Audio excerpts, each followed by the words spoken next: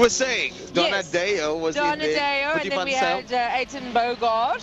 And at 25.009 and a 25.7 is Boetie van Zyl and Jared Evans. So that's quite a difference. Jared Evans is up there. Up there. And just in FYI, our production team today will be loading the qualifying times onto the screen before the races so that we can see exactly who qualified where. I love it. I think it's a great idea. Absolutely. I'm super glad that we're doing this. And if you look on your screen now, you'll see the existing qualifying times for the clubmans, which we'll get to once we're done with so I at just want least to jump to Supercars. some Class C's over here. Lane Hutchins with a 29.5, Robert Rowe with a 30.2, also in Class C.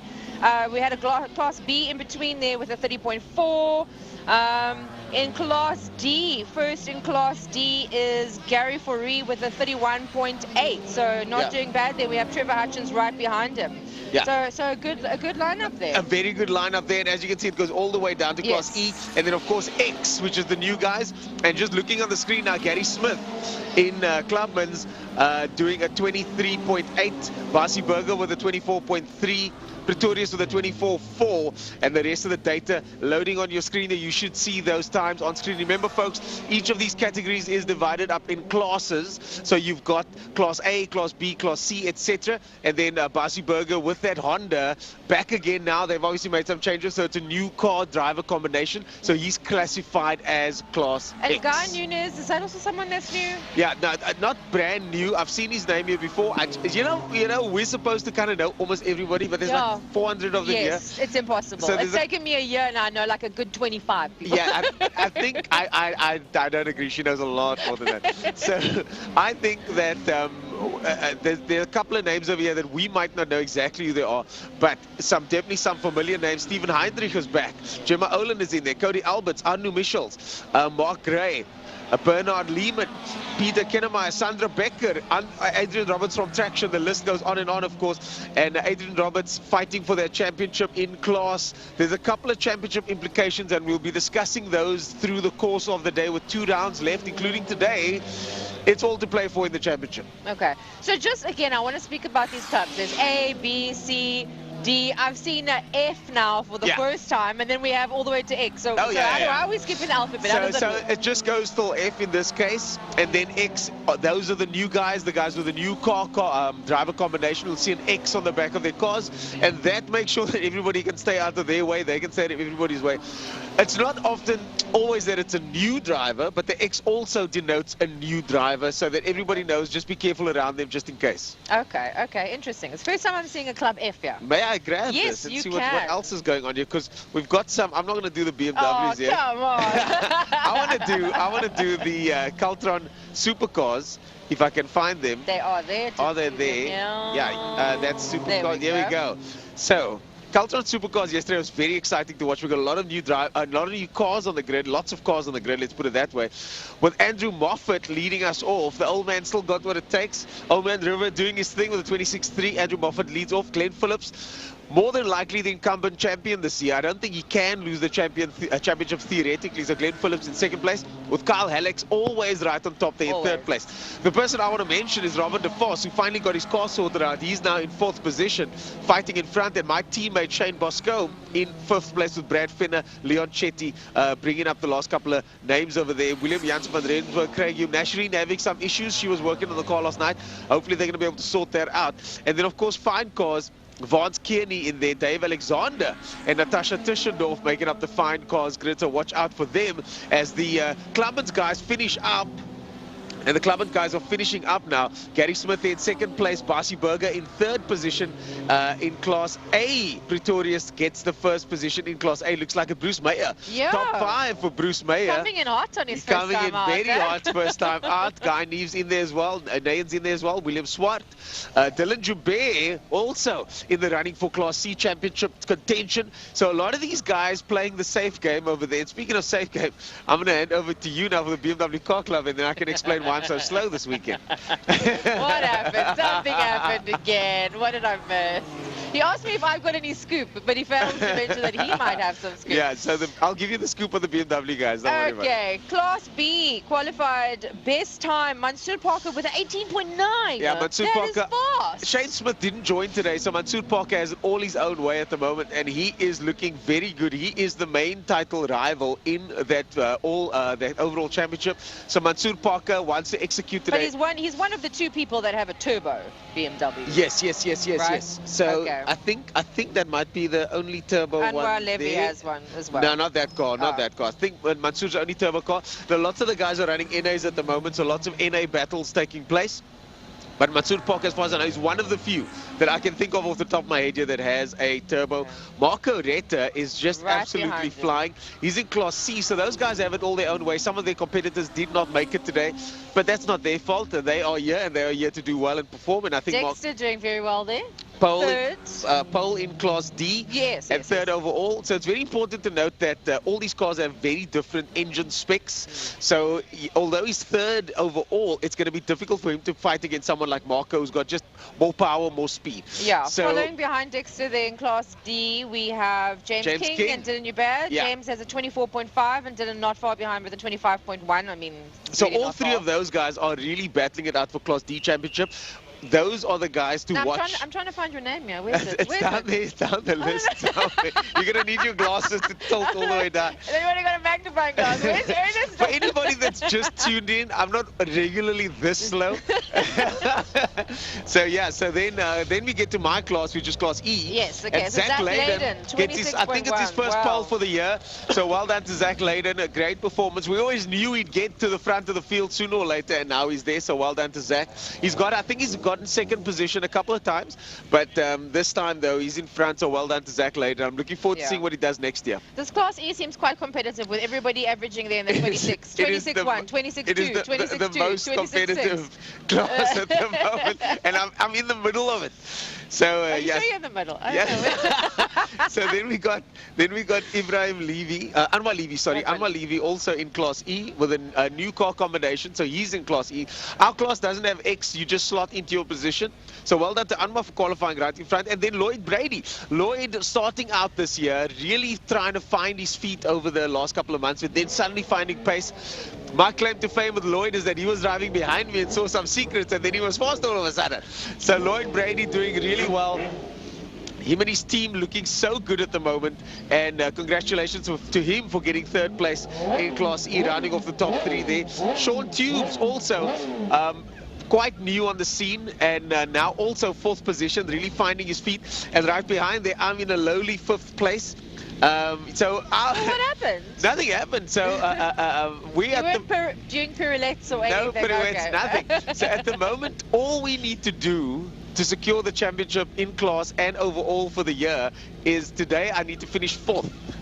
Okay. So if I finish fourth today, I think in your class. In my class, yeah. Yes, if I finish fourth in my class today, then, and as you can see, there's a lot of them there, then we win the year.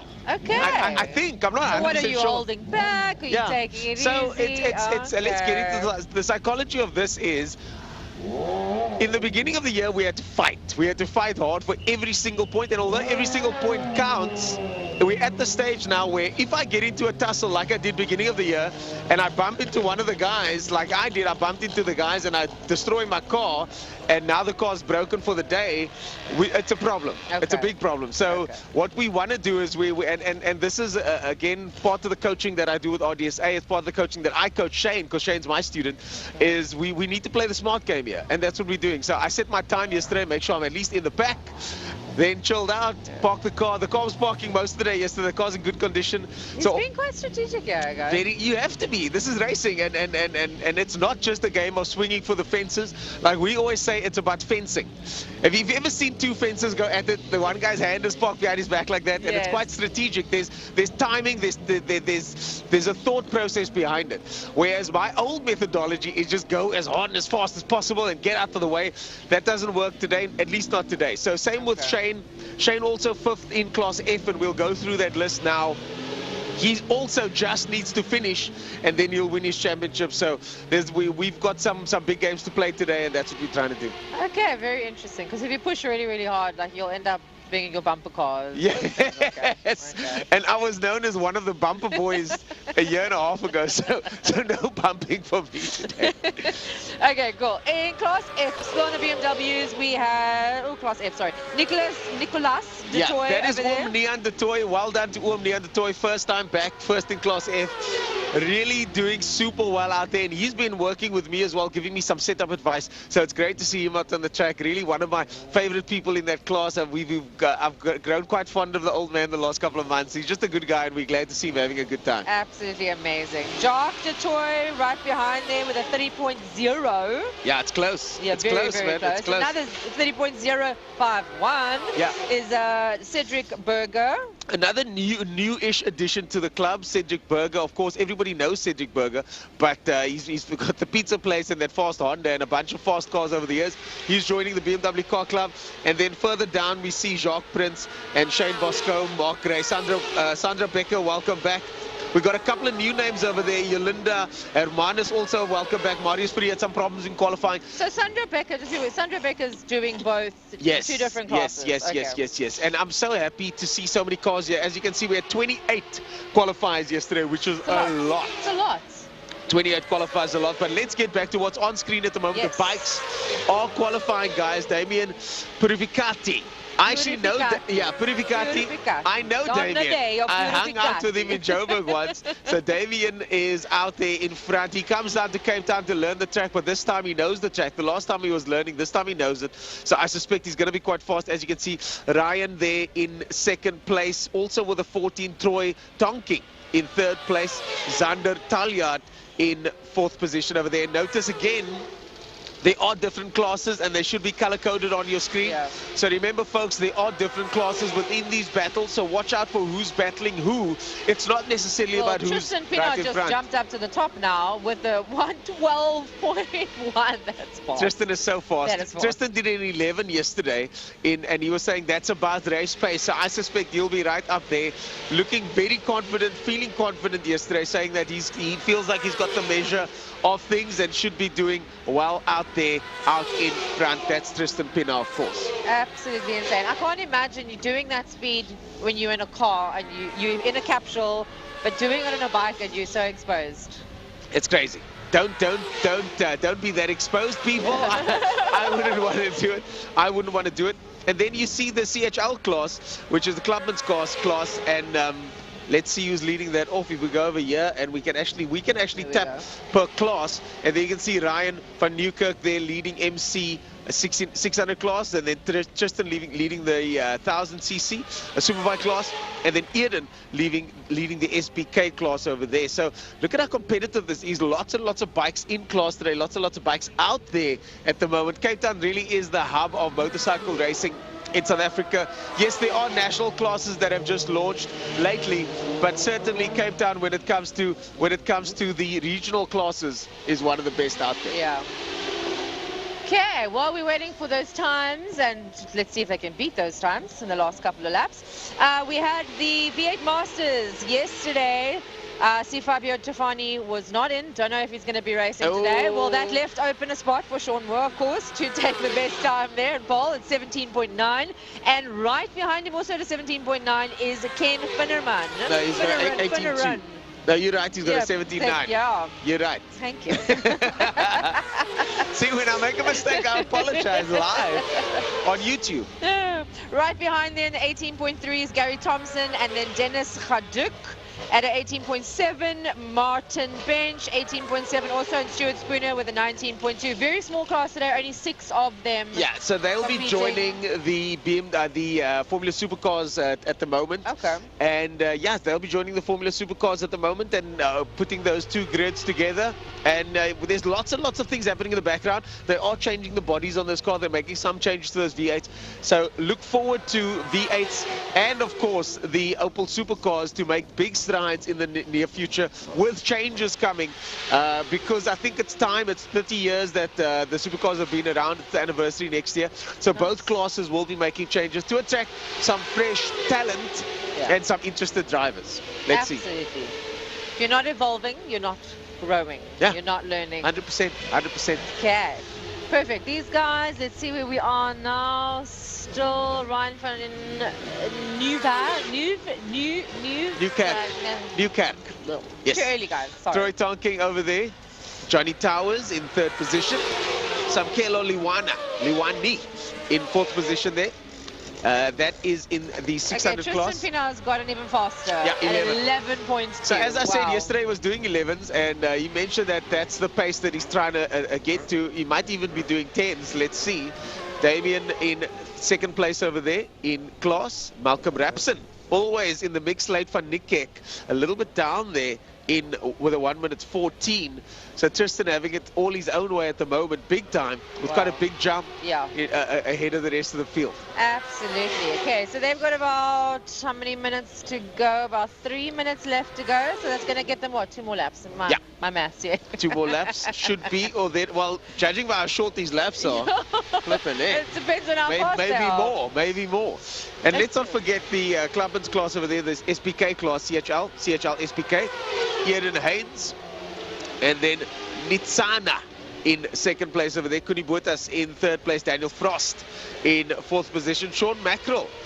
And in the Masters class now, Nitsana leading off the Masters class and category over there. You'll see a little M next to their name. Masters, of course, usually means they're over a certain age. Okay. I'm not quite sure what the age is. So it's like Viet Masters, but for bikes. Yeah.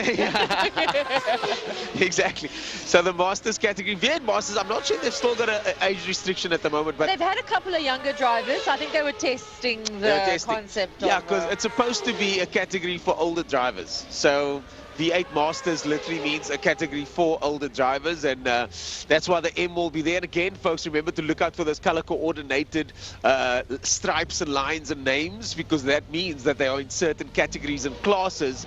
As the GTI Challenge guys, Ian Cap lines us up over here. GTI Challenge now pulling in, and they are about to go out. There is a blockbuster group of cars out there at the moment. They're still doing their qualifying this morning. Yes, they are still doing the qualifying, and it's going to be very exciting qualifying, I think, because the air is dense, and for the challenge guys, they are on the absolute limit of what's possible with those cars. So I think that these guys want to go as fast as possible, speed things up, and the air today will help them a lot.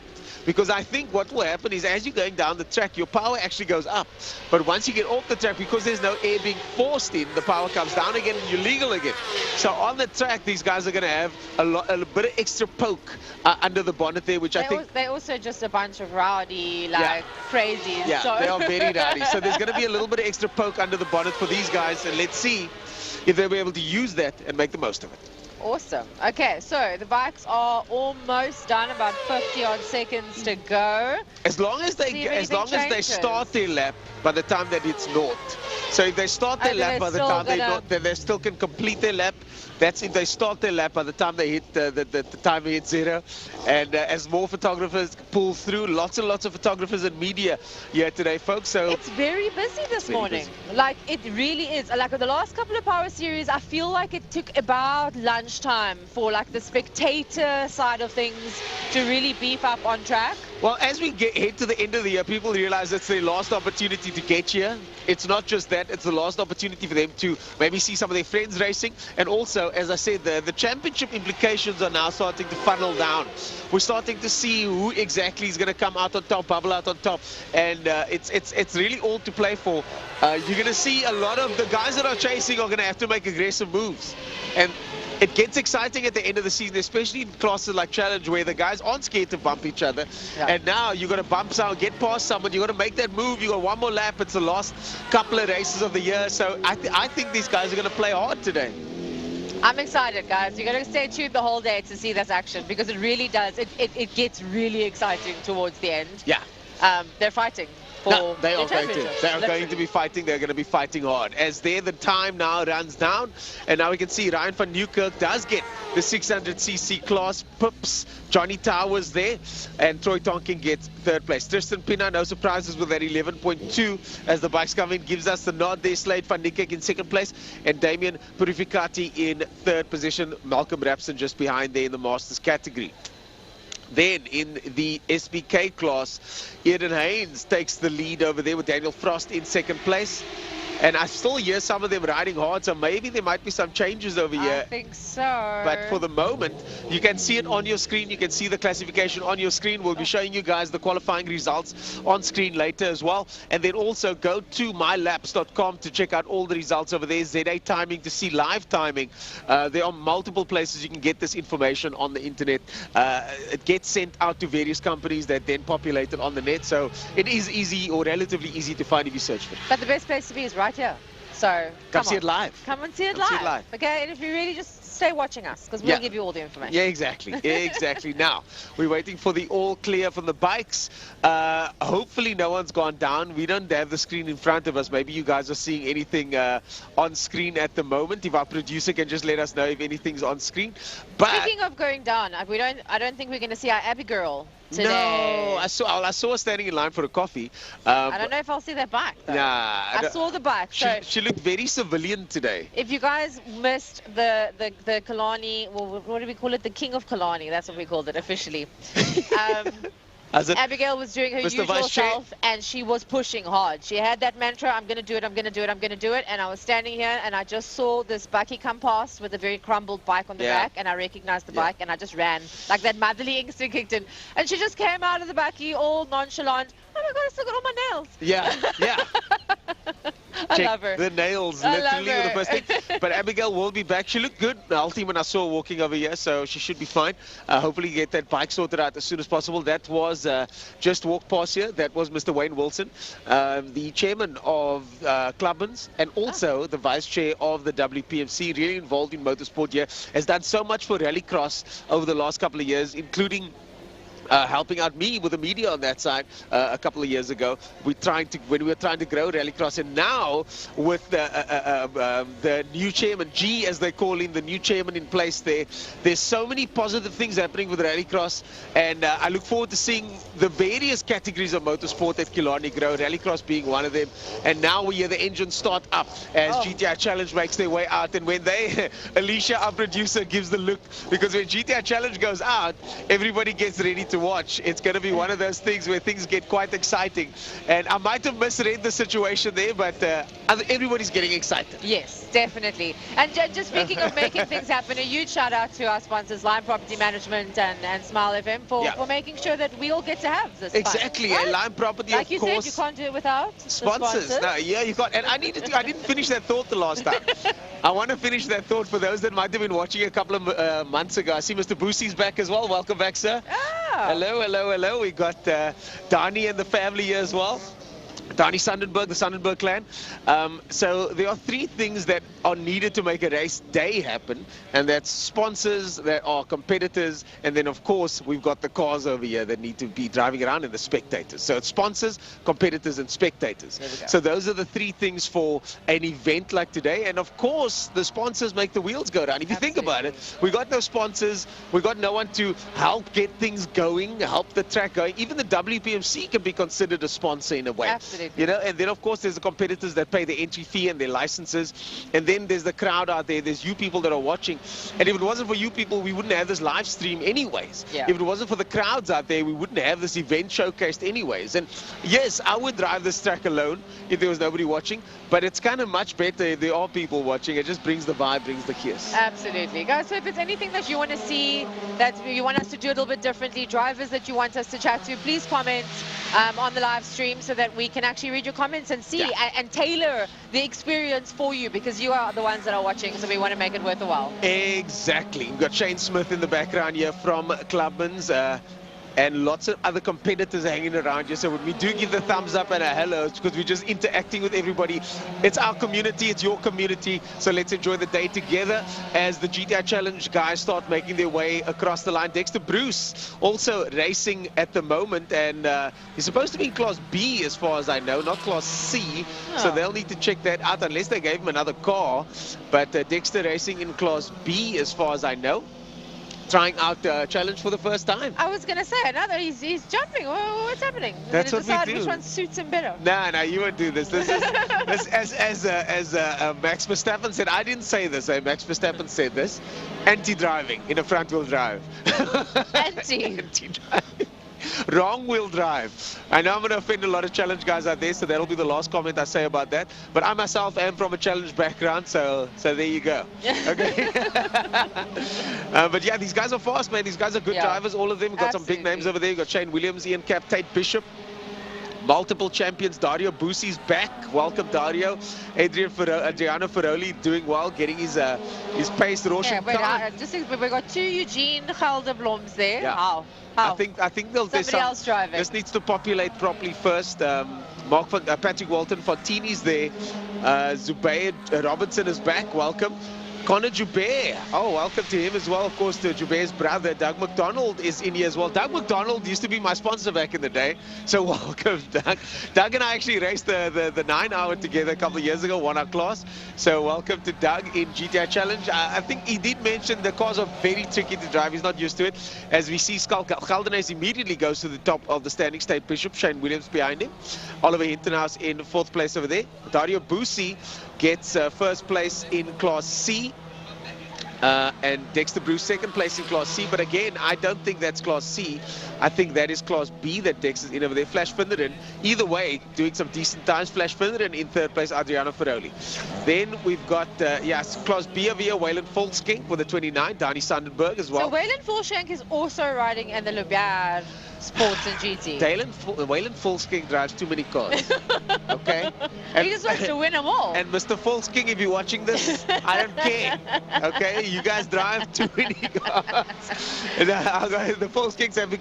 You know when you get a family that goes from like almost no involvement to like, we're just going to try this car thing quickly. And then all of a sudden, got this, got that, doing nationals. So we love to see it, and I've got big respect for the Volksking clan. Just a bunch of good guys. The son, such a respectful young man. I look forward to seeing where he goes in the sport. And the dad supporting him, which as you can, if we pan our camera over there, if we pan our camera that way, that's what it looks like to see dad supporting. If you just look at that gentleman carrying the can of fuel over there, that is just behind the van. He's popping out behind the van. We've got a gentleman this way, with a red can of fuel there. There we go. Yeah. That is one of the dads at the circuit here, and one of the biker dads, one of the slummets carrying the can of fuel for his son. And that's what I wanted to just point out with Waylon Volksking. You got the dads, they carry the fuel. I just want to say, like, on that, I have interviewed so many of the bike riders, young kids, and like the mom, the dad, the sister, the cousin, the uncle, they're all there. They're so supportive. It's a family everybody's getting involved. It really, really is. Because I always look and I go, where's mom? Where's mom? Is mom here? I just want to make sure mom's here. Yeah, exactly. And it's so loving. It's so amazing to see. It's awesome to have them here, and I look forward to having my family here later on today as well. Oh, I love your mom bar. I just call them mom bar because they're typical mom bar. They love it. And they love being here. And Pa just loves to sit and just listen. No, he's just here for the kiss. He's here for the good times, and his t-shirt. Hopefully he's wearing his t-shirt today. As GTI Challenge now starts to run down, they got 3 minutes left. Geldenays still in 1st place. Shane Williams in 2nd position over there. Tate Bishop in 3rd. Tate, of course, the Super Cup champion, national champion. Dexter Bruce with the 29. Dexter is flying, people. He is. But has that changed yet? Is he in Class C? I think he's in Class B, so he would be probably 3rd in B at the moment. Dexter is flying at the moment, and he's just got pace, man. He's just got pace, so well done to him. He's like, if I'm going to try this, I'm just going to show them what I'm made of. To be fair, I spoke to him last night. He told me, look, he doesn't want to get involved. He's just here to have a good time. The car's standing. They want to drive the car a little bit. Maybe that car's going to run Clubman's next year. We don't know. He wanted to enter Clubman's, and the GTI committee was like, hey, you're coming with us. I think he doesn't want to interfere with the categories. I don't think he wants to mess around with the guys too much, but at the same time wants to have a good time. Yeah, come on. It's a competition at the end of the day. Indeed. So we've got a couple of minutes left of qualifying. We'll be ending things off and handing it to the guys up in the tower over there. And at the moment, the status quo is Geldenays leads off, and Shane Williams in 2nd place over there, Tate Bishop.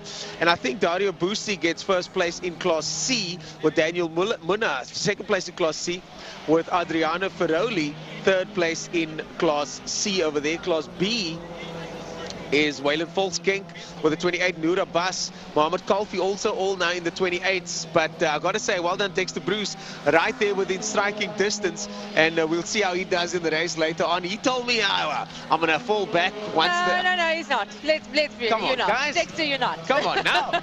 We're here to race. So looking forward to seeing what the guys can do. Let's mention some other names in here. Flash Millerin in the mix, Devin Dreyer. We got Patrick Walton, of course, John Smith from Stunt SFX, Andre Rowe in the mix as well, Jared O'Reilly, Eugene Gelderblom, Conor Jabé, Ishmael Davids, well done for him. He had a very good result at the last event. Zubair Robinson, Roshan Khan is back. Mark Fontini way down the order there, so some problems there for him. And Doug McDonald rounds up the field. Both Donnie Sonnenberg's in the mix, Zaki Hendricks, Razik Harris, back Sean Liebenberg, Zubair Mohammed, and Zach Layden. Zach Layden's also one of those guys that drives a lot of cars, so well done to Zach Layden. And again, getting that pole position in BMW, looking forward to racing against him later on. Yeah. Let's see how that goes. Going to be an exciting day. Yeah, Stay tuned for everything. Very exciting day. Well, folks, we're going to start wrapping things up over here. Any closing thoughts from you? Anybody that you're looking out for today to see how they do? Any names you want to mention or not? No, I can't be biased, but be biased. I want to see if you come in the top 4, like you need to in order to win that championship. Fourth place for the day. If we get fourth for the day, I think we got it. So, but I think it would just be wrong if I wasn't rooting for you. So I have to. But I was going to say we have to be biased here. I believe because this is our community, I'm going to be biased. I know most of these people, and I don't want anybody to lose. I want everybody to do their best. So if he does manage to come in the top 4, like he needs to, I'm going to kick him off the lunchtime show in order to interview him so that he's an interview. So you'll be on regardless. Let's do that. Because you need that shine. Well, look, we only know end of the day, but I'll still come pop in and say how's it. But like Nian de Toy said, I asked him, why are you supporting 2 guys? Because he had 2 guys in the same fight when I was fighting with James. And he said, Ernest, you know what? I like bullfighting.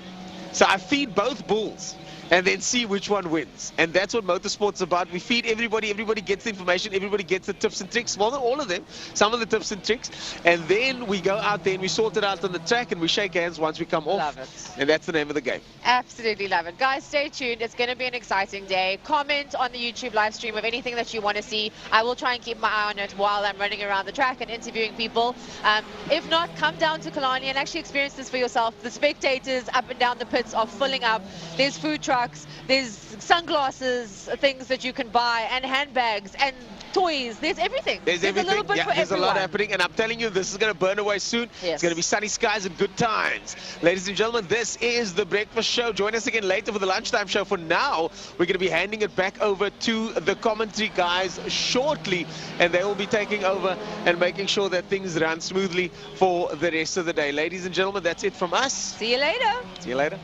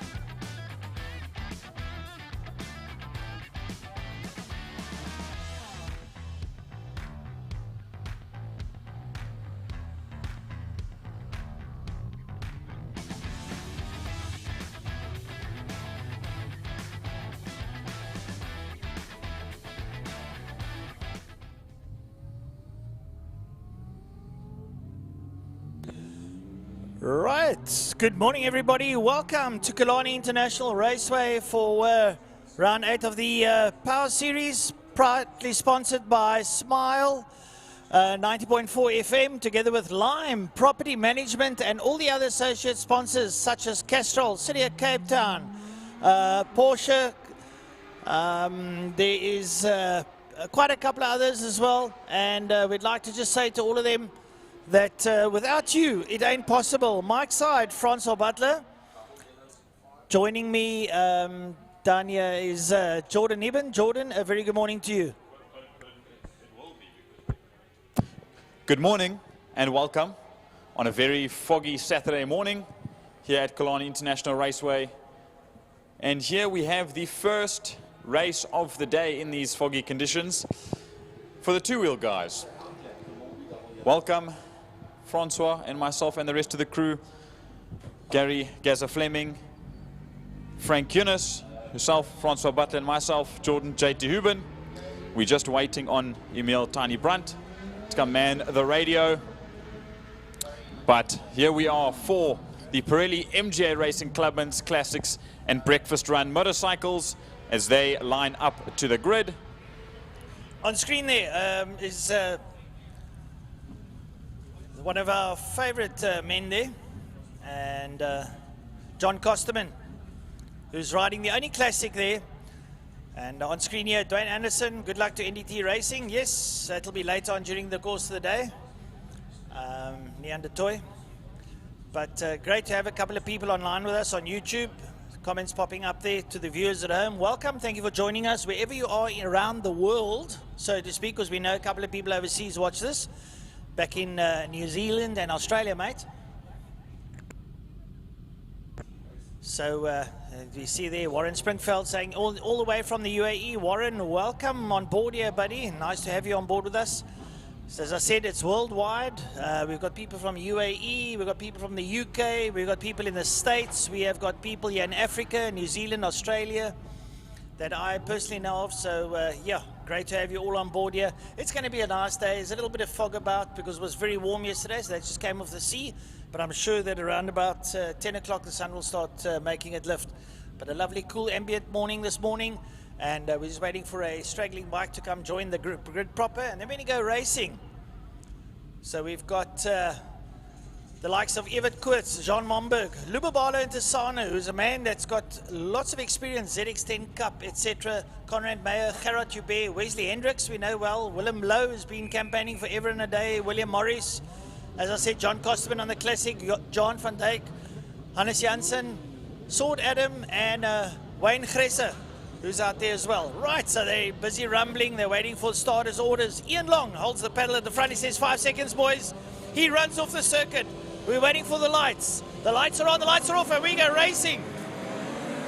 And off they go. And it looks like the likes there of Conrad Mayer, who got a good start driving down there. It looks like Wayne Gresser's got the whole shot there as they reel around out of turn number 1, up the Uber, straight up towards Castro Corner they go. And readily the men are side by side, hooking up the gears there, climb on the brakes, drop down a few gears, dive across the bow, keep your man in place, come out of Castrol there, on the way towards the Landstem kink now. Grab a handful and work your way through the gearbox. In about 4th gear now, you'll hang towards the right, work your way up the Tigerberg straightaway, up towards Sorrel van der Mavis, double right-hand sweep. And speaking of Sorrel, man is almost 80 years old. And, well, if you get a chance, go out to Paul and go visit him and go see that trophy room, something spectacular. But as we say that, the boys hook it down the back straight and work their way down towards Pertamina Fostron. Yep, for the first time today, they rocket themselves with a twist of a wrist all the way down to the final corner on this first lap. Down into Pertamina Fostron, they go in all 13 Breakfast, Clubman's and Classics motorcycles, head down into the final corner, into Pertamina Fostron. The grid is tight-knit as it stands at the front end of the field. We'll see once they cross the line. It's Lubabalo Ntsana that leads out from Jean Momberg and Evert Koorts that sits there in second. Then it will be Wayne Gresser, then Conrad Meyer, newbie Jean van Dijk out there on an S1004 Project 60, Wesley Hendricks, Gerard Joubert, William Morris for the first time on this GSXR 1000 that he's riding today as they now go down into Castrol Corner. Right, coming out of Castrol Corner, Libra Sana, man that's a seasoned veteran on a motorcycle, has been around it for a good couple of years now. Hooks up that bike and works his way down into Damsey. Working, going through gingerly, but he's right up against the curbstone there, rolls around now, hooks up another gear, works his way up towards Sarl Sweep, and he's probably got about a 2.5 seconds gap over his nearest competitor, Jean Momberg. They work their way down the back straight out of that double right-hander, and he grabs a handful, and Lubabala's got himself tucked up behind the screen and is giving it a good haul there. John Momberg is trying his utmost, and right up behind him, Evert Quits goes down there. Down into Pertamina Fostron, on the brakes, drop down into about 2nd gear. You roll around, you let the bike carry its own speed there. You come out there, you just touch the throttle and you hook it up into 3rd, and you get a good grind coming up here into this left-hand kink. Then it's into 4th, then into 5. Then you work your way down towards turn number 1. And grab a handful of brakes, drop gears to the gearbox, and work your way around. Lubomtsana currently leading out from Jean Momberg. Jean Momberg, the man that leads the Clubman's Championship overall. He's looking to just get 2 good finishes today, and hopefully he can seal the championship as it stands. Lubomtsana, however, he is doing double duty today. He's racing the 600 in this class and the 1000 in the Superbikes class, so he's got a lot to play for today. But now look at this fight, is going very wide. That looks to be Conrad Meyer as they go through Castrol Corner, but there's a huge fight for 4th, 5th, 6th and 7th between Jean van Dijk, Wayne Gresser, Conrad Meyer and Wesley Hendricks as they go down in towards Damsdip. There you see side by side between Jean van Dijk and Evert Koorts as they go now down into Sorrel Sweep, and around the outside Jean van Dijk will go and down the Killarney straight once again. Then you see that fight between Gresser, Meyer and Hendricks as they race on down towards Pertamina Fostron. The guys are not giving each other an inch. They're really cracking on the pace here early morning. But now the nice thing about this, JT, is that the air is nice and cool. Those bikes are breathing, and those engines on optimal performance. Look at that scrap there. 3 aside. Oh, they're coming up, looking up on the inside. Get the door shut in your face. Work your way through the kink and down the Porsche Main Straight under the City of Cape Town Bridge. And bang, off they go. The likes there of Gresser, Meyer and Hendricks giving each other absolute horns. Currently fastest lap of this race, a 120.752 for the 24, the newbie of Jean van Dijk, one of 2 newbies with sharing the newbie role of Saad Adam on a 600 CBR that was once Wesley Hendricks. So he's joined the class now in breakfast run. But look now to this group. There you see the likes of Gerard Joubert, William Morris there in that 2nd spot in the frame, and then the sole classic motorcycle, the GSXR 1100 of John Kosterman, sits there just in that group of 3 as they go down into Castrol. Now we jump back towards Sorrel Sweep, and this is your leader, Lubomtsana. Then it will be Jean Momberg, that's not too far behind, but crawling down the neck of Jean Momberg is that Project 60 man on the S1000 RR BMW, Jean van Dijk, as they go down towards the final corner. So behind him, Evert Koorts, Wayne Gresser and John Meyer together there with Wesley Hendricks and Gerard Joubert work their way down the back straight down towards Pertamina Fastron. There you see the 3 of them into Pertamina Fastron, side by side stuff. You got to choose your lines widely because the bike will get squeezed out toward the outside, and you might find yourself trapped on the outside of the exit of that corner. So you got to watch your P's and Q's now as your leaders dive down into turn number 1. That's Blockcoin corner. And you see Blockcoin advertised the inside of the walls there. And working their way through now. The rest of the leaders making their way into Castrol, coming out of Castrol already now with some of the other stragglers working their way up towards Castrol Corner.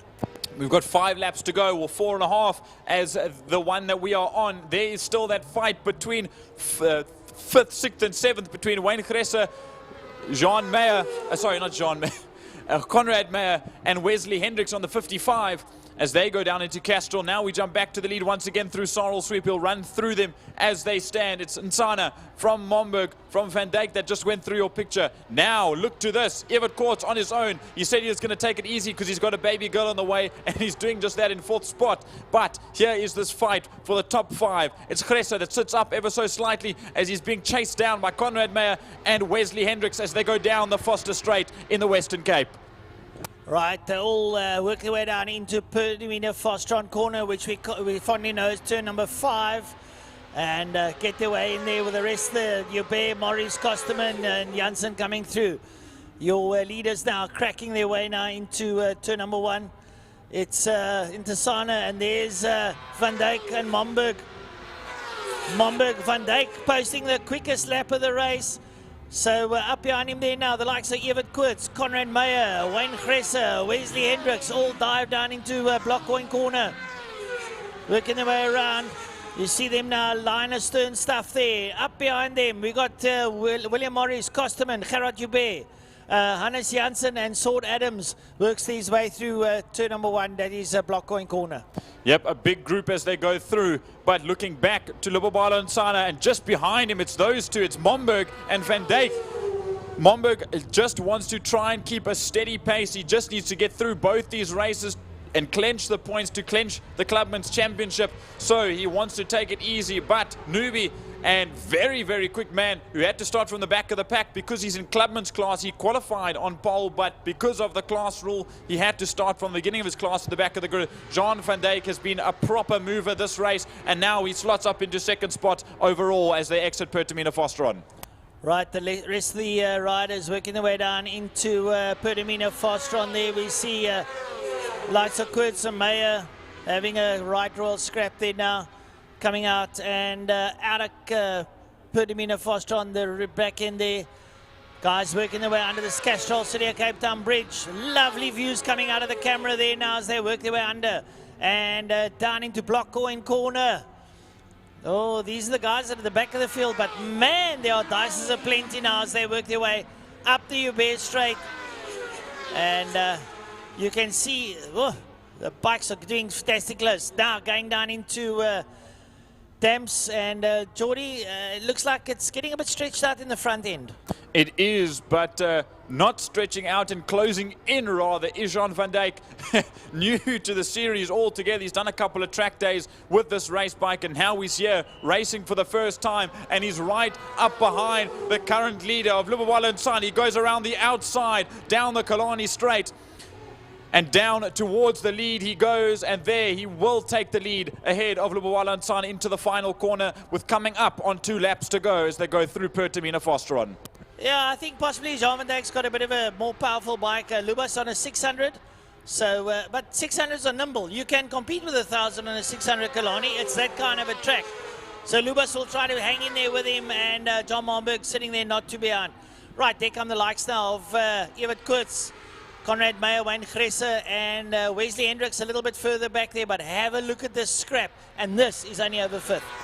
I'm so hyped up already this morning as they come past us. Conrad Meyer's moved up into 4th spot. Evert Koorts with his lighter blaze on that street bike, that GSXR 750, slots into 5th now with Wesley Hendricks on the 55. That beautiful tribute bike to our very good friend here at Killarney International Raceway that passed away last year, Leighton Thomas. He's going to try and go around the outside, or around the inside rather, of Evert Koorts. Does Wesley Hendricks, and he'll take that position. A brilliant move into Castrol corner as we jump back to the lead with Van Dijk having a lap and a half left to go on the S1000. Still has Lubawalo and Sana on his case, breathing down his neck as they go down the Killarney Straight.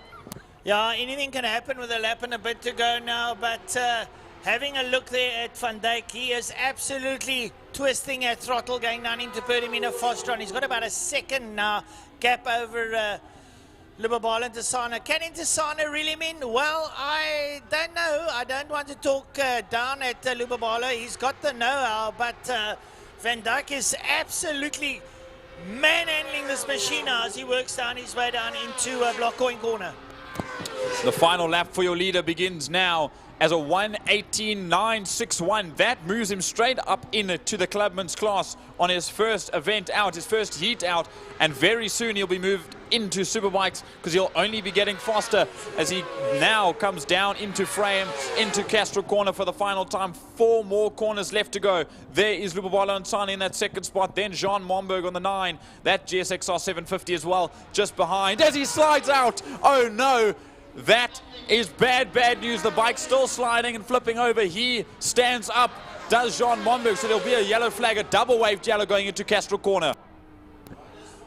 Yeah, no, the rider's up, but the bike took a nasty tumble, so there'll be a little bit of reparation that'll be lying installed now. As we're on our final lap now, going down into Castro Corner. Some of the riders there, your leader, going down into Pertamina Fostron. So working his way up towards the line is the checkered flag beckoning. Yep, it is. Down into Pertamina Fostron. I think it could be stragglers though, not the leaders. Yeah, it's the leader. Checkered flag time. Checkered flag time. And Jean van Dijk does a sterling job there. Lubabalo and Tisana behind him. Conrad Meyer will be relegated up to third place by the look of this. What a horrible last lap for Jean Momberg. Unfortunately, he still has to sit out on the outside of turn number 2. Is coming across the line to take third overall was Conrad Meyer. No, Wesley Hendricks comes home third overall in race number 1 on the 55. What a beautiful tribute that is, ahead of Conrad Meyer and Wayne Gresser. Those two in the Clubman's 1000 class. Now a drag race, oh sorry, I lie, just on his own comes across the line will be William Morris as Evert Courts came across the line a little bit ahead of him. Now that's a drag race to the line between these two, and it will be Gerard Joubert that beats John Kosterman on the classic 1100 to the line. Then aside Adam in his first race here at the Power Series for Killarney International Raceway. He comes home in 10th overall ahead of Hannes Janssen in the breakfast run class as well. And then unfortunately Jean Momberg is out of this race, but Willem Lowe still has to come around the final corner to complete his race, and he will slot into that 12th and final spot. As here coming across the line now will be Willem Lowe. Jean van Dijk, a victory lap if you will. He'll come across the line once again to seal the deal with that first ever victory and the first race of the day for the Pirelli MGA Racing Clubman's Classics and Breakfast Run motorcycles. I feel so terribly sorry for Jean Momberg at the moment. He gets a lift there from one of his good friends on the outside of turn number 2. Hopefully they'll be able to pick up that bike if he can ride it away. It did take quite a nasty tumble. I'm sure we'll get a replay since we know that he is all right. But some terrible, terrible luck now this morning. And I think, sorry Jean, I may have called that. I do know there is a championship at stake. But what a race that was.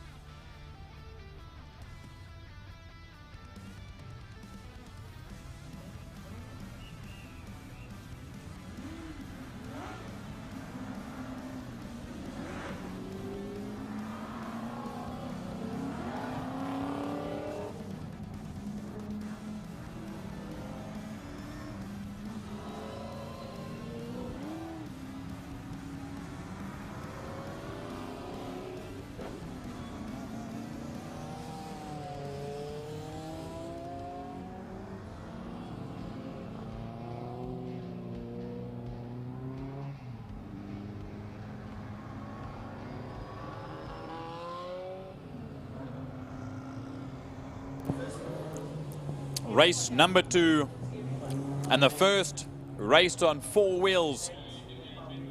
Brings you the Lauda Classic cars and the Caltron Fine cars. A good mix of 31 combined cars amongst the 2 classes. As we watch them come out of the pits and down for their formation.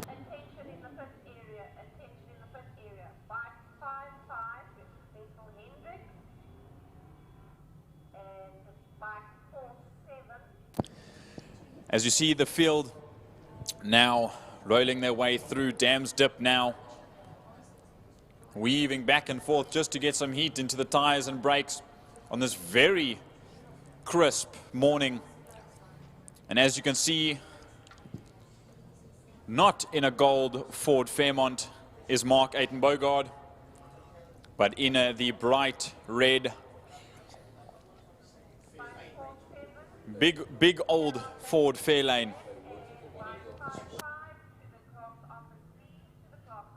There you can see it make its way by.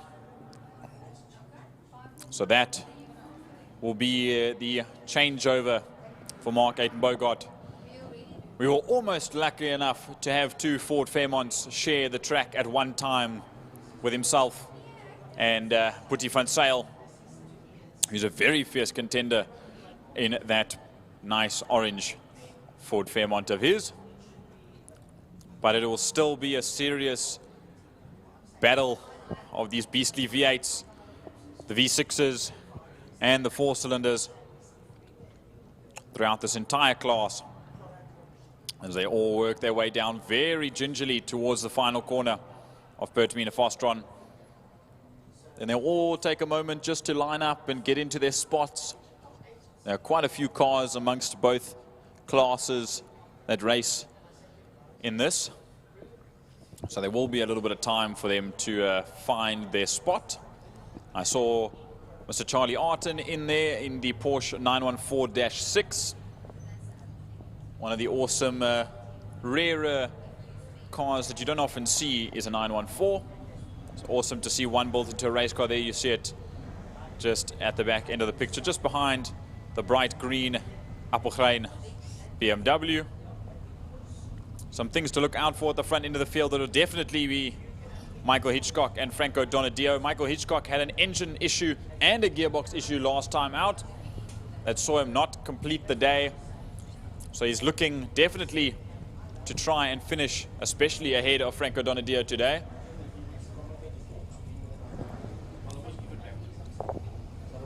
As there you see that mighty large boat, if you will, that ship, the heavy metal on the windscreen banner of Mark Bogard as it gets into position. Robert Rowe in the E30 slots in behind. There is one of the Lot Speed Escorts rather, Dave Rowley in the Beetle.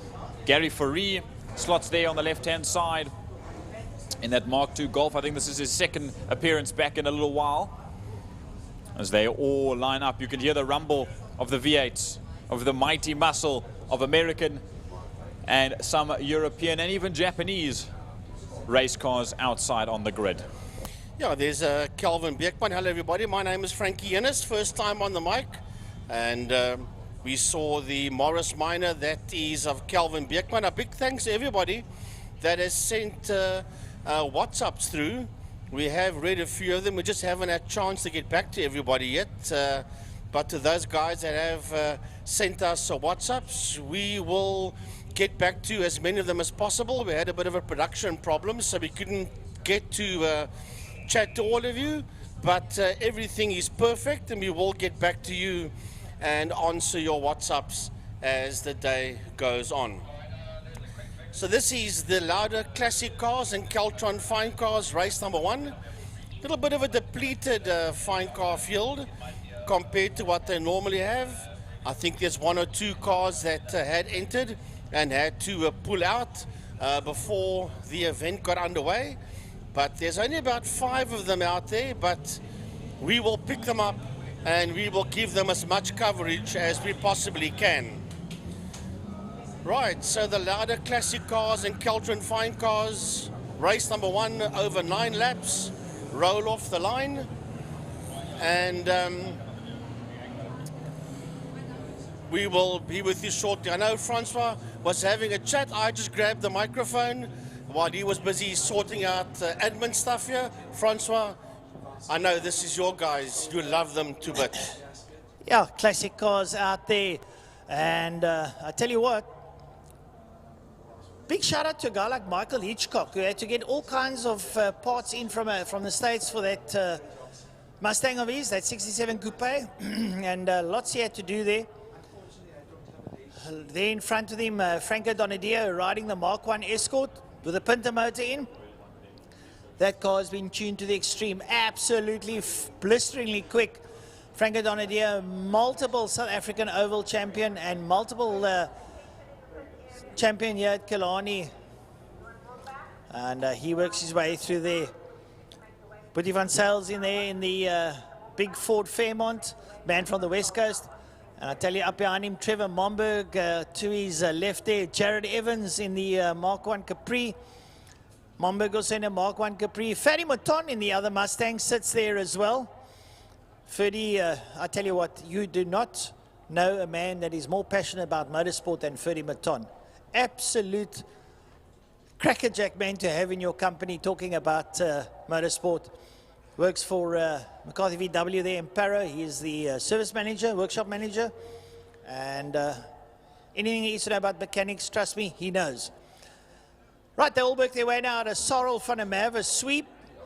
And we've got Michael Hitchcock in that 67 Ford Mustang Coupe sitting there on pole alongside Franco Donadio. Behind him is Mark Adam Bogart. Boetie van Zyl there. You got Jared Evans, Trevor Momberg, Ferdy Mouton, Brian Evans in the beautifully, Jordan, I don't know what you think. That blue Escort is something to behold. It must be worth a couple of pennies. Absolutely, and it drives like it's not worth, Brian drives it like it's not worth a couple of pennies, because he throws that thing around, and especially even fighting with his own son. They go hammer and tong quite often in the Escort and the Capri. And you see Jared a couple spots ahead of his dad, Brian. Then Eric van der Merwe in the Turbo 944 Porsche sits there, also a Class A car. So we'll see what he can do to carve through the field. But this is going to be quite an interesting one, Francois. Yeah, no, it's going to be. We look down the field, people there like Lane Hutchings is in there. Bruce Avern Taplin in that 4AGE Corolla, which is actually a 2-litre. Now, Bruce is actually an ex-Works Toyota mechanic.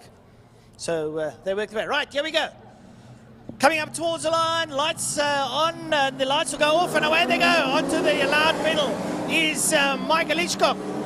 And, oh, we look like Lane Hutchings has withdrawn. Lane Hutchings has withdrawn. A problem with his car now. But still, having a look at the sharp end of the field there as they go through Block Coin Corner. It's Michael Hitchcock leading out there on Franco Donadio. Hitchcock gets on the loud pedal. Oh, look at that. And Boetie van Zyl doing a little bit of rallycross there on the inside.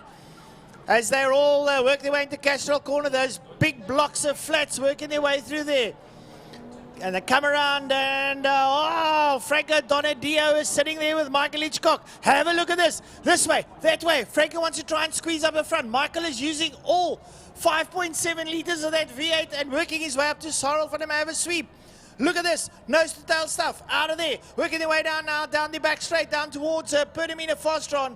And this is going to be a spectacular race because Franco Donadio is not letting that big Fiat muscle car get away by any manner of means. And have a look there, Dave Rowley in the Beetle and the rest of the field, working their way there through, Sorrel van der Merwe sweep. Yep, we look back to the lead now. The front just is opening up ever so slightly. There's the Fairlane and Ferdy Mouton in the Mustang. Boetie van Zyl went farming a little bit, and down south, not up west like where he lives there by the farms. But he collected that Fairmont and got back underway. He's a little bit spots down, but he'll carry on. As we watch the rest of the field, there's good to Appelgrein in the Fine Cars as well. We'll jump back to them a little bit later. But now Michael Hitchcock has pulled a lead to Franco Donadio. as they go down into Block Point corner. You see the two Capris as Brian Evans goes up the inside onto the dirt. He gets two wheels and gets a little bit squirrely, but collects himself as well as there. Robert Rowe, Bruce Evan Taplin, there's Wayne Lotter, there's Gary Faree, Dave Rowley and Trevor Hutchings as the rest come into Block Point. Right there, Buddy van Zyl there with that big Fairmont working his way through. Eric van der Merwe, that Porsche 94 sits in there. All working their way through. It's brilliant stuff there.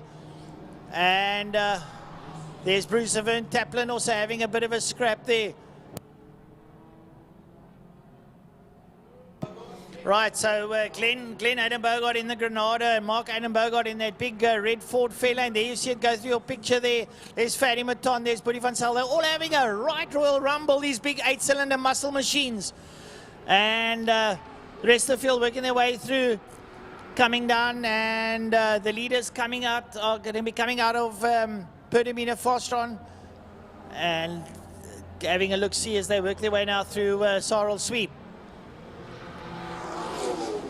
Now they exit to the rear end of the field, rather, as we jump back to the front end of the field, and there is Michael Hitchcock in the Cross Cape forklift Mustang ahead of the Donadio Hire Ford Escort. There we see the Piranha. There is the two Capris of Jared Evans and Trevor Momberg. Then it was the Fairlane of Mark Aiden Bogart. So there's a bunch of groups of two that are racing at the front end of the field now. Now look to this. Robert Rowe peeling ahead of Wayne Lotter and Bruce Evan Taplin as they now go through Block Point corner, turn one. There's Charles Arton. Now look at this. Two Mark II Golfs, Trevor Hutchings and Gary Faree. And that is the Scirocco, I believe. That also makes its way by there. Stephen Manuel and Calvin Beertman. Vance Kearney also there in the Scirocco. He made his way through the picture a little bit ago. As we jump back towards the front end of the field, there's the Capris, there's the Fairlane of Aiden Bogart, and back to this fine battle between the Mustang and Ferdy Mouton rather, and Boetie van Zyl in the Fairmont, and then the Porsche of Eric van der Merwe and Brian Evans in the Escort as they race on down towards the final corner.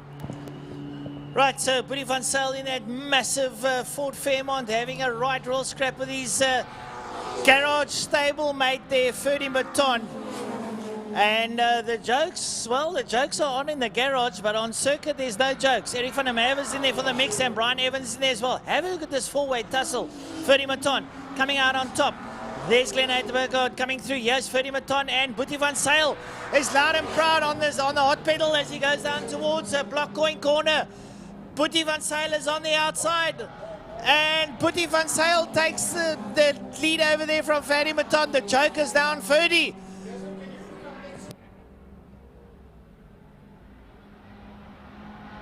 We just watch now. There is, I believe that's Brian Bedeen in the 44. That Datsun has pulled off to the side of the circuit. Just on the left-hand side there, you see of the picture, the driver's out is Brian Bedeen. He's moved over and gotten out of the car. It is in a little bit of a precarious spot on the circuit. As you see the cars firing on by, he jumps over the Armco. So he's in a safe position as there we catch up with Gunther Appelgren. There's Daniel Lotter Jr. There is Dave Alexander in the Morgan. Yes. Right, so there we go. There's Trevor Hutchings and inside him there is Manuel. Manuel goes through in that Skyline Jalex. He works his way through. Calvin Beertman in that Morris having a lovely drive there ahead of the rest of the field. So great stuff as they all work their way through. Now we look towards turn number 2, and there you see our leader, Michael Hitchcock, lights ablaze. As Franco Donadio not that far behind. As he goes into turn 2, there is Engelbrecht in the Cortina. That just gets lapped now at the moment. Down past some more back markers, Michael Hitchcock will go, but this will slow him right down as there. That is the Scirocco of Lane Hutchings that did stop on the grid offline, but he's now got that car fired up again and is still running. Michael Hitchcock gets caught behind chair lady of Fine Cars, Natasha Tischendorf, as they go past that yellow flag zone, as Brian Bedeen in the 44 Datsun still sits aside. down towards turn number 5 they go, Pertamina Fostron. There is a report that there's oil on the circuit in turn number 4, so very cautiously do all the drivers have to go through. They don't know that, but they will see a change of surface board as coming up on 4 laps to go. Franco Donadio now is closing up on the back end of Michael Hitchcock. But Franco Donadio has been using the traffic to his advantage, and that's why he's a little bit close to Michael Hitchcock. There's a replay on screen for the viewers at home of Bedin's car that looks like the engine gave the ghost there. But back on screen and to our viewers around the circuit, Natasha Dissendorf's got the likes there of Trevor Hutchings, or Lane Hutchings, and up behind him is Trevor Hutchings. But I think Lane is a lap or 2 down there, so he is down on the bottom end of the field there. As they work their way through, Hitchcock leads Donadio, leads Evans, leads Bouke and Bogart, then Boetie van Zyl, Eric van der Merwe, Ferdy Maton going backwards. Ferdy will not be happy. But Ferdy very relaxed at the moment and quite off the pace. I am not sure if he's got a bit of an issue because he's got the likes of Brian Evans hounding him. Rest of the field going through turn number 1. There's Wayne Lotter, there's Bruce Van Taplin going through there. Some of the other cars coming through there, JT, the Dave Rowley, and then Gary Free in the Mark 1 Golf. There's a couple of guys that are dropping like flies. I saw Glenn Ayton Bogart in the Piranha pull into the pit, so he'll be out of this race as well. One of the Ford Escorts, I don't know if that is the Van Linden car or one of the if that's Daniel Lotter Jr. that's also pulled off the side of the circuit. Oh, a big one there is Trevor Momberg. It's off. Trevor Momberg pulled off. No, he's gone into pit lane. Yes. So we've just got a couple of people dropping like flies, and we don't know when and where they've gone off. Trevor Hutchings in the Mark II Golf is there. You'll see him on the right-hand side of your screen coming down the Killarney straight. He's slowing right down. He has been for a lap or 2, as there's a huge bunch of cars going out of turn number 2, Castro Corner. He'll move over to the side of the circuit. Here comes Rob Rowe. Here comes Bruce Van Taplin and Wayne Lotter. As now, look at this bunch of fine cars as well coming down. And this is where the traffic starts. Yeah, that's a mix-up and a Dixie there coming through on some of the fine cars, the likes of Roger Lewis, Koos Engelbrecht. But your leaders, there's Michael Hitchcock. And you can see Michael Hitchcock's got trouble there because Franco Donadio is going to be a lot closer because Franco is sitting up behind him using the traffic. And there goes Michael. There's Franco Donadio right there with him. He's about half a second off the pace as they work their way down into Pertamina Fostron. And man, this is exciting stuff. We've still got 3 laps to go. Donadio is not giving up. He's sitting right there with Hitchcock, and Hitchcock's going to have to climb on the loud pedals. Got a bit of clear traffic ahead of him and might use this to his benefit as he comes out of Pertamina Fostron up the Porsche Straight under the City of Cape Town Castro Bridge, and the lights ablaze and he's on the loud pedal, but the Pinto Escort Mark 1 is sitting right there. Franco Donadio is there and he's giving him some food for thought. As we see some of the fine cars, the likes of Dave Alexander, Günter Appelgren, Natasha Tischendorf, Roger Lewis still lapping a little bit further behind. As here we see some of the cars come into, there is Jermaine Bedin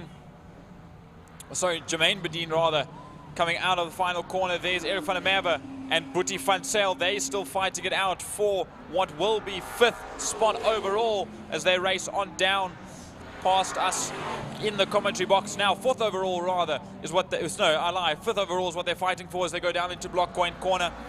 There you see the fair lane of Mark Ayton Bogart just ahead of him. That's him in 4th spot overall. There's Roger Lewis. There is Jared Evans in the 414 Capri that just sits in 3rd overall, 1st in class as they race on down to Castrol Corner.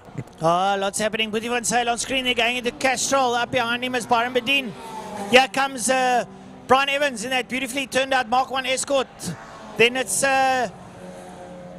Lane Hutchings, and he's up there behind Ferdy Maton. And Ferdy has got a problem because Lane just pulls in up behind him. Natasha Dissendorf a lap down, sits up there behind them. But it's all happening on screen now for the viewers at home. And there's Trevor Hutchings laying down in the Mark 1 Golf. Günter Appelgren is in there. Up behind him, I think, is one of the fine cars. And that could be Roger Lewis.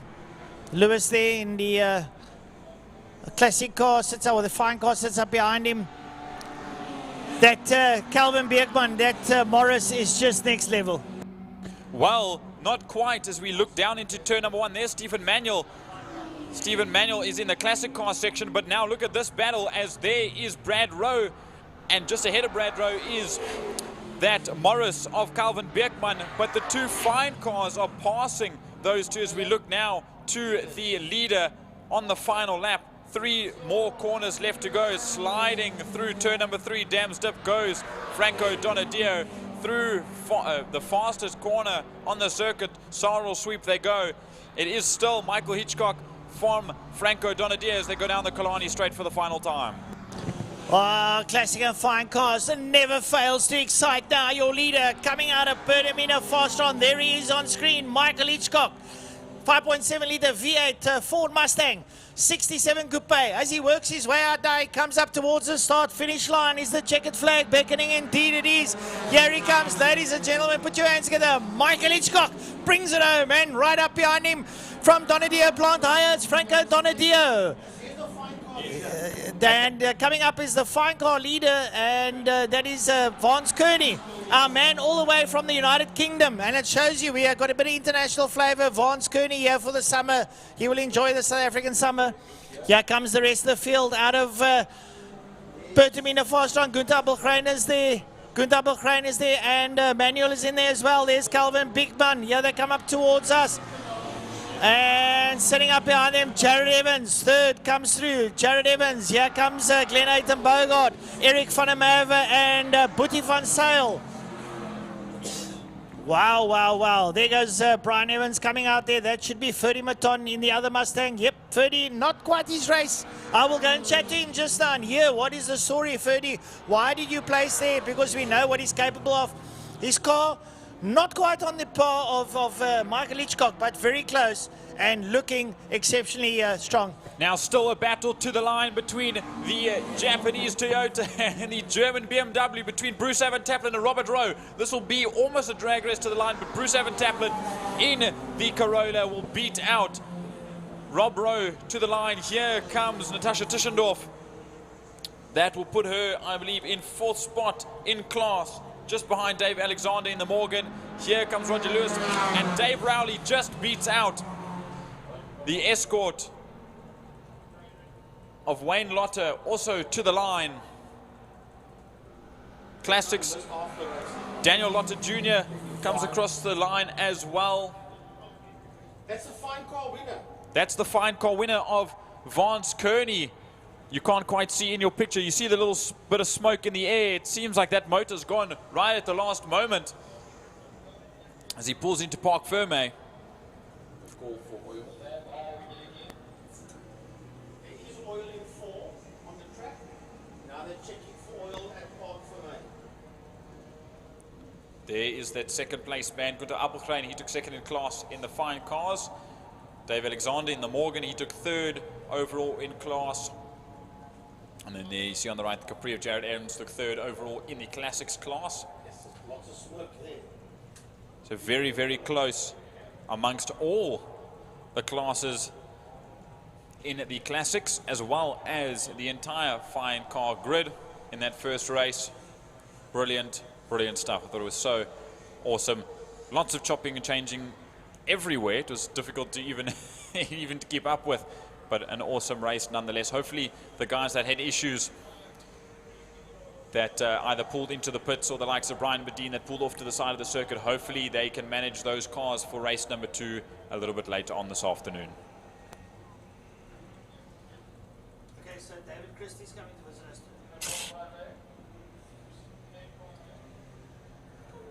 What's next?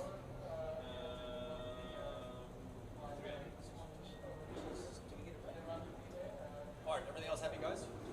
No other issues? Mr. Rhodes. Is the glitching gone now?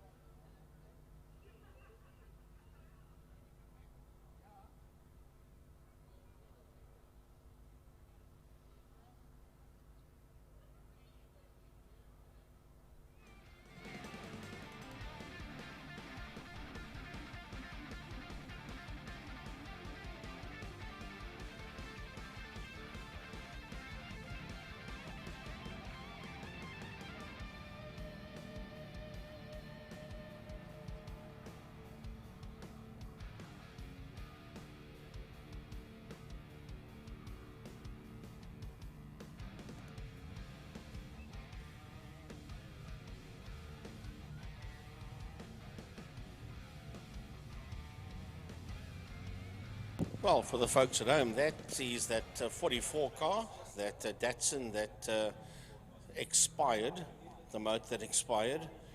And this smoke coming out of this Sirocco, that is the man that won the fine car category. And working his way out of damps already, you could see for the people that watching the replay at home, there is smoke coming out. As a matter of fact, as he goes into damps, that's where that Sirocco starts smoking heavily. So that's one standard motor in that VW Sirocco that has gone pop. A replay here of the Ford Fairmont GT. I put it on sale on the opening lap, doing a little bit of agricultural work there on the exit of turn 1. And then going into turn 1, block coin, that is the escort of Brian Evans that also went off the track there. So just a lot of replays of what happened. This is for the people watching at home. Hello everybody. Nice to see or hear from you people that's sending us WhatsApps. And we will reply to as many of those WhatsApps as we possibly can throughout the day.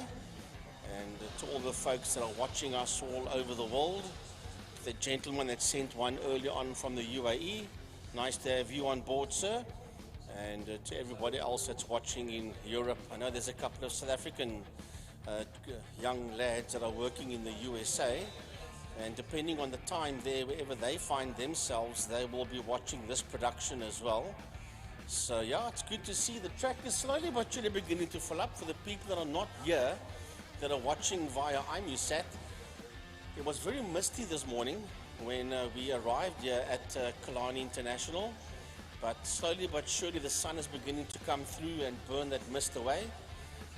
Table Mountain is completely gone for now, but that will come back the moment the sun burns this excess mist away. And as a matter of fact, there's hardly any wind here, but according to the weatherman, the wind will be picking up here around about 4 or 5 o'clock this afternoon. Track seems very green by the looks of all the lockups. It's not really green, Uncle Babby 96. I think the guys are just trying super hard to make up a couple of positions. You normally only get the green circuit, Geordie, if it rained. Then it washes all the oil and the rubber away. Then you get a green track. So it's not really as green as such to the gentleman that sent this one. I think it's more the guys that are just hungry to try and just, you know, trying a little bit too hard to make up a position or two. Absolutely, and now as the sun comes out, this will start to burn the mist away as we see our very important marshals, the WPMC marshals, the crew in orange, doing their best to just clean up the remnants of the fluids that were left down by Vance Kearney and Brian Badine. And don't forget, as it comes up on the screen for those watching on YouTube, and of course those at home that know, to WhatsApp the racer of the day to the WhatsApp line 060-352-2890. They've had 3 bike races in a row that have won this competition. And so I think the car guys need to step up their game a little bit. But no, don't forget to vote for the racer of the day as the day continues on. That'll be up until about 5 o'clock this afternoon. Probably somewhere around there, yes. To 060-352-2890. And let's see if we can get somebody on 4 wheels to win it for a change. Not that there's a problem with the guys and girls on the 2 wheels. They deserve it for sure. But the last 2 went to bikers. And let's see if we can give it to the guys and girls that race on the 4 wheels. Right, so next up will be the Battec STC 650 and Supersport 300 class. 15 motorcycles in total, 2 classes. That will be race number 3. And then after that will be the BMW Car Club Cape Town Race Series race number 1. But that will come up directly after the Battec STC 650s and the Supersport 300 motorcycles. Yeah, we can't be for certain how long this is going to last. We see the marshals just heading back to their posts. So obviously they've done enough and put some of that drizzle down just to soak up any fluids that are around the circuit. There was quite a bit going through turn number 3. I mean, sorry, yes, through turn number 3, a lot in turn number 4 where the Datsun came to a rest, and then where Vance Kearney Scirocco finally gave up the ghost just on the entrance to turn number 5. There's also some drizzle that's been laid down there. So hopefully on the outlap, all the riders will be able to just source where the best line is through and past the drizzle, and then it'll be up and bike racing in just a few. Well, for the people at home, there is one lone kart that's practicing on the kart circuit for now. I'm sure there'll be more joining. There is a Western Province karting event next Saturday, which initially was not on the calendar, but I think it's an event that has been shifted, and I have the honor to be calling that one next weekend. France, that normally does the karting, will be at Zone 7 for dirt oval karts. So I'm going to have the honor of commentating that kart event next Saturday. It's always great to come and join the guys and girls at the Western Province karting section every now and then.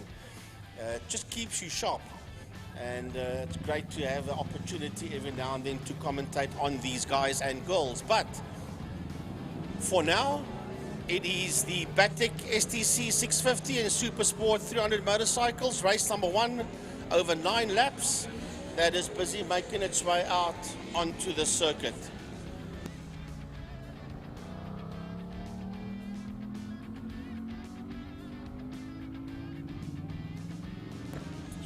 So let's go through a little bit of information that I've written down from yesterday.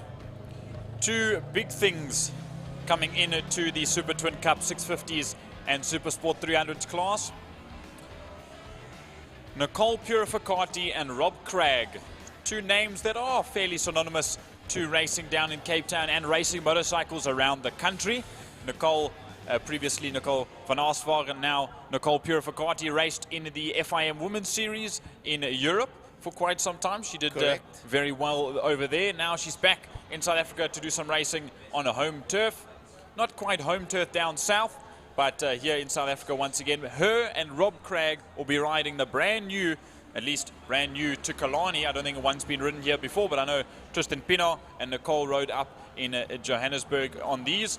The new Suzuki GSX 8R. Some might say, but it's an 800. How does that fit into the 650 class? Well, within regulation, it can be plus minus 650. You see Peter Hill on a Yamaha R7, that obviously breaches the 650 class, but it is within the regulation, even though the CC is a little bit higher. Same with the Supersport 300s, the guys with the Kawasaki Ninja 400s that are there as well. So they are here. And then another young man from Johannesburg, a young Tristan Henning, joins the 300s on a Kawasaki ZX4R, and he was looking mighty quick yesterday. So lots to be performed out on the circuit in 650s and 300s. We've got a title to wrap up. I believe it is wrapped up already, but we'll wait until the end of this first race to see if it can be confirmed. As we see some of the lady racers come to the picture, there is Elme Mostert on the right-hand side, Cody Redlingace.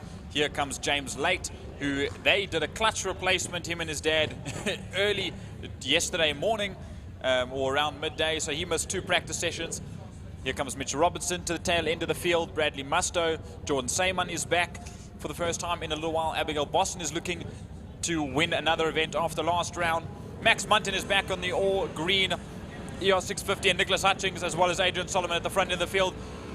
We'll wait for the red lights to come on.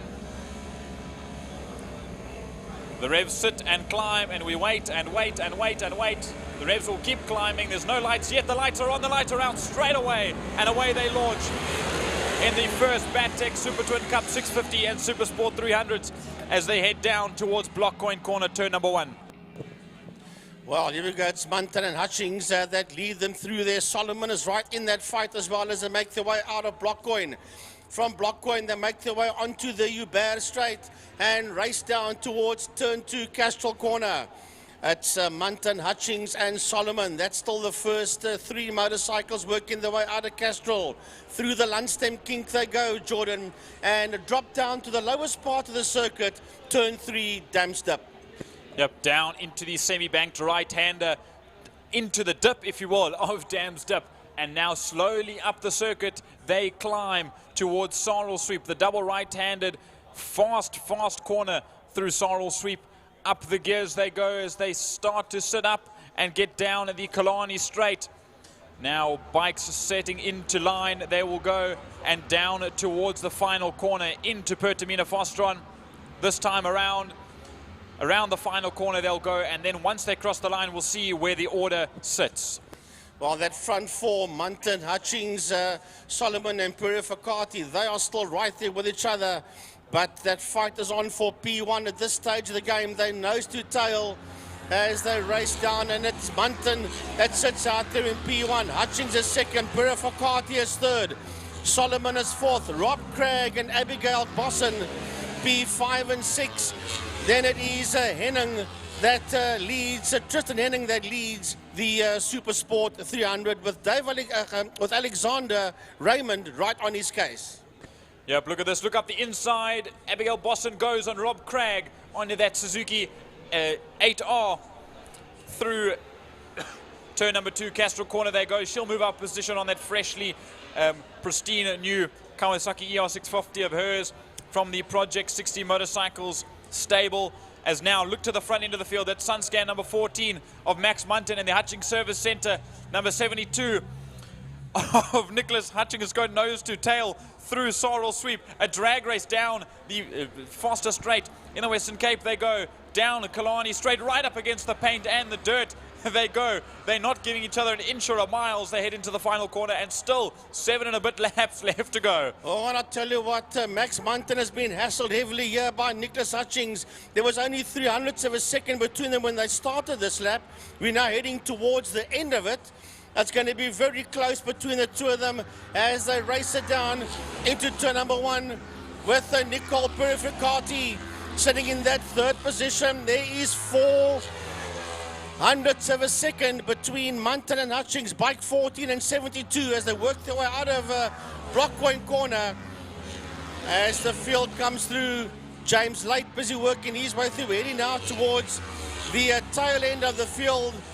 These are the Supersport 300s that's busy filtering out of Blockpoint. And right on the case of James Late is young Bradley Musto, also looking to just move up a couple of places in that fight in the 300s class. A young man that had a birthday, just turned 16. No, he turned 16 tomorrow. Oh, is it so? Well, okay. And also, speaking of birthday, it's Jamie Hall's birthday today. Yeah, quite a few today, actually. A week of birthdays, if you will, not to mention my 21st a week ago, but we won't speak about that. No, we'll do that later on. As we carry on down the Killarney straight, once again, nose to tail. Will this be the chance for Nick Hutchings to pass Max Munton coming into the final corner? We'll wait and see. As down into the corner they go, Max Munton still cuts his nose and holds him off for the time being as they exit Pertamina Foster. Now it'll be another drag race down to turn number 1. Right, here they go, and I'll tell you what, Hutchings is not going to give up. There's Purificati sitting there in that third position with the Solomon. Right behind Solomon, we've got Bosson. That's going to cross the line. Bosson crosses the line. Here comes Robert Craig. Then Tristan Henning, and he leads the 300s. The man from Gauteng. Then it's Raymond Alexander on bike number 11. Then behind him it's Peter Hill, James Late, Bradley Musto, Elmay Mostert. They're all busy working their way across the line. Musto's dropped down 1 position to Elmay Mostert. Yep, Elmay Mostert in the 650 just went around the outside, and now the inside as they go into that first corner will jump back to that first and second spot. Opening up a gap ever so slightly is Max Munton on the EL650 as they go and exit out of Dam's Dip. There you see the gap between first and second, and then all the way the huge gap between second to third.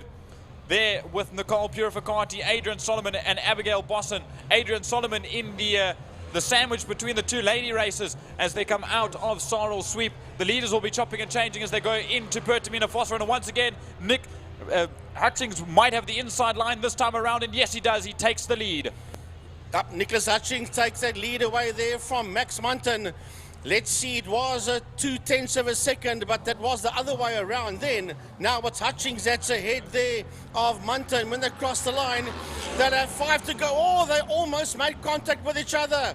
There was a 1/10 of a second, or there is a 1/10 of a second, and Munton is back in the lead. Munton is back in the lead again. Here comes Purificati, Solomon, Boston, and just in the background you can see in P6, Robert Craig on bike 46. Adrian Solomon, a little bit too far, Rob. as there we see Rob Craig, yes, of course. And then just behind is that young Tristan Henning on that ZX4. That thing is extremely quick as he leads out. I don't believe the guys from Joburg will be scoring any points, so it doesn't mess up the local championship for the Power Series in the 650s and 300s.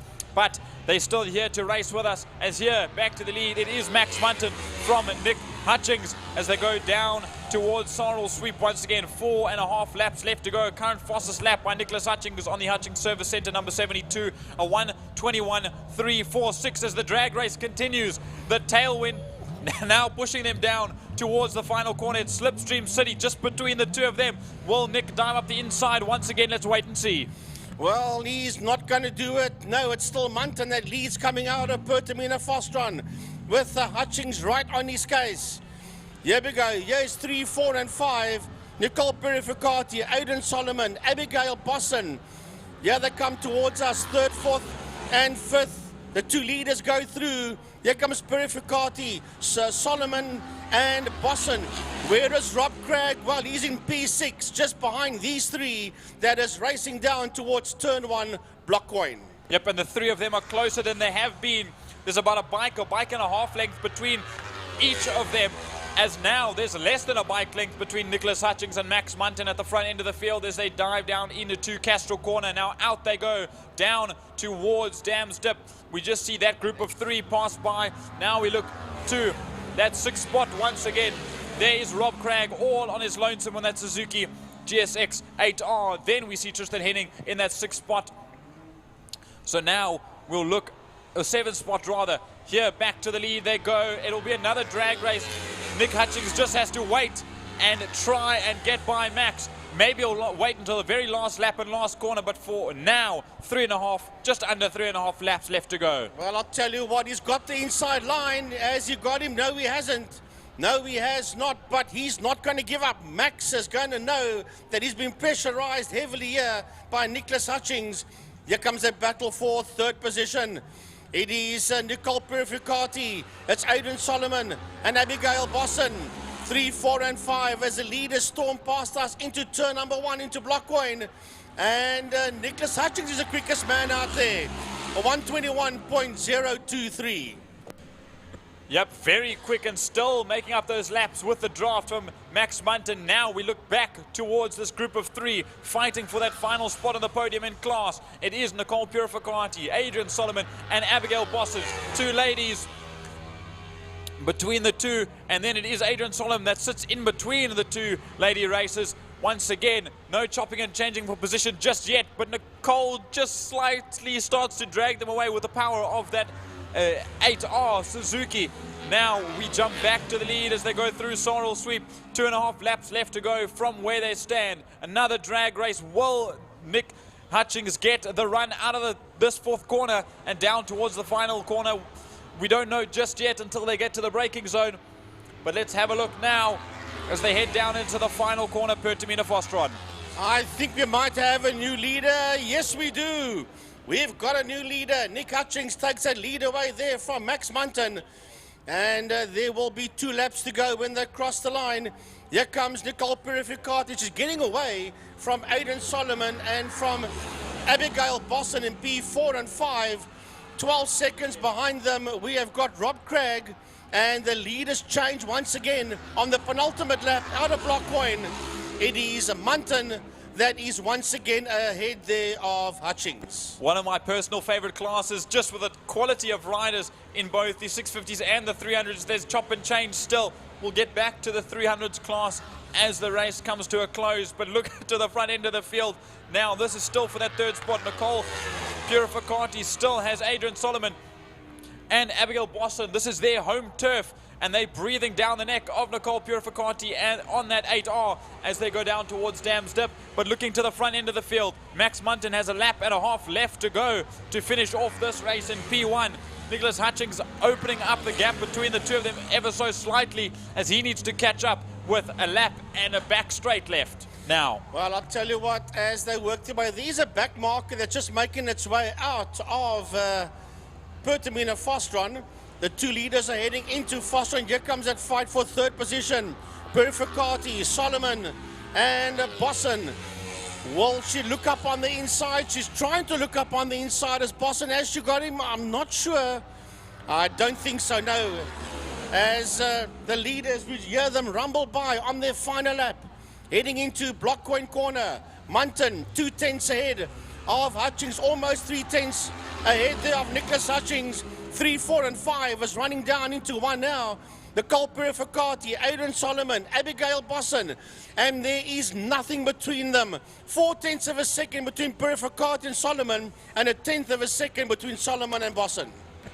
Yep, as now we watch this group of 3 come towards turn number 2. Look as they try and chop and change. No positions changed just yet as the leaders head through Dam's Dip. They've got 2 more corners to go.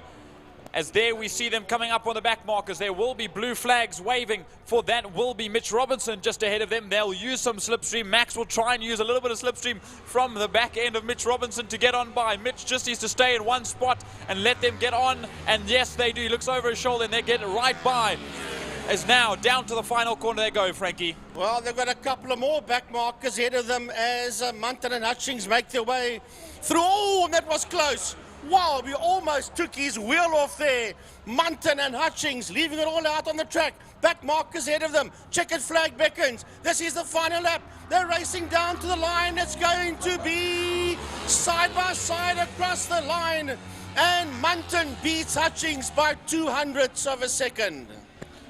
Now another drag race, almost a drag race for the 3rd spot, and 3 bikes to the line. It is Nicole Purificati that comes home ahead of Adrian Solomon and Abigail Bosson in that order.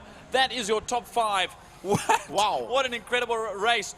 And a 1/10 of a second between Solomon and, 2/10 between Purificati and Solomon, and a 1/10 between Solomon and Bosson as we wait for the returning Rob Craig to finish his race in P6.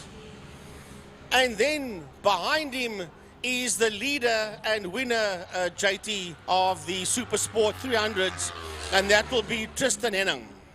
And he's just taken the flag. He's just taken the flag now, and there should still be some more battling in the 300s class as we see coming out of the final corner. Look at this. Raymond Alexander and James Late now have some serious competition, does Raymond Alexander, moving over to the side of the circuit to break the draft. James Late right up on the case. And now another drag race between Alme Mostert and Brad Musto. And Brad Musto will just get to the line ahead of Alme Mostert on the 650. What an incredible race amongst all of the classes.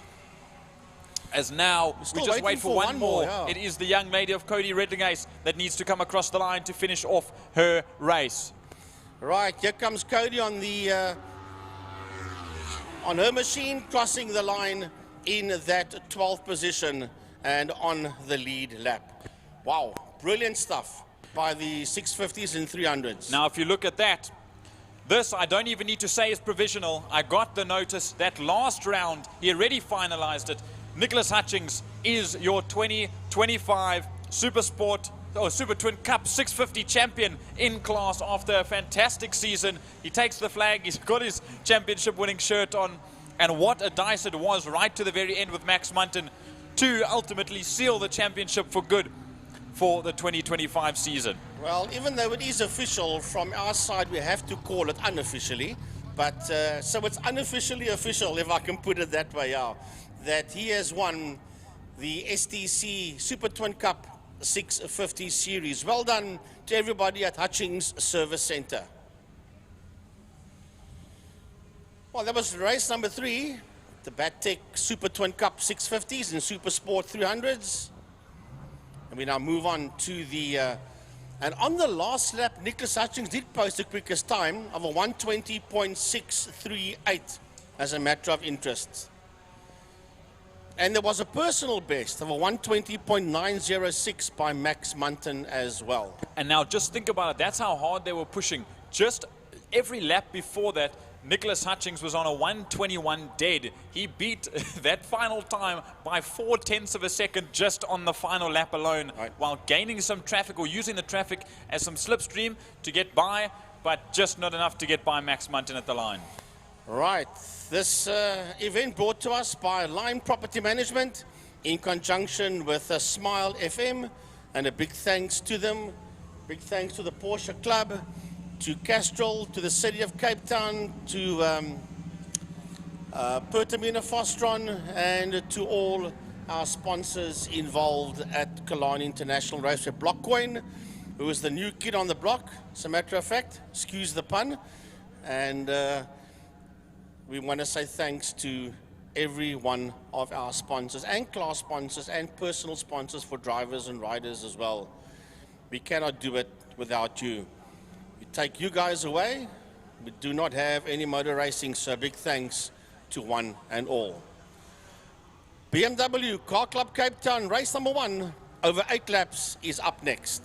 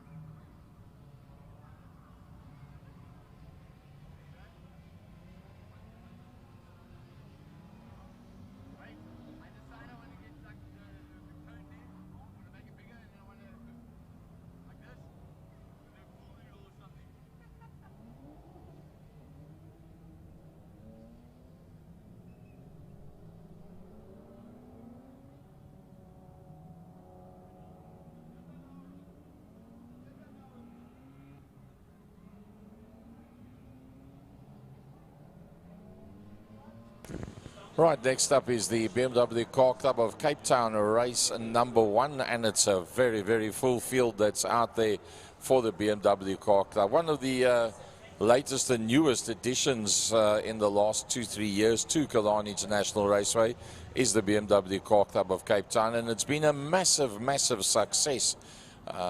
Pretty much based on the Johannesburg series, same type of rules and structure and time classifications for classes, also running very much on the same type of format as Clubman's, where you're grouping your class that you're in goes according to the time that you manage to put together out there on circuit. So lots and lots of BMWs out there, total of 28 that is in this race number 1, Frankie.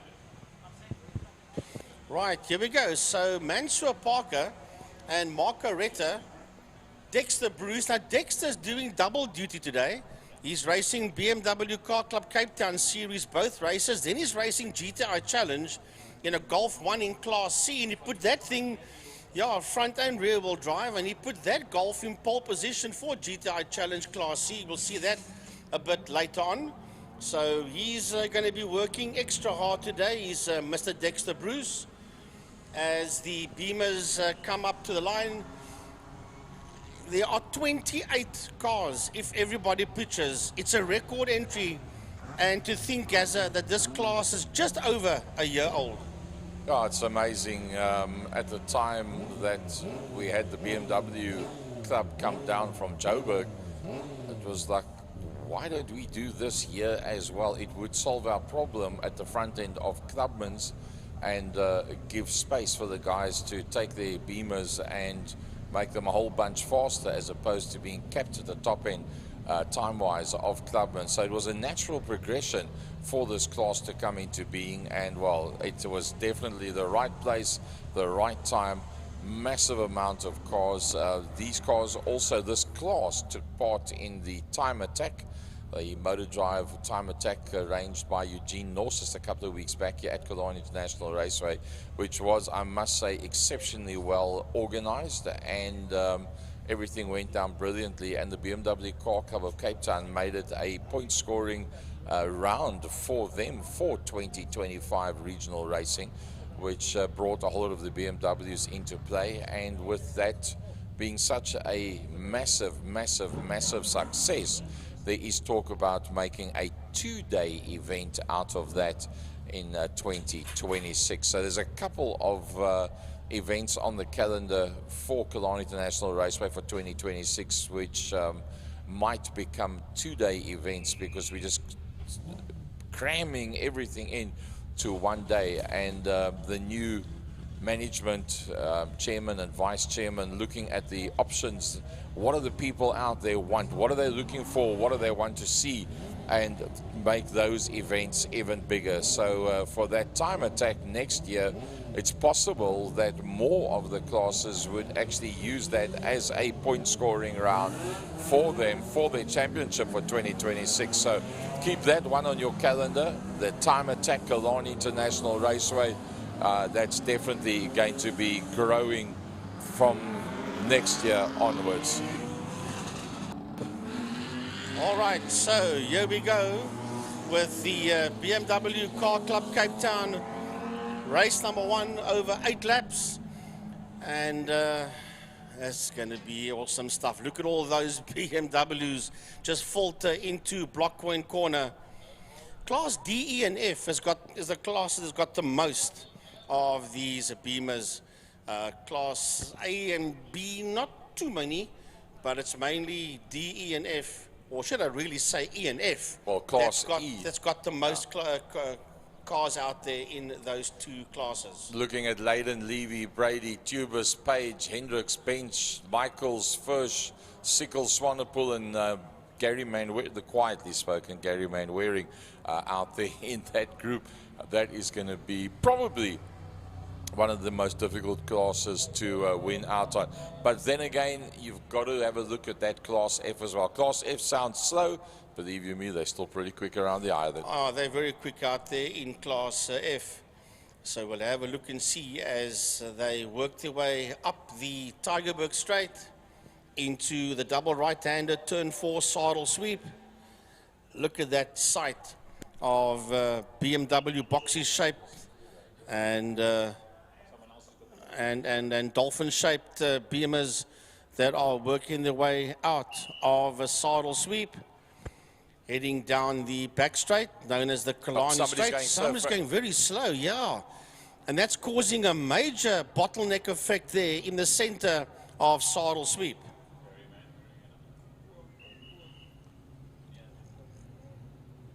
Not sure who that was. It was a black-colored vehicle.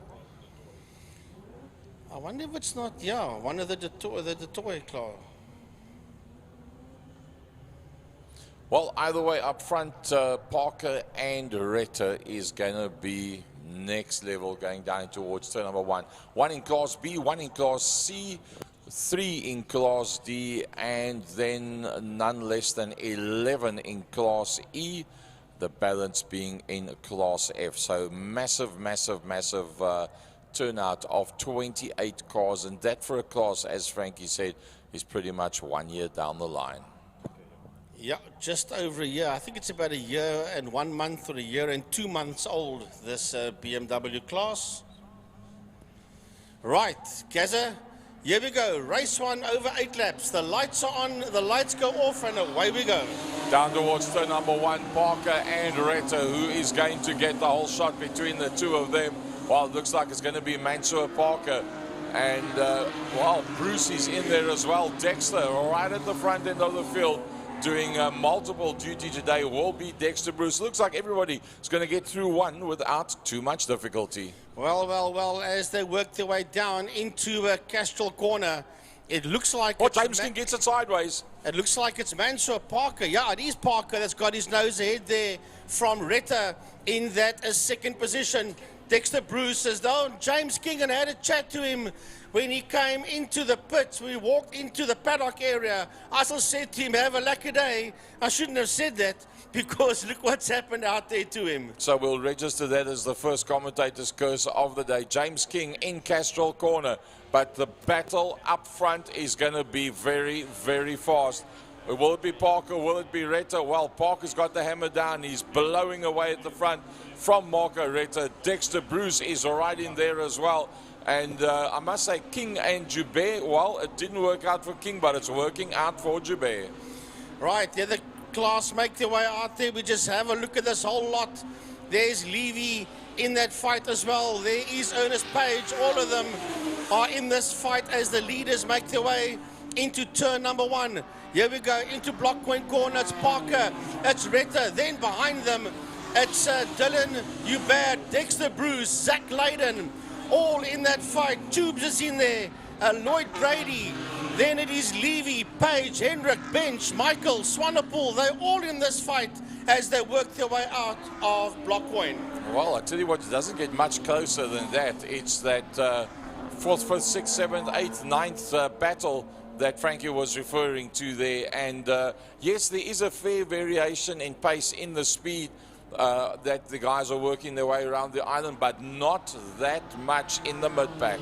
Right, here we go. Mansour Parker, 2.4 seconds ahead of Marco Retta, as they are more than halfway through lap number 2. Down the back straight they go. Parker, P1, Retta, P2. Here comes a fight. That is Dylan Joubert, Dexter Bruce, and Zach Layden.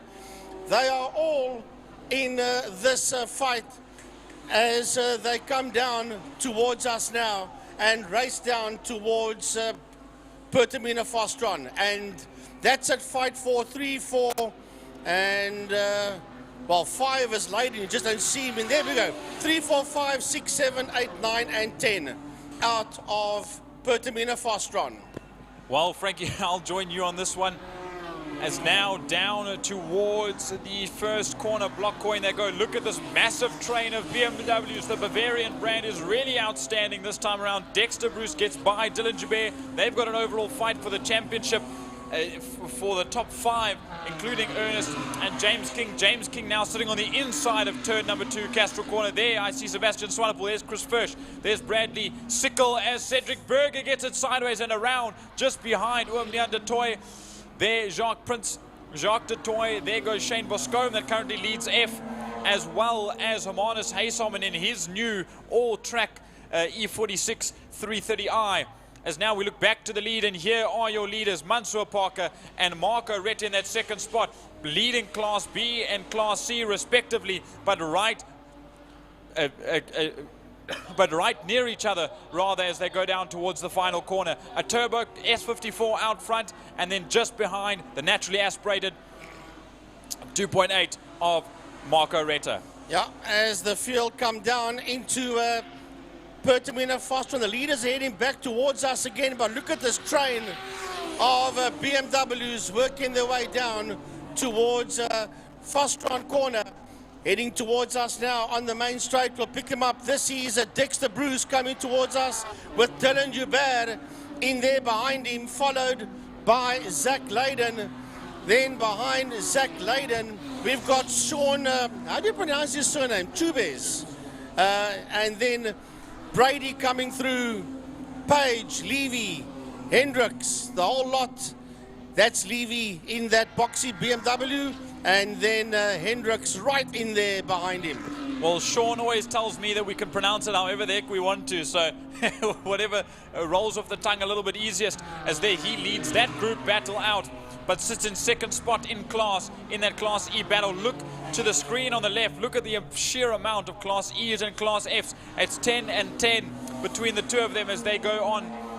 Now we look back to the Class D leader. Dexter Bruce has Dylan Joubert just behind him, but not too close, as there is Zach Layden, then Sean Tubes, then it will be Lloyd Brady in that completely stock standard E90 330i, as going off. Will he save it? That is a very, very good save there. Let's just see who that was. I think it was Joseph Hendricks. That is the 36 of Joseph Hendricks. Absolutely correct. He went rally crossing and he managed to get back on the circuit ahead of Levy and Mia Bench. Well, there's a slow BMW cruising down the backstretch. That is Joseph Hendricks. that went very slow, and he recovered that car, but will try and pick up the leaders. They're working their way towards Castrol Corner. Mansour Parker and Marco Retta, 2.5 seconds between the two of them when they started this lap, but the fight I want to see is the one behind them. Yes, here we go. Dexter Bruce coming through. Behind him is Dylan Hubert. Behind him is Zach Leyden. Behind Zach Leyden is Sean Chubes, I think you pronounce it. And then behind them it's Lloyd Brady. Then Levy coming through. Here comes Brady. Levy right on his case there. Then we've got Mia Bench. Arno Michaels coming through. Sebastian Swanepoel. And then Bradley Sickle and Chris Firsch are the next two through. Well, a big contender for Class E, Ernest Page. He wanted to try and win the championship either today or the next heat, but he is pulled into the pit, has Ernest Page, and he's dropped right down to the end of the field. They've taken the bonnet off that car, and now it's sitting in the pits, as well as Yusuf Hendricks, as now your leader comes by us.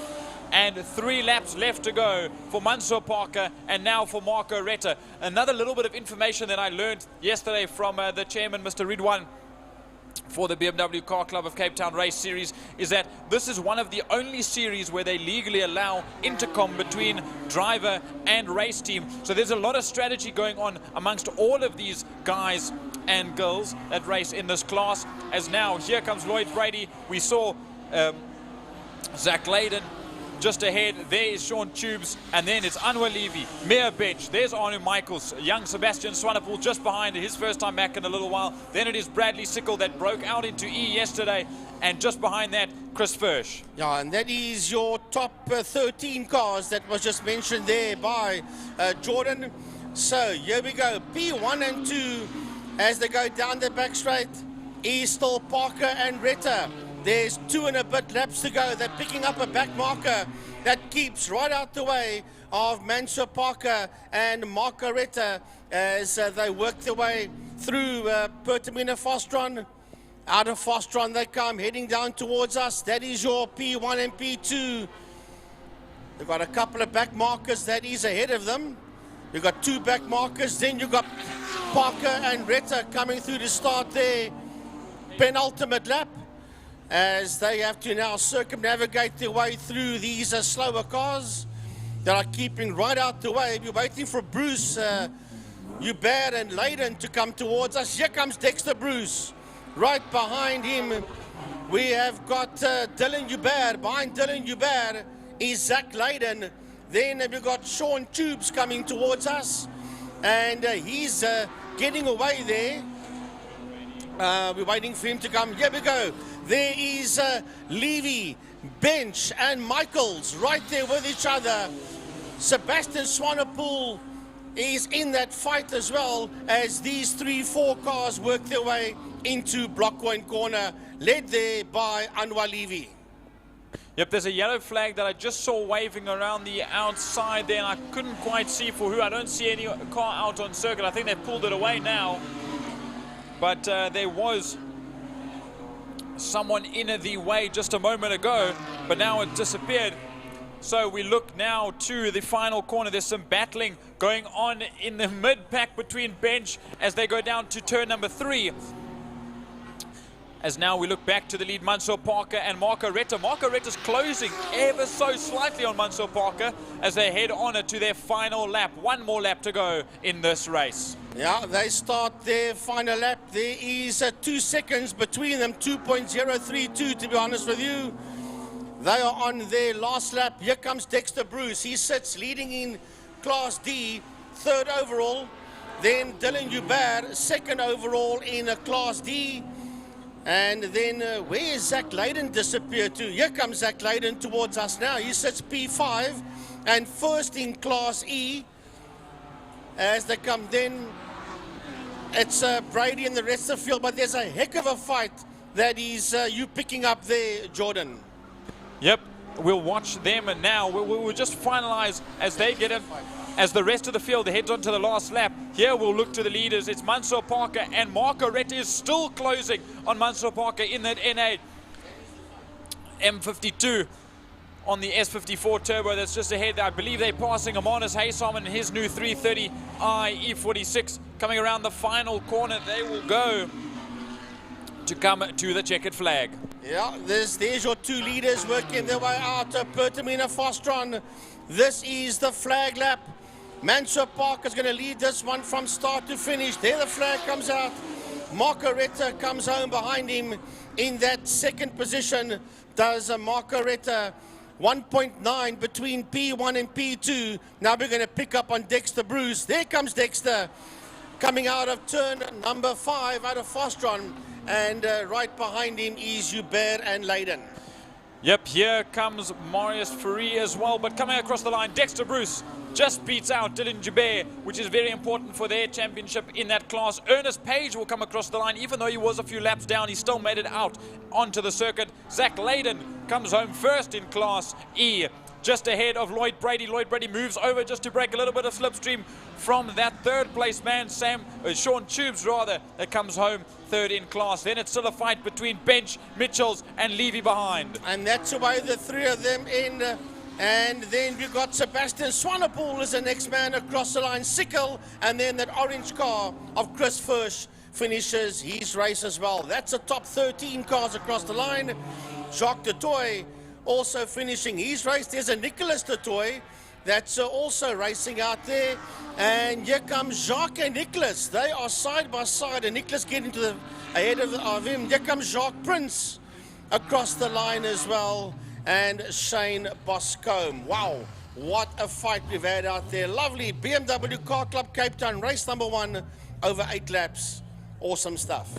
Now that was incredible for their record entry grid in this semi-final round. I mean, that was one heck of a race. Very unfortunate for the likes of James King, who had that spin on the first lap, and Ernest Page and Yusuf Hendricks that had to come into the pits for quite some time. That will cause a major mix-up in the championship altogether. And to me, championship battles are very important. Some of the guys don't really mind fighting for the championships. Others are a little bit more set on it. So coming to this next heat this afternoon, things are going to be a little bit more fierce. And did you pick up there, Geordie, that Mark Gray that made his debut with the Tarmac Attack a couple of weeks ago with the Rallycross? He was also in the, he was in Class F, was Mark Gray. As a matter of fact, he finished 19th overall. Not a bad first time out at a Killarney Power Series. And you know, going from a tarmac shootout that we have, the Raceway tarmac shootout that happens at Rallycross, the Western Province Rallycross, to go from the short circuit, so to speak, to the big track, yeah, after one race is quite a step up. It's and into such a huge field of insanely competitive drivers and incredibly built cars. I mean, that is really, really something. So hats off to Mark Gray for that first debut performance. Well, 19th overall and P6 in class, and a 121.997. Mansur Parker was the fastest man out there overall. Well, that was race number 1 for BMW Car Club Cape Town Series. Replays of, that's James King that got it all wrong there in Castrol Corner. And if you get it wrong there, Dexter also wobbling a bit. And that's when he allowed Zach Leiden, and just ahead of Zach Leiden, Dylan Joubert through.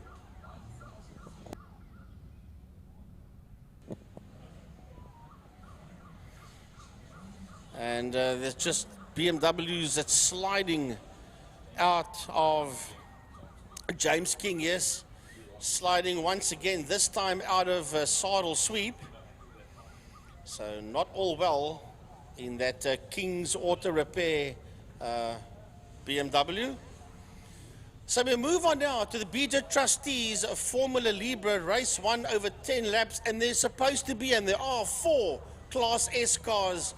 Storm Lamfield, DJ Boyson, Paul Mitchell, and Cohen Bam in that order. And then we've got 2 C cars in Elwood and Damon White, and then a ton, if they're all there, of, a ton of Formula Vs.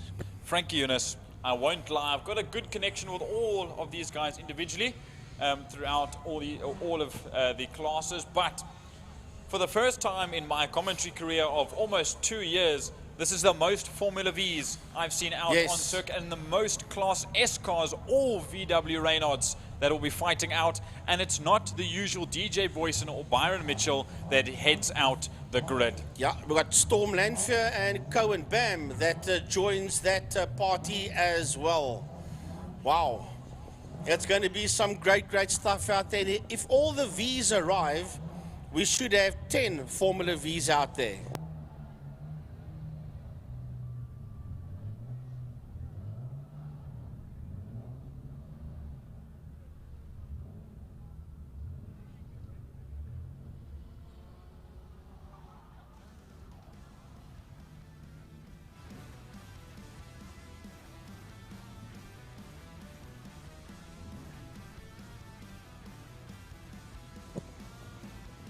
Well, this time Byron Mitchell is going to have to work for a win. No cars out on track yet. The marshals still sorting out a situation there in turn 4 in Saddle Sweep. There were cars all over the place. And we now got 3 races before lunch. The Formula Libras, API Property, VW GTI Challenge, and then, no, talk lies, there's quite a few more. Then it is the Pirelli V8 Masters and Supercars. I just saw the gap here between 11:20 and 11:45, that's why. Then we've got Pirelli Seal Pro Superbikes, Thermofires Clubmans, and then at 12:35, if we are on time by then, will be lunch and passenger rides.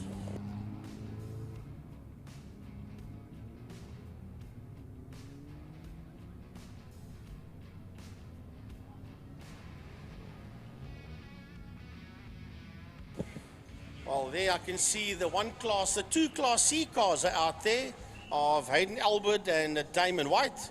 And then behind them, here come the Formula Libra Brat Pack, if you can call it that, the Formula Vs that are coming out onto the circuit. But I am looking forward to this fight because for the first time in ages, Byron Mitchell will have some serious competition, not only just DJ Boyson, but Storm Lanfear and Cohen Bam as well. Yep, Storm Lanfear and Cohen Bam, both a return for the 2 from the Race Driver SA stable, both very prominent karters as well. And speaking of Race Driver SA and Formula Libra with Class S, an ex-Formula Libra driver in the like of Andrew Rackstraw, who just won the Porsche Cup Great Britain Championship now the other day. So and ex-Western Province karter as well. And ex-karter, absolutely. So big things for some of the youngsters that started in a series like this, which is always incredible to see. But as you say, 2 Class C cars out in the likes of Damien White and Hayden Elwood. Those 2 were bumping each other quite aggressively last time around, but in a good way, in a good fighting, winning way for the 2 of them. So there should be some good fighting between those 2. And then a huge field of Vs, as you say. A return for young Josh Smith, a very fierce contender at the front end of the field. And with a brand new car, after that massive shunt he had in turn number 3 a couple of rounds ago that sent him under the tires, he's back and he qualified that car on pole. So a big congrats to Jason Smith and, of course, his dad, Wouter Smith, that have put lots of time and work into getting this car, this beautifully prepped, beautifully wrapped, bright orange car of Joshua Smith that leads itself to the line now. Kelly Fletcher joins us once again, the sole lady on the grid, as well as Judrik Haysamen. They've had a little bit of time away, have the Haysamens just trying to get that car prepared and ready for the grid once again. The sister cars of Ricky Anderson and Nick van der Westhuizen also looking to just have a nice, clean, neat performance this time out. And then Izio Meglietti, good to see that name back as well, but I don't see him on the list. I don't think he qualified yesterday, so I believe he's not here today. But then, of course, Benjack Phillips, Cyril Somerville, Luan van Eerden, Donovan Ramsey, all, as well as Richard Carr, in fact, all ones to look out for in the Vs today. And here come those 4 Class S cars, led there by, that's going to be good stuff. Here they come through. That is Storm Lanfear of Race Driver SA. He's there in pole position. Dolphin Engineering right in there behind him. That is Byron Mitchell. Here comes DJ Boyson. And then the 4-0 also representing Race Driver SA. That is Cohen Bam. And then it's Elwood and White, the two Class C cars that are on the third row of the grid.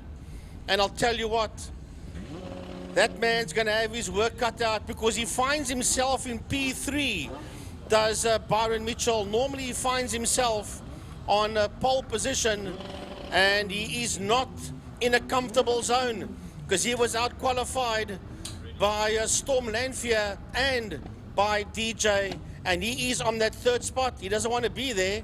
Then for Race Driver SA, it's Cohen Bam.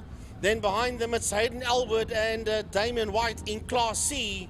And then a whole heap of Formula Vs. There's one of them that's missing there.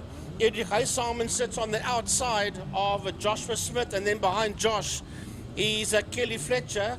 So this is going to be some awesome stuff. Over 10 racing laps.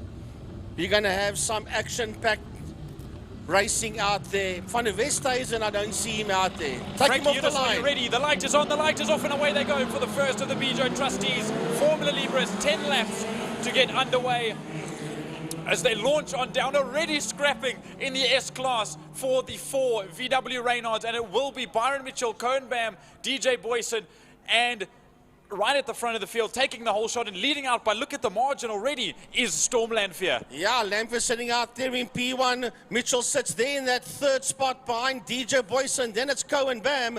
Then behind them, it is Damon Elwood. And we have got White in there. And right behind Damon White, behind the yellow and black Formula GTI single-seater, here come all the Formula Vs. This absolute train, this gaggle of the Brat Pack, as you say, 10 of them, in fact, go through Dam's Dip now, and it's led out by none other. It's no longer Joshua Smith. In fact, it's Yidrich Haysamen for the first time back in a good number of rounds, I believe. He now leads out in the Formula V class ahead of Joshua Smith. As now we look back to the front end of the field, there is Storm Lanfear. Now, there, Byron Mitchell has gotten past DJ Boyd for second spot. Now, Byron just needs to rocket ahead and try and catch Storm just at the front. It's not going to be that easy because here comes Lanfear. Then it is Mitchell. Then it's Boyson. Then it is Cohen Bam. Then behind Cohen Bam, it's Hayden Elwood. Behind him, it is Damon White. Here come the Vs. Here come the Formula Vs. They nose to tail. They're side by side. It's Edrich. Well, it shows Smith needs him. Fletcher, Haysamen's dropped down to P4. Then it's Carr, Van der Westhuizen and Van Heerden. They're all coming through there. Somerville, the lot of them are busy working their way out. What a Royal Rumble we have here in the Formula V category.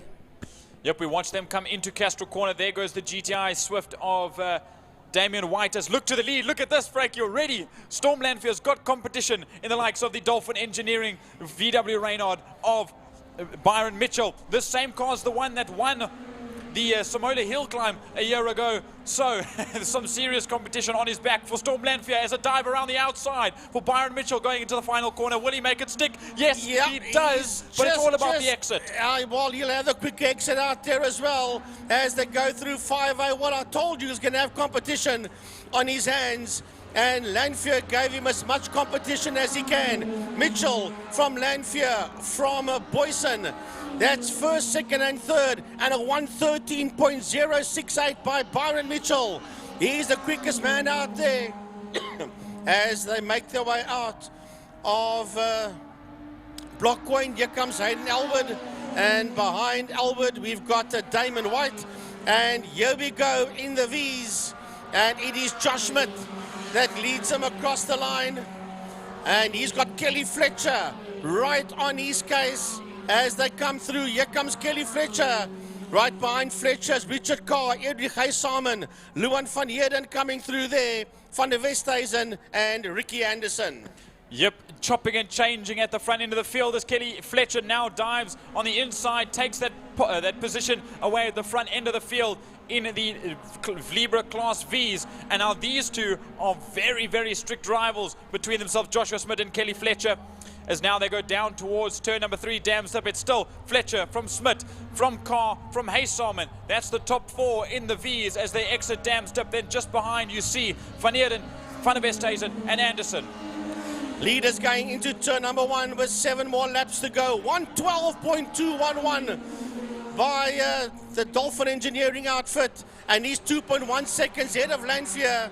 Here comes third place man, bit of a lock up there for the Dyco car of DJ Boyson. Cohen Bam will be in P4. Here comes Cohen Bam. He's 9.8 behind Boyson. Then the 2 Class C cars should come into view as well. Albert and White will get them coming into turn 1. Here we go. This is the Formula Ford of Hayden Albert. And then right behind him, you see Damon White, nearly 5 seconds behind Albert. Yep, absolutely. As the Vs, this bunch, like a bunch of bees, they come into turn number 1, block going corner, and it's line astern for a squad of cars. It's Kelly Fletcher from Josh Smith, from Richard Carr, and Yidrich Haysalman. Good to see so many cars fighting up front already, and just behind that, it is Nick van der Westhuizen and Ricky Anderson, Luan van Eeren battling out elbows as they go through Castro Corner. Now there you see them coming to frame. The sister cars, the GT Raps, Aruba, and Speedy Transport car all fighting out as they go down towards Dams. Well, we'll have a look at this 4-way fight. This is for the lead of the Formula Vs heading through turn number 4, saddle sweep. And I'll tell you what, Fletcher's working hard.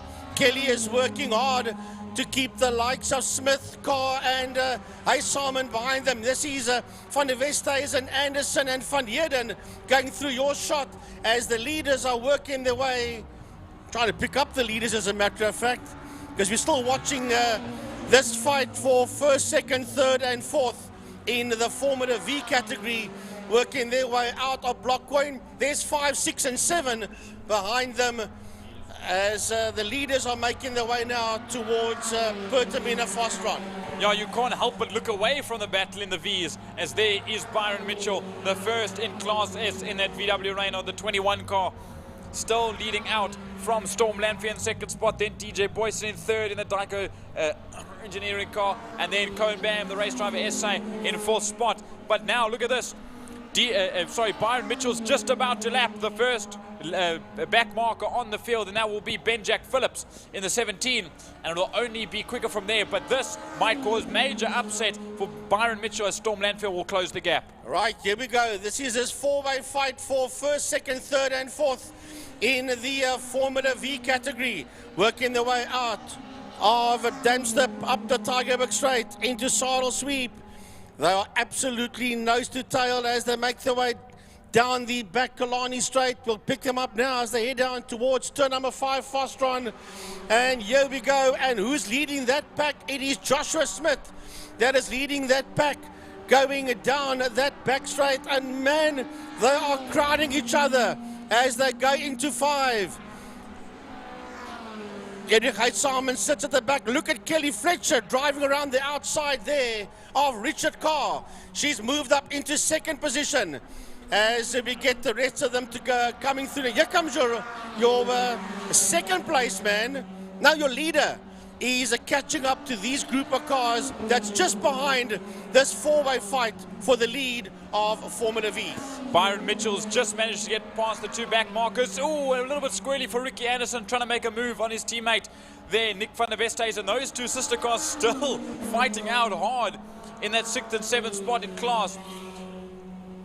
Or 5th and 6th spot rather in class, as now back to the lead. Kelly Fletcher chops and changes with Richard Carr as Josh Smith drops down into 3rd in that group. But now Byron Mitchell needs to try and find a way past, and this is going to be extremely difficult. Well, they're having their own race out there, and they've got to be careful now. They'll actually be getting the blue flags because the overall race leader is picking them off one by one. He's in the middle of that pack of 4 Formula Vs now going down. This should be easy for him down the back Killarney Straight. Yeah, he just blows past them all. Fletcher realizes she can do nothing about it. She's got Richard Carr right on a bumper. Richard Carr goes and sits on her outside. There, car on the outside, and he's got the lead. He's got the lead of Formula V, but the line will belong to Fletcher. When they go to 5A, the kink will belong to Car. Fletcher sits there on his outside.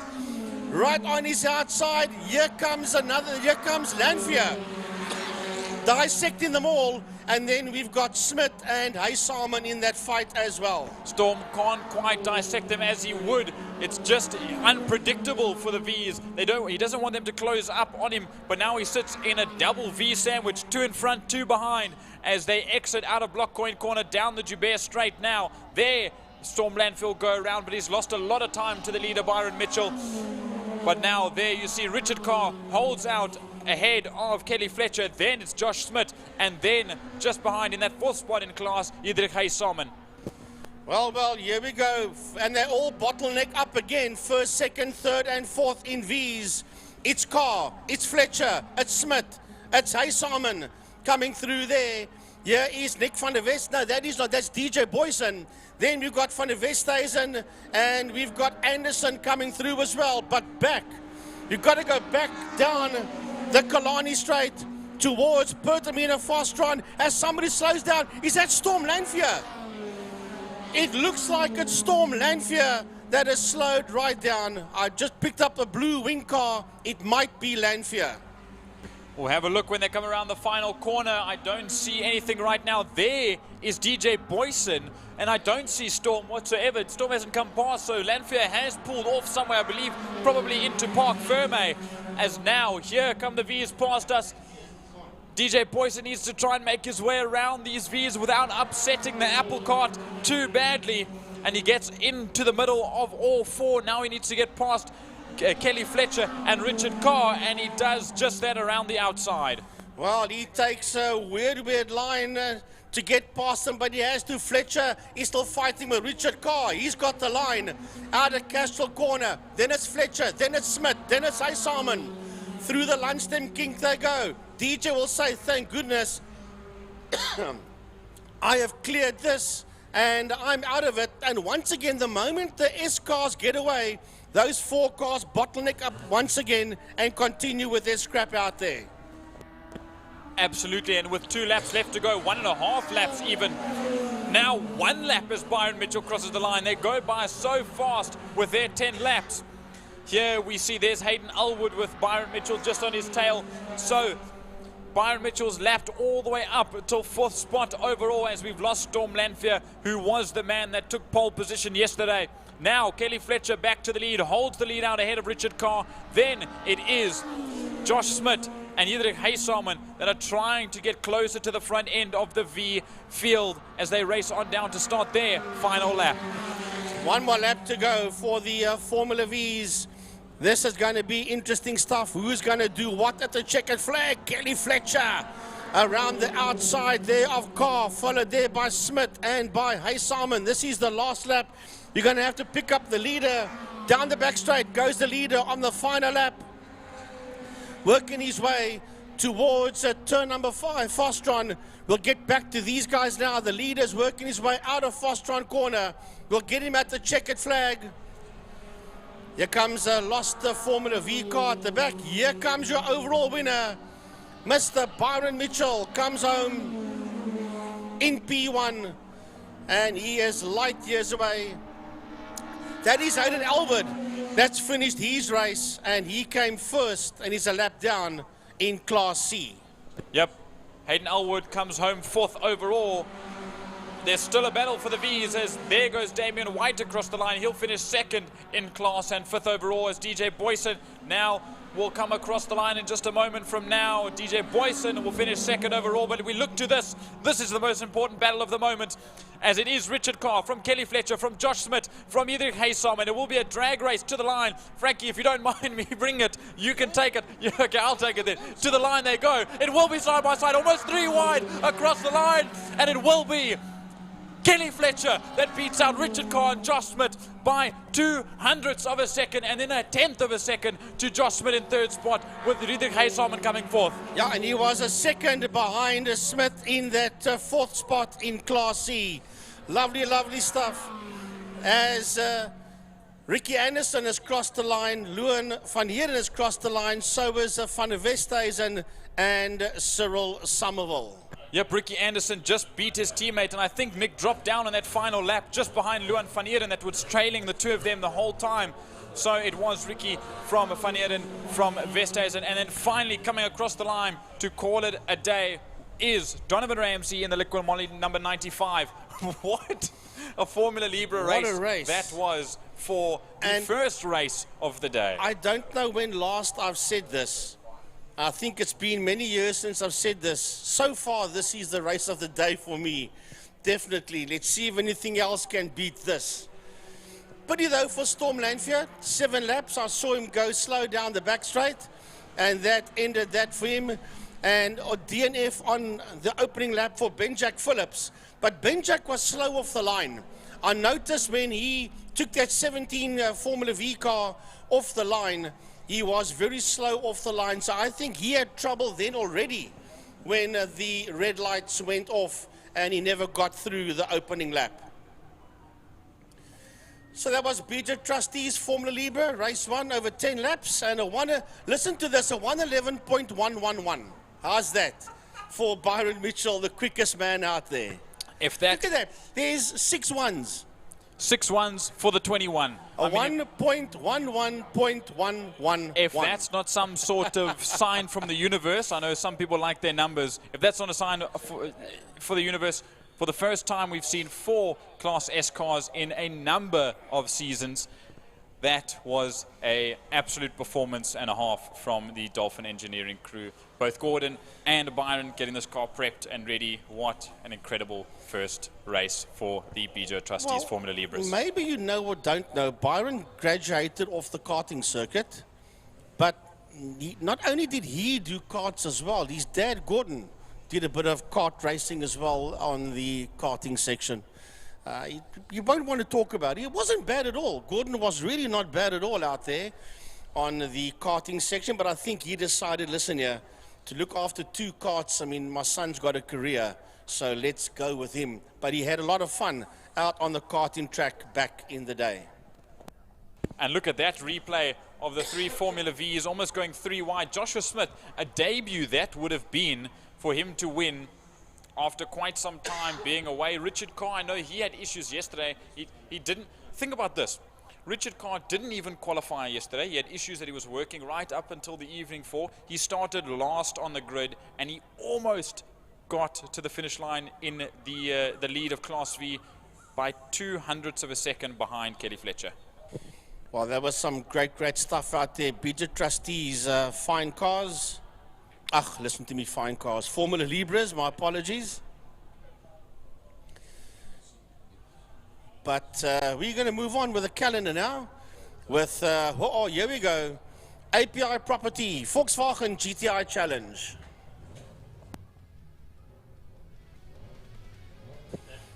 David Christie, I've got just coming to have a chat. I know he's a good friend of Francois. I'm a friend from Scotland. Nice to have you here, sir. How come every time I come up here I end up on the microphone? Well, I swear I don't do this deliberately, guys. You need some international flair. Listen, what a morning we've had of racing. That 650 race we had earlier on, that was amazing. Absolutely loved that.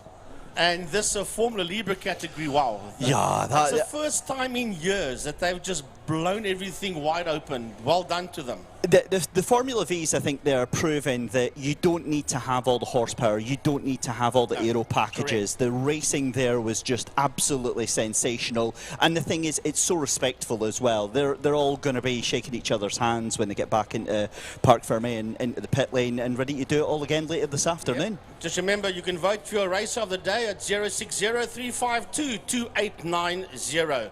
And let's see if you can make it a car guy this time. Not that it makes really any difference. So, David, nice to have you up here. As you say, you come and visit us all the time. Francois said to me you were going to come up and join us. Yeah, I messaged him today, had a change of plans, so I thought I'm going to pop up, and obviously I just moved over here a couple of months ago and still settling in, and oh man, this is my second home now, so I'm going to be a permanent fixture. Already got my steps in this morning, walked around the perimeter of the circuit, but I heard you guys earlier. The YouTube comments that we're getting, the interactions are absolutely fantastic. Well, Uncle Babby 96 says, oh, he says some lekkers. In other words, some great sideways action today. Yeah, I fully agree. With sliding cars and drifting motorcycles and all sorts of things out there. It's been action-packed so far. This, of course, is our second last series of the Line Property Management Power Series for 2025. November is our last one for the year. But we do have one more main circuit race. We have the, on the calendar that is, that's the Cape 3-hour. That's coming up in the middle of December.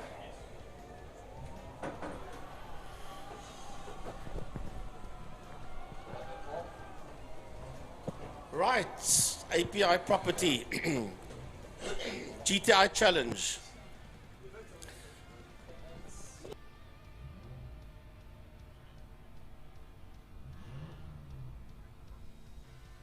Right, so Gaza, here we go with the GTI Challenge. There's not too many Class A cars, there's only 5 of them.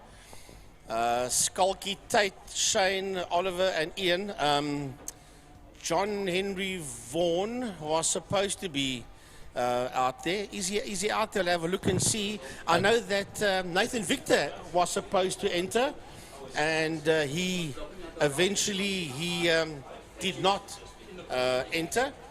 But we do have an announcement to make here quickly. I see John Henry Vaughan is in fact not listed as being out there at the moment.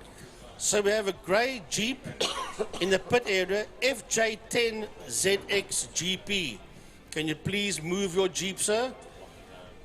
It is blocking a garage, so you need to move that vehicle. Sorry for the folks at home, but we had to make that announcement, because remember, we're not only just commentating to you people at home, we're talking to the folks around the racetrack as well.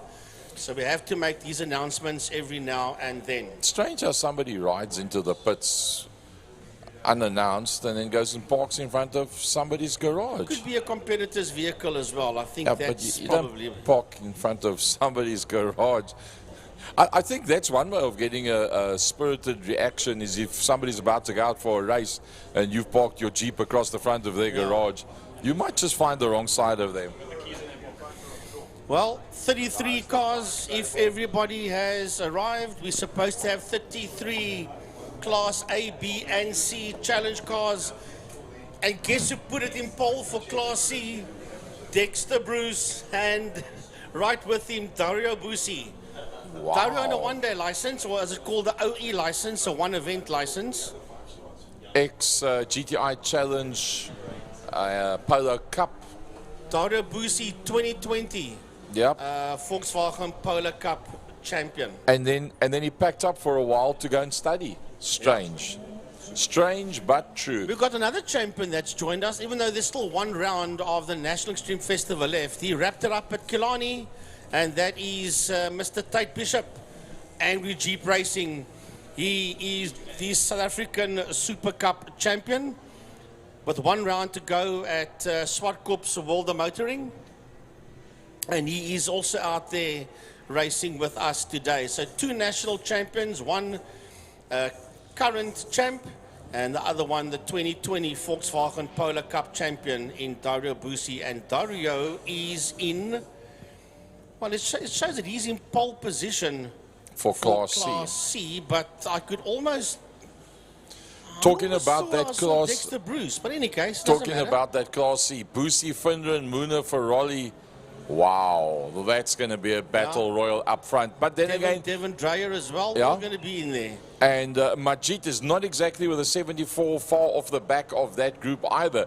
But if you look at that Class B's, Volskenk, Nurabus, Kulfi, Harris, the 2 Sundenbergs, one behind the other, the 77 and the 49. Then only do we see Hendricks. Now, Hendricks, surprisingly, and Dexter Bruce find himself behind the Sundenbergs, Harris, Kulfi, Bus, and Volskenk. So I don't know how that one played itself out, that Zaki Hendricks and Dexter Bruce find themselves that far down in Class B, because that is not what you would expect. Sorry, Gazia, I made a mistake. Dex is not in Class C, he's in Class B. He's in the Faisal Jacobs car. So my apologies for that one. He's in the 40, which is now the 140. That's the car that Faisal Jacobs drives. And Dex will be in that one. So it's obviously getting accustomed to it. My facts mixed up a bit there. But Boosie is definitely in pole position in Class C. There we see the 94 coming up towards the line. The 76 moving up closer as well. As they bring them all through, there was Ollie Internas, 65 being Cup. Let's go to the front end of the pack. There you can see them. Geldenhuys and Bishop bedeck the front row of the grid with Williams and Internas and Cup. So it's going to be a 3-light start. We'll first get the 5 Class A cars off the line. Then there will be a couple of seconds. And then we'll get the Class B. That's what you see right there on your screen right now. They are from 6th through to 17th. So 11 Class B cars in total. And then behind that from 18th down to 33, 15 Class C cars out there. What we refer to as a 3-light start. Well, we've got Mr. Roshan Khan also back in Class C. And he's come off, he's in 31st position overall, he's Rosh, 135.812. But it's Rosh's first time back since being away for many years. And raced the boxes shaped at red BMW in Class A for Clubmans. And now he is in Class C for today. I believe he's still got the BMW. He raced it not that long ago, once or twice. Why doesn't he not bring that thing back out and come and do Clubman's regional saloon cars again? I'm going to hazard a guess. It's got too much power and it burns up rubber. Oh, I think so, eh? 1-light start. Well, this is going to be a 3-light start, and it will be standing start as they come off the line. So Geldenhuys, Bishop, Williams, Internas and Cup. That's going to be the first 5 that's going to come off the line. We'll have a look, see that they all get through there. 124.4 for Skalk Geldenhuys, who's now a regular front runner in Class A, as opposed to 1 minute 3 seconds slower than that for Cup. And they're well, no, they're going to make it a 1-light start. Everybody comes off together. We were told it was going to be a 3-light start. So will it be Tate Bishop? Will it be Williams? Will it be Internas that gets the whole shot? What's a 96 Golf of Patrick Walton was very slow off the line in Class C. But it's a whole group of them that's working their way out of turn 1 out of block coin corner. It's Skalky Gelden as it sits out there in P1. He wants to come through. I think it's a lovely start by Skalk. Yes, he's now beginning to pull away as Skalk. There we see Zach Leyden. Behind Zach Leyden, you can pick up that yellow and black polo. That is Dexter Bruce in a Class B, as this whole field is racing through Lundstem Kink and into Damstep. A notable omission from Class C is, in fact, Mark Fontini. Mark qualified very, very low. I think he had a bad qualifying session as they are racing down that back straight, the Killarney straight, towards Pertamina Fostron. Look at all these VW products race down towards turn 5 into Fostron corner they go. It is Golf Ones, it's Polos, it is you name it, as they work their way out of Fostron corner. You got to have eyes all over your head if you're on this group. Well, no doubt about it. As the leader comes through, it's Skalk Geldenhuys from Shane Williams. Shane Williams has got himself ahead of Tate Bishop. And, well, I tell you what, Shane Williams is acquitting himself exceptionally well. A bit of contact there, and that's Internas that gets slowed down, runs towards the outside. Let's hope that that contact does not create any right-hand front suspension damage for him. Well, leading Class B, we have to pick them up. That's Mohammed Kalfi from Nurbus and a Volkskank. Here comes the Class B cars into. There's the leading Class C car going through there. That's Boosie, Finneran and Muna busy coming through. You've got a Golf that's all over the place there, but we go back to Class A as they go up the hill. It is Skalk Geldenhuys that's getting away here from Shane Williams.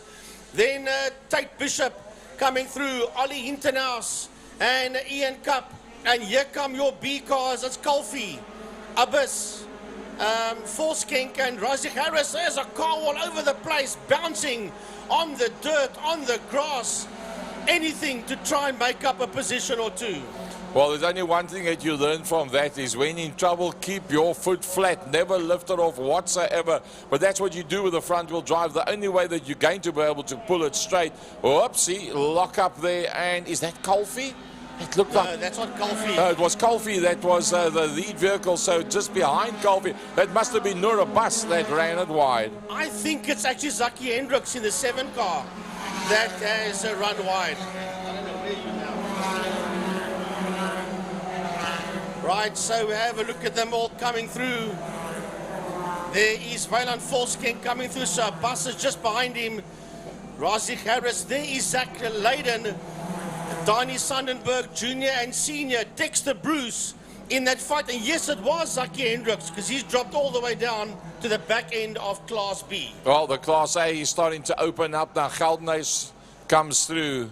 Williams not being left behind by too much. Tate Bishop, then very close between Ollie and Mr. Cup. Then a bit of a gap. Oh, look at this. Colfie starting to make a gap. Colfie starting to make a gap. He's got Nora Bus, Wayland Volskenk and Harris having a good look up the inside line. Working their way through turn number 4 through Saddle Sweep. A lot of dust there in Castro Corner. There's a car that's gone off there. So down the back straight they go. There come the Class C cars. They mixed it up there with the Class B cars as they head through. There's Zach Leyden. Right behind Zach Leyden, it's the 2 Sandenbergs. There's a Dexter Bruce just stick his nose in there. Somebody going very slow. It could be one of the Sandenbergs. It could be Leyden. That's got, it is Zach Leyden. You're quite right, it is Zach Leyden. That's gone very slow there in that 64 car. The Class B battle is led out by Colfie from a bus. Volskenk and Harris. That is that 4-car train up at Joubert Straight, and that must have been Cup. It's Cup, the yes. last of the Class A cars that locks up and runs wide. Right, here go the B class. Look at them side by side. It's a Colfie, a bus, Volskenk. Then Razik Harris is in that fight as well. We're going to pick up these Class C cars. Here they come through now. This is this Class B fight that we were talking about. That's first, second, third, and fourth in a Class B. That is Colfie, Bus, Volskenk, and Harris. The Class C cars will have them. That will be the Flashman. Finneran will lead that car. Here we go. Here we go, the 4 of them. Finneran, Busi, Muna, and Ferrari. Flashman, Finneran, Daura Busi, Daniel Muna, and Adriano Ferrari. They are first, second, third, and fourth. That's the group of cars there in Class C, heading down the Killarney Straight towards Pertamina Fastron. Well, there's the Class B battle. It's still Colfie from a bus from Volskenk. They have got a bit of a gap now between themselves and Harris. Remember, it was Harris that ran it slightly wide a lap and a half ago. So still pretty tight between this group as they work their way through.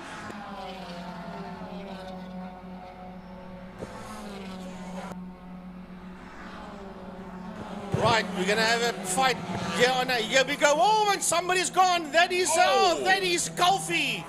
That is Colfie that is gone. And he just got hammered into there. Colfie, he was sitting in the top 2 of Class B. And he took a hammering there. He got it sideways. And you got T-Bone there in Block Point Corner. Well, it's all about Geldenhuys right now. That's doing the normal up, dust, and disappear. I must say Shane Williams is doing a pretty good job. He's putting his mouth where his steering wheel ability is.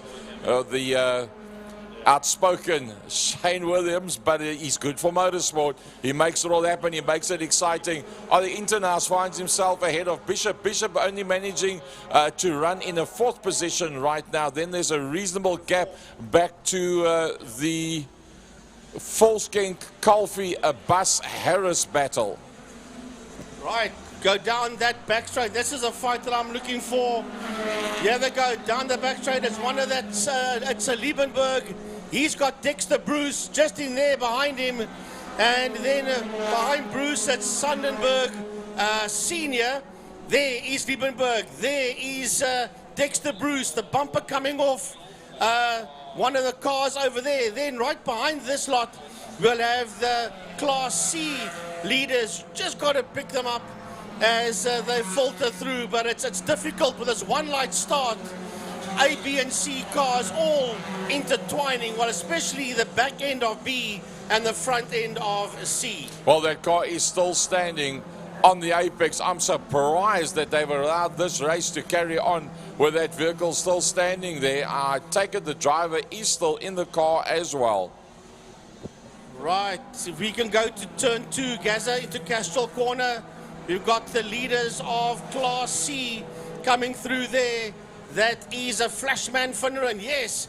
And right there with the Flashman is Muna and Ferrari. They've got Sundenberg Senior tucked in there in between them. This is this group that is busy working its way out of turn number 3, out of Damstep.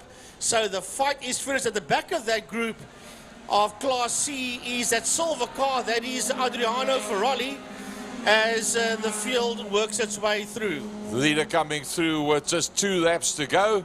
Geldenace from Williams, and still a stranded car is standing there. Obviously it'll be double waved yellows. Are the Internas from Tate Bishop. That's your Class A cars. Now we wait for Volskank will be the next man, and that's a long way. There's a big gap between the Class A and the Class B.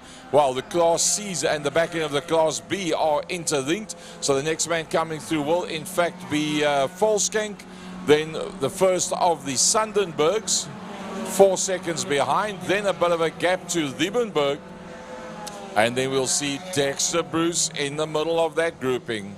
Yeah, Dexter Bruce coming through. There is a 7 car of Zaki Hendricks, and he's got Sundenberg Senior behind him. And then that white Golf that you see just behind them, that is the 25 car of Flashman Finneran, and he is leading Class C.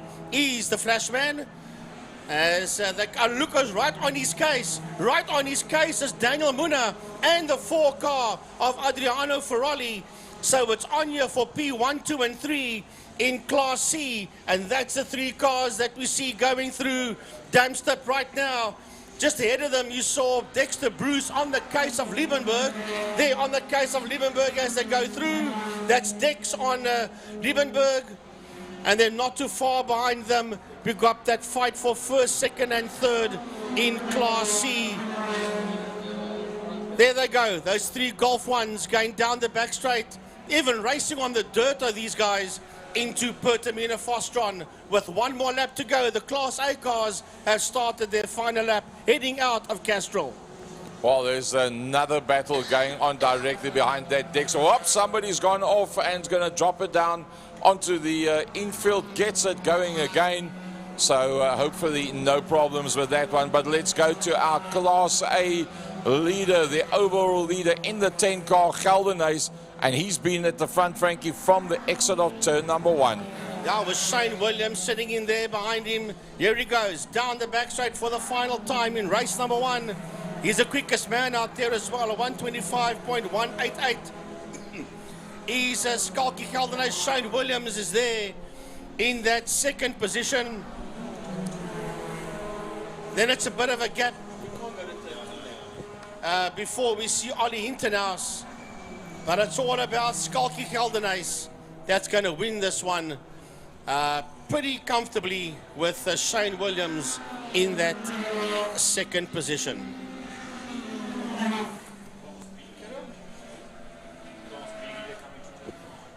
Right, here comes Williams to the line. And that's Ollie Hintenhuis. And right on his case is Tate Bishop. So Volskank has gone through, but look at the battle that's going on behind that.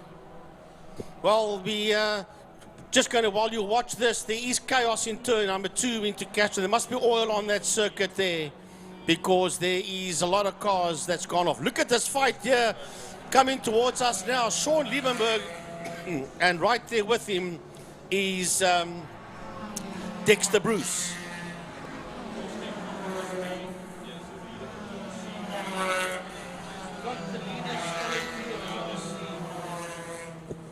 Well, the leaders of Class C was right on each other's case. That was Flashman Finneran, Daniel Muna, and Adriano Ferrari, and Mark Fontini from 30 somewhere came all the way through to finish 4th in Class C.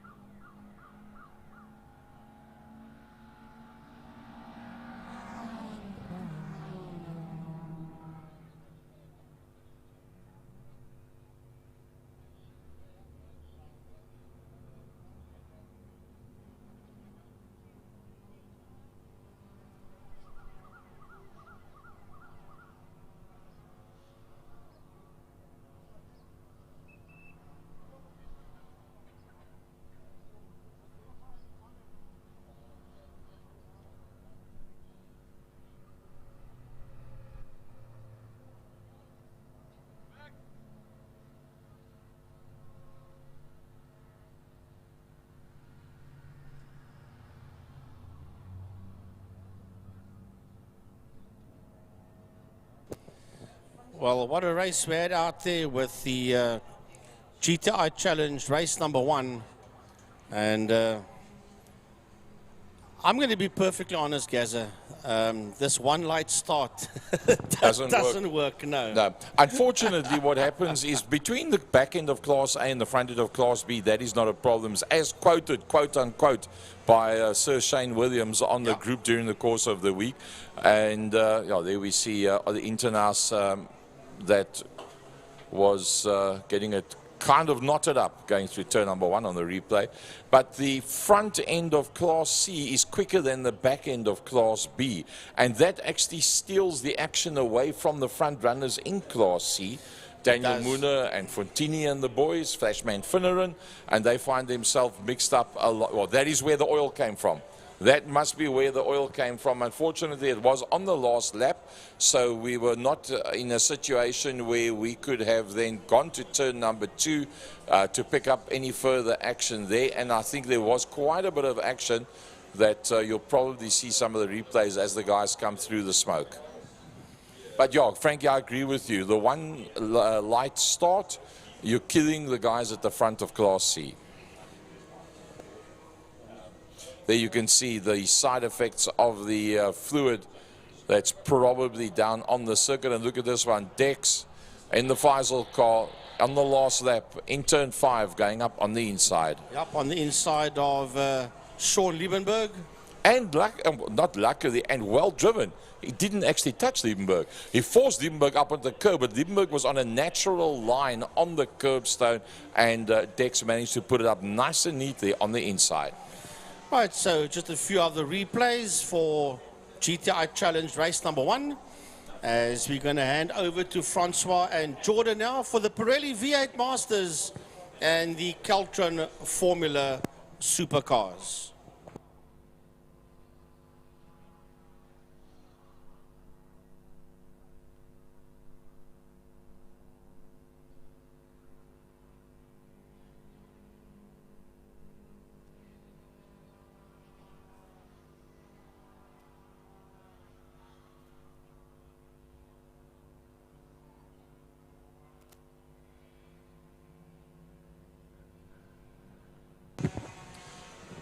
Well, I must say some lovely replays that was done there by the IMUSAT crew.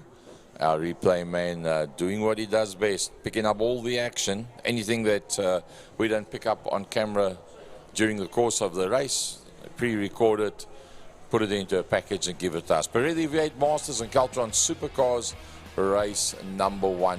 And I must say there's a whole bunch of supercars out there. It's a hell of a lot. That's actually brilliant with the supercars.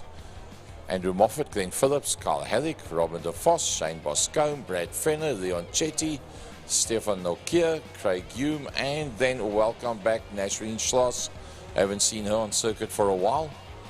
Big thanks to Cydia Cape Town. Big thanks to Smile 90.4. Big thanks to Castrol, Lime Property Management, Pertamina Fastron, Blockcoin, all of these people that come on board to make it all happen for us right here at Killarney International Raceway.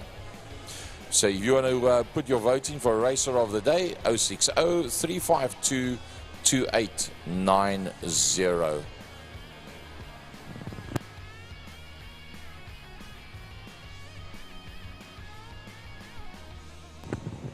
So surprisingly, only 6 Pirelli V8s and 10 supercars. So a lot of work being done in the supercar series. Definitely getting more and more cars out on circuit, up to 10 already, and that very much linked to Line Property Management and Caltron that have really dug deep to get as many vehicles out on circuit as possible.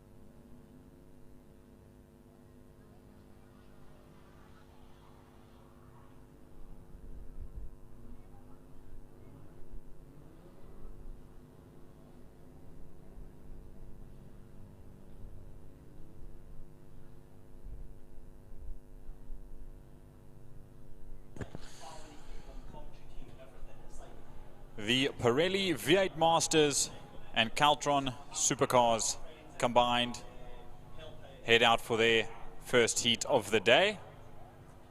You can speak.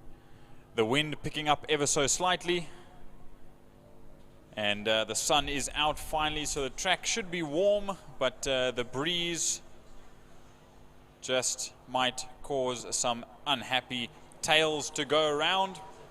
V8 Masters sponsored by Pirelli, obviously running Pirelli rubber. Also sponsored by Ravenol, that obviously in my personal opinion using all the best oils. And of course they've got their Boma on the inside of turn 4. These cars, absolute rockets, the V8 Masters, APV, chassis and motor. Mustang body. This of course is the Owen Ashley Challenge, combined with 2 chassis that were designed and revolutionized by the legend that was Owen Ashley here at Killarney International Raceway through many iterations over the years for both the V8 Masters and the Caltron, previously Supercars. Lots to happen today. I know a good buddy of mine, Andy Stafford, his dad that runs Ravenol South Africa, Freddie Stafford and his brother James, and he's sitting on the inside of turn 4 getting shots of all the cars. It's always nice to see, you know, different companies coming in, getting shots of all the cars. The cars, yes. Taking photos of... taking photos. Correct. Sorry, correct, taking correct. photos. No liquids involved. I don't think there's any puddles on the inside of turn 5 either. Taking camera shots. Shots on the camera. There you go. As you see, you're getting yourself into a corner with this one. Getting myself into a corner a little bit, but let's go back to the action on track. Back to racing before they make their way out. Just a lap or 2 for the Caltron Supercars and V8 Masters powered by Pirelli. Probably because of the amount of cleanup work that's been done. I mean, you can see the dust being picked up, the drizzle and dust that they had to lay around basically every corner around the circuit that needs to be cleaned up for these cars. One, it's a case of the drivers giving an opportunity to see how much grip there is. 2, it's a case of giving the drivers an opportunity to see where those bad lines are so that you can line yourself up before braking markers, before entry and exit of the corner where you need to get the brakes on hard or the power down hard, that you've got that knowledge to hand timeously before you go in all earnest and flat box down into an area where there's limited amount of grip as opposed to what you are accustomed to. Gary, do you want to take the Supercars? I take the V8? We can do such. Cool, so 6 V8 Masters powered by Pirelli behind the safety car. They roll off, they roll towards the light is on. The light is out, the APV V8 roar to life as here come the Caltron Supercars. Yeah, Caltron Supercars coming through in that second group, but it looks like all the V8 Masters are going to get through quite fine. Here comes your Caltron Supercars and the orange mean machine of Mr. Moffat, and Phillips finds himself right at the front as well. Haddock and DeVos also, they're actually touching as they come out into the straight, kicking out a bit of dust, but everybody gets through together. Yep, all together and all cleaning up until the second corner. A little bit of dodging and diving as the V8 Masters exit out of turn number 2, Castro corner, down towards Dam's Dip they go. And it looks like Dennis Guy Duck and Stuart Spooner that sit out front in class. Sean Moore and Gary Thompson, the only 2 gold class cars in the V8 Masters. Sean Moore, a very, as I see a V8 on the left-hand side of the circuit slowing right down and moving over to the side of the circuit. That all-white car, we'll have to see. I believe that is Ken Finner in the block coin car that's now having to pull over to the side somewhere on the circuit. Well, the V8 Masters, very, very tight with this group. Spooner and Bench and Thompson all in there to try and get a good first lap in as they come up towards the line. I do believe that Stuart Spooner from Martin, it's Dennis Gedik that's actually made his way up into that second. Yep, and it was, in fact, the other white car there is Ken Finner and then the block coin car. It was Martin Bench that slowed rapidly So he will be out of this. Here comes the counter on Supercars in all their might. Look at the top 4 heading into block point corner. Moffat is doing everything that he normally does, getting it all nice and smooth, making sure that he's at the front. Glenn Phillips in second, but behind him is actually where the action is, because behind Glenn Phillips is Carl Haddock and Robin DeVos, and they side by side. Yep, very close. Glenn Phillips and Andrew Moffat, 2 of the biggest rivals in this class, that will be fighting it out nose to tail as this carries on. Andrew Moffat didn't finish last round. He didn't have much luck last round, so this time he wants to capitalize and try and not give Glenn Phillips the chance to win the championship this year. As they run on down the Tygerberg Straight, the V8 Masters head down towards Pertamina Fostron. Right, having a look there in Pertamina Fostron there, Stuart Spooner, and he's got Sean Moore behind him. Sean starting to climb up the ladder now in that green and white ABV 345, and I tell you something, Sean Moore, ex-South African supercar champion back in the 90s, and man, can he pedal. He is sitting right there up behind Spooner, and Moore's the quickest man on the circuit, and now he's hanging around. Oh, is he looking up on the inside, and Moore takes it going into turn 1. Sean Moore takes it going into turn 1. This man has got stupendous skills under his belt, and well, I tell you what, they're going to have to really try hard to bat him down. Yeah, Sean Moore missing his 2 biggest rivals as of last round, Fabio Tafani and Alistair Brown. So he might be all on his own today. Is here Andrew Moffat and Glenn Phillips are almost all on their own, with a what looks to be an 8/10 gap between the 2 of them. Diving up the inside goes Leon Chetty on Shane Boscombe, if my facts are correct. There's a car off in 1, quite in a major way. It looks like the grey car, that could be Leon Chetty. Just need to get the facts correct. If not, Craig Hume. It could in fact be Craig Hume if he didn't make it out. It's Boscombe, the Lime property car of Shane Boscombe, as well as a yellow flag in turn number 5. That could be for Martin Bench if he pulled off to the side of the circuit, but it's still Sean Moore that leads out. Sean Moore having a look there at Spooner with Dennis Dick in close proximity. Their car's there on the outside. There you see it on your screen. The car lying on the outside on the exit of 5. So it is in a bit of a sporadic position, but never mind. Here come your leaders down into block point corner. And Sean Moore's up in the end. Oh, Dick gets a bit loud there. He's lost. He's going to bring it in. Oh, he's hit the kitty litter. Oh, and he's hit something. He's hit another car. So it looks like that car of Dennis Dick just bounced off at the wrong time, and it slammed right into the back of Shane Boscombe's Lime Property car. Shane up in arms at the moment as he points towards the Lime Property Boma that's just ahead of him on the inside of turn number 1.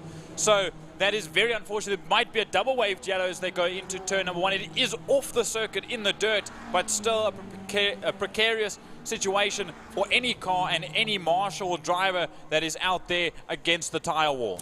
It is on the runoff on the exit of block going corner, but looking back on the screen, coming out of Sorrel, going down into Pertamina Fostron, out of the Killarney back straight, Sean Moore is on a fly, and he's going to be very difficult to contend with. He runs it in deep, hooks it around, brings it around, bit of a California corner take there from him, and works his way out. And sitting up there behind him, Stuart Spooner, who's trying to reel him in. Yep, and I just see now, he must have been there for a lap or so, because we haven't seen but the Hobo Racing and Pro Oil man, Carl Halleck, one of the podium finishers in the Pro Oil trio that happened last round. He sits on the outside of turn number 5. He's obviously had a spin halfway through, and now sits on the dirt as the Supercars head down towards turn number 5. Here they come. It's Andrew Moffat, and it is Glenn Phillips. Pro Oil versus, I'll just see the sponsor for Andrew Moffat, Gramo Construction, and a Pro Oil head out of turn number 5. Then it is Robin DeVos sitting in 3rd spot, and Bradley Fenn, another one of the Pro Oil cars that leads, that sits in 4th spot overall as they race down towards Block Coin. Nice to see 2-wheeled riders becoming 4-wheeled drivers, and it's nice to get the likes there of DeVos, Fenner, Halleck, all ex-motorcycle riders that are now on 4 wheels. But here we go. Moffat going into Castro corner, and he's got Glenn Phillips there for good company, and Phillips is trying to reel him in. Trust me, Moffat will have his foot stuck firmly down in the corner of the right-hand floorboard, trying to avoid there. Behind him, Robin de Vos and Brad Fenner. Brilliant stuff here as they roll down into Damps there, going through, and keeping an eye there on Moffat. Moffat doing tremendously well there. And up behind him, Robin de Vos, Captain Robin de Vos from the South African Forensic Services. Yep, the crazy Mexican, if you will. Another man from short circuit, as you say, from 2 wheels now to 4, and doing very well in this car. And something even more impeccable, as I'm just about to sneeze, sorry, behind de Vos and Fenner is a man that hasn't been in the class for quite some time, and he's taken over the car from Willem Janssen van Rensburg, who will be back next round. It's Stefan Nokia, back for the first time in quite some time, and he sits 5th overall in the class, just ahead of Leon Chetty and Nashvin Schloss, as they race on in their respective position in the mid-pack. As now, here comes Brad Fenner. There is that man, Stefan Nokia, that sits in 5th spot, as the two duos still fight out at the front end of the field as they go into block coin. Well, we're down in block coin corner. 1 and 2 goes through. Here's 3 and 4. It's de Vos and Fenner. Brad Fenner trying to reel in Robin de Vos there. Two guys I know pretty well, very competitive streaks in them. And having a look here, going into Castrol. Well, I tell you what, Moffat and Phillips have been doing this longer than I care to remember. But these two, de Vos and Fenner, they're relatively new to the class. But man, oh man, are they giving it 10-10s. Absolutely, and that and more from these Caltron Supercars. As we said every time, the One Make series, both V8 Masters and Caltron Supercars with their 8-valve Opel motors, still running after 3 decades, basically, is the Caltron Supercars, or the Formula Supercars that they have been, as they run out of Castrol corner now. Now into Pertamina Fostron, the leaders will go. It's still Andrew Moffat from Glenn Phillips with 2.5 or 3 laps left to go. Glenn Phillips is tracking Moffat for pace. One thinks he might be handling this in a strategic manner now as he exits 5 and comes down the Castrol City of Cape Town bridge here down the port straight away. Robin de Vos still holding off Bradley Fenner here in 3 and 4 respectively as they work their way under the bridge down into block coin corner. And you see there both de Vos and Fenner taking that outside line. So you're coming tight into block coin, and you can work your way around. On the way to Castrol corner. Here's your leaders. And now look, Glenn Phillips getting that little bit closer. I told you he's a very strategic young lad. He's operating that car on a very careful manner. Just putting it on a ticky, just keeping it there, keeping Moffat in sight, thinking that perhaps at some stage I can take a late lunge. Yep, as they come down towards the camera there in Dam's Dip, turn number 3. The V8 Master still passing some of the back markers now throughout the field. The leader in turn 2. But look to the lead once again in the Caltron Supercars. It's just getting closer and closer between Glenn Phillips and Andrew Moffat. Just wait for the pressure. They've had many a time coming outside on the final lap between coming out of Pertamina Foster turn 5 side by side, and they like to knock and nudge on the final lap, so we'll see. It might just come down to the final lap, as it is Moffat still leading out ahead of Glenn Phillips. Right, there comes Moffat and Phillips in Caltron Supercars. I think this is going to go down to the wire somehow. They've got their penultimate lap that they commence with now as they go into block coin corner. So Moffat's still there. Right, let's have a look see. There comes de Vos, there comes Fenner, and just behind them, not too far away, will be Sean Moore. There he goes, Sean Moore, your leader in your V8 Masters. And is he a master? He's a master of his trade, that much I can tell you. Sean Moore, untouchable at this moment in time. And on to the last lap for Sean Moore and the rest of the field, as here he comes towards us now and into Castrol corner for the final time. 3.5 corners left to go as he has to go down towards the Lundstem kink. Just behind him, Stuart Spooner, 8 seconds is the gap. Then Ken Finneran in that 3rd spot, 12 seconds rather between himself and Stuart Spooner. And then Gary Thompson, the last of the ones still out on the field in that 4th spot. as they race on down. Sean Moore still lead out as he goes through Sarl Sweep for the final time. Right, so coming out there, Sean Moore works his way down the back straight down towards Pertamina Fastron. Ahead of him are the leading Caltron Supercars. Just to give you an idea of the pace he's setting. Moffat and Phillips are crossing the line, but there goes your leader now. He will be on his way to the checkered flag. Sean Moore taking it easy, knows he's got a large gap there, and will ease his way over the line at the checkered flag. Well done to Sean Moore for heat number 1 in the V8 Masters. There you see the flag on screen come across your camera, and the rest come through here, likes of Spooner, then Finneran, then Thompson. Yep, so that was quite close between the 4 of them, or between those two, as here coming across the line to finish his race. That'll be Stefan Nokia, the first time he's been back in a supercar in a good number of months or years even. Now coming across the line, we're just waiting for Glenn Phillips. Glenn Phillips is rolling around turn number 2 as Nashvin Schloss crossed the line, but Andrew Moffat is still racing. Moffat's still on the lead lap, but they both should still be on the lead lap. So there might be a little bit of confusion. It may be possible that the flag was let out early because Andrew Moffat's still going at a reasonable pace, as well as Brad Fenner and Robin de Vos. So Brad Fenner's on the outside of Robin de Vos. They're side by side. Is Fenner going to hold his line because he'll have the inside line?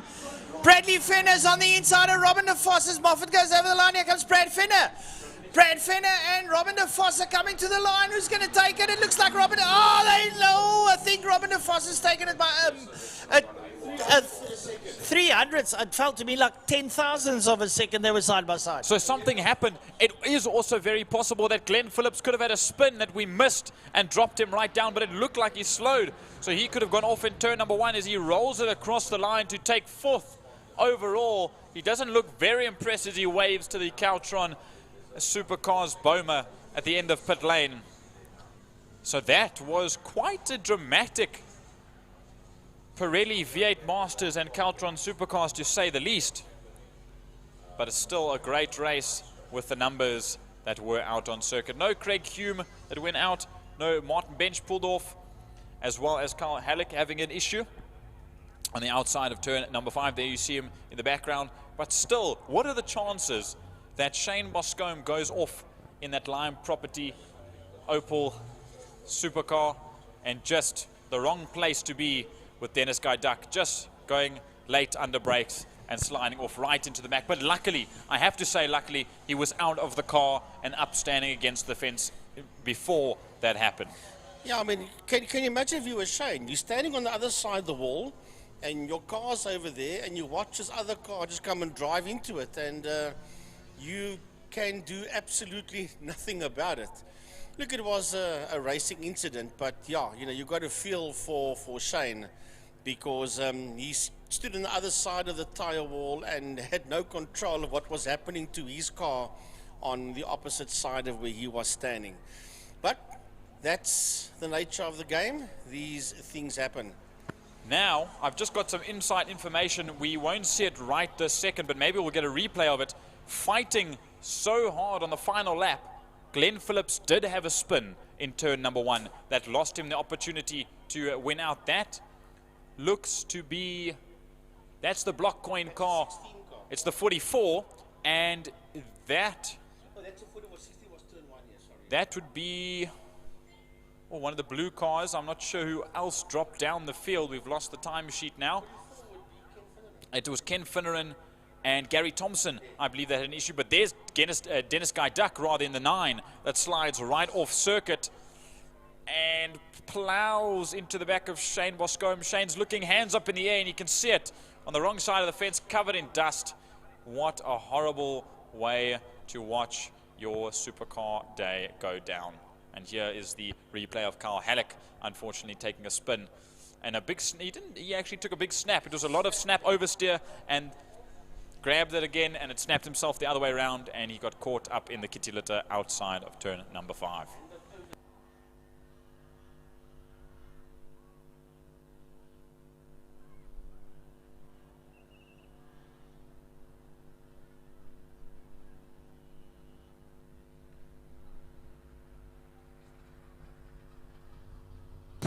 Right, to all the two-wheel lovers, hold on to your seats. I'm just saying to the commentators, it looks like we're running a national here. The Pirelli Seal Pro Wineland Superbikes SPK Challenge 600 and MC Masters Superbikes and the 600s.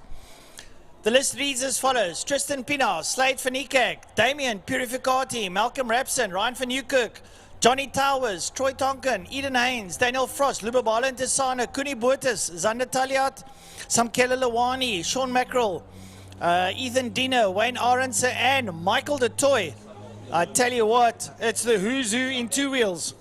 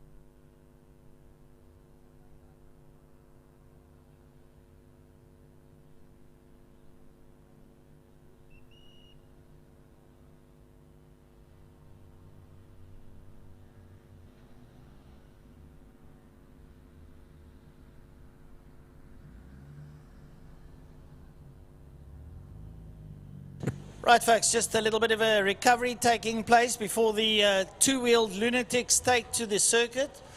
To the viewers at home, thank you for being with us wherever you are. I hope you're enjoying the edition of Run 8 of the Power Series.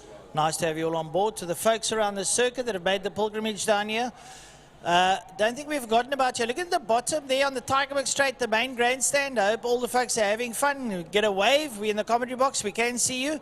You're there above the bull bar. The guys down in the bull bar, I hope you're having a jaw, guys. Six love, as they say.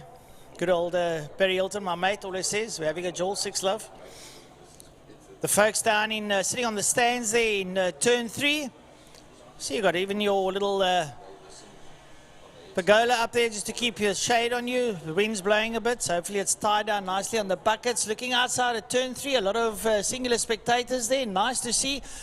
Starting to get a bit here on the left, on the Castrol corner. Some folks sitting on the stands there. They're having a lot of fun.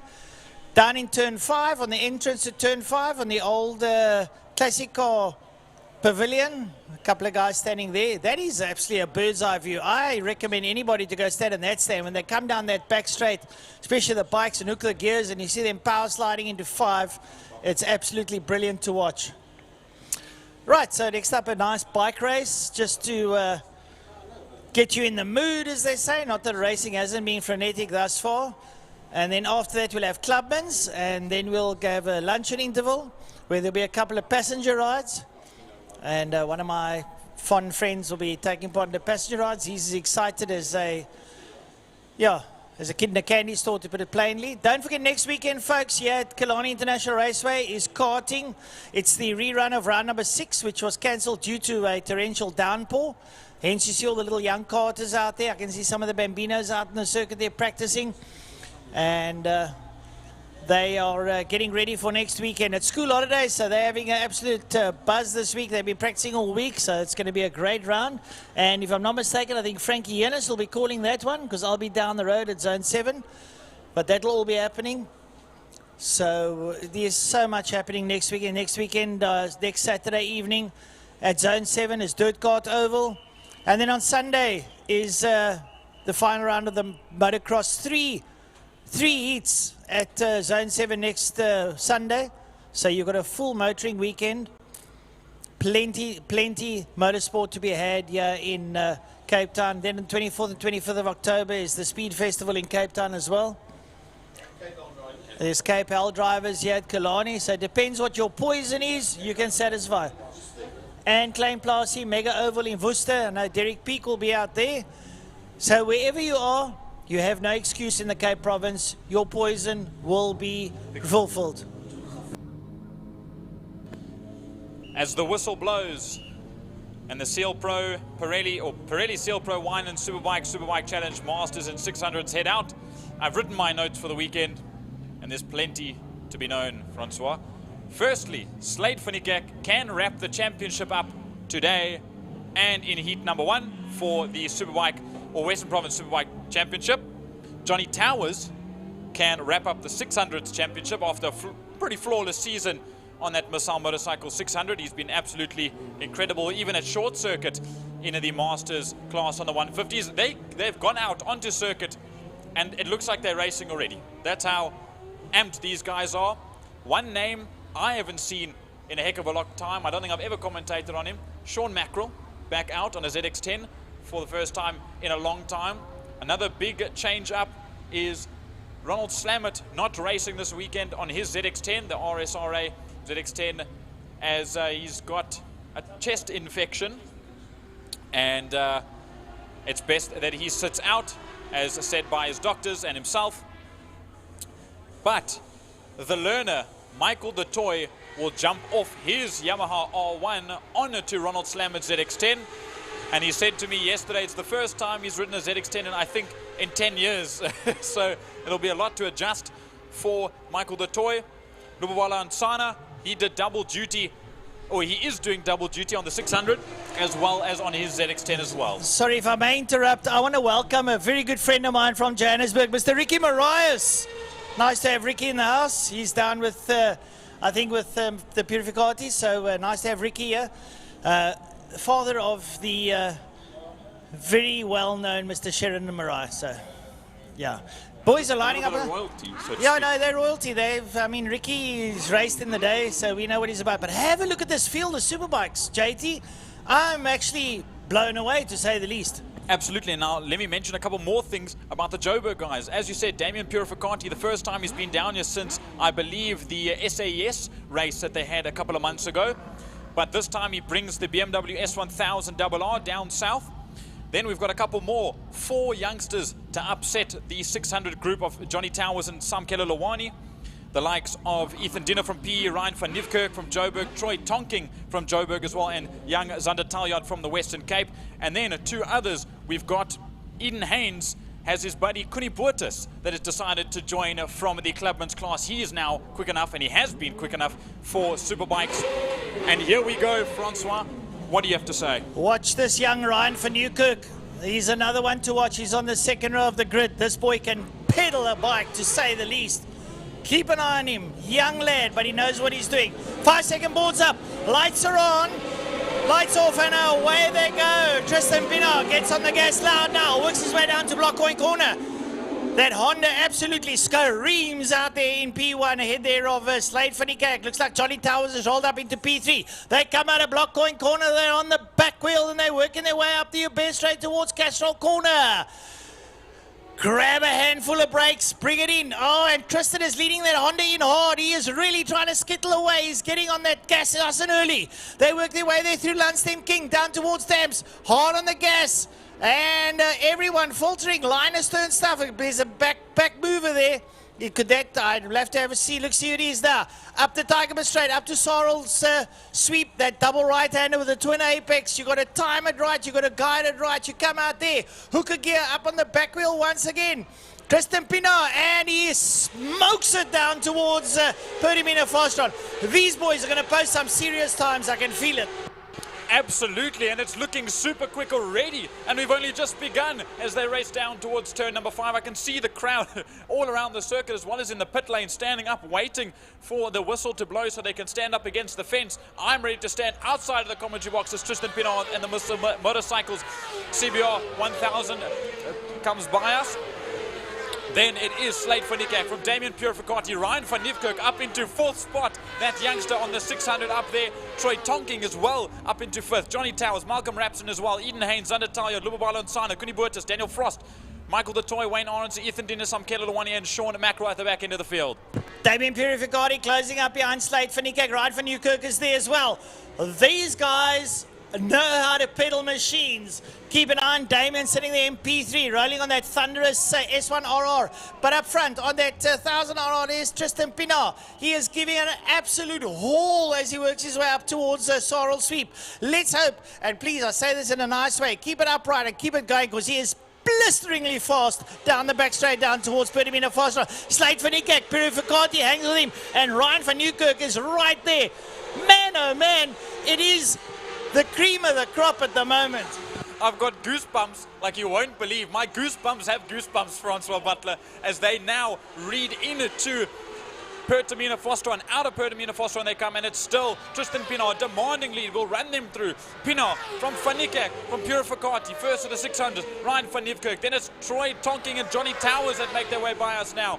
Another BMW of Eden Haynes, and then Malcolm Rapson as well. Zander Talliot, Lubabalo Nsana, and Kuni Burtis changed places. Daniel Frost, Michael DeToy, Wayne Orange are all come through still in the challenge class. Then it's Ethan Dean on the 600. Samkela Lawani and Sean Macro still on the ZX10 at the back end of the field.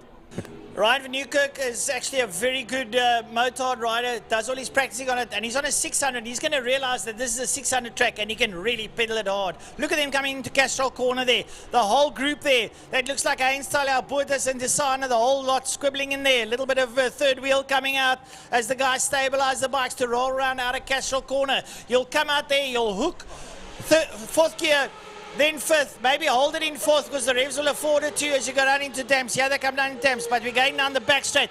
Have a look at these guys hurtle down the back straight. I have ridden enough bikes in my life. I'm scared, to say the least. I'm scared, and I haven't ridden many. The only times I've ridden a bike, I've crashed one, and I rode another one very slowly. So this is otherworldly to me as Tristan Pinard flies on by. Slade van Niekerk doesn't need to go overboard. He just needs to finish this race, the first heat and the second heat, and it could be final for the championship as Damien Purificati sits on his tail, breathing down the youngster's neck on that ZX10. Then it is Ryan van Niekerk behind him. Towers, Tonking, Rapson and Haynes all running through, all at incredible pace.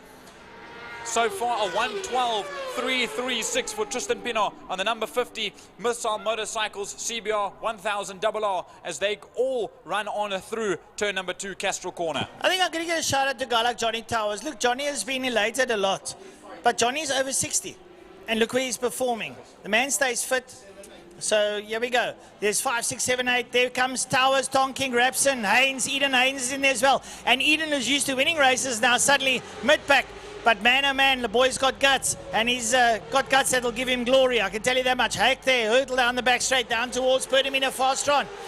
Towers leading out that pack. Up behind him, it's Tonking. Then Malcolm Rapson, Eden Haynes, and Taliat is very close by as well. So all there, but I can tell you something for nothing. Have a look at them roll around out of 5. Using that negative camber, if you can get your knee down there, you're doing pretty well. Yeah, they come up towards us. Towers leads the pack. He's on a 600, coming here. And Rapson. Rapson's climbing the ladder. Malcolm Rapson's on the move. So Malcolm Rapson working his way through the pack, getting in there. And he's on the 1000S Suzuki, and he will not want to be left behind now as he works his way through. He's chasing Towers, but he's still got to get past Tonking as well. So, yeah. Now we watch as this massive group goes into turn number 2, Castro Corner. We still watch here. That's Zander Talyard and Kuni Buerta still fighting out. The youngster and one of the men that have ridden motocross quite extensively is Kuni Buertas and Eden Haynes. So it's a different kind of thing. It's the same thing as when we saw David Goosen come from his motocross background and absolutely destroy on the 600. So a little bit different kind of scenery for these guys, but absolutely flying as they are as the leaders head down towards the final corner.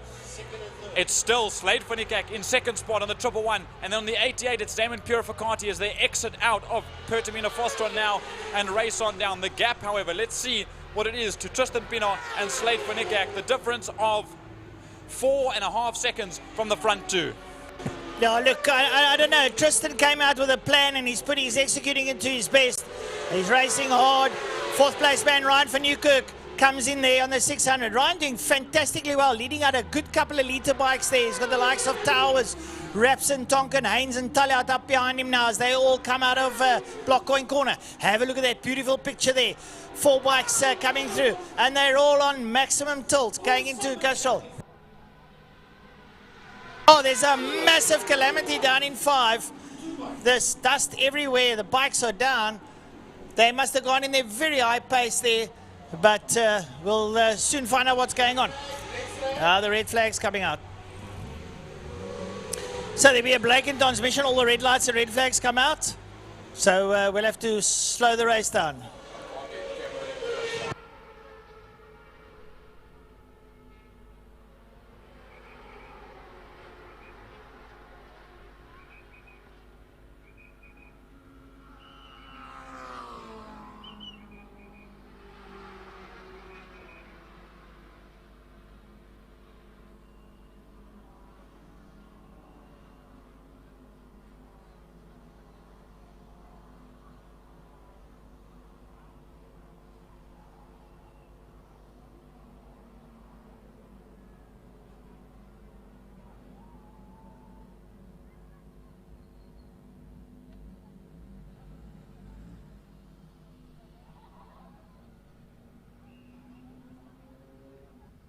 Right, folks, so just a little bit of a break in racing and transmission. We have an accident down in turn 5. 2 riders are down. We hope they're well. And there has been red flagged, so the race has been red flagged. We do see the medics moving out. They're on standby. Maybe the doc will go out, Neil.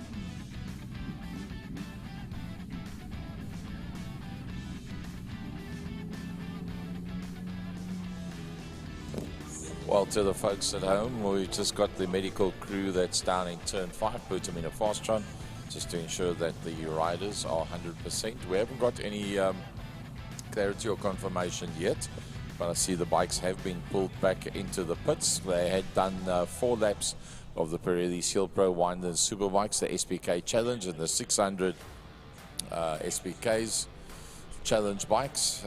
They race number 1, so they have been pulled back into the pit lane, and they are busy down now in turn 5 to sort the necessaries out. As soon as we've got any information, we'll bring that to you. And a big thanks to all the crew from IMUSAT bringing us first-class footage, and to the West Province commentary crew that's bringing you all the information as we go during the course of today. Round number 8 of the regional series for Killarney International Raceway 2025, brought to you by Lion Property Management in conjunction with Smile 90.4 FM and the City of Cape Town.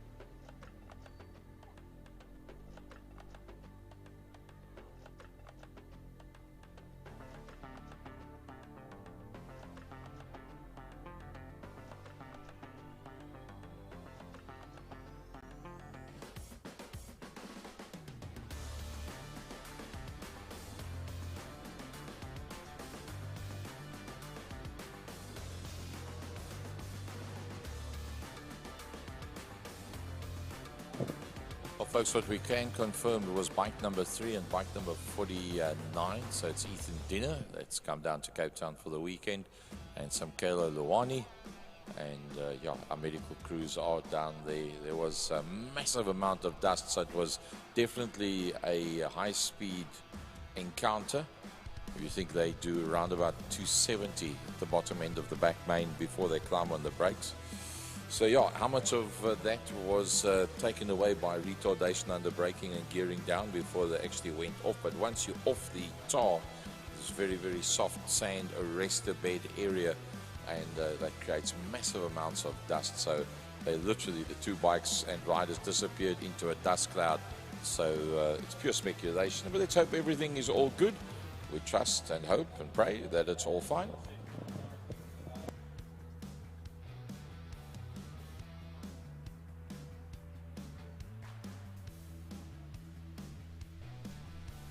Right, just got confirmation both riders are in the ambulance, but we do know our ambulance people are seriously on the overprotective side. If they've got any doubts whatsoever, you can say to them, I'm fine, let me go back.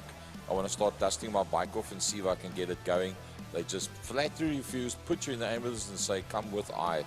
And they check you out perfectly before they allow you out to go and have a look, see what's left of your machine. So hopefully it's purely safety-wise and no injuries at all.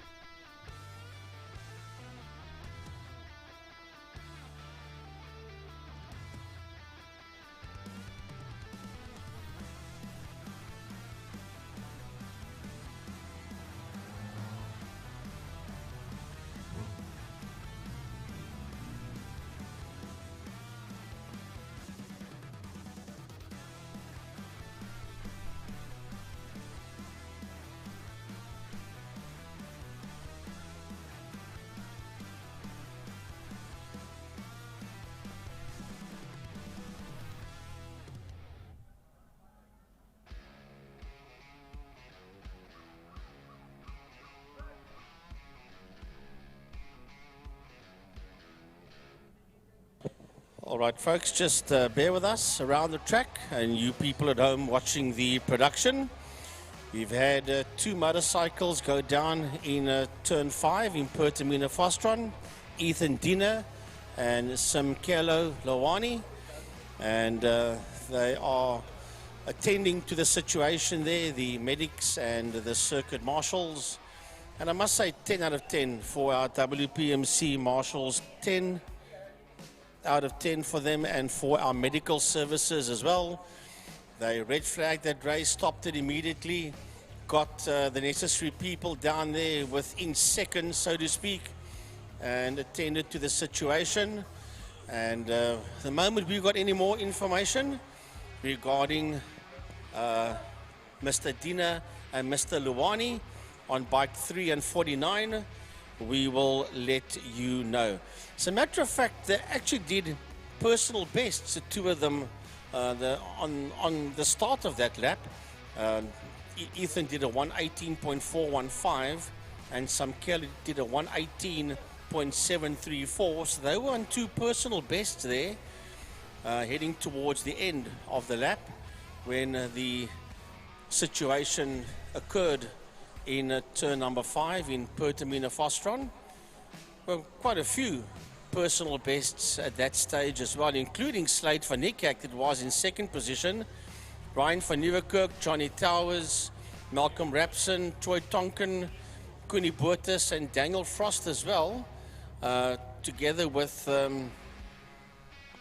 Michael de Toy also did a PB in that lap, together with Dina and Luwani when they went down in Fostron corner. At that stage, 112.336 was the quickest lap out there by Tristan Pino. But as I said, the situation has been dealt with by the marshals. And if we get any information regarding those 2 competitors, we will let you know. Yeah, as always, they will be taken to the medical center for all the necessary checks. But obviously, I believe you look to the leaders on our timesheet, and Tristan Pienaar only managed 4 laps, and I believe they do 9 laps, so it wasn't past the 66 or even 77% threshold, which means it will be the race will be stopped for now. But we will just wait and see for further confirmation if they'll be let out again to do a second half of the first race, or if that first race will be scrapped. But all the bikes are back from Parc Ferme. They'll all head into their pits, and we'll just wait a little while longer, so please bear with us, and we'll be back with you shortly. It happened at the end of lap 4. So we'll have to wait and see, as Geordie was saying, what the powers that be is going to say. Are they going to come out and do maybe a 5 or a 6 lap sprint, or are they going to can race 1 in total? Of course, that we don't know. That will be determined by our COCs, our assistant COCs, and our race stewards.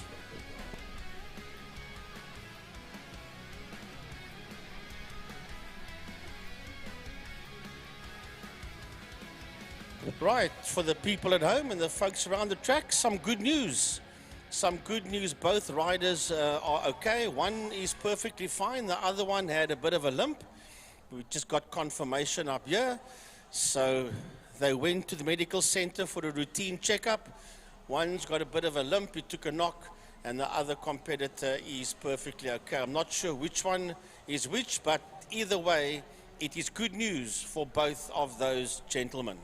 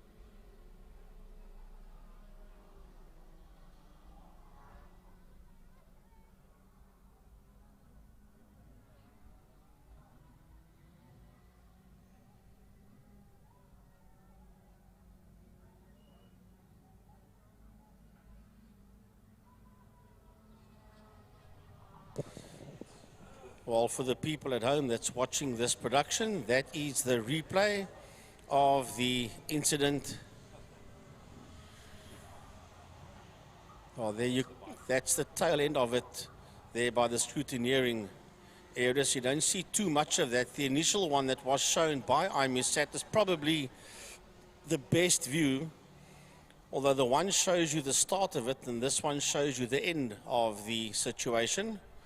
But we did get confirmation from Mr. Hendricks up here in the commentary box that one rider was limping, the other rider was walking with no problems. So based on that, it seems as if both riders are okay. And Gaza, wow, they are okay, but look at what they went through. That was hectic stuff. I'm going to hazard a guess. Well, Dave Abrams, what would you guess would be the speed that they left the circuit at that point? Thinking that they're doing 270, 275 when they go onto the brakes, what would you guess the speed was by the time they left the tar?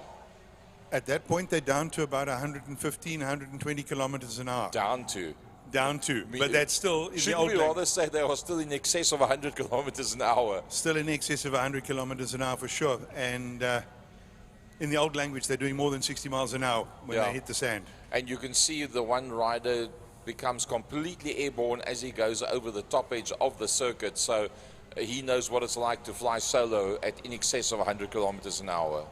I would say yes. That was quite a prank, quite a monumental crash, I think they will call it in the stories later on. The flight is fine. It's the landing that hurts. This is what Jeremy Clarkson has always been saying, that speed doesn't hurt you, it's the sudden stop that does. I'm very glad that that gentleman came to a not-so-sudden stop in the sand, and as we've heard, both riders seem to be okay. Shall we say, shaken, not stirred.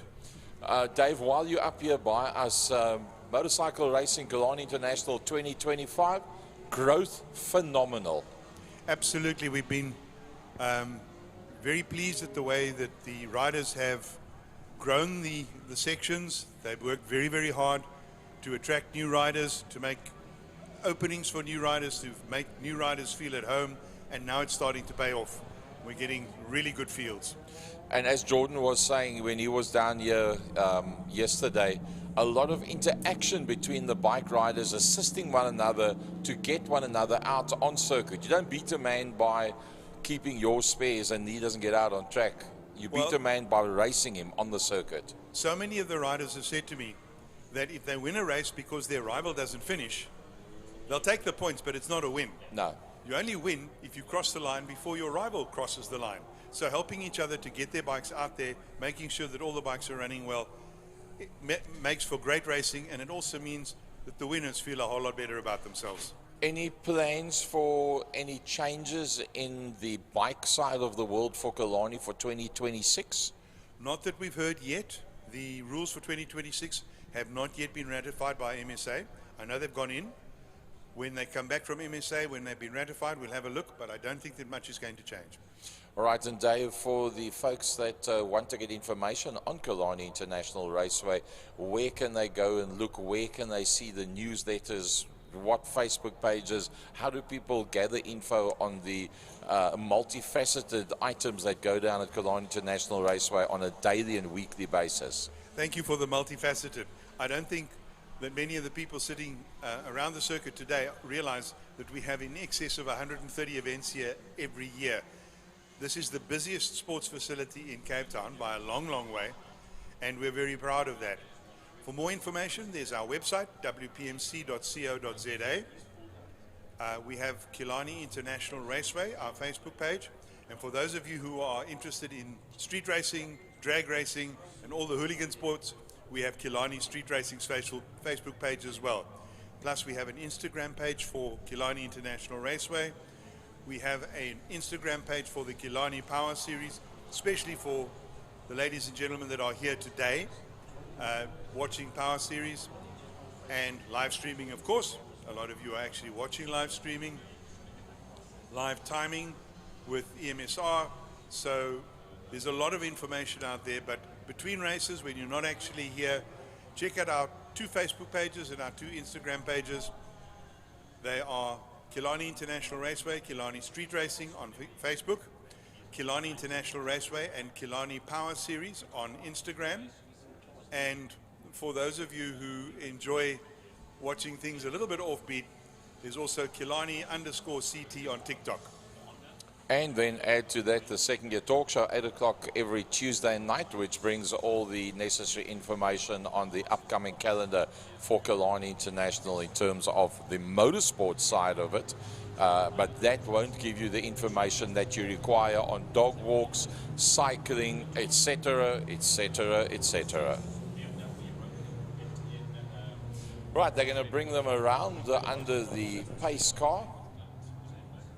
I did see that Jess Huggett did go out this morning for qualifying, but did not get a lap time at all, so I'm not sure what happened. He did not complete a complete lap, so you'll probably find if Jess Huggett is out there, you'll be starting pretty much near the tail end of the field.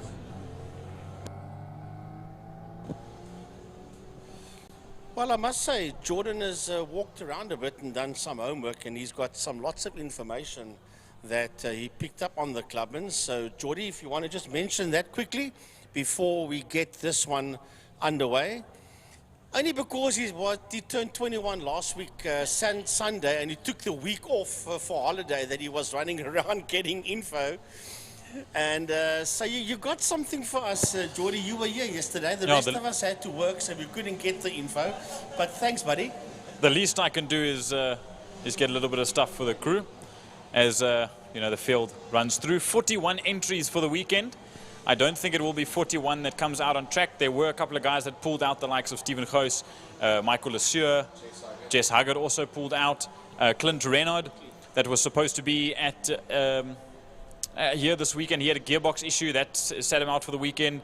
There's a big battle in Class C between Gemma Olin, Trappist van Tonda, Dylan Joubert and Anu Michael, so that'll be one to watch between the four of them.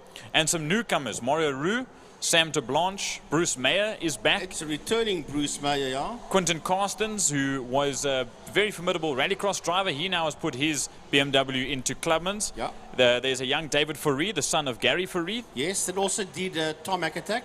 Mark Gray, that we spoke about earlier, also in BMW, yes. And then Jordan McKay, him and his father and a good friend of his raced in the Lemons 9 hours, so they've changed that car into a Clubman's car. Barcy Berger is back, as far as I can see, unless he's withdrawn.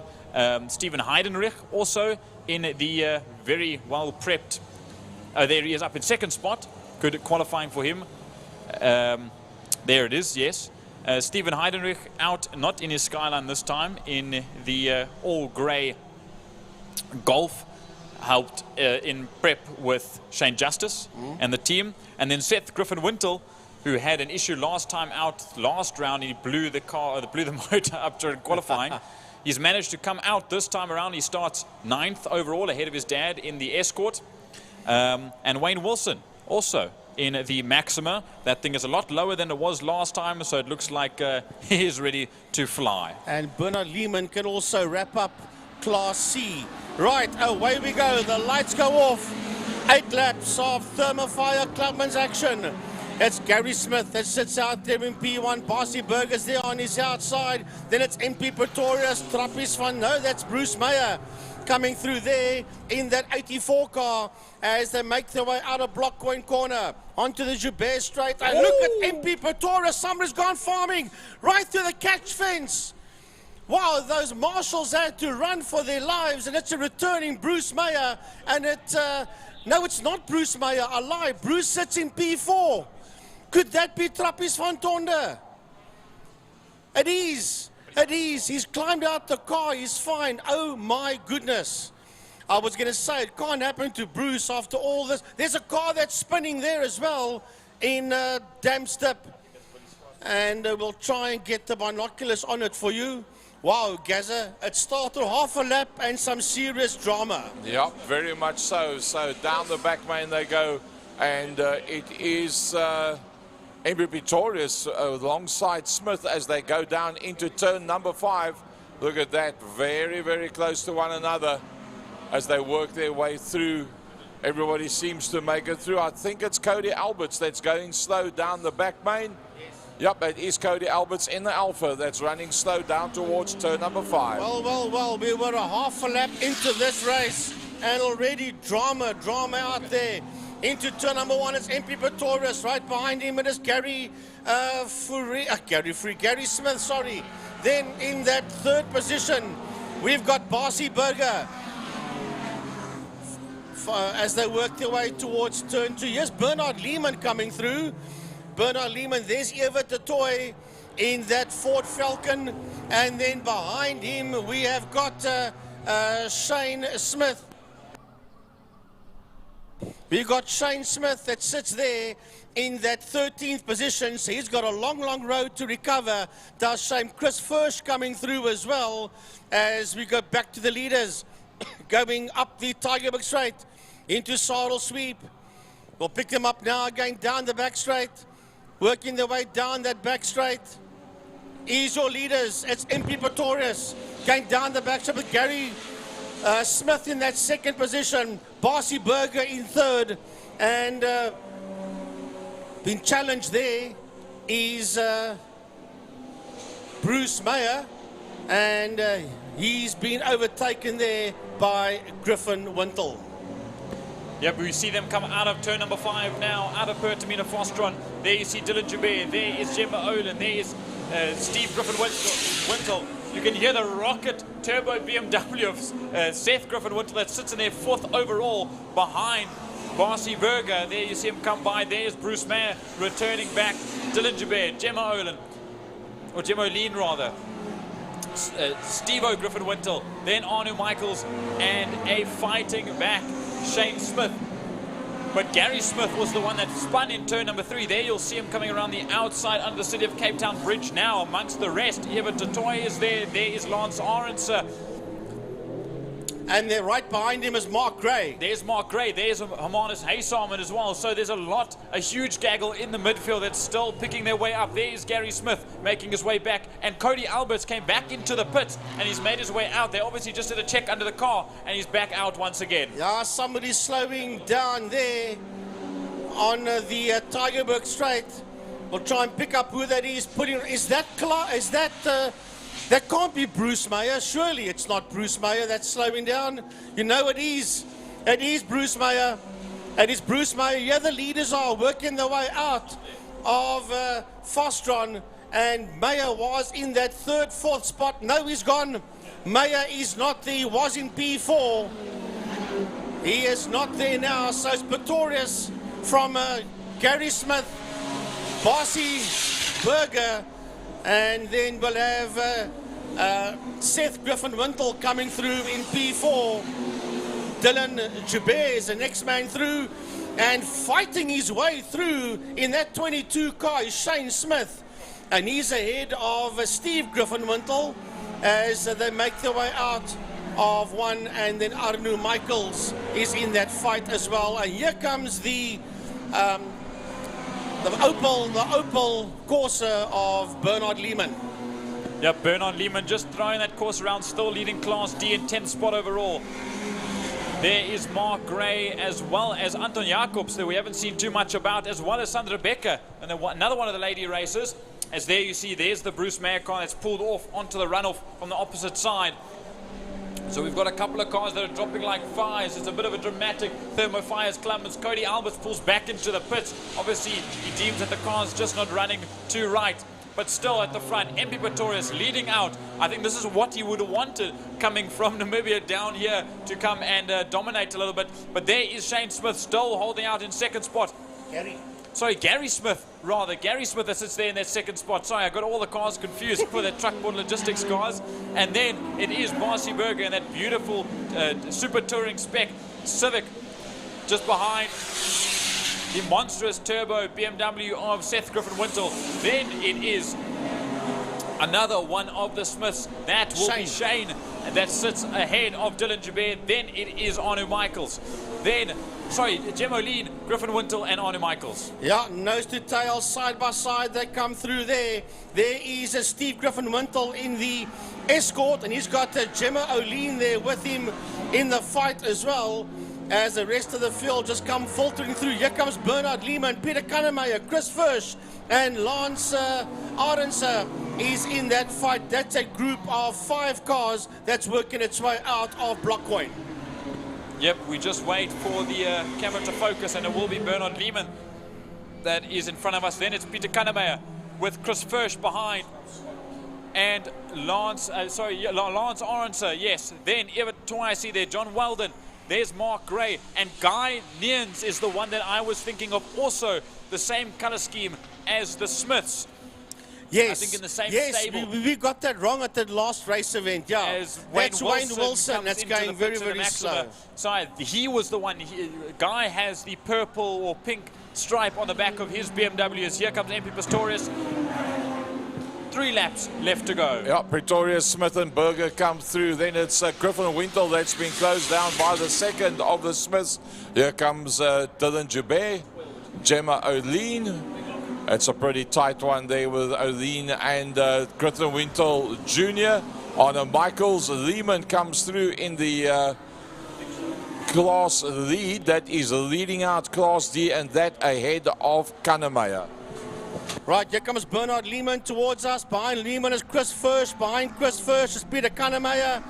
And then Lance Arendse in that Golf 2.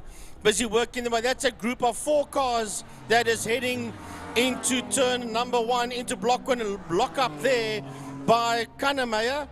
And then we have got Everett Toy, and here comes Guy Nayens, and right behind him is Anton Jacobs. Yes, it is Anton Jacobs. No, it's not. It's Mark Gray. I apologize. And John Weldon is right there with them as well. Yep, so there's a couple of groups of 4 that are battling it out at the moment as they come in to Castro Corner. Just behind them is the lady racer Sandra Becker that is fighting there in the top 20. It's sitting in 18th spot overall at the moment. A very fierce field that we have amongst all the classes. As the leader now will cross the line to start another lap. It'll be 2 to go for MP Pretorius. As there he comes into frame behind. A very slowing Gary Smith will start dropping down the field as he drops behind Barcy Berger. Either that or he's waiting, because look who's behind his son, Shane Smith right in there as well. So they might play a little bit of cat and mouse between the 2 Truckport Logistics cars behind Barcy Berger, with Seth Griffin-Wintle in that 5th spot. Well, this means that Shane will probably get his nose ahead of Gary Smith. The 2 BMWs working their way out, and it's a sliding Gary Smith as well. He lost that position to Barcy Berger. There's MP Pretorius all the way from Namibia. Then it's Barcy, then it's Gary and Shane Smith. That's the 4 cars working their way out of Damstip, going up the hill towards Saddle Sweep. Out of Saddle Sweep they come. Here comes Seth Griffin-Wintle. You can hear that turbo on that BMW of Seth Griffin-Wintle. Then you'll have Dylan Joubert in there behind him. Gemma O'Lean coming through, and she has involved in a fight there with Steve Griffin-Wintle as they work their way through. Then we've got Anu Michaels, and he just gets his nose ahead there of, that is a returning Bruce Meyer, but Bruce is far down the road. He's a good couple of laps down by now. There you saw, go through the picture now, the 2 youngsters. It was there's MP Pretorius rather. This will be the final lap. There's Barcy Berger with Shane Smith just behind. Then it's Gary Smith. It's dropped off the pace ever so slightly, but still right between the 2 of them. Then Seth Griffin-Wintle will come through in that 5th spot. He just needs to make it to the end of this race with Dylan Joubert just behind, but Dylan is closing by a considerable margin. Yeah, Gemma O'Lean is having a fight there, but she just got overtaken there by Steve Griffin-Wintle. Here comes Steve Griffin-Wintle. Into turn 1 is Gemma O'Lean into Blockcoin as we work our way up that Tygerberg Straight. And we pick up MP. That's the man going through your shot now on the last lap with Shane Smith, Barcy Berger, and then Shane Smith in 2nd and in 3rd. Yeah, but watch, there's the 2 other youngsters, the 2 newbies, Jordan McKay and David Fourie, that are just in the way of MP Pretorius. They need to move out of the way as soon as possible. There's a battle raging on between both of them. If MP can get by, that'll be race over. as now he will get by, and he's more than enough away from Shane Smith. Yeah, Shane's gone up to second. He's got his nose ahead there of Barcy Berger. He'll come home in P1. Barcy Berger will finish in that second position. And sorry, Shane second. Barcy will come home third. Gary Smith will finish in that fourth position. Now, we're waiting for Stephen Griffin-Wintle to come through as well.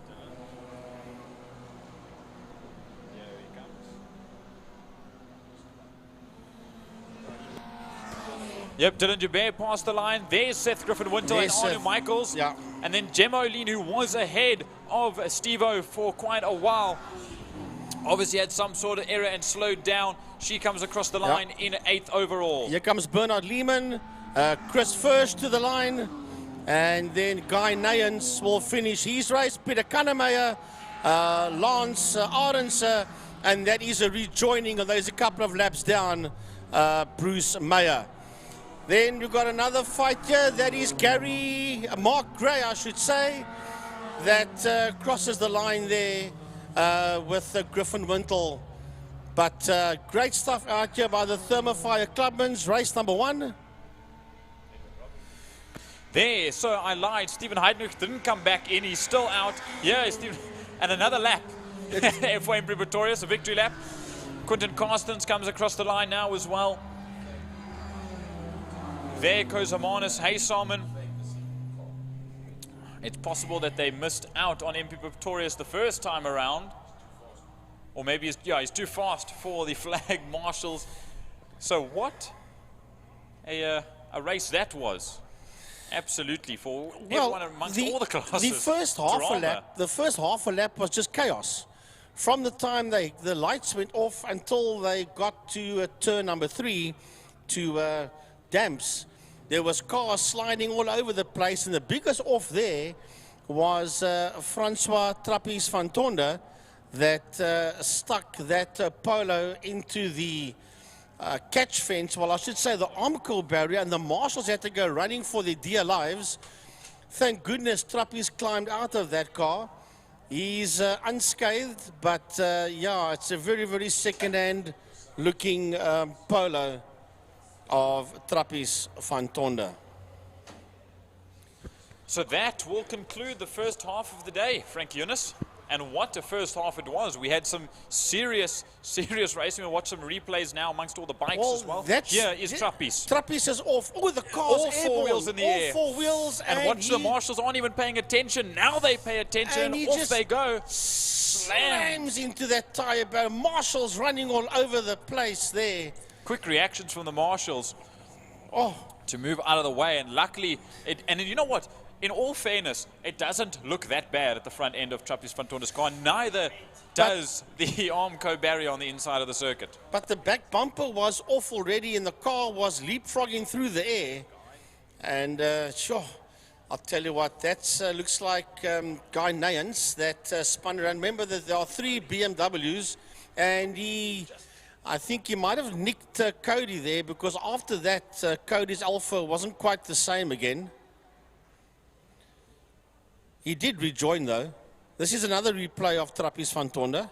I'm very curious to hear from Trappes what happened. Did he must have got tagged, because there's no way that he would have got unsettled in a straight line. So I feel that maybe he just came off the dirt, someone just nudged him, and then he went around, and yeah, that's... But also, fair play to Trappes van Tonder for jumping out of that car quicker than I've seen anyone get out of anything today. Well, I tell you, he would have had his heart in his throat, because he knew that he was going to slam into the Armco barrier and the tires, and there's marshals that's standing in front of him, and there's nothing that he can do to avoid them. And he was just hoping and praying at that stage that they would get out the way, and thank goodness they did. And he also climbed out of his car as well. So from that point of view, yeah, a major sigh of relief. But yeah, Trappes' car won't be the same again after that. Right, folks, we're going to go off air for a while. It's now the lunch interval, and we'll speak to you after the lunch interval when we start off with the Clubman's Classic and Breakfast Run bikes. We'll chat to you soon.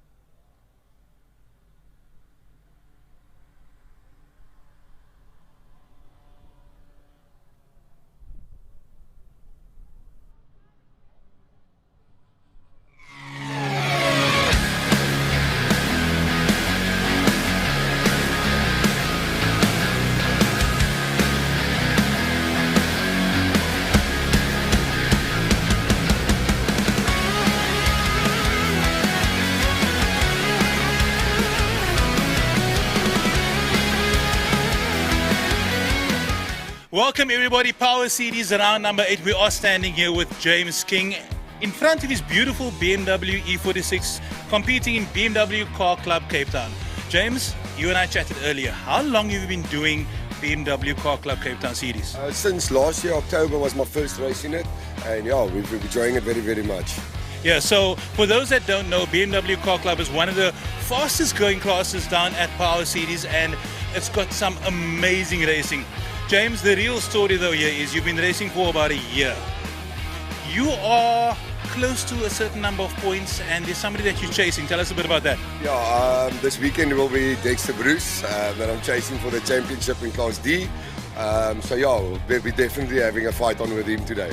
Okay, so Dexter in that one series needs to watch out. It's got some beautiful paintwork on that car, so it's not something everyone to get scraped or anything. But that being said, if it does, you can just bring it to your shop to get done. What is it that you do? Because I've heard that you do carbon fiber body kits or fiberglass body kits. I apologize, fiberglass body kits as well. Yeah, yes, that's what we do. We got a shop here in Killarney Gardens, and we've lately started building quite a lot of fiberglass body kits, wide arch body kits for numerous of the cars that's racing here, and of course normal spray painting as well. Like this year, it's all fiberglass in the front. So yeah, if you guys ever want to come and talk to us about any fiberglass or spray painting, you're more than welcome to us. Come to us. We're on 4 Monza Road in Killarney Gardens. Awesome stuff. So, boys and girls, BMW Car Club Cape Town, that is something to watch out for. James, best of luck. Thank you very much, Jason. Have a nice day, guys.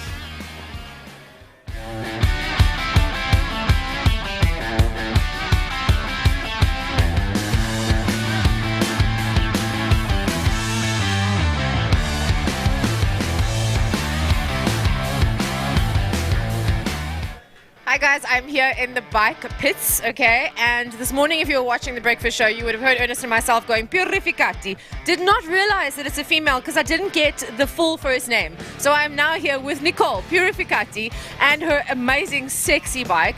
Nicole, tell us, how did your qualifying go? Hi, so qualifying went really, really well. First time here on this bike. I want to thank Suzuki South Africa for giving me the opportunity for racing this GSX 8R. It's amazing. I qualified 4th on the grid, so pretty excited to see how we go. It's my first time here on this motorbike, so it's going to be good. Awesome. And tell us a little bit about your riding career. I believe that you have raced overseas. Tell us a little bit more about that. So yeah, I've been racing for quite some time now, 20 years. But last year I had an opportunity of racing in the World Women's Championship. It was amazing. Yeah, unfortunately I broke my femur in Portugal, so that set me back, but I'm finally back riding again and doing what I love. Awesome. And as a female, how did you first of all get into racing bikes, and did you find that you were welcomed, or was there some challenges because you're an amazingly beautiful tiny little petite female trying to get on this absolute insane machine? So racing, my parents did drag racing in cars, and I wanted to be a bike rider. So I was like, Dad, just bring me a bike, and he's like, okay. I started only when I was 18 years old, so a bit late, but cool. And when I started racing, to be fair, the boys were quite hectic because I don't want to be beaten by a girl. So it was always a challenge for me, but I did really well in my career, and yeah, the boys still give me nonsense now. It's good. Absolutely. Well, you are doing well, especially if you've gone overseas to race. We wish you all the best of luck, and thanks so much for talking with us. Thank you very much for having me. Thanks.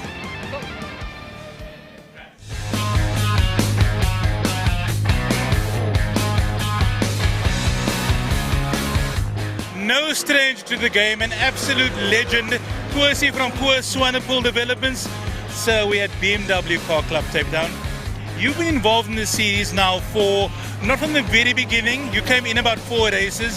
So what was your motivation for sort of taking part or getting your son to come drive in BMW Car Club Cape Town?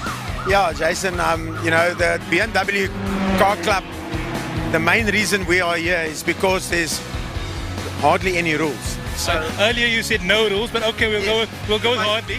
Okay, so basically it needs to be a BMW with a BMW engine, and you can run any configuration. So you can run a turbocharged, you can swap the engines out, you can put a V8 in the E30, and there's no other rules. Yeah. So you just prep your car and you arrive, and then obviously you're driving classes, meaning on lap time based. Yeah. So you decide how fast you want to go, and you compete in that class. So that's why it is very, very popular. Yeah. And like my dad always used to say, if you have 100 rules, you got 10 cars. If you have 10 rules, you got 100 cars. And that's exactly what BMW Car Club Cape Town is, and why it's grown so much over the past year for exactly the reason that Quircy said now.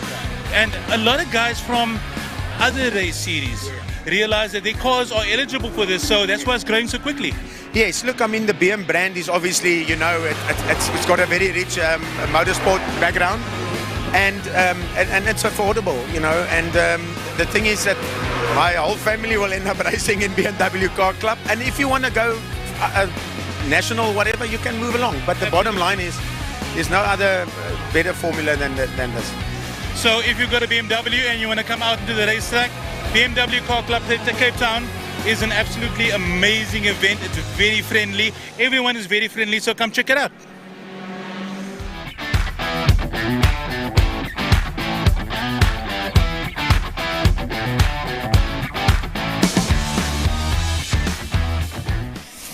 Hi guys, I'm here with Josh Smith. So the last time we spoke, it wasn't on camera, but your car was coming off of a bit of a flatbed situation. There was some damage to your hands, and I see now that you have something new behind us. So I need to know everything. What happened? Okay, so basically we sent it up to Joburg for a few months, so they've been repairing it. And then we had a national in Red Star, so we went to go testing in Swartkorps, and unfortunately we didn't have second gear. In the new car now? Yeah. Okay. So we had to bring it back to Cape Town, put a whole new spare gearbox in, and yeah, now we're here. And we got the whole new livery done and everything. So you did qualifying, and this is the first time here at Killarney in this car, and what happened? This car is honestly awesome. I'm just so happy to be back in my own car, and yeah, it's just awesome. This car feels as it should have. Yeah. And you qualified? First. Of course. I mean, that's why I'm standing here talking to him. Okay, and you're racing later on today. Are you going to keep your pace, or are you going to push a little bit harder?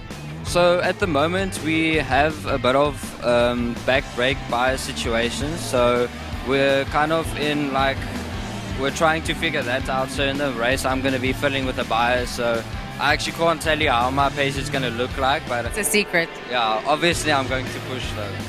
Okay, and tell us a little bit more about the crash that you had with the other car, because I saw it when it came off, and as the mom in me just went, oh my goodness. So what happened? So my throttle cable got stuck, and because it got stuck I had too much speed, and it was a wet track.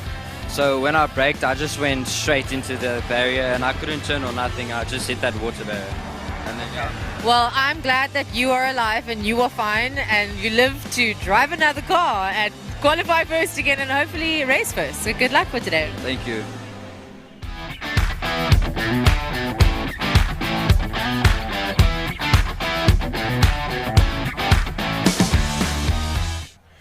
GTI Challenge is without a doubt one of the more popular series down at Killarney International Raceway and Power Series. We're here with Mohammed, who's been racing this for about 5 years now? Yes, 5 years. 5 years. So, from what I understand is you've been close but no cigar for the past couple of years. Second in the championship, third in the championship. But where we are currently, you've currently got an 8-point lead in this championship, which means it's very, very close. Right? What is the season looking like for you? You've got 1 or 2 more races left. What do you think is going to happen? We have 2 races left for the years today and the November race. So yeah, hopefully I just need to keep it there in front of the opponent that's laying second, and just take the points and walk away with the points. Well, who is laying second? Let's just throw some smoke out there add some smoke to the fire. Who is second in the championship? Wayland Falskink is currently lying second. Yeah, and it's a tight competitor, is a good race driver as well. So yeah, it's kind of tight. Okay, so this is going to be an insanely good race to watch, an insanely good end to the season. So keep an eye out for Mohammed and Tace, and for the other guys in GTI Challenge, it's going to be some good racing. Good afternoon, everyone, and welcome to the Lunchtime Show. The sun has come out to play. It has worked in our favor. The track has warmed up. The spectators have come out. The kids are having fun on all of the rides and the entertainment. I smell Boerewors rolls and burgers everywhere you go. It's absolutely amazing.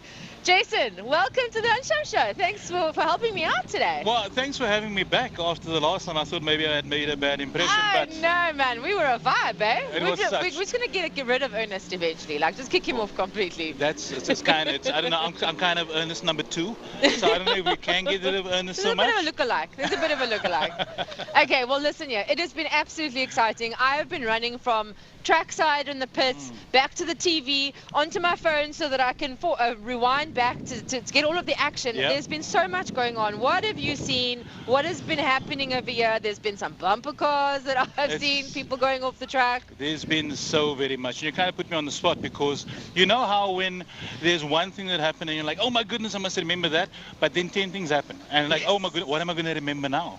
It's been such a crazy day at Killarney. Like Simon said, we've been moving back and forth between the pits, between the track, between the spectators and the fans. It's been such a crazy day, but things that really stand out. We're going to chat to, we're waiting for Mansoor Parker to come through, who's currently in contention for the championship title in BMW Car Club Cape Town. Yes, so can we unpack this? Because Ernest and I were chatting this morning, and Ernest, all he needed to do was come forth, finish the race. Yes. And I was in his pits, and the race was on, and it was super exciting, and the next minute I saw his car pull up, and my whole heart just sunk to the floor. Absolutely. I saw that bonnet fly open. I started screaming to the team, imagine you're in Formula 1, just go, go, go, go, go. There were cable ties flying in the air. I mean, I may think that's a very dramatic scene, but oh my goodness. And now... With that very dramatic scene that you made, somebody's going to meme that and show Ernest car in the pits and say Formula 1 moment or something. There we go. Pretty much, that's exactly what happened, and that's how crazy this racing gets, which is why we want to incorporate a lot of the drivers that are racing inside these championships, because when you get to this part of the season, second last race of the season, this is when points start to count. Absolutely. And you've got people that are sort of unofficial championship leaders or championship winners as such, but it's unofficial for reasons like this. Everybody thought, or we had thought, or at least Performance with Paige and the team, they were on top of the season in BMW Car Club Cape Town. Yes. This is the second last race of the season, and that looks like it's in jeopardy at the moment. It's not done. There's still some clawing back, but this is where the racing comes from. There's so much going on behind the scenes and with the racing that you never know which way it goes. Another one is with Mohammed Kalfi, who the driver in GTI Challenge. We interviewed this morning. Yeah, you guys the viewers would have seen that now, just before we started. Just a few minutes. So this is how quickly things change. We did the interview with Mohammed this morning. Mohammed was leading the championship as of 9 o'clock this morning. Yeah. And in the first race, he spun out in his Polo. That changes the board completely now. Waylon Volskenk, who was second in the championship, is now leading in points. So that could also change things up. It's crazy how this is like going. this. I mean, we were pretty confident. Ernest was discussing with me, and we were kind of having a joke about his strategy qualifying. He was just holding back. He didn't care too much, because just make sure you finish. That's it. Absolutely. You know? And now all of a sudden, it's kind of like, I just needed to finish. So when they fixed the throttle, he went back on the track for like the last lap and a half, just to finish, and now there's a bit of a what's going to happen. And now what's going to happen with that man right there? We've got Mr. Mansoor Parker. He's going to come and chat to us now. We're going to ask our producer lady, Alicia. Mansoor is the gentleman in the red hat over there. There we go. We've got him right over here to come and talk. So I'm going to leave you guys to have a conversation. Absolutely. Three's a crowd, they say. Two ugly faces. Yeah, you see, I'm just going to give you guys a moment, guys. But if you want my face back, just comment below. I'm joking. Three's a crowd. I'm going to let them have a conversation. Everyone's going to comment. Bring Simon back now. Okay, I'm going to get out of the way while we can get Mr. Parker on here. Nice. You're off screen. That's fine. Okay, Doc, can I do Carol mine? Are you uncle?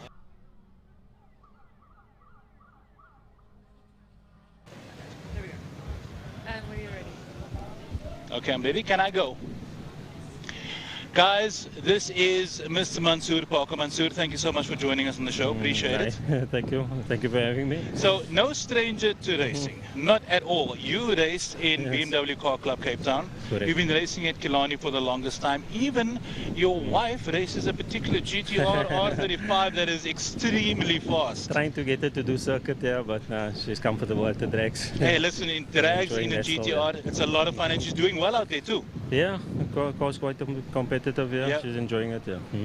But that being said, we want to talk about the circuit racing and what's happening with this championship fight at the moment. So, up and until this morning, Ernest was leading the championship. Correct, yeah. Correct. And then Yeah. we were upstairs and we just saw Ernest's car coming into the pits, and then he left out and he finished the race. Where does that leave us now? Because you were second in the championship and there Correct, wasn't that much space in between he you had two. a 14-point gap on me before going into the race here today. Yeah. I don't know where we're going to end up exactly. Yeah. What I've been told, like, yeah, he had a problem, came in, and then I think he went out again, yeah. Yeah. So I think he's going to score 1 point. I'll score 9 points. So we'll see at the end of the day. Okay, so how it works out. how does that change? So give the viewers an idea of what goes through your mind, because this is what you're trying to do with this part of the show. Yes. Everybody sees the racing. The Everybody championship sees is the Sky main Ones. thing, yeah. The championship is what you guys are fighting That's for. what we're fighting for. So before today, before the race this morning, what was Yes. your mindset? So from Chase? the beginning of the year, James King was leading a championship. Yes, and then he broke out. He broke out, yes.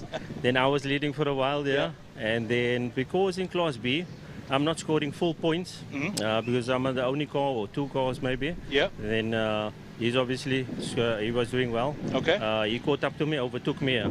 Oh, did he? Yes, Okay. yeah, Ernest Page, yeah. Yes. So he pushed me down to second, yeah. But we'll see, there's one more race still what's left going here. through your mind when you realize those I points just have to do, I just have to do everything in my power to finish here. Make sure the car is reliable, consistency. That's the name of the game. Absolutely, You have to finish the race especially with the championship. to collect the most points here. That's the main thing. 100%, Yeah. You see, anything can go wrong. Anything I would at never all. expected there's something go wrong with Yes. Ernest's car, yeah. But you never know. We would have That's never racing. thought it was something Yes, as silly I mean, as I think it was a throttle cable or that's something. what I heard, yes. And yeah. anything, this is Anything racing, can guys. go wrong, yeah. At the Somebody can worst spin out possible in time. front of you, you bump them, yeah. Somebody messes oil in front of you, Yep. you spin out. That's racing, yeah. So before I let you go, give us an idea of, you've got your next races at what? It's not too far from now. Yeah, about 2 p.m. 2 and that's it's 2 p.m. Yeah. Okay, I and then think you've so. got one more round after this. After this, So yeah. what is your mindset now? Are Yeah. you, because what guys don't understand is you need to go as fast as you can, but not break out of your Not class. break out of your and you are class, very yeah. close to That's breaking the out thing, of your yeah. class. Yeah, so obviously prep the car. That's the best you can do. Go through the car thoroughly. Your brake pads, maintenance on the car. Yeah. All that. Yeah. Make sure that there's Yeah, no you're no being issues with the car, yeah. you're being very PC with this answer. I want to know what's going to happen when you've got that helmet on and you're inside that car, and now you're running. What is your mindset? Yeah. Look, your mindset, yeah, you have to be relaxed, yeah, calm, make sure that you finish. That's the main thing, yeah. Of course. And obviously do well, yeah, and just look out for anything that could go wrong, yeah. Yeah, and keep all 4 Yes. wheels in the black stuff. That's the main thing, yeah. Mansoor, Finish. best of luck. Yeah. Looking forward to seeing you at the race later. Yeah, thank you. Thank you Okay. very much. Thank you for having me.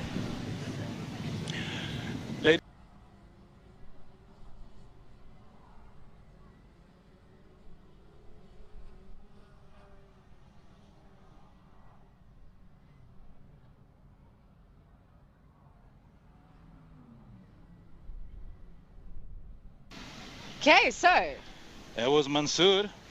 Just shows you how crazy this is getting. So we spoke about Kalfi earlier on, Mohammed now, and this kind of thing is happening in not all of the series, because some of these are provisionally tied up, you know, but there are a good couple of them that things could change. yeah, absolutely crazy. So I want to give the viewers a little bit of a overview of the races that have happened so far. I'm going to leave that with you because, well, I've got my specs You here, got but your specs you're there. familiar. I don't have my specs, so guys, if I make a mistake, okay, there's a reason for it. Of course. The sun took preference right Yes. now. Okay, so we've had the API Property Group GTI Challenge. They've had race 1. It has happened already. It happened at about 10:55 a.m. this morning. If the schedule was running on track at the time, guys, I was just running up and down. So it is what it is. We had in the Class A, Skull Credenos with a best time of a 25.1 over there and leading not far behind Shane Williams that finished with a 25.4. Oliver Hintonese also in the Class A, and Tate Bishop with a 26.2 and a 26.3. Just a quick one, so Yes. for anybody that's watching, in the challenge series, you've got Tate Bishop, who is no stranger to racing, I don't think he's done any of the GTI Challenge rounds this year, but Angry Racing have built I think it's a Polo, and they're running a diesel engine, so that's just a little bit of info for everybody out there. Tate is out on track fighting with everybody with a diesel TDI engine. It's crazy. That is crazy. Then we've got in the Class B, Waylon Fulshank, who you were talking about earlier, from a different class. That is the best time of a 28.8 over there. And a 28.88, let me say, because leading right behind him with a 29.87 is Daniel. See, how am I supposed to do this without my glasses? This is the blind leading the blind, the two of us over here. Okay, we have then Sean Liebenberg, Dexter Bruce, right behind for there, leading up with Zaki Hendricks, Flash Finneman. Flash Finneman is in that Class C, so took pole position there with a 30.49. We have quite a few people that didn't finish the race. It was quite challenging. It's been crazy out there, and not only with GTI Challenge, there have been various other races. One, for example, and I actually spoke to the drivers, they're okay with me talking about it. There were several accidents. Yeah. One of them I was witness to was with a close friend, well, Ernest's teammate, Shane, yes, but in Formula Supercars. He was coming around turn 2. Unfortunately, mixed up his line just a little bit, spun out into the gravel trap, into the sand, but didn't hit anything. He says that thanks to Ernest Page and his little bit of a rally training, managed to keep it in the sand and keep it off the wall, which is what you want. But as the car was parked there, they share the race, the Formula Supercars, they share it with the Masters. One of the Masters came out, and they are fans of pirouetting on turn 1. Absolutely. And one of the cars then did exactly the same thing that Shane did, pirouetted into exactly where Shane was and smacked the back of his car. Oh. Both drivers are fine, but cars have got problems that are not going to buff out anytime soon. Yeah. Do we know who the Vietmaster driver was? I'm not 100% sure. I didn't get through to that, but I will find out later. I'm almost sure it was Thompson, but I could be wrong. I was watching, but I was running at the same time. Okay, so we did talk about the BMW class. We know that Mansour is now at his best time of 21.9, and obviously looking to potentially take that championship from our dear Ernest Page. So we're going to have to stay tuned for race 2 to see how that goes. And I need to apologize, because if you are watching the live stream, it might have seemed as if we've been a little bit biased towards BMW Car Club Cape Town today. I wonder why. But it's just that there's been so much happening in it. So this is the way that the show goes. We see what's happening on the track, but we will be looking at other classes and other series as well. This is just where all the action is. Absolutely, absolutely. Marco Retta coming in there, second place with a best time of a 22.1, so not far behind. Dexter Bruce, third place. Dexter is crashing it today. All over the place. GTI Challenge. He was in an open wheel at the last race. This man just give him 4 wheels and a steering wheel. He's there. He's there. In the second in the Class D is Dylan Hubert there with a 25.2. Zach Layden in the Class E, leading at a 26.1, and Lloyd Brady. It's the glasses again, guys. Also in that Class E with a 26.0. Then in the BMW Class D, Sean Tubis with a 25.9. Wow. So these guys are really, they're getting close to each other. Absolutely. There's really not much of a gap.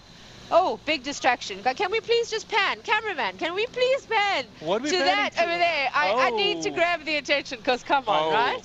And apparently that's also got a V8. Listen to it. That looks like it's got a for sale sign on it. It does. Just so by the way, everybody. Ian's walking away. My husband's running. He would love to buy something. He heard her say for sale sign. He was I need to be gone. I'm out. Gone. Cheers. I need to go buy the price of that car. Oh, guys. But I mean, Ernest and I have had a conversation about these types of things. We grew up. Oh, look at it. It's coming. We grew up with our parents driving cars like these, right? And we were like, oh, our parents don't have cool cars.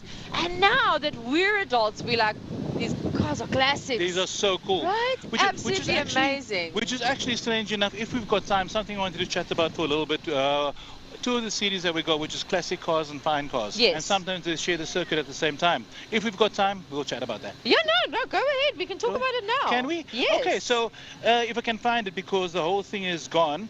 So go through those for a second, just see where we are. I'm going to find this information. So on the Bijou Trustees Formula Libra, we have Byron Mitchell there in a best time. They print this first of all. Best time of an 11.1. Oh, it's Thank sweetie you time so again. much, Mr. Hoskins. Guys, I'm Thank getting you. spoiled. It's Thank the you. morning, I it's the love these. afternoon. Wait, I've got to pick wisely now. Would you like for tonight? He didn't say anything. He didn't say. For This future, looks like it could be sour. For future lunch shows and whole breakfast handful. shows, Oh, we're gonna give you a microphone. I'm getting swarmed with sweets. I've got one, thank you. Sweets for days. I'm Love gonna these. pass it so that I can hold my paperwork. This is a tradition at Killarney International Raceway. Even if you come through on a Wednesday night and you come to the drags, Gaynor, who's one of the marshals, the chief marshals, she comes around with that exact tin. Absolutely and we incredible. all just grab sweets. It's all amazing. My crew, all of our crew over here are getting sweeties and the pockets are just being stuffed. That's crazy. Okay, where was I? We were talking here. Byron Mitchell with an 11.1. Absolutely, that is fast, okay? Absolutely fast. DJ Boyson following right behind with a 14.3. And Cohen Barn at a 16.0. And then we have Hayden Elwood there with a 20.2. 22.0 is Damian White. We've got a lot of names here. I'm not going to list them all. There's so many. I was watching, just letting you know, I was stalking some of your previous episodes. And in one of your previous episodes, you were chatting to a gentleman. His name is Calvin Dean Beekman. Yes. Calvin and I know the each other. The green Mars with the 100%, Snoopy sticker yes, on. yes. I remember because I And you I called his played it car back. cute. I did. I played that back Poor for guy. my mother because I gave my mom a shout out. My mom's like nearly 80 years old. I gave her a shout out because she used to own a Morris Minor and she didn't know what I was talking about. Yep. Dementia setting in. So I had to show that clip to her. But, so, it is cute though. No, you cannot call the man's car cute. No, it's a beautiful car. It's a good-looking car. It's a handsome car, but you can't call it cute. But I do understand. Got it's a very. Snoopy on it. But he mentioned that there was so much work done on that car. The car is owned It's by an pristine. engineer. Jason, you could eat your breakfast Yes. off of that engine, in any part of that engine bay. And they It look is after it pristine. so well. But this brings me to my point. Yes. I went into that and I know, so you've got classic cars and you've got classic historic cars, one of the series at Killarney. And I'm looking at my phone here because I've got this typed out. I was prepared. You've also got fine cars. Now, you might be looking at the cars, which are all cars that you would, the reason I bring this up is because you were talking about the Corolla that was here earlier. Cars that maybe we had as our first car or our parents had, and back then we thought, oh, it's just a regular car, but now these older cars, we actually look at them and we want them back. And this is what these series are doing. They're taking cars of years gone by and trying to bring it back for a racetrack. So just as an example, when you look at classic cars and historic cars, it's older cars, pre-1977, so real classics. Those are the cars that are racing in that series, and they've got various rules where you have to have the car as stock standard as possible. So that Modest Minor, as an example, has got the Modest Minor engine that belonged in that car. So when you appreciate the classics and you appreciate those kinds of cars, the classic cars is what to watch. Then you've got something similar, and these classes sometimes run together. You've got fine cars. The difference between that is you need newer cars up to the year 2000, road legal saloons or sports cars, including cars introduced before the 31st of December 2000. So a little bit, not as classic So as not historic. as classic, just a little bit So more. like okay. that Corolla Now what, and various I don't know others. if you know the answer to what makes it a saloon car. A saloon car, I'm going to say it out loud on the live stream and I might make a fool of myself, so I'm not going to say it. Everybody watching will be going, I don't even know. So a lot of these guys, so this is the beauty about a lot of these classes. And why I want to say this to people is because a lot of people don't understand what the ruling is. Yeah. You know, so the minute you understand what goes on behind, what the class rules are, you start appreciating, okay, so classic cars are cars before 1977, so those are really old cars. Fine cars from so-and-so up. Okay, so it's a car that I might have owned or a friend might have owned or that kind of thing. Yeah. Or when you look at things like, again, I bring it up again, BMW Car Club Cape Town. Why that series is growing so much is because there's so much freedom in the class for you to run big wings, big tires, all sorts of things that BMWs from various other racing classes can just fall in and compete. Yeah. So the class is just growing and growing and growing. And it's nice to know these things because it gives you an idea of what goes on behind the scenes and you appreciate the racing more. Absolutely. That was very, very interesting because I actually didn't know what made that threshold difference between a classic and a fine car. And now we just understand that that's the year model. Yeah. Yeah. Very, very interesting. So I'll do some more homework for you guys and bring information that I'm assuming you didn't know. And if you did know, I do apologize. Well, we're always open to learning. I'm sure there are people out there that don't know everything and they just love the roaring of the engines and all of the drivers and they're to support them. But there's always something to learn. I've been doing this for almost a year and a half now, and I just keep learning every new power series that goes on. Ugh, tongue twisting myself here. I learn something new about the racing, what the clubs mean, what these cars are all about, what is the cylinders of the engines, what defines this class, etc. So I'm learning. Yeah. Getting a big wave from Emil there, Tiny's pit box. So and that's what it's about. And for the viewers out there, we can't assume that every single person knows everything about a race car. Absolutely. You know, I've been fortunate enough with what I do to be in the middle of the crowd and the spectators, but at the same time be in pit lane, be on the track, knowing what the drivers are going through. And I've listened to conversations where, as an example, a car might cross the line first, right? And he's the winner of the race. But then you'd hear later on that so-and-so won. Meanwhile, that car was a bit further at the back of the pack. Yes. What some people don't realize is that there's more than one race going on in a race. People are racing in certain classes. So you'll have a winner of Class A, a winner of Class B, C, D, E, and F. So you might hear that so-and-so was the winner. He might have been the winner of Class E, but so-and-so in Class A or wherever was the winner of the race. Yeah. So explaining that to people, now when you're watching the race, you realize, okay, but those 4 cars over there, they're having their own little fight. Makes it so much more interesting. Absolutely. I just want to get through a couple of other Michael Hitchcock. So now we're just moving to the louder classic cars and the fine cars. They're coming off that conversation. This is perfectly aligned. There we go. I planned it all, by the way.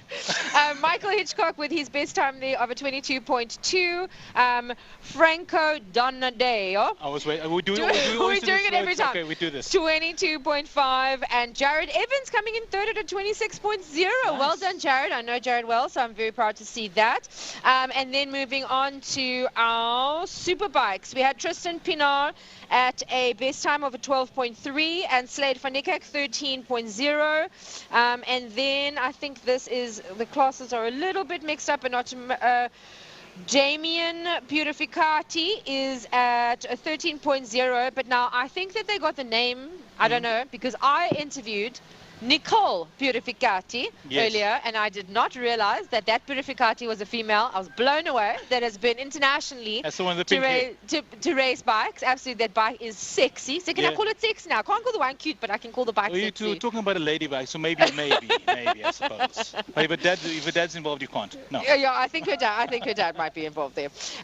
Okay, and then I think the Thermo Clubman Saloons. Before we go into Thermo Clubman Saloons, just quickly, so in 2 or 3 races back, just before lunchtime, when the bikes were out, there were 2 riders that had come off on turn 5, just to let everybody know the drivers are fine. They both walked away. Everyone is good.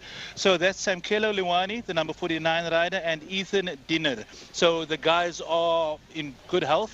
Unfortunately, the bikes will not buff out. So we are get some fans that walked past that were smiling there behind the camera.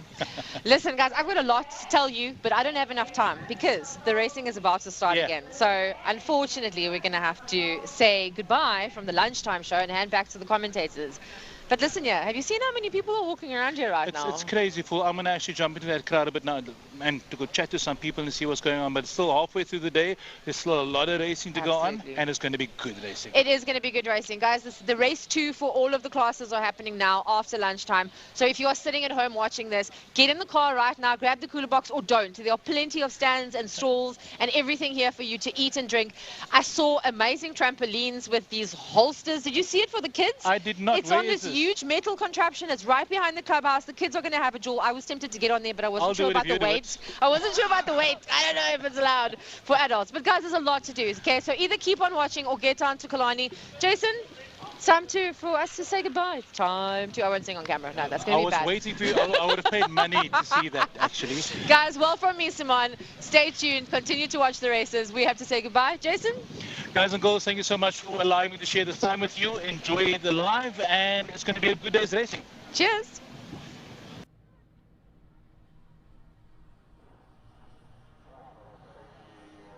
towards the end of the luncheon break. I've got a gentleman that's been running around all day, every race day for the last 27 years. He goes by the name of Paul Lehman. When I got to know him, he had brown hair. He's now got grey hair. And that's, he says, not linked to the fact that he's actually heading up the Marshall section for Killarney International. Paul, welcome upstairs. Nice to have you up here for a change. Tell us about an average garden variety day for a Marshall on a main circuit event at Killarney International. Hi there, Gary. Yeah, just to correct you on something, 20 years, yeah, actually double that, 40 years. Ouch. Yeah. Yeah, an average day for us is arrive 7 o'clock in the morning, start putting all our equipment out. Just an interesting fact to note, we put out 130 fire extinguishers for a race day. We put out 17 sets of flags and flag lights, and then obviously all the marshals need to be deployed. And 130 fire extinguishers. 130 fire extinguishers. That's in the pit lanes and on the corners and in other spots where you need them, and on your buckies as well. That is correct, yes. Different types of fire extinguishers? Yes, we use two different types of fire extinguishers. We've got the dry chemical powder and then the foam fire extinguishers. And in terms of oil slicks on the track, what is the common medium that you now use to sort out? For that, we use a product from Dryzit. It's actually a peat sorb that we use to cover or dress the oil to soak it up, and then basically lift all the oil up from the circuit. All right. And how many marshals do you have here on a race day? Average race day, we around 85 marshals. Wow. And then I take it each corner has a corner chief? That's correct, yes. There's a post chief with each marshal post. There's 8 marshal posts around the circuit. And there's 5 corners, and turn 6 is the marshal's collection area for after the racing. That's correct, yes. As you have the 19th hole on a golf course, at Killarney, turn 6 is the Marshall's Clubhouse. So that's the most popular corner at Killarney, turn 6. Most definitely. Awesome stuff. 40 years in the game. And a lot of your senior crew, how many years of experience do the seniors have? Well, we've got Albie, who's been around. We actually did a calculation earlier on. He's been in the Marshalls for 56 years. And then the rest of them are, amongst the seniors, we're averaging between 8 and probably about 30 years. Yeah. Hectic stuff. And with a luncheon break like this, the guys get lunch, get back to turn 6, or do they stay out on circuit where they are posted? Our lunch is, let's say, served at turn 6, but there are some of them who stay out on the corners, and then somebody from their section will take their lunch to them. Wow, so some of the guys are out there from 7, 7:30, right through until closing on 6 o'clock the evening, out there in the sun, the wind and the rain. That's correct, and then we've still got to pack all our equipment away again. So generally by 7:30 we finished. And then turn 6 is the most active corner at Killarney. Definitely. And folks from the public and drivers and riders, do they ever pop in and come and say hi to you guys afterwards? On occasion, yes, they do. Not as often as we would like, but yes, they do on occasion. Well, there we go. Mr. Paul Lehman, thank you very, very much for 20, 30, 40 years, 4 decades of service to Killarney International Raceway. To you and yours, to the A-team at Killarney. Thank you, gentlemen. Thank you, one and all. Thank you very much, Gary. And I'd just like to say that without the competitors, we wouldn't have something to do on Saturdays. So a thank you to them as well from our side. And a day like today, they're giving you lots to do. Yes, yes. And then from our side, Paul, without the competitors, without you guys, we wouldn't have anything to do neither. Well, there you go. It's teamwork, eh? Teamwork. All do it together. Thanks, Paulie, for everything that you do for us. Thank you very much. That's a pleasure. Thanks, guys.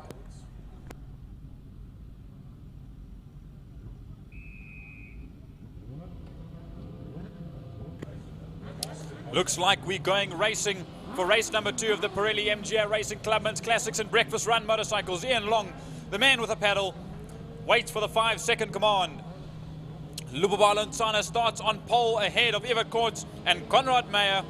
He runs out, the lights are on, the lights are off and away they go, and a brilliant start from Lubabalo Nsana and the rest of the field as they head on down on a very nice, warm, sunny and a little less windy than it was this morning track. Everyone this morning was in a very misty, damp track, so hopefully the conditions are 10/10ths better than it was this morning. As now they come out of Blockcoin Corner and down towards Castro Corner, and it's still Lubabalo Nsana ahead now of Wayne Gresser and then Evert Koorts. That is your front three working their way out of Castro Corner. But there's only 13 bikes that's supposed to be out there if they're all out there. But we've got a challenge here for that second position. Late on the brakes. No, it doesn't happen as they work their way through Lundstem Kink and into Damstip. All the motorcycles working their way now up the Tigerberg Straight. And it is still Ntsana sitting out there in P1. He's breaking away from that fight for second, third, fourth and fifth at this stage of the game as they run it down the Killarney Straight towards turn number 5, Pertamina Fostron. There's the man in first, it's Lubabalo Nsana. Then there's the group of 4 behind. That will be the likes of Gresser. There is Conrad Meyer. There is as well Evert Koorts. And we just have to wait. That could be Wesley Hendricks. We've got to remember there's no Jean Momberg after that crash this morning on the final lap, which was absolutely devastating. So they all come back, and I lie. You know who it is. Jean van Dijk, who was at the back end of the field. He started at pole in breakfast run class. Now he's up into second overall as they go down into Blockcoin Corner. Right, out of Blockcoin they come, working their way now along the Joubert Straight towards Castro Corner. Ntsana P1, Van Dijk P2. Gresser is there in P3 as they all work their way through Koorts, Hendricks, Meyer, Maurice Kosterman. He's the only man out there on the 81 bike. There he goes through Castro. That's in the classic motorcycle sections. He comes first, second, third and last in that class, but he'll have a lot of fun out there with the he's all-rounder, Gaza, but he's having fun with the Clubman's 1600s and the breakfast run motorcycles as well. As a change for the lead as Jean van Dijk dives up the inside of Lubabalo Nsana on the BMW S1000 RR from the Project 60 stable. Lubabalo was left standing still on that 600, and now it's all up to Jean to pull ahead and pull away. Now he just wants to do time so he can break himself one into the Clubman's class and then next into Superbike with the rest of his crew under Trevor Westman. As now they run out of Pertamina Fostron, it's still the group of 4 behind, the likes of Wayne Gresser, Evert Koorts, Wesley Hendricks and Conrad Meyer just behind them. Right, it's Van Dijk, Ntsana, it's Koorts, then you've got 4, 5 and 6, Hendricks, Gresser and Meyer coming through. Then it's another battle there. Then it's Maurice. Then John Kosterman. And he's been hassled there by Sawad Adam. And Adam goes very wide. Kosterman holds that line going through a turn number 1 through Blockcoin Corner.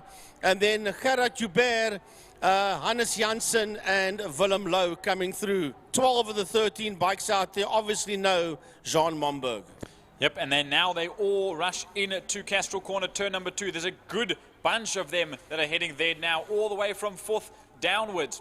They're all quite close to each other, as now leading that out will be, it will be Conrad Meyer with William Morris just behind. Then it's John Kosterman on the case of William Morris at the moment as they go down towards the fast right-hander, the double apex of Sorrel Sweep before getting on the gas or twisting the wrist of the throttle, or twisting the throttle under the wrist, and down the Killarney Straight they go as they head up towards Pertamina Fostron once again. Right, that's that mid-pack group that is making its way through, but the leader heading into turn number 1, that is Jean van Dijk, a 118.835. Lubabalo Ntsana and P2, Evert Koorts in that 3rd spot, and Koorts is only a 1/10 of a second behind Ntsana for 2 and 3 as they work their way out of 1. Then we've got Hendricks coming through. Behind Hendricks, it's Meyer and Gresser. Then here comes William Maurice. Then the classic motorcycle racer, that's John Kosterman. And he has got Joubert, Adam Janssen and Lowe right on his case as they exit Blockcoin. Yep, and running down now here you see That is Conrad Meyer. That sits just, that's William Morris. That sits just ahead of John Kosterman. Then it is Gerard Joubert, Saud Adam, Hannes Janssen, and Willem Lowe, as they all run through at the back end of the field. Now back to the front. It's still extremely tight between second and third, between Evert Koorts and Lubabalo Nsana, as Jean van Dijk has just abducted, disappeared 6 seconds ahead. You got to remember, Lubabalo Nsana, a very decorated ZX10 rider, National Cup rider, as well as locally. And Evert Koorts, to me, the man that just is barefoot all the time, and he races a lot of short circuit. That's the kind of people that we get at Power Series and at race motorcycles, and they're all so incredibly talented. As now Evert Koorts jumps ahead of Lubabalo Nsana. That is Van Dijk at the front end of the field. There is Evert Koorts and Lubabalo Nsana in that second and third spot with a 9-second gap between the front three. Yeah, and then we've got Meyer coming through there. He's in P5 just behind Wesley Hendricks as they exit turn number 1 out of block 1 corner and work their way along the Joubert Straight towards Castrol. A brilliant ride so far from Wesley Hendricks on that incredibly tributed bike to his good friend Leighton Thomas, putting the 55 proud up there in 4th spot, 3rd in class so far, ahead of Conrad Meyer. And then Wayne Gresser on that R1 of his. He had the ZX10 last round. He's jumped over to the R run this round, and William Morris just behind him in Clubman's 1000s. They round out 5th, 6th and 7th in class, but in their top 3, as this still 2nd and 3rd between Evert Koorts and Lubabalo Nsana. 6/10 was at the last lap the difference. Now down to Pertamina Foster on they go, and it might just close up again. Yeah, and then we've got Wesley Hendricks coming towards us, and he's got Conrad Meyer right on his case. That is the two of them that's going through Foster now, Wesley Hendricks and Conrad Meyer. And then behind them we've got Gresser coming through, but this is 2nd and 3rd. This is Evert Koorts and Lubabalo Nsana that is working their way out of T1 block 1 corner and along the Joubert Straight towards Castrol corner. There was 12 seconds between Van Dijk and Koorts as we watch Koorts and Nsana work their way out of Castrol. So I look now to the fastest lap from Jean van Dijk, a 1:18.491. That's an absolute smashing of a time that'll send him straight into Superbike Challenge. He'll miss Clubman's completely, and he'll go fight with the other Project 60 boys in Superbike Challenge Masters and 600s, as we look to him in the lead, a ways away, a whole planet away from the rest of the field, as we'll see them come down the back straight a little bit after him, that being Evert Koorts and Lubabalo Nsana. Yeah, I'll tell you what, Jean van Dijk way down the highway. Here we've got 2nd and 3rd heading towards Fostron corner, Evert Koorts, Lubabalo Nsana. There's not much between the two of them. There was like 12 seconds between Van Dijk and Koorts. Let's see what's got smaller or bigger when these two now cross the line. Fighting it out here for P2 and 3. It's now 13.3. Oh, here we go. This is a fight for 4 and 5. Wesley Hendricks and Conrad Meyer. The two of them are side by side. And it is Meyer that's just ahead of Hendricks by 0.5 of a second as they work their way into turn number 1, block 1 corner. Yep, we'll watch them come, and Conrad Meyer obviously holding out and getting ahead of Wesley Hendricks. There's Wayne Gresser. Now look at this, a gaggle of 5. They split up amongst 2, and 1 solo at the back, that being Willem Lowe. But there is William Morris that has Hannes Janssen on his tail just behind. Then is John Kosterman on the Soul Classic 1100 GSX. Just behind him, he'll have Gerard Joubert, one of 3 Clubman 600s. One of a handful of Clubman 600s behind him, and then just behind Syed Adam, that is also in there and thereabouts on his debut weekend here at Power Series. And then rounding off the top 12 will be the Clubman 600 of Willem Lowe. As we watch this fight going towards us, 7, 8, 9, 10, and 11. That's Maurice, Janssen, Kosterman, Joubert and Adam. They are involved in their own little dice. That's mid-pack down towards the tail end of the field. As we see the race leader going through turn 1 again, and that is Jean van Dijk. He was 13 seconds ahead of the Koorts and Nsana fight earlier on, and there they come into view now. That is Everett Koorts and Lubabalo and Tassano, second and in third positions. Everett Koorts still holding out from Lubabalo and Sana at the moment. Lubas trying to do everything in his power to just catch up to the back of him. Now we see there is Conrad Meyer and Wesley Hendricks once again. Conrad Meyer still ahead of Wesley just at the moment. But Wesley dives up the inside, a very late break on the 1000 of Conrad Meyer. And he takes that position, slots into place, and a brilliant move for the 55 as they now race around Castrol Corner and out through the Lundstem Kink and down into Dams Dip. So Wesley takes that position away. There's a white flag. You saw a slow-moving motorcycle on the track. And with 2 more laps to go, and that is indeed Adam, because Lowe has now got his nose ahead of him, which makes him the 12th rider out there out of 13. If he gets that machine to the checkered flag, that is. Here we go, Koorts and Intasana right on each other's cases as they make their way out of Block 1 corner. The leader has already started his final lap. That is Jean van Dijk. As we see Conrad Meyer and Wesley Hendricks, but it's actually the other way around. It's Hendricks ahead of Meyer as they work out of Pertamina Fostron, with Wayne Cresser all on his own working his way out of Fostron. Yep, Wayne Cresser just there to bag some points as we jump back to this. This is 7th, 8th and 9th. It is William Morris. Then it's Hannes Janssen in the middle of the 3. And then it is Gerard Joubert. Hannes Janssen and Gerard Joubert were very close when they were ran in breakfast run class together. Now it's opened up a little bit and they split classes. Hannes Janssen still in breakfast run and Gerard Joubert in Clubman 600s. But they are still feisty and fighting between the 3 of them as we look back to the lead. The second last corner around the circuit, he goes down at the Killarney straight for the final time in race number 2 and the final time for the Pirelli MGA Racing Clubman's Classics and Breakfast Run rides today. Well, that is Jean van Dijk. He was 14 seconds, you can say, ahead of Koorts and Intasana when they started this final lap.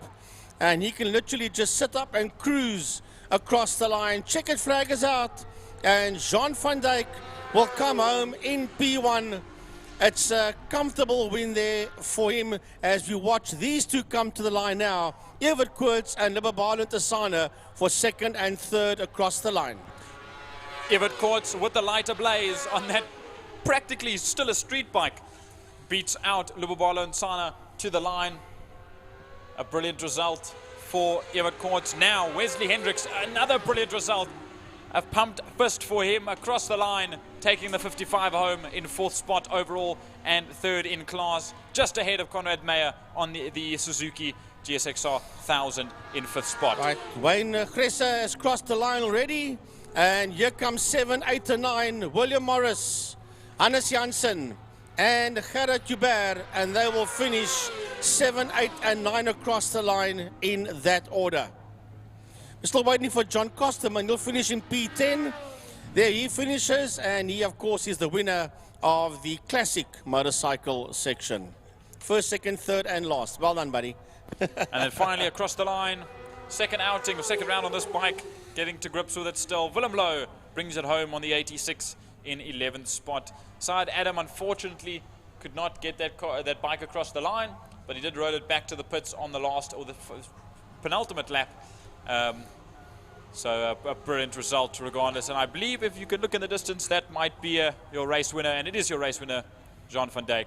Stoked to have won both races for today. Yeah, well done for him. It's a double for Jean van Dijk and a 1 minute 18.491. He was the fastest man out there in race number 2. Now that's a thing that always messes with my brain, Frankie. You go from winning a class by a country mile and you're sent straight into the deep end with the Superbike boys. And with that pace, you're going to be sitting close to the back end of the grid. So there's going to be a lot of practice that he has to do to get up there towards the front. The same as Cody Boertes and Eden Haynes, as well as, of course, Slade van Niekerk and the Project 60 guys at the front end of the field. And just as a matter of interest, on the last lap, Everett Koorts did a personal best of a 120.652. He had a green sector, so that was his best lap on the final one. So that's the Pirelli MGA Racing Clubman's Classic Breakfast Run motorcycles. as we move on now to the louder classic cars and Caltron Fine Cars.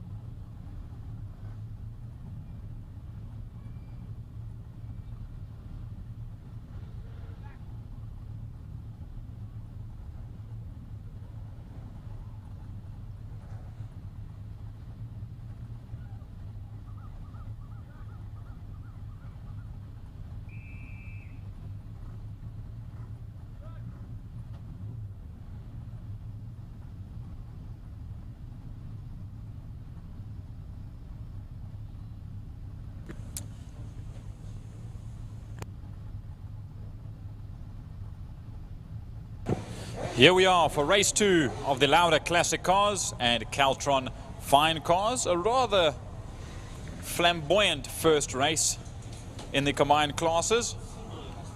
And a very, very good running at the front end of the field. We lost 1 or 2 cars, unfortunately, or a handful, rather. So hopefully all stays well in this second heat of the day. Now, this time as well, these guys get to race in the sunshine at a nice dry and warm track. So we'll see if they're any faster and any more fierce. Well, I chatted to Boetie van Zyl. Boetie said apparently he came down the back straight in about the 3rd lap of the previous race and collected a bit of oil or some moisture, went all over the show, got a bit of a squirm, and that could have paid his chances. Ferdy Mouton is riding on 65-year-old semi-slicks, so he's nursing his tyres, hence he was about 2 or 3 seconds of his actual pace. Yeah, I think those tyres in Boetie's car are about as old as the Stone Age. Yeah, same with Ferdy's car as well. I'm pretty sure if you knock them, you'll probably break your hands. They're that solid. No, when you they were standing still. I could see the oil paintings on them, the rock paintings, you know. Yeah. No, but listen, the guys are out there and they're giving it their horns. The few that I chatted to just now. And everyone's pretty on it.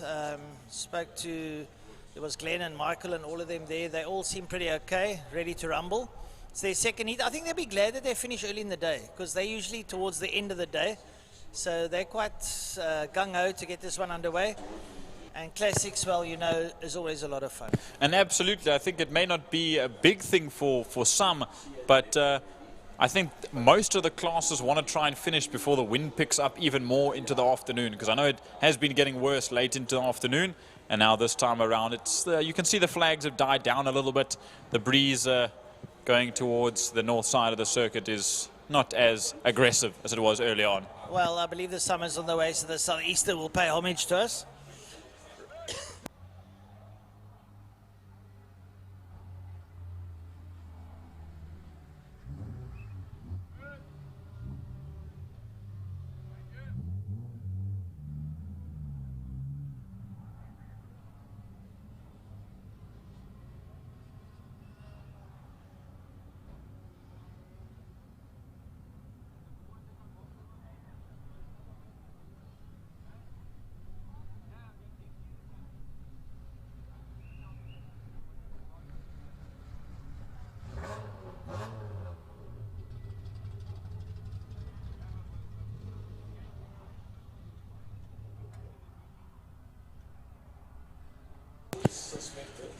Rounding the final corner they come.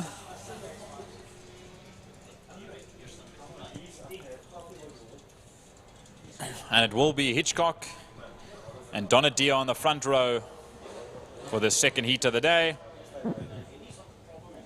Let's see what the drag race will be when the Thunder decides to strike, and it will strike in just a moment as we watch the lights. 5 red lights are on. They're a light, they're out, and away they go. And down towards turn number 1, block coin corner, and a nice big gap already to the lead for Michael Hitchcock in the Cross Cape Forklifts Mustang ahead of the Donadio High Escort. And then it will be Jared Evans in the Capri that gets a little bit squirrely, tires on the dirt, but holds it out and tries to pull that gap in 3rd spot ahead of the likes of Mark Hayden Bogart, Glenn Hayden Bogart, and Boetie van Zyl, as well as his own dad that sits there behind Eric van der Merwe and Trevor Momberg. Well, having a look there at Glenn Hayden Bogart in that block of flats, that big Ford Fairlane. Man, is he giving it a good canter as he goes down into Damps. He's got brother Mark with the V8 Granada Piranha up next to him, and up on the inside he goes and says, well, young boy, stay behind me. Let the old brother show you how this is done. Yep, just that. And he basically said, you know what, here, I'm going to send that big boat off to the waves as he went a little bit wider around the outside. But up the inside, Glenn went, and now the rest of the field powers on through both the Lauda Classic Cars and the Caltron Fine Cars. You see Mark Hayden Bogart just trying to make up some ground, as well as Ferdy Mouton, that is a couple places behind where I'm sure he wants to be. As there you see Lane Hutchings back out once again. Trevor Hutchings is out in the Mark II Golf, unfortunately. Coming across the line, you'll come into picture, is your leader, Michael Hitchcock, ahead of Franco Donadio. Then Glenn Bogart in the Piranha will scream around the outside of Jared Evans and try and hold him off. Jared Evans up the inside will hold that line, and this will give 2 perfect spots for Mark Bogart to try and benefit if he can get any closer in the fair lane. Three particular drivers out there that are having a lot of fun there. We're in picture now. Boetie van Zyl back on track. Keep an eye there on Ferdy Maton. He's going at clappers. And Trevor Momberg started from the back of the pack, and look where he's sitting already. I mean, he's up to what, P5, P6, and he's there giving it a couple of horns there. He's up behind Glenn in that fair lane. He's going to be pushing hard to get up there to, I think his main target is to get past Jared Evans. Absolutely, and no wonder Trevor Momberg's got the one on that Capri, as it shows definitely he'll have to get past Mark Bogart in that fair lane in a little bit from now if he can get any closer. Down the Killarney, back straight they go. Down towards Pertamina Foster on the gaps opening up at the front end of the field between Hitchcock and Donadio. Then another big gap to Bogart. Now we see this group. It's Van Zyl, it's Mouton, it's Evans, it's Evan Taplin that's just behind there. There you see Boetie van Zyl as well as Eric van der Merwe and Brian Evans on his case, trying to breathe down the tailpipes of that Fairmont. As they come down into turn number 1, it is Hitchcock from Donadio, from Bogart, from Evans, from Bogart, from Momberg, Van Zyl, Van der Merwe there in the Porsche. Then you see Brian Evans and Ferdy Mouton in the Mustang as they come through Block Coin Corner. Yeah, lovely stuff coming out there from all the drivers there. Brucevan Taplin streaks in there. He's got Lotte next to him, Wayne Lotte. They're having a lot. Good go.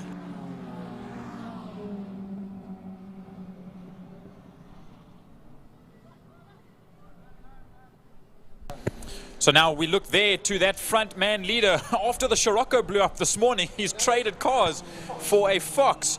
And Vance Kearney still leads out just behind there from the classic Skyline of Stephen Manuel. Will try and dive up the inside, but he'll get his nose cut off. And there's the second place man just behind Gunther Appelgren in that bright green BMW E36. Just behind him, Dave Alexander in the Morgan that sits just waiting for the prey, waiting for the opportunity and an open door to get by and hopefully get that second spot, because Vance Kearney is just peeling away. Lovely stuff there in picture at the moment. So Hitchcock leads out over Donadio, Mark Bogart, Jared Evans, then Glenn Bogart, then Trevor Momberg, Boetie van Zyl, Eric van der Merwe, Brian Evans, Ferdy Maton. That's your top 10. There's your leader in picture now, going down into Block Coin Corner. There's Franco Donadio up behind him in second place in that 2-litre Pinto Mark 1. Then the Ford V8 Piranha Granada. That is Michael Bogart doing well there. So Jared Evans in the Capri next to him. And Boetie van Zyl in that orange Ford Fairmont. Having oodles of fun out there, the man from the West Coast. Really enjoying himself there. He's there with Glenn Bogart. He's looking to do a bit of a cutback on him, and Glenn will keep that inside line covered up. Trevor Momberg's in there too with Eric van der Merwe and Brian Evans together with Ferdy Maton. We look to the fine car leader. That will be Vance Kearney, that has made his way past Stephen Manuel. There's that second spot for Gunther Appelgren in the E36 BMW. Just behind there, there's Dave Alexander just ahead of Daniel Lotte Jr. as we pick up quite a zoomed in camera there. A nice zoomed in shot of Vance Kearney coming into your picture. Stephen Manuel, there is Dave Alexander that sits there, as well as Bradley Rowe that just gets behind Daniel Lotte Jr. rather. And then there is Jermaine Badine in the Datsun that round the Castro corner, turn number 2, as we jump back to the lead. That being Michael Hitchcock in the Cross Cape Forklifts Mustang. That's the 1965 Mustang as far as I'm aware, or 1967 in fact. 67 was the iconic year of the coupe. The coupe, yeah. Yes. That's that 2-door. And then just behind him, obviously Franco Donadio and Glenn Bogart in the Piranha.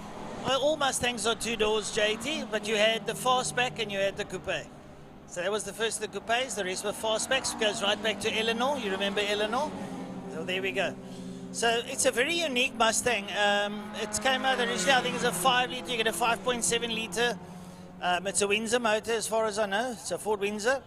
I think it's a it's, I don't think it's a 45-degree block, 45-degree V8. So looking down there in Damps now, all doing exceptionally well. Coming out of Damps up there your Fine Cars are.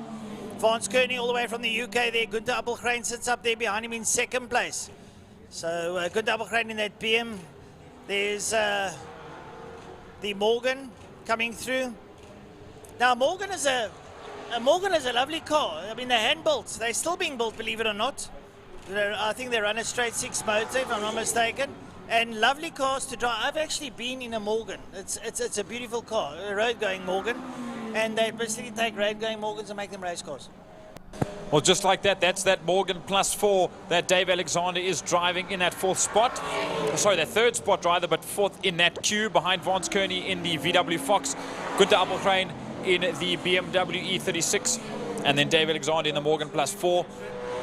As we look back to the front, there's Jared Evans in the Capri, Boetie van Zyl in the Fairmont. Then there is a group of 3 that are fighting it out pretty hard as we've just watched them go through. There's turn 3 apparently has an incident that we'll get towards in a moment as we watch the rest of the field come through. That will be Wayne Lotter coming in through the escort. That then Lane Hutchings in the Hutchings Service Centre, Scirocco, that he traded with his dad a couple of rounds ago. Bruce Evan Taplin in that Corolla. Beautifully built car, that one, and fighting out with Wayne just ahead of him. But there once again, Glenn Aiton Bogard ahead of Jared Evans and Boetie van Zyl. Those 3 going through. There's Trevor Momberg, Eric van der Merwe, and Brian Evans in the escort. So it's Capri versus Porsche versus, Capri versus 944 versus Escort, and Fadi Mutong in the other Mustang, I suppose you could say sister Mustang, in that fourth spot in the train that they are running in. As there's your leader, 3 laps to go. Lovely stuff coming there from Michael Hitchcock, Franco Donadio, trying to just stay in that proximity that he is in second place. I think he's basically applying all the pressure he can, but not having the muscle of the V8 to get in there. Here comes Michael Aiton Bogart in the V8 Piranha Granada. Jared Evans, Boetie van Zyl's creeping a bit closer. Nice to see Boetie coming in there. Trevor Momberg has got past Eric van der Merwe, so Trevor moves up a couple of stitches there. Eric van der Merwe in the Porsche 94 doing exceptionally well there, pushing very hard as he comes up. Behind him, Brian Evans, and then it's Ferdy Maton. So everything's happening out there as they come into Cashel Corner. Right, now we go down to turn number 5 on screen. And Gunther Appelgrein is up on the inside there. And Appelgrein takes the lead away from Vance Kearney. Gunther Appelgrein has got past Vance Kearney. I suppose that's just a little bit of a power issue. Gunther Appelgrein taking the lead over Vance. Trust me, Vance won't take his line down. He'll want to come back.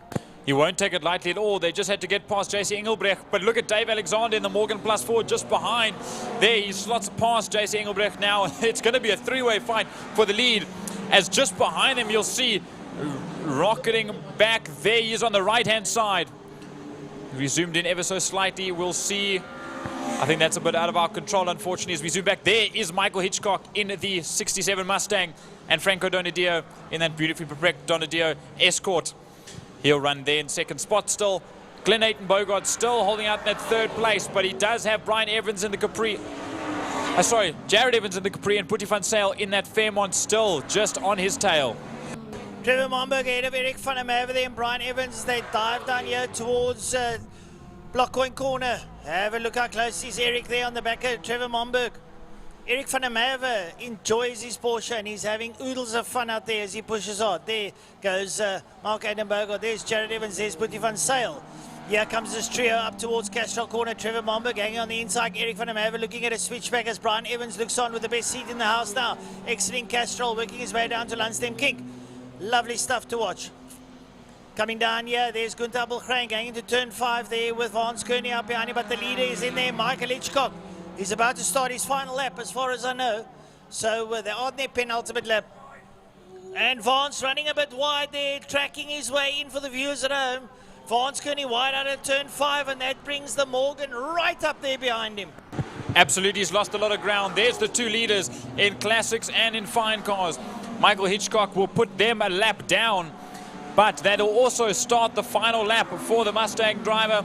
Michael Hitchcock leads out with 1 lap left to go, as well as Gunther Appelgren. Vance Kearney dropped back after going a little bit wide in Pertamina Fostron, and Dave Alexander will sit right on his case. So this could be a final lap chance for Dave Alexander in the Morgan Plus 4 to get by Vance Kearney in that Fox and take that second spot overall in race number 2. Well, Michael Hitchcock has passed the Fine Cars, so they're going to lose out on a full lap. He will collect the checkered flag. But Michael doing fantastically well now in that Mustang, the Cross Cape forklift Mustang. Brilliant stuff coming out of Michael Hitchcock. He'll be very happy. He spent a lot of time and money building that car up over the last couple of weeks. And, well, he's back, and he's back with a vengeance. Oh, and Trevor Momberg's motor has gone popping going into Castrol. Trevor Momberg gets off the line. The little red light came on. He hit the kill switch. He's pulled it off the circuit. And something has gone pop on that motor. That car has been going well for very long. Yep, and he actually moved out of the way just in time as we wait for the leader to go through 5. Coming down, there he is, Michael Hitchcock in the Cross Cape Forklifts. Ford Mustang will come across the line, lights on. He'll take victory in race number 2. And for the day, ahead of that victory for the Fine Cars race leader and race winner right until the very end. And behind second place, Gunther Appelgren will win Fine Cars ahead of Franco Donadio. And then it will be Vance Kearney and Dave Alexander second and third in Fine Cars. Nice drive there from the third place man. And then the Morris comes through. Here comes second place man, Mark Annenberger. Putty van Zyl coming through there, ahead of Jared Evans. So Putty van Zyl will be very elated with that result that he got past Jared Evans. Here comes Eric van der Merwe, and he's ahead of Brian Evans coming over the line. And there is your man Ferdy Maton in the red and black Ford Mustang Coupe coming up towards us. Ferdy will also be happy with that. Their day is now complete. They've done their 2 heats. Trust me, these boys are going to have a lot of fun in the rest of the afternoon. And look at this, still a battle between German and American, or I suppose English if you want to say the escort like that. Wayne Lotter holds out against Lane Hutchings to the line in the escort against the Scirocco. A brilliant, brilliant run from the Lot Speed crew, and Wayne Lotter ahead of the Hutchings service head to Scirocco of Lane Hutchings. And Bruce Avon Taplin will just roll it right across the line in the Corolla. Three cylinders to me. Rob Rowe, the chairman of the Lauda Classic Cars, pulls it across the line, as well as Roger Lewis in the MG. Mark II of Gary Faree comes across the line ahead of the Jetta of Natasha Tischendorf, the Fine Cars chair lady, and Dave Rowley in the beautifully prepared Gulf-inspired Beetle.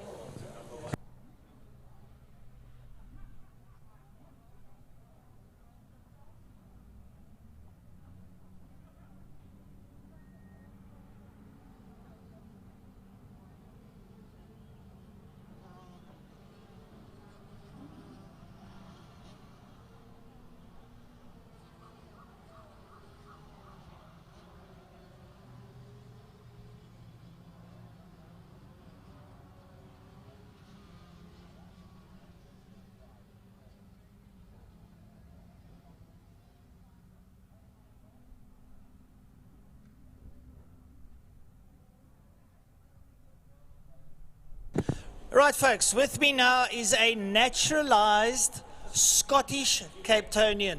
So that is, how's that? We bring everyone to Cape Town. With me, a man who is not unfamiliar with Killarney, has been here a couple of times, David Christie, and a mate of mine now as well. David, all the way from Scotland. I know. You said, what, Dunfermline? Where is that? Is it out of town or out of touch? I still haven't found that out myself, Francois. But listen, this is the second time I've been on here today, so I'm making a bad habit of this. What a race that was. That was absolutely incredible. I mean, commanding win there. But yeah, this is... I'll be honest, this is just like a complete culture shock for me, and I absolutely love it. So, David, we've got a thing now in South Africa. We're doing well in a lot of field sports. Yeah. Athletics, rugby, cricket, ladies rugby, ladies cricket. And if you watched on Thursday night, I was in tears. It was so exciting for the ladies.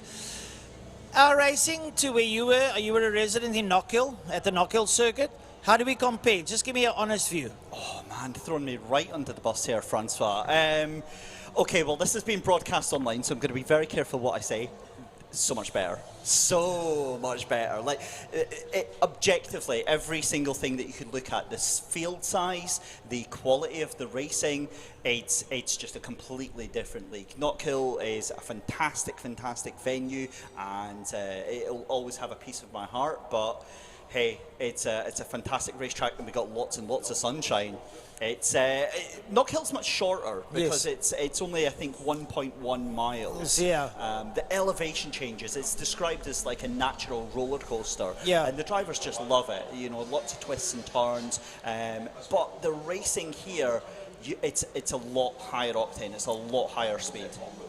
Okay, well, folks, there you heard it now from David, all the way from Scotland. He's been there. He's come to Cape Town. He's staying in Gordon's Bay, if I'm not mistaken. Yeah, Gordon's Bay. So I said to him, you do know that's where they make the wind in Cape Town, especially in the summer, the southeast. They've got a big copper kettle there in the mountains, and they stir the wind up. And trust me, it howls. I've lived in hotels and stuff there in Gordon's Bay, and if the handle is not fixed in the door leaves you and you stand with the handle. Right, I'm going to fight that stereotype right now. 3 months I've been here. It's not that bad. It's genuinely not that bad. David, we've got an adjective here in South Africa. It's called yet. Yes. I know. I've been warned, but listen, I'm absolutely blown. No, it's a beautiful neck of the woods. It's on the other side of Falls Bay.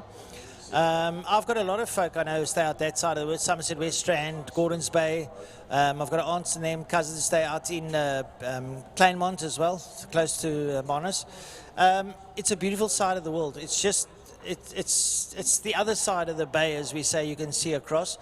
And yeah, it's nowadays we can't say it's predominantly English or predominantly Afrikaans. It's so mixed. I mean, there's a lot of foreigners that stay there. I know that. Why are you looking at me in a funny way when you say that, Francois? Well, you're a foreign national now, aren't you? Yes, yeah. Listen, it's just such a wonderful experience being here in South Africa. I've never in my life felt more welcome, more included, and just this is my home now as far as I see it. So whether you like it or not. No, I like it. Anyone who comes to Cape Town, I'm in motorsport, like motocross and places like that. When we have top riders and they semigrate to Cape Town, I'm happy. I heard that in the background, so a vocal cry of freedom in the background. I will not take that sacrilege. But no, listen. The other thing about it is, of course, it's only an hour away from driving here. So whether again you're going to see a lot more of me. It's a great way to just spend the day here. I've had so much fun. Well, David, it's great to have you here, and I'm glad that you've now decided that this is your new home. Yeah, just a question I want to ask, and you're a young lad, and I just want your perspective on it. We've got a lot of our people here wanting to go to Australia and New Zealand and America and London and all that. I've always had the saying, or I've been told, that the grass is green on the other side because there's more manure, for the use of a better word, and you've got to cut it more regularly. That ties in with the question that I get asked an awful lot when they learn that I've come from the UK to South Africa, and they're like, Brew, why? And I'm like, why not? It's but it's got problems. And I'm like, no word of a lie, objectively, in every measurable metric, my life here in South Africa is much better than it was in the UK. Yeah. The people are absolutely incredible. They're friendly, they're positive. There's this can-do attitude that we just don't have over in the UK. So as far as I'm concerned, I'm an absolute turncoat, and this is where I am now. Lovely, and you and your wife have decided to make the pilgrimage to Cape Town. Just a thing there, we South Africans, we always know we're moaning about everything. That doesn't work, that doesn't work. But we had an earlier conversation where you put it in perspective. You say we've got no touch on the people in the UK. Yeah, I mean, the thing is that we're very, very negative. From my own personal perspective, it might be different for other people, but there's the mentality there is very, very different. Here in South Africa, we celebrate success. We pride success. It's something that we aspire to. It feels like over in the UK, it's something that we belittle and that we kind of look down on. So it's again my experience here is completely different to somebody that has lived here all their life. I'm brand new to the country, so maybe say 5 years that might completely changed. But for what I see just now, and I will throw back to the fact that you call me a young man. I am absolutely taking that, Francois. As a 42-year-old, I am taking that and framing that on the wall. But yeah, look, I think what you said about the grass is greener is true to a certain extent. It's, you know, it's the novelty, the new factor of everything. But yeah, there's no point in the past 4 months have I gone, oh my goodness, what have I done? I miss home. David, a final question. Have you had your first braai yet? Oh, I'm converted. I've got a little half barrel braai at home because again that's something very different over in the UK. We call it a barbecue, and it only ever comes out in the summer, which is 2 weeks in like June. It comes out and it's like frozen burgers and frozen sausages. Oh my goodness, have I been versed on how seriously you lot take your meat and everything over here. You never touch another man's braai. That was the first lesson I learned. Literally, I think that was like the deboarding instructions off the plane. Yeah. But yeah, I have put on 10 kilograms since I came here and developed high cholesterol from the amount of braais that I've had. I've developed an obsession with pork belly societies, and yeah, I'm enjoying the food over here. And I was very impressed to hear that you like your brandewijn and Coke. Oh yeah. It's, that was when I came here back in 2022 for the first time. That was one of my first obsessions. We're not sponsored by them, so I'm not going to mention the brand name. But yeah, a nice little brandy and Coke. But I've just learned how to make springbokkies, so I'm having way too many of them at the moment as well. So yeah. So it beats having a wee drum. Oh, I've never been, weirdly, as someone who's Scottish, I've never liked whiskey, so maybe it was never for me for Scotland anyway, but yeah, it's the alcohol here is at a completely different level as well. Great. But David, it's nice speaking to you, and thank you for your time. So what I understand, because you commentated at Knockhill, we are going to slowly but surely start abusing your talents here at Killarney. Wait, I'm not sure that's broadcastable where that one's going. But look, no, it's an absolute pleasure because you know I've spent so many years over the past decades working behind the scenes and at the circuit in Scotland and being part of the events team and seeing what's it's like. And I've got to be honest, I love it. I love the day-to-day stuff. I love what's involved in, you know, getting everything that happens here. And you guys up here do such an incredible job. The action on track happens in front of the spectators, but it's you guys up here in the tower that tell the story, that give it context and make it make sense for everybody around the circuit. So yeah, be an honour to be a friend of the circuit. Hopefully I'll see you guys a lot more, and I'll see you certainly a lot over the next couple of months. No, definitely, David. Thank you for your time and great having you, and we look forward to seeing more of you. Absolute pleasure.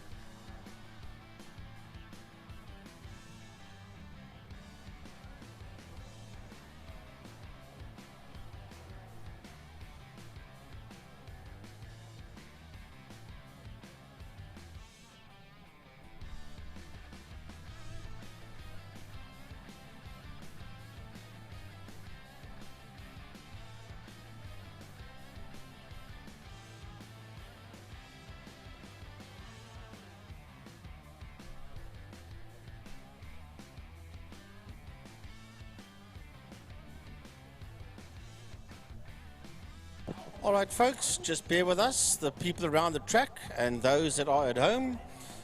The marshal is just cleaning up oil slick that was put down by the Trevor Momberg Capri in that classic car race, which means we're going to just hang in there for a while, give the marshals time to clean up that situation. And the moment that is sorted out, we will have the Battec Super Twin Cup 650 and the Super Sport 300 motorcycles. But track has to be perfectly clean before we can put the two-wheelers out there.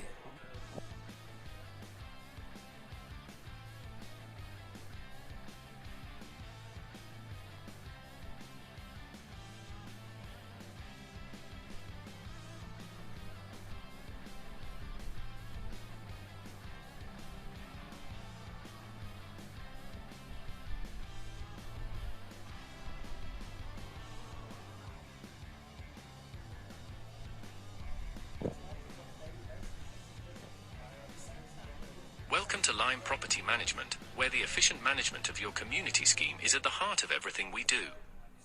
Our dedicated team provides superior property management services, ensuring that your property is in good hands and that your investments grow. With Lime Property Management, experience vibrant solutions, transparent communication, and a squeeze of innovation in every interaction. Call us today or visit lime.capetown and let's cultivate your community scheme's future together. Lime Property Management, leading, innovative, motivated, energetic.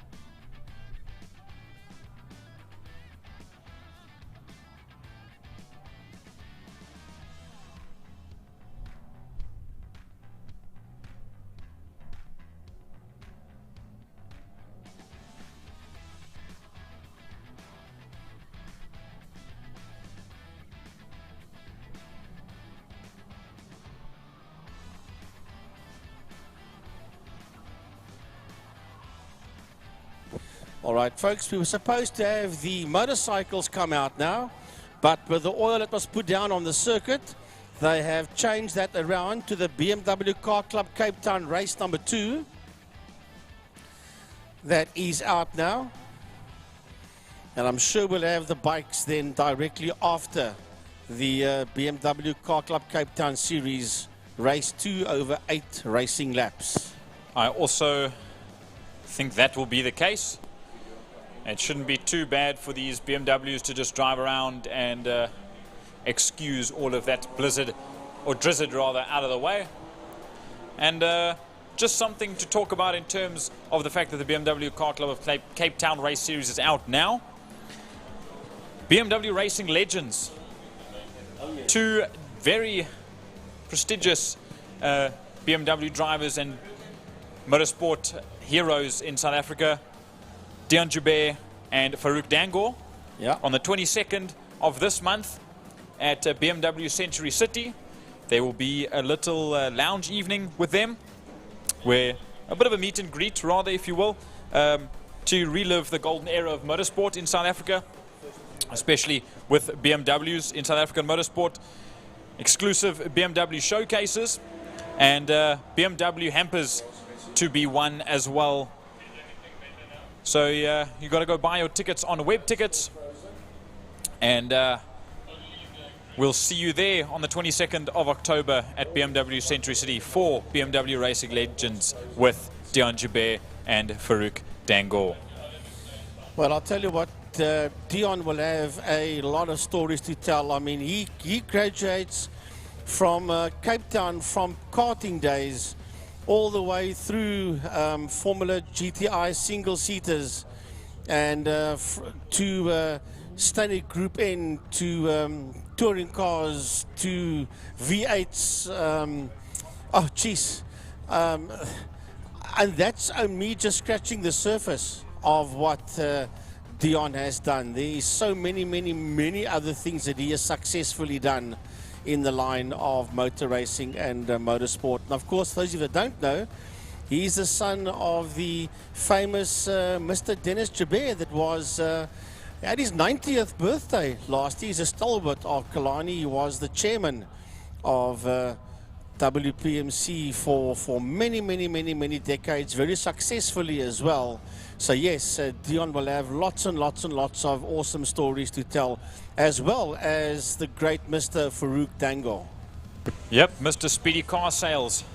Yeah. From upcountry, with that very famed Speedy Car Sales E30 boxy BM of his. That red, white and yellow boxy BM of Farouk Dango. Always a brilliant thing to see, and maybe he'll bring it. I know, as far as I know, he will be bringing that very car down to the Speed Classic Hill Climb in the end of October, and of course very famed for his efforts in Group N as well.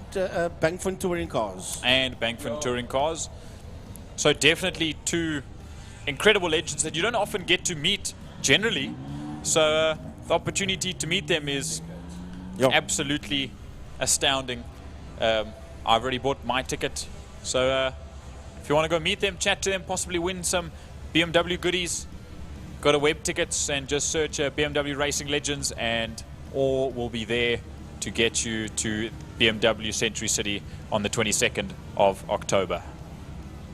But here we have it, a nice full grid, 28 cars on the list as it stands. 56, Jacques Prince will start from the pit lane. Some of the guys went out earlier on today. We had the likes of Gary Manwaring that didn't finish race number 1.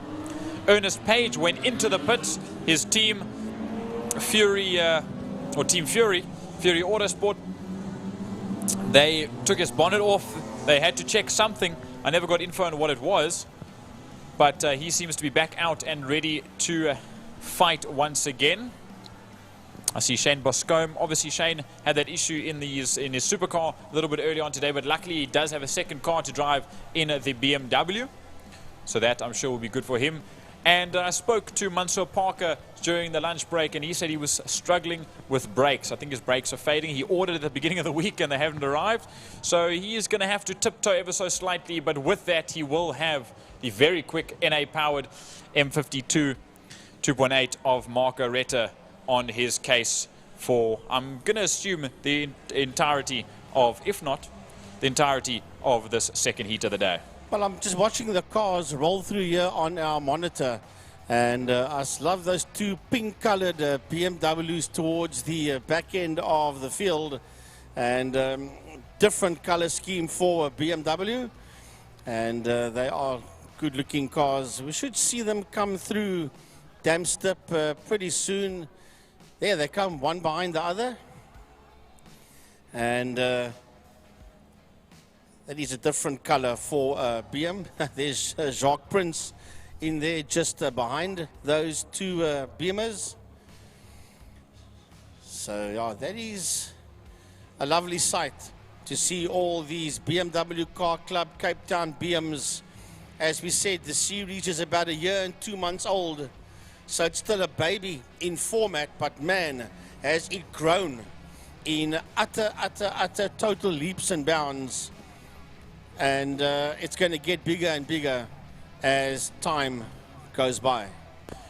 Absolutely, and another one individual that I think has a lot to make up for after his Heat 1 extravaganzas, I suppose you can say, is James King. He went off in turn number 2, got stuck there for a handful of laps, and then went off in turn number 4. Yeah, in saddle sweep. If he still wants any chance at the overall championship and championship in class, I don't know if he is still in championship of class. He broke out from D to C, oh sorry, from E to D a little while ago, or a round or two ago, and that sent him to the back of E, so back of D rather. So hopefully he can gather some points as they're about to get out of the way, Frankie. Right, the lights are on and off, and away we go as the revs pick up, running down there into turn number 1 into Blockcoin corner. It is same order. It is as they make their way out of turn number 1. There's a BMW going slightly wide there. A lot of different lines, but it will be Mansour Parker that sits out there in P1. Look at Dexter Bruce. He wants to try and falter through. He's got Anwar Levy right in there with him as well.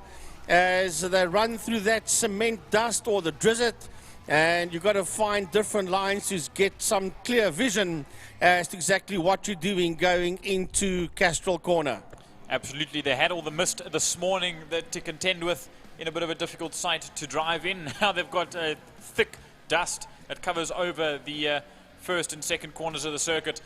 But there we see go by, there's James King, Sean Tubes, as well as Dylan Jabir and Dexter Bruce that race on by. The whole field comes through. There is Shane Bosco and Nian de Toy, Nicolas de Toy, also at the back end of the field coming through as they head down into Pertamina Fostron. And look at Dylan Jabir up the inside of Sean Tubes.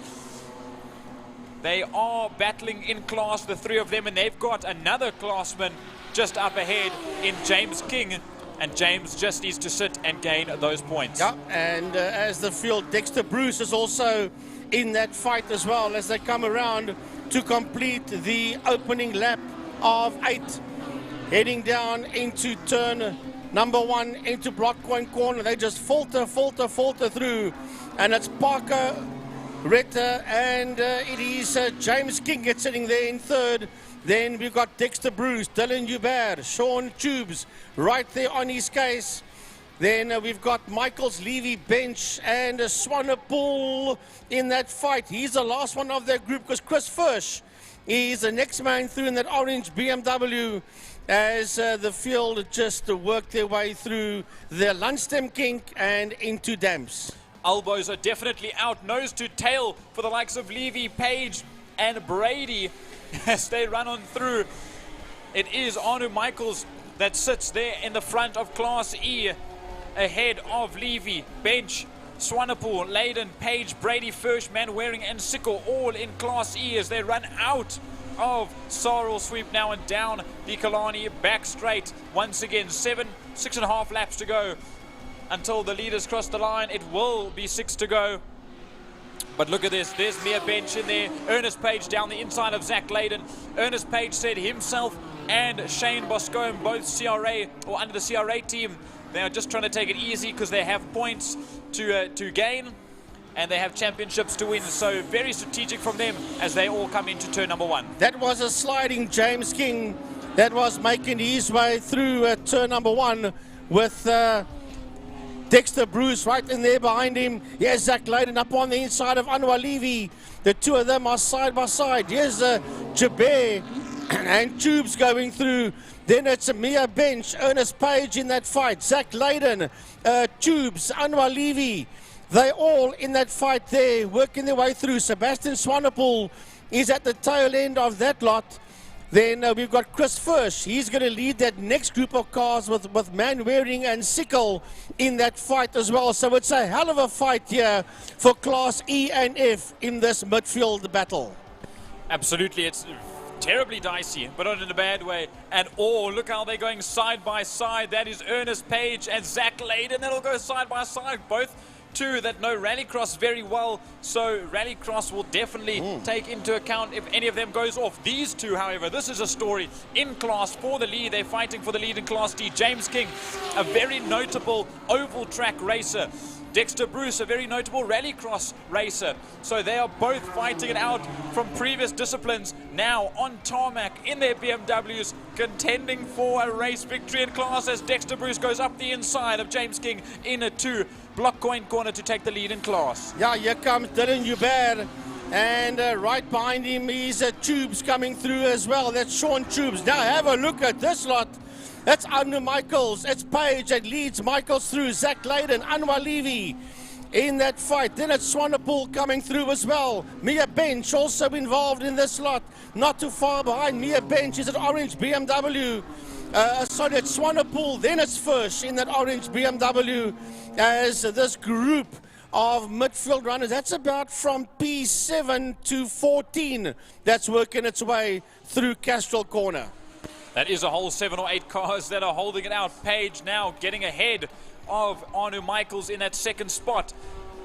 Going a little bit wide goes Zach Leyden. As I said, the Rallycross experience helps. He can control the car even when it's fully sideways. He'll slot back into place just behind Arno Michaels. Arno doing double duty in Clubman's and in the BMW class. So a lot of kilometers and a lot of not damage, so to speak, but a lot of force put into this car today, as they'll almost go 3 wide, 2 by 2, down the back straight towards Pertamina Fostron once again, as Ernest Page slowly starts to peel away. Page trying to get away from that lot, and then of course we've got Michaels in there. Right behind him is Zach Layden, Anwar Levy, Brady, Bench, Swanepoel first. There goes Dylan Joubert through our shot, and Sean Tubes in there behind him. That is Sean making his way out.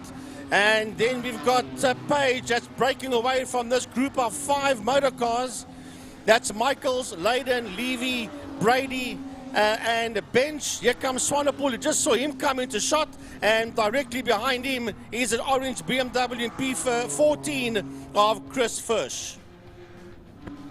Look how compacted they are amongst the 5 of them going through. It is Arnu Michaels, Zach Layden, Anwar Levy, Lloyd Brady, Mia Bench, Sebastian Swanepoel and Chris Firsch.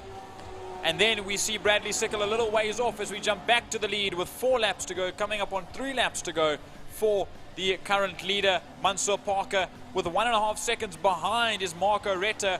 Then another 7 seconds is the difference between second and third, as Dexter Bruce slowly starts to pull away from James King in that 4th spot overall. Yeah, he got his nose ahead of him eventually, but here's P1 and 2, Parker and Retta working their way into block 1 corner. Then the 143 of Dexter Bruce, he got his nose now ahead of James King, that sits in P4.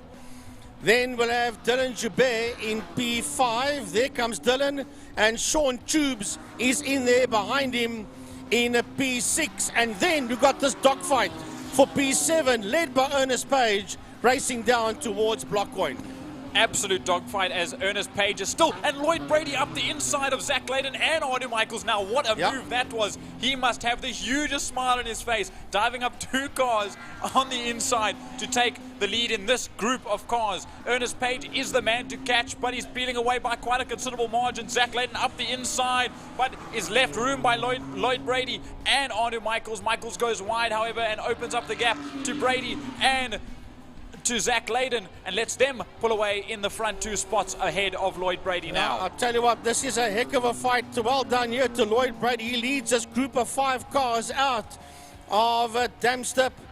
We'll get back to them shortly because we've got a couple of leaders out there. Well, that's Dexter Bruce and James King. And James King getting it he went in very hot, very deep there, did James, into Fostron. He'll lose a lot more ground, and catching him will be Dylan Joubert.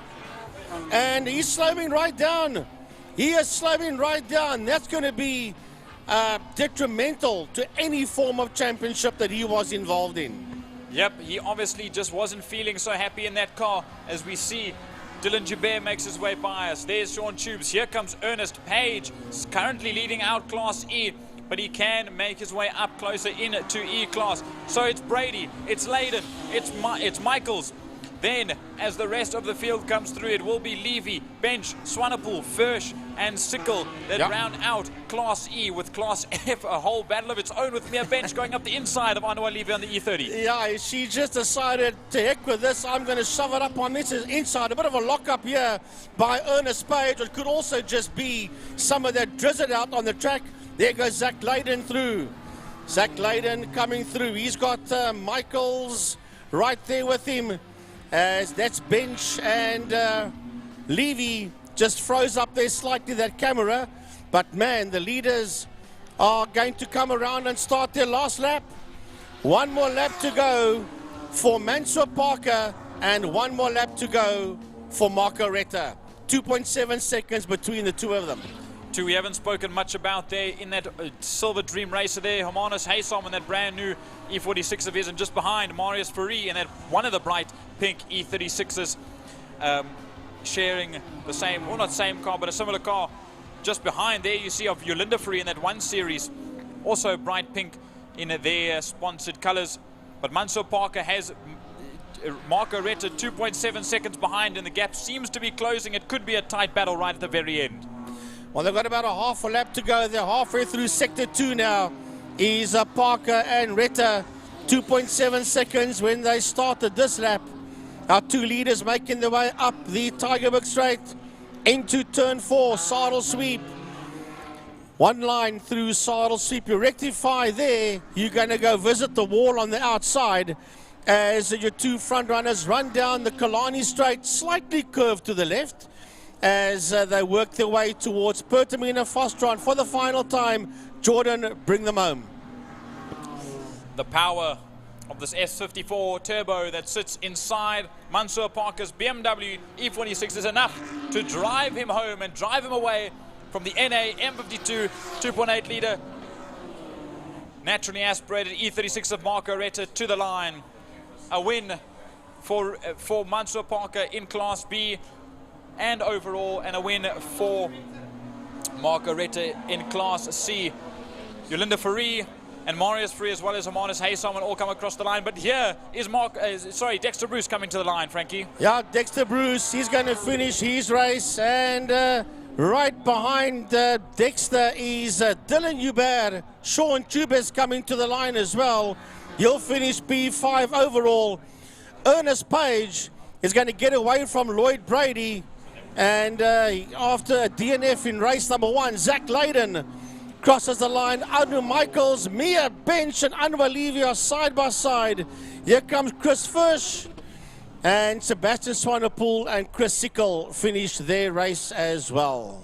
Yep, a good end there in class for Bradley Sickle. Then Cedric Berger. Sorry, Bradley Sickle. I said Chris. Bradley Sickle, sorry. Cedric Berger comes across the line to win Class F ahead of Jacques de Toy. The first time Jacques de Toy has been back in a little while, and a very high revving NDT prepped E36 of Nicolas de Toy.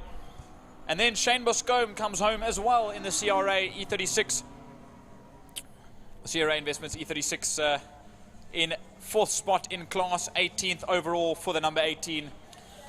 And that will round out the entire field for race number 2 of the BMW Car Club of Cape Town Race Series. And what a race 2 that was. Especially that midfield pack that we had at one stage here. From initially when we had Brady Layden, Michael Bench, Levy, Fish, and Swanepoel and Sickle. That was a massive, massive fight between them. And then obviously as the race evolves, it began to open up slightly. But initially we had about a 7 to 8 card dice out there, as we were saying earlier on. And that was magic stuff. So, as Jordy said, that concludes the second BMW Car Club Cape Town race for the day. And don't forget the BMW Racing Legends with Dion Joubert and Farouk Dango on the 22nd of October. Tickets on the web ticket.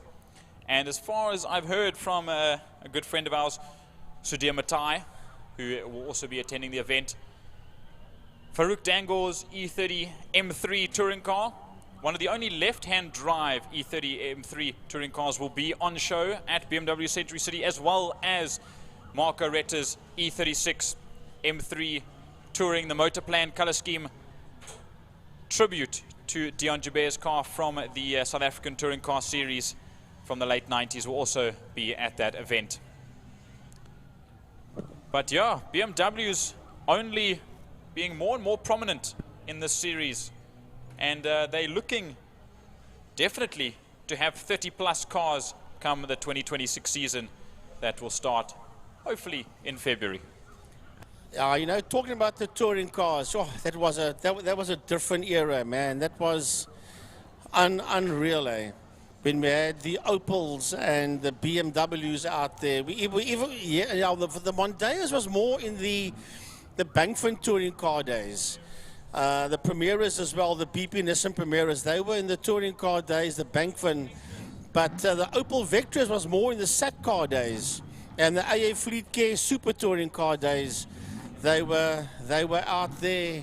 And we even had the Toyota Sprinters Mike White was in one of them, yes. Charles Wilkin and Sir Damso also raced for them those days. Man, that was a golden era of motorsport that I can be proud to say that I stood in the commentary box those years with Derek Peake and with Werner Kriegler and with Brian Peake those years on top of the old Goodyear Bridge, still commentating those cars. That was, And to tell you that Killarney was packed is an understatement. If you didn't get here as a commentator by 7 o'clock in the morning when the gates opened, you would stand queue down the road towards the refinery to get in over here in that time with touring cars and Group N and the initial engine Polar Cup, and they raced the Polar Classics back in the day. Now we're going back to 1997, 98, even 99. That's a long time ago. With the Formula GTI single-seater still. Oh, man. The West Bank Modifieds classes A, B, C, and D out there on circuit. You had modified Golfs, and you had Nissan Sentras and Opals and Ford Sierras, and geez, I tell you what an era that was. But as Jordy was saying, two of the legends of that era will be at BMW, SMG BMW in Century City on the 22nd of October.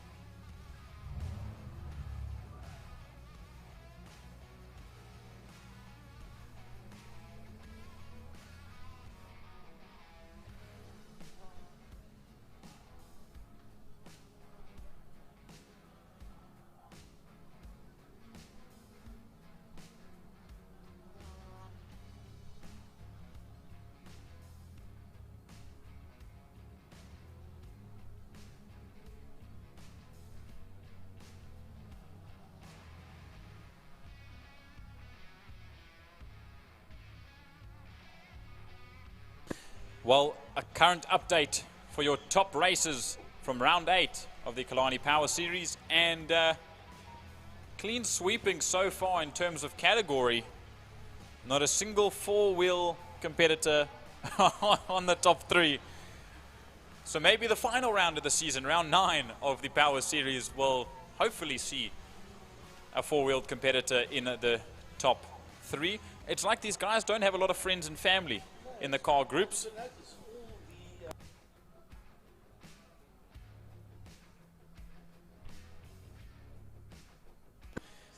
But as you can see, third place currently, all motorcycle riders and all within the Super Twin Cup 650s and Super Sport 300s. Abigail Bosson sits there in third spot, just behind Adrian Solomon, and currently leading out as your top racer of the day, young Cody Redlingace in that first position.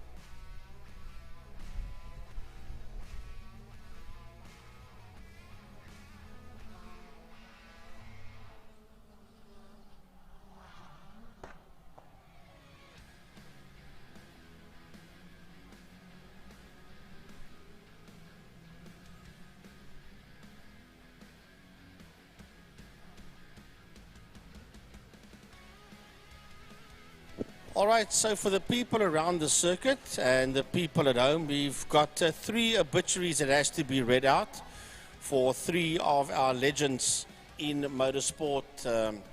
One of them is a legend in main circuit and in oval track racing, and Gary will be doing those obituaries for Dup du Plessis, for Jacques Laram, and for Dave Esmond. So people around the track, we'll ask you to stand the moment Gary starts talking for the obituaries for these three gentlemen.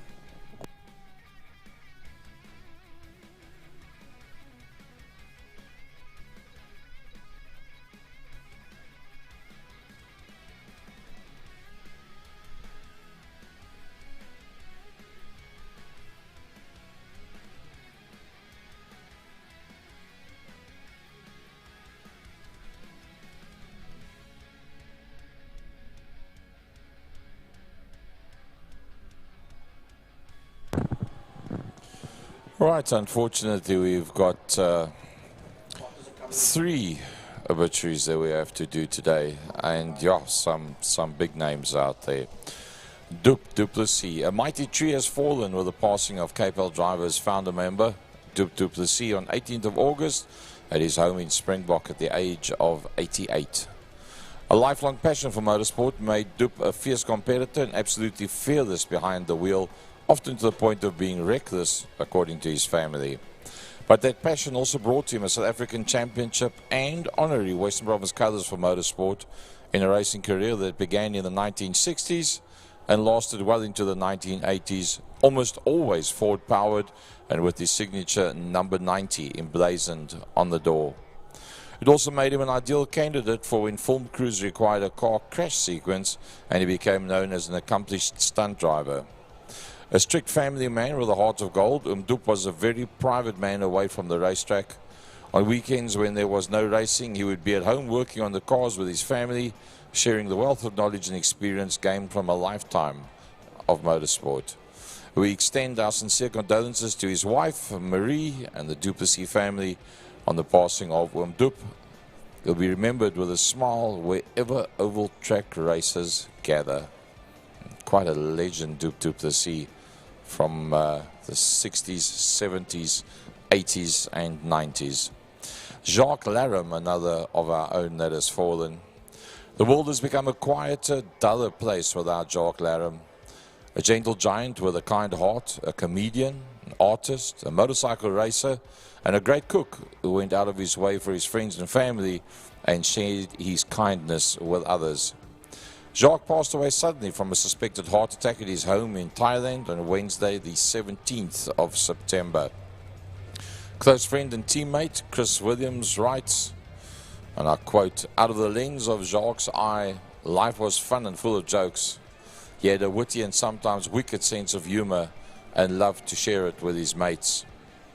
Many years ago, only a selected few motorcycle racers were honored with pit right in front of the main straight. One of those was Frankie Brett. During our last event of the season, he had Prime Master Jacques Laram cook the racers his famous peri-peri chicken.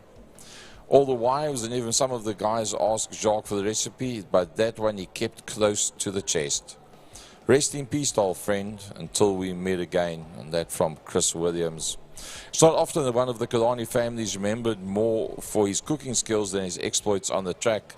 But for Jacques Laram, that was all part of the fun, and his memory will always bring out a smile. Our thoughts and prayers are with his partner Pat, daughter Jess, at this sad time. Unfortunately, we've got yet another, the late, great Dave Esmond. The South African Motorsport fraternity was shocked to learn of the tragic passing on Wednesday, 24th September of Superbike and Grand Prix motorcycle racer, photographer and videographer Dave Esmond. He burst onto the South African motorcycle racing scene in 1980 when he won the very first national race he ever entered that year, the PE 200. He soon gained a well-earned reputation as a very hard rider and a crasher of note.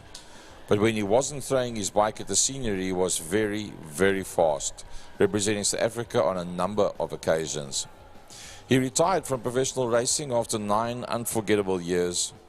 Mention the name Esmond to anybody who was around motorcycle racing during the 80s and you'll get an instant grin, and went into corporate finance, all the while building a huge reputation as an action and wildlife photographer and videographer.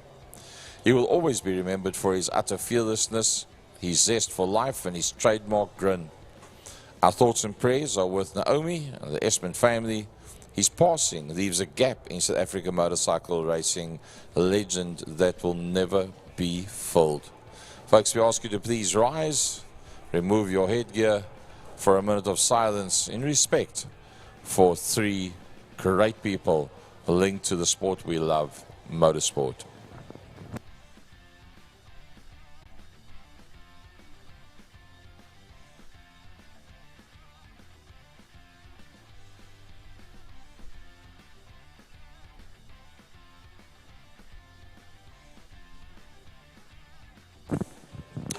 Rest in peace, Dup du Plessis, Jacques Laram, and Dave Esmond.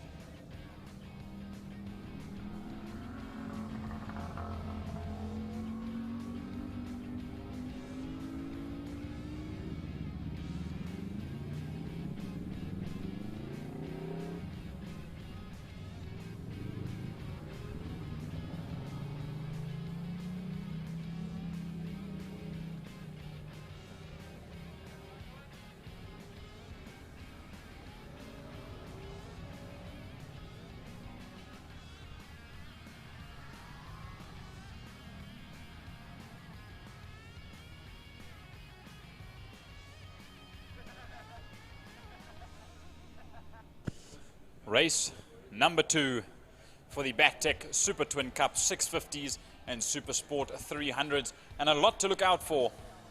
As we've already seen, Nicholas Hutchings on the Hutchings Service Centre, number 72, has clinched the Super Twin Cup 650 2025 championship. So very big congrats to him today. But even though the title is clinched, there's still racing to be done in heat number 2, and some hard racing for all involved at the front end of the field, specifically the likes of Max Munton, Nicole Purificati, and Adrian Solomon.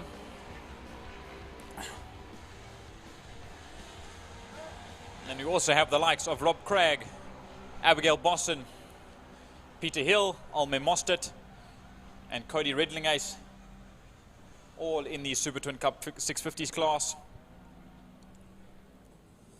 And then in the 300s, the Super Sport 300s, we have Tristan Henning on that ZX4 and has been on absolutely top form, that bike and himself down from Joburg.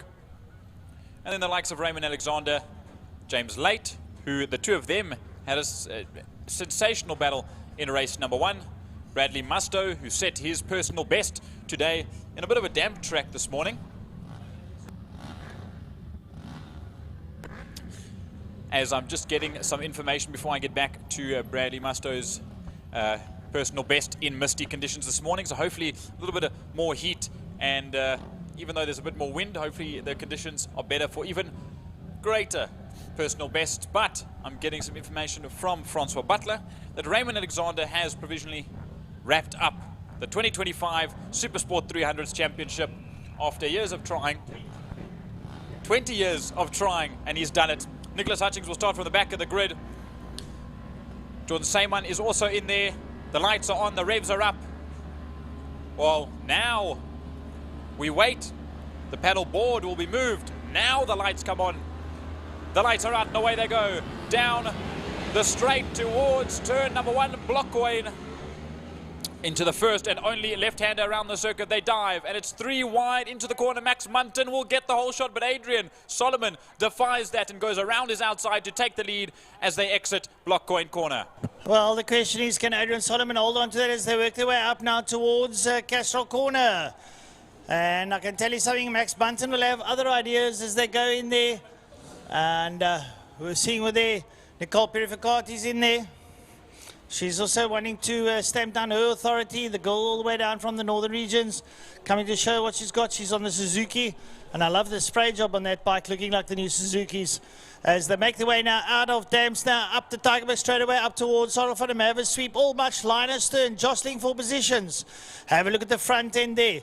As Munton sits there behind Bones. They're going to work their way down towards Pertamina Fastron. Adrian Solomon is making that 400 work overtime, but here comes Max Munton and Damien and Nicole Purificati is in there as well. Nicole is in there as well now as they roll around and they come out of Pertamina Fastron up towards us. They are really cranking those handles and it's still very close-knit. Yep, and look how close, it's even closer now as they come across the line, through a little bit of the drizzle on the main straight past the Porsche Club, Porsche Boma rather, and up the inside, Adrian Solomon will stick it and hold it out. But look at that, in third spot from the tail end of the grid at the start, Nicholas Hutchings is up into third spot. That is what makes a champion, and now he's around, and now he tries to dive up the inside of Max Munton and Adrian Solomon to take the lead. Not quite. Max Munton holds the lead ahead of Adrian Solomon. Sticks has some work to do to try and get to the lead ahead of Nicholas Hutchings. Then it's Nicole Purificati in that fourth spot, and then Abigail Bosson, one of the two lady racers in this top 5 battle that is also trying to get close to the front, because points are also in the bag for second in the championship. Into Sorrel Sweep goes your lead formation now. There they hit the second right-hander. They're going to work their way now down that back straight. And it's all Linus third. Slipstream City is what it's about. Adrian Solomon has a look on the inside of Max Munton. And here comes Nicholas Hutchings. 3 abreast going down towards Pertamina Fastron. Who's going to have the biggest of the lot? And it looks like it's going to be Nicholas Hutchings who will come out on top. Adrian Solomon hanging in with a 400, showing what it's going to do. It's almost like 600s versus thousands. And Max Munton is down in third. Oh my word. Let's have a look at second place. Yep, it's Adrian Solomon, Nicole Purificati giving now Max Munton a bit of food for thought as they go down now into Block Coin. Oh, this is tight stuff now as they work their way around. Having a look there, Max Munton trying to get a bit back into the swing of things. He's got a bit of work to do. He took heat number 1. There are dices aplenty. Yeah, they come up towards Castrol corner. And it's Nicholas Hutchings, Adrian Solomon, Max Munton, Nicole Purificati. Have a look, here is 5 as Robert Craig is in there, but here comes the whole lot. Raymond Alexander, Peter Hill, Late, Tennant, Musto, Mostert, and Simon. And Redlingays. Oh, look at this. They are having an absolute whale of a time going into Castrol corner. And a big sit up there for, I couldn't quite see who that was, someone in the mid-pack of that group sat up, and it was Tristan Henning that went around the outside of Brad Musto, yes, to try and save that position and not cause any contact between the two of them as they race on by. Look how tight this battle is. They're splitting up ever so slightly now after that bit of disarray in turn number 2, Castrol corner. But we look back towards the front end of the field. There is Rob Craig that sits on his own in the one of the two, or one of the sister bikes on the Suzuki GSX-8R. As here comes the rest of the field. Raymond Alexander with James Late just behind him. Peter Hill's in there as well. Tristan Henning, and then Bradley Musto, Elme Mostert, and John Simon, and then Cody Redlingays just behind them. As now we look out of Pertamina Fastron down the Killarney straight past, or the Porsche straight rather, down towards Block Coin, turn number 1. Raymond Alexander leads out there on Late, Henning and Peter Hill. Then Mostert, Musto, Simon, Redlingays and Robertson. Mitch Robinson, I believe, has sold his bike and I think he'll be hanging up his leathers. So I had a chat to him early on. He says he just doesn't have it in him anymore. So nice to hear that. Well, not nice, but nice to hear the honesty coming out of Mitch Robinson in that respect. Absolutely. Nicholas Hutchings on that SV650 still leading out ahead of the ER650, the Kawasaki of Max Munton. That Sunscan all green. Number 14 as they race on down in the Killarney back straight towards the final corner. This will come up to 5 laps left to go. We'll see who sits in that third spot. That is Adrian Solomon, his knee right up against the inside curbstone through turn number 5 and right up to the outside curb up against the paint as they'll come down the front straight away under the City of Cape Town Bridge to start another lap. It will be Hutchings from Munton, from Solomon, Purificati, Bosson, and then Craig a little ways away as we jump back to the tail end, but now to the front of the 300s as they go into the final corner. Well, it's still there. Is it? No, that's Henning. Up on the inside, late there with Alexander ahead of them. Yeah, they come up towards us. Raymond Alexander dropped back. He has indeed. He's gone down to P3. It's the 74 of late that leads out over Henning and then Alexander. Then Peter Hill sits up there behind him. He's on the R7. Peter Hill doing this just for the fun. Had a bit of a tumble in Heat 1, but looks like they managed to rectify that machine and put him back on track. Absolutely, but now we look to the front of this. As someone pulls into the pits, we'll just have to see who that is. It could be Cody Redlingace. It looks like the 34 of Cody Redlingace on the 87 Racing ER650 that pulls in. But now back to the front end of the field. It's still Max Munton and Nicholas Hutchings going side by side. Max up the inside, a brilliant move to shove that 650 on it to the inside of Nicholas Hutchings and pull that position away from him. Now he'll sit in the lead. To that third and fourth spot though, it's Adrian Solomon and Nicole Purificati still. Stick still holding out ahead of Nicole Purificati with Abigail Bosson just waiting in the wings for something to happen on that beautifully prepped Project 60 Kalberg and Sales Hire ER650 as they go through block coin turn number 1 with Abigail Bosson, the fastest lap so far in race number 2, 1:22.141. Well, coming out of turn 5 are your 300s and Raymond Alexander's and mixing it up with the best. Here they are, absolutely brilliant stuff here now as they cross the line. And it's late Alexander and Henning. Those three are not going to give it up on each other.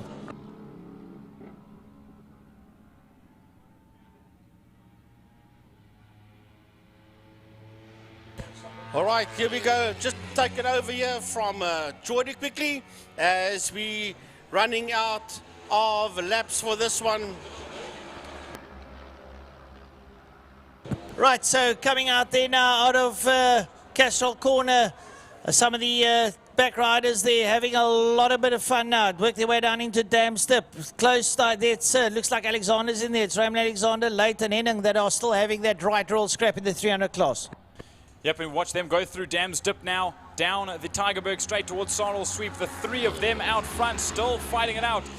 The leaders come across the line to make it 3 laps ago, and we join them now coming into the first turn, and it is Nicholas Hutchings that still holds out from Max Munton. They pulling a small gap between themselves to Adrian Solomon and Nicole Purificati that runs a little bit wider in that line and loses a little bit of time to Adrian Solomon, but the 2 lady racers are going to be scrapping together very soon amongst themselves in Castrol Corner. It is Abigail Bosson trying to get to the tail end and past Nicole Purificati in that 4th spot as now they race out through Lunstem Kink and down towards Dam's Dip. That banked right-hander Max Munton now holds the lead ahead of Nicholas Hutchings as they go right nose to tail, front tyre to rear tyre, and down the Tigerberg straight once again into Sarnell Sweep, the double right-hander, and on the gas down the Killarney back straight once again.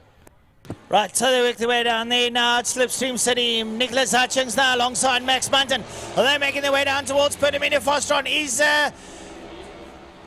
Is Nicholas going to look up on the inside? No, Max dives across his bow, keeps him brutally honest, and everybody just bunches up behind them there. It's Boston, Purificati, and the rest there, and Bones in there as well now. They're working their way out, and it's Max Munton.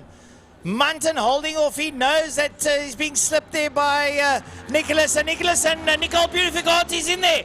Nicole Purificati's up behind them. She pulls in there and says a look at them. Nicholas Hutchings shutting out Max Munton. Brilliant stuff there now as they come out of Block Coin. They're going to work them up to Uber straight up towards Castrol Corner.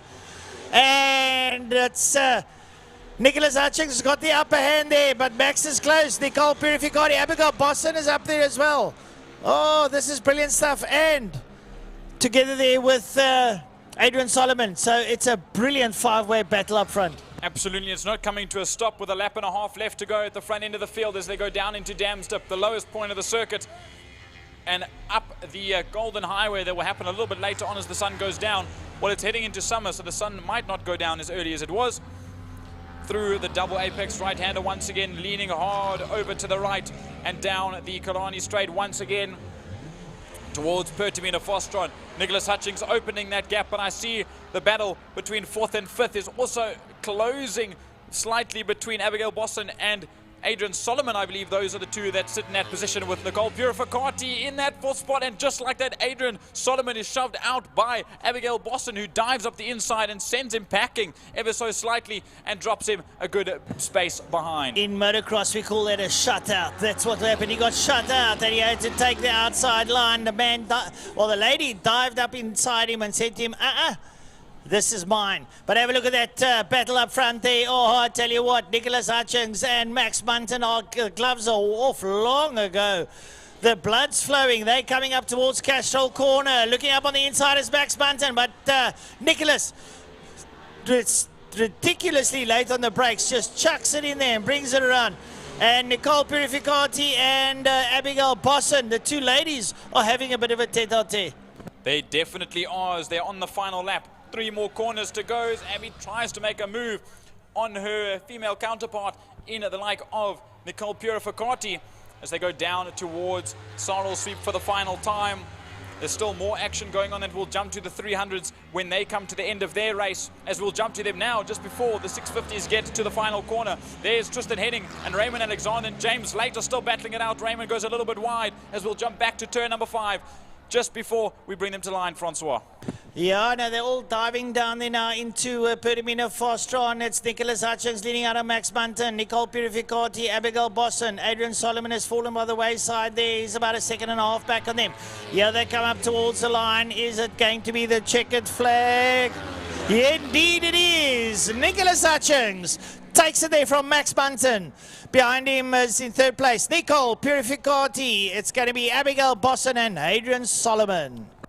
A good or brilliant final race for the Super Twin Cup 650s and Super Sport 300s. And the 300s haven't even come to the line yet. We're still waiting for Rob Craig that we see on your screen now. That's how big the gap is between Adrian Solomon, the last in the top 5, and 6th spot Rob Craig. So we wait for him to come around the final corner and to come across the line.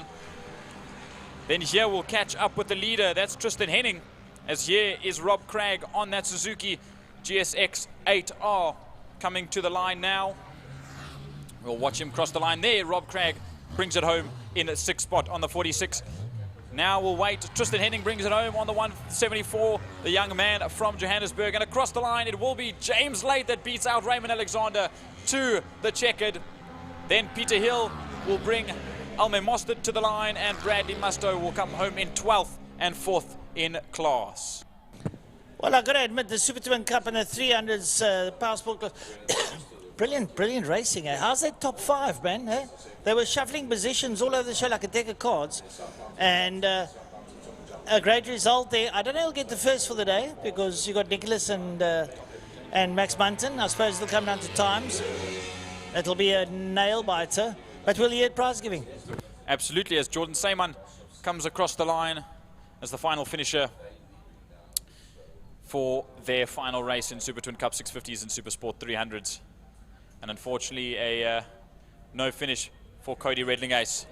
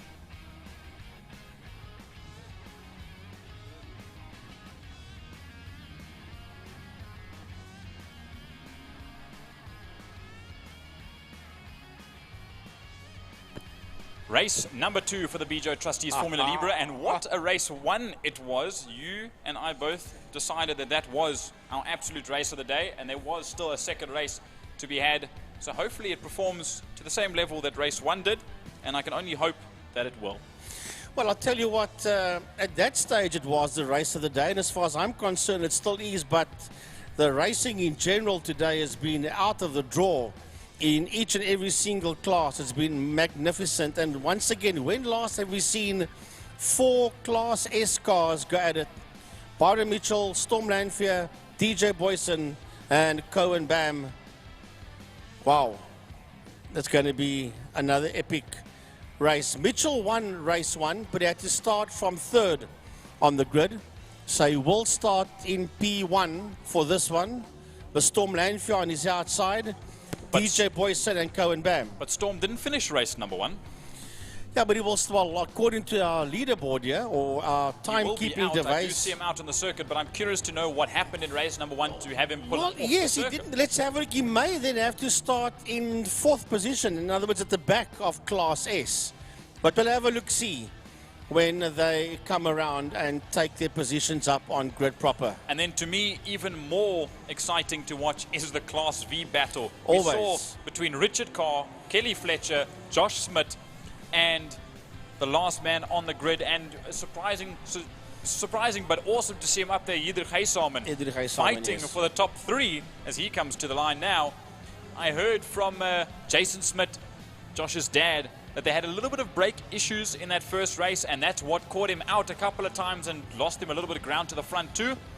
So hopefully there's Reg Anderson to go help out with the 2 GT Raps and Aruba cars. Well, trust me, he doesn't want brake issues again, because we know what happened a good couple of months ago, going into turn 3, into a damn dip, and that's the last that they need right now. Talking about Josh, there he sits with that orange helmet. Same helmet he uses when he does karting. Forget the days when he would go down the back karting straight and he would always turn around, and Francois myself would always say, don't worry what's behind you, just look what's going on. What's behind you is where you were. It's where you're going to. Thank goodness for that. He doesn't do that no more. But in a Formula V, you can't turn around. You can't turn your head if you wanted to. Even if you wanted to, you can't do that, yeah. So he'll be in true and real contention to win V's overall. Hopefully, that's what he's hoping after his return back in this brand new car. Just behind him, you see Nick van der Westhuizen in that W Logistics GT Raps and Aruba. Pink and black schemed. One of the 2 sister cars between himself and Ricky Anderson, and pulling up Richard Carr to the taking line, up his Richard position, Carr as well. DJ Boyson, Byron Mitchell, Cohen Bam, and Storm Lanfear threading through the field to get to the front end and to take their grid positions. Well, before I move into my correct position, just have a squiz out the window here quickly. The 2 race driver SA cars on P2 and 4. That is Lanfear and Bam. Dolphin Engineering in P1 and Dyco Auto Electrical in P3. There the whistle blows. I'm sure DJ's dad, Dirkie Boyson, is still involved with that Class S car of his.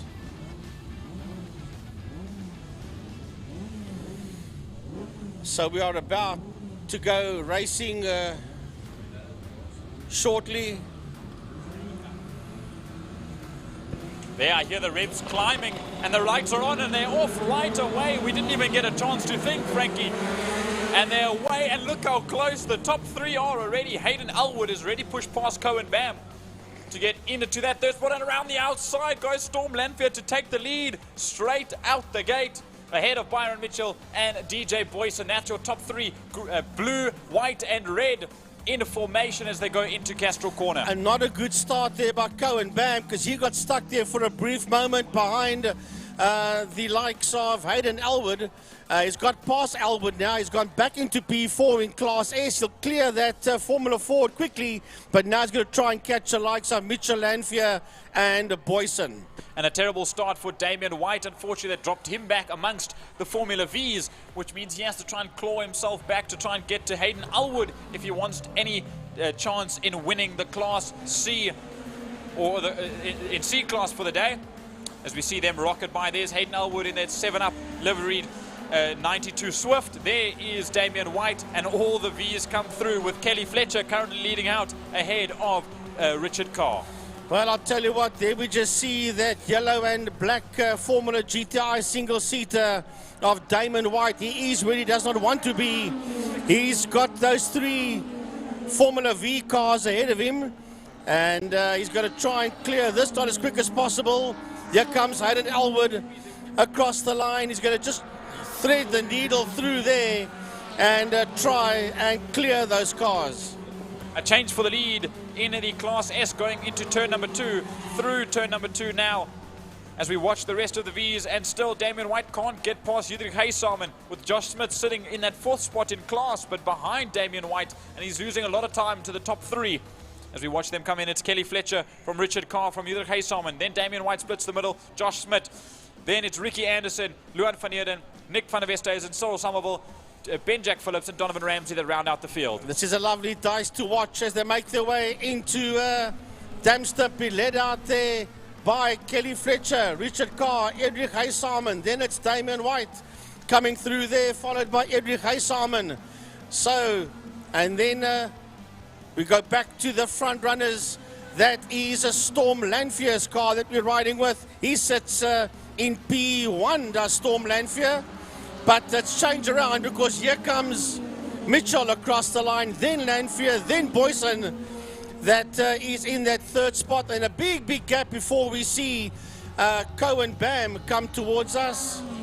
Cohen will cross the line, and here we go to the Formula V fight with the 1 Class C car that is in there, and that is, it's Richard Carr that's got the lead now. Look at Jason. Look at Joshua Smith. He wants to try and drive around the outside, or should I say the inside, and he has made up a position or 2. He gets his nose ahead of Damien White, and Haysamen comes through with him as well. Damien White is going in the wrong direction in Class C. Yes, he's still 2nd, but he must have some kind of an issue with that Formula GTI single-seater of his. He can't get by even with the wings and slicks. He can't get by those 4 less powered V's ahead, as Ricky Anderson now sits on the tail of Damien White, and he needs to try and get by as well so he can catch that top 4. It'll be awesome to see Ricky Anderson up close and personal with the top 4. But look how close they are.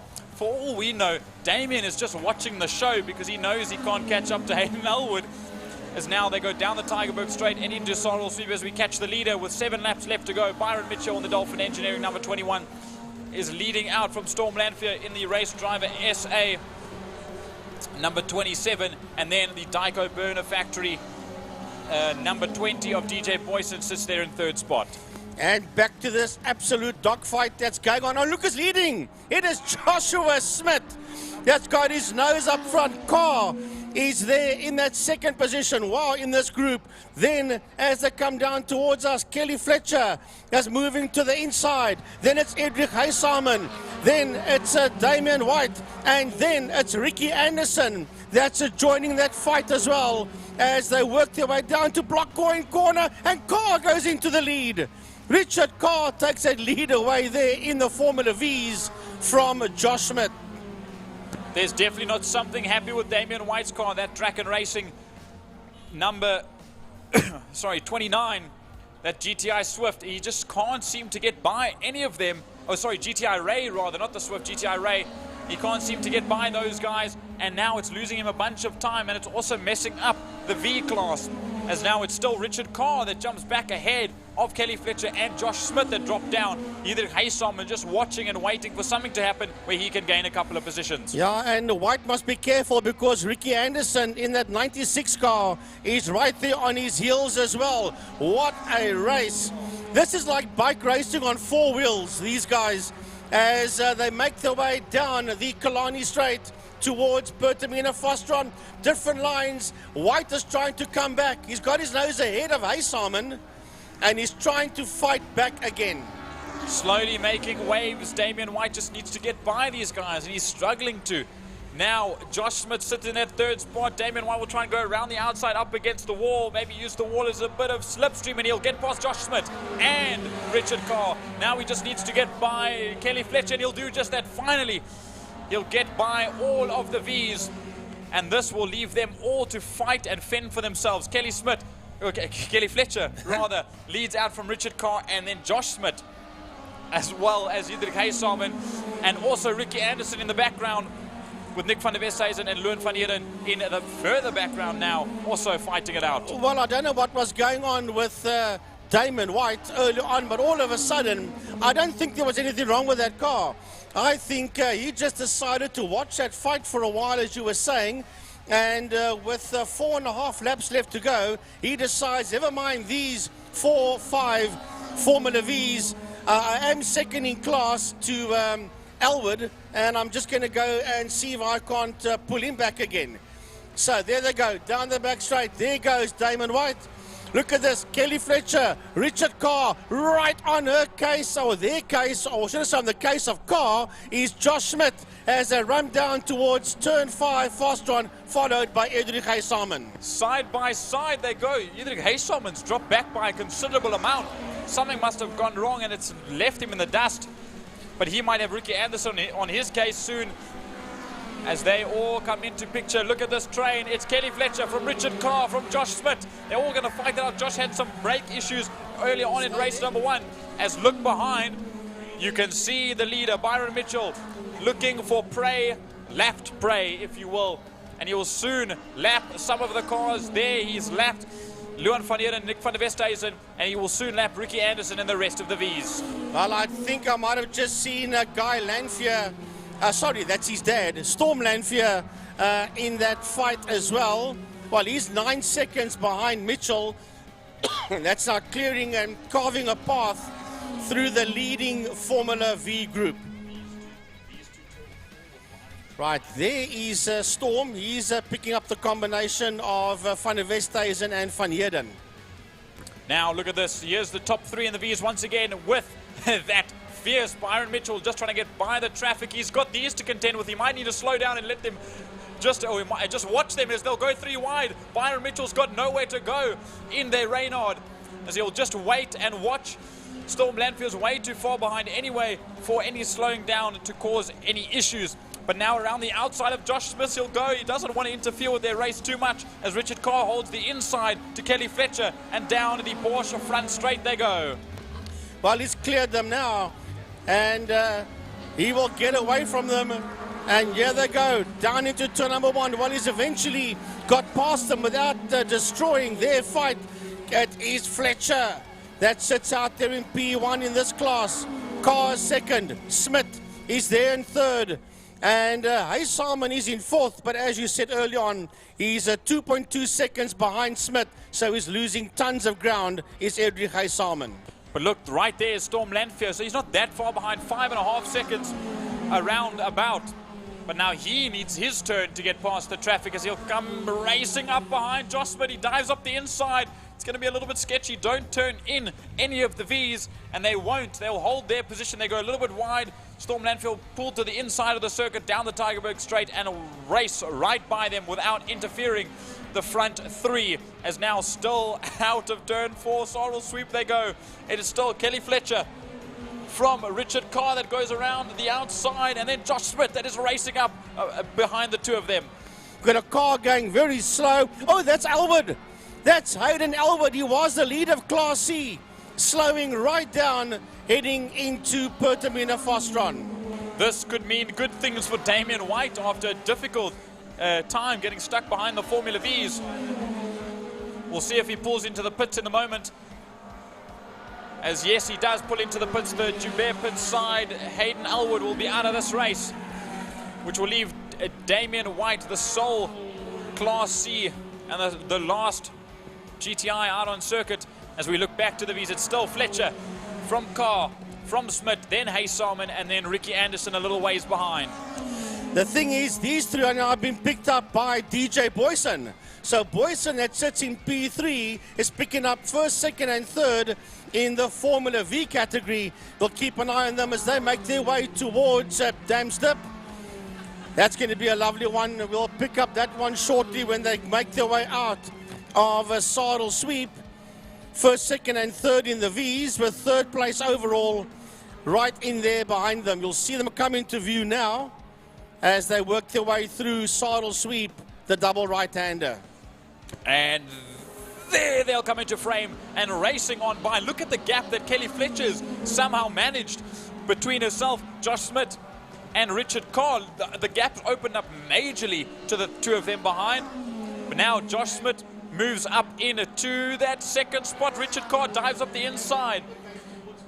The leader now on the last lap is Byron Mitchell. That gives everyone onto their final lap. They will go. And down towards Castro Corner, we see Byron Mitchell on the Dolphin Engineering, number 21. He rounds the third corner, rounds up to the third corner now in the Reynard. He's got 2 more corners left to go to take victory. Now we've got to stay with this man because this is the final lap. And he's got half a lap to do before he sees a checkered flag. And he has done a 1 minute 11.805, the quickest time around here in race 2 for class and overall leader Byron Mitchell in the Dolphin Engineering Reynard.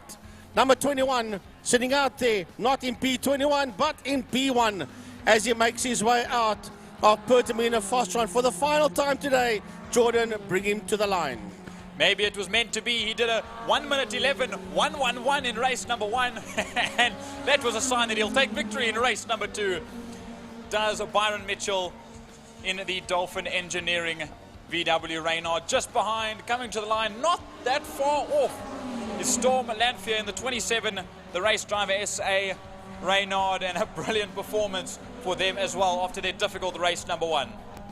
Right, here comes the leader and winner of Class C, Damon White, and then third overall behind him in Class S, and on track is DJ Boyson. But here we go, Geordie, the fight for 1, 2, and 3 in the V category. And look who's in the lead. It's young Joshua Smith. Finally, they'll race side by side to the line, and it will be Joshua Smith that takes victory in race number 2 ahead of Kelly Fletcher. 200ths of a second. 200ths of a second at the line.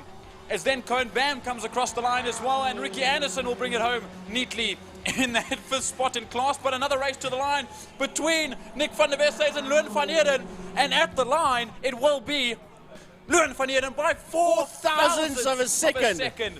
Formula V's have outdone themselves today. And I'll tell you what, Fletcher had been 200ths of a second behind Smith. Carr was only 0.8 of a second behind Fletcher as well. Man, this was great stuff today by the Formula Libra single-seater, sponsored by BJ Trustees.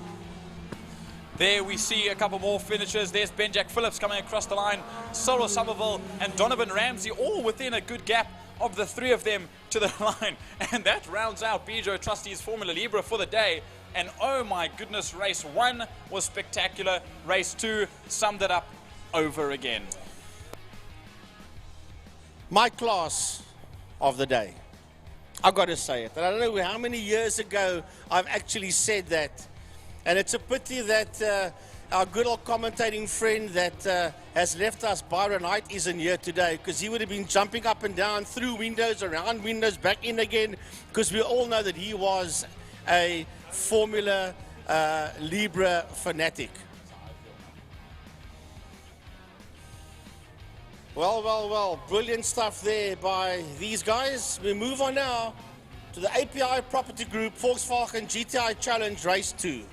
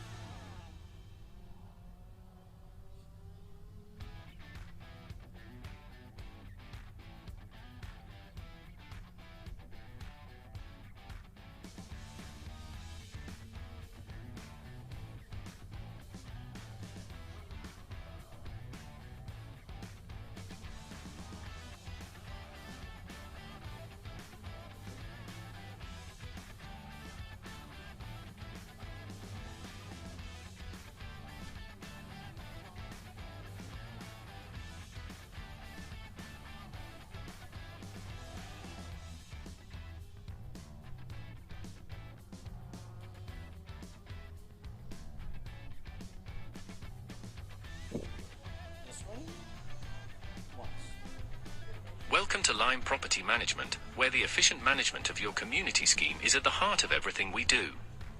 Our dedicated team provides superior property management services, ensuring that your property is in good hands and that your investments grow.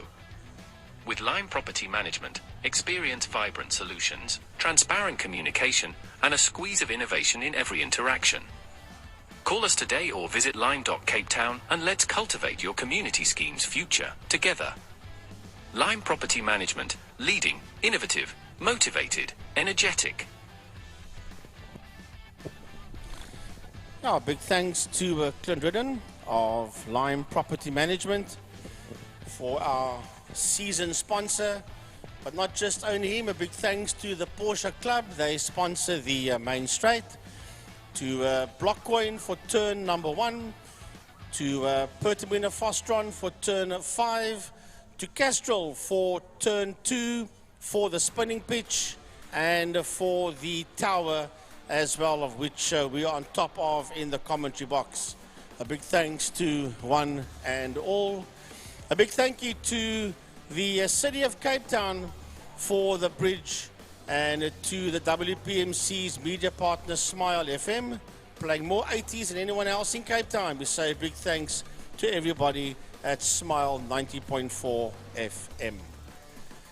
So we now move on to the API Property Group GTI Challenge Race 2.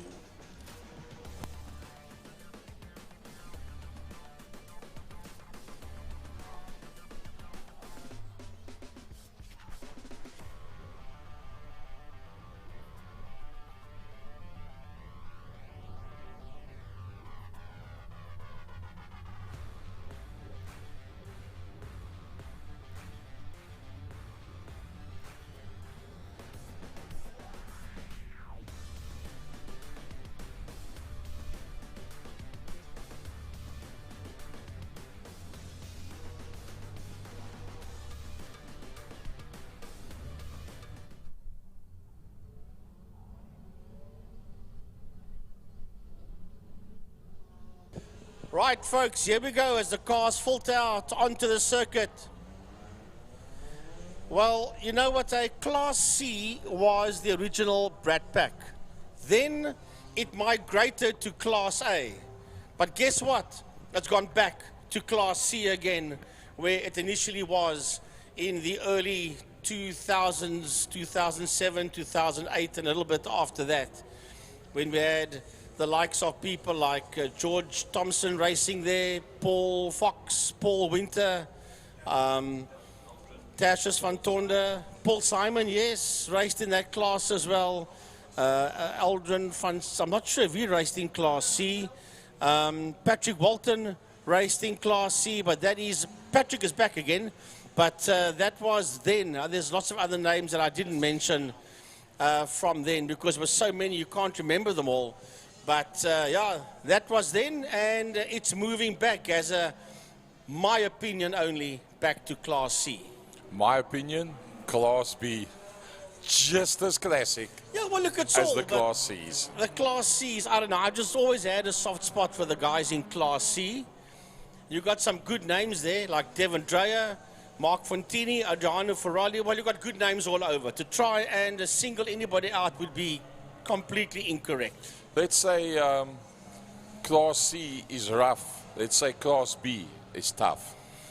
Yeah, Class A, well, there you need big brass ones to run with the likes of Bishop Internaus, Williams, Geldenhuys Cup, and also people that's not here today, like Nathan Victor, John Henry Vaughan, Umpi Swart, and all those people.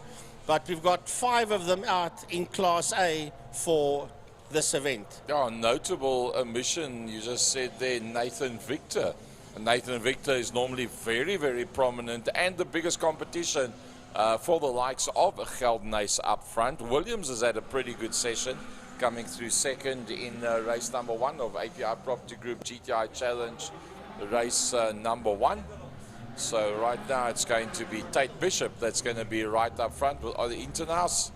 Alongside him on the front row. Then it'll be the quietly spoken Williams fellow with a very quick Geldenhuys alongside him, and then rounding out the front 5. And unfortunately, Frankie, we've heard nothing. It looks like it's going to be a one-light start, which is such a disappointment for the Class C guys that clutter into the back of the Class Bs. Yeah, well, you can't change it halfway through the day, but I'm sure at our next event, hopefully we can go back to the 3-light system. But that's for Zaki Hendricks and the committee to decide what they're going to do. Here comes Mr. Dexter Bruce. Has he been racing plenty today? He's going to be a tired man when he gets home to the family tonight in that yellow Polo, the 140, the Faisal Jacobs car that he is driving today. Dex, fun he will have. That I can guarantee you. What a lovely view. Look at all that. So Mark Fontini will be starting on the second row of the Class Cs. And we did, so I think he rode from the back of Class C up to third in Class C. And now on the invert for race number 2, he starts in that third position. Yeah, but Gaz, he's got Patrick Walton just ahead of him, who's in pole, then Devon Dreyer, then Fontini, then Ferrari, then Muna, then the Flashman himself, Finneran. What a top 1, 2, 3, 4, 5, 6 cars in Class C. Having said that, I see that we've got Sandenberg and Hendricks, Zaki on the front row of the Class B. So Zaki Hendricks not having had anything to really laugh and giggle about at the end of race number 1. Finds himself now in a situation where he comes off pretty much the front end of the pack as the Class C boys are going 3 abreast down into turn number 1. Well, here we go, side by side. Oh, they're bumping and barging each other out the way. They want to try and get through. There's a car that's taken out the entire signage. It's one of the API property cars that has taken out the sponsorship boards on the inside of turn 1. It can only be Daniel Muna because the other cars, Ross Schroeder is not there today. So it is obviously Daniel Muna that has destroyed the signage for the sponsor on the inside of turn 1. That's what you call a soft accident, when you eat everything that's mobile and take it with you. So it's kind of spectacular, but it's the easy way to have an accident, get lots of attention and not do lots of damage to your motor car. Talking about damage to your motor car, flat foot, full revs, 4th gear, up the Tigerberg straight, the Class A battle with Tate Bishop at the front. Yeah, Tate Bishop going down that back straight. Then he has got Shane Williams behind him. Behind Shane Williams, it is Jacques Geldenhuis, followed by Ollie Hinternaas and Ian Cup. That's your 5 Class A cars that are racing down towards Foster Corner. Here comes the Class B boys. That's going to be hectic. It's going to be hard. Look at this lot. And we'll have a look and see when they come through there, as the Class A cars now work their way towards turn 1 for block coin. But have a look in Class C. That has been led by, is that Flashman that's leading them? No, it's Mark Fontini. Fontini is leading and he's way, way ahead of the other Class C cars. Well, look at that. It's Zaki Hendricks that finds himself at the front of the Class B battle. Sandenberg in there, well, both of the Sandenbergs, in fact, in there behind him. I don't even want to go to that Class A battle. That's going to turn to tears in the not too distant future. Oh my goodness, they are side by side through Lundstem Kink and heading towards turn 3. Here we go. And Shane is up on the outside. Shane wants to go through. No, he's not. He's got Bishop just there with him as he sits in P1. Then it's Bishop. Then it's I'll tell you what, here come the Class B cars being led there by our chairman, Zaki Hendricks. And the Sandenbergs are sitting 2nd and 3rd, followed there by Sean Liebenberg and by Dexter Bruce. So Fontini, having started 3rd in class, finds himself now at the front end of Class C. But that Class A battle, can this possibly carry on without somebody being spat out? It's almost impossible, but they've all made it through so far. Well, I'll tell you what, Shane's got a lot of hassles on his hand. He's going to have to work hard. He's got Geldenhuis that's sitting there on his outside. He's going to squeeze Geldenhuis up against the wall. Then it is Bishop, Hinternaas and Cup. Just as you can say that, these 5 Class A cars dive bomb block coin corner and turn into the only left-hander. Well, they're getting slightly away from Ian Cup, but let's go back to that Class B battle. It is Zaki Hendricks and it's Donnie Sandenberg Jr. and senior Sean Liebenberg. Behind Liebenberg, we have got Dexter Bruce. Mohammed Kalfi is in that fight as well. Razik Harris and Zach Leyden. And right behind them is the leading Class C car, and that is a 31 of Mark Fontini. There's Mark just going behind this car we see there. There's Fontini going through. Yep, that's the leading Class C car, and then behind that is the API property. Oh, it looks like Muna got pushed just a little bit sideways. Nothing that you would notice if you were sitting around the circuit. Let's go to that Class A battle as they work their way down the back main. Jacques Geldenhuys sitting out there in P1, and I'll tell you what, from P1 to P4 is Shane Williams. And he is not going to have it. Look at Ali Internaus looking up on the inside of Tate Bishop. They are side by side. Bishop on the outside. Geldenhuys is using the dirt as well. Then we have got Williams and Cup. First, second, third, fourth, and fifth. Oh my word, it's hard. It's war. It's rough. It is as tough as nails out there in Class A. Well, once Geldenhuys gets to the front, he usually kind of stays there, but I think today might just be different as Tate Bishop gets a serious rub from Internaus and Williams that are sitting side by side. Williams finds himself rubbed up onto the grass as they work their way into turn 2, Castrol corner. Well, we're going to have to look at this because coming out of one now is the Class B cars. We'll pick them up now. Here they come. And it is a 2 Sundenbergs that's in there behind Zaki Hendricks. Then you've got Sean Liebenberg coming through. Dexter, where's Dex gone? There's Zach Leyden coming through as well. And we'll have a look. See there, Dex has gone all the way backwards. He's stuck ahead of about 6 Class C cars. So Dex has gone in the wrong direction, sadly. Well, it's still Fontini that leads out on that Class C battle as our Class A guys are heading down towards Pertamina Fastron. And it's only Geldenhuys that's got a little bit of breathing space, but not that much. Going a little bit wide is Tate Bishop. Oli Internaus comes up on that inside line. They give one another just enough space. Williams finds himself in that 4th position. They're not getting away from Cup this time around.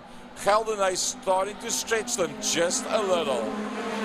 Well, and Ian Cup is fighting back. Ian Cup, look at that, 7 tenths, 2 tenths, 1 tenth, 5 tenths. Can you believe it?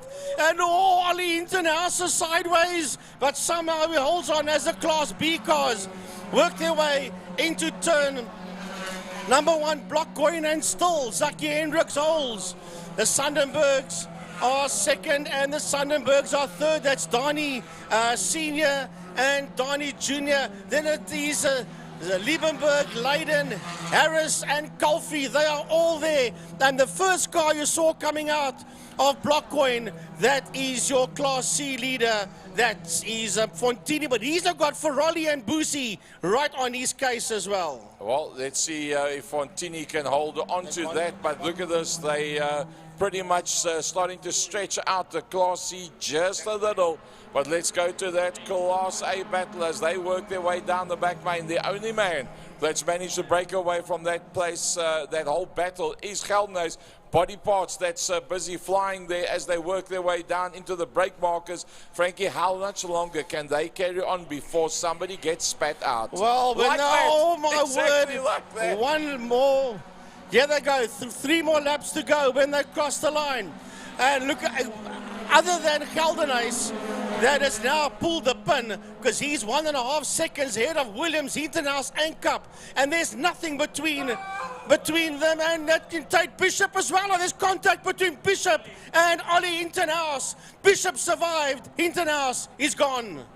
Well, he's also gone off the track, and it looks like Internaus is, in fact, he's stuck in the sand, and the Class B cars are going to be coming. Let's hope that they all get through there. The Marshal runs towards that car. That is a very dangerous situation with the Marshal standing there by the car. He should rather get away from that car and keep himself safe. Well, I'll tell you what, Class B, it's the 2 Sundenbergs that's chasing down the leader there. That is Zaki Hendricks. Wow, it is hectic. It's hard out there. Here come the Class C cars.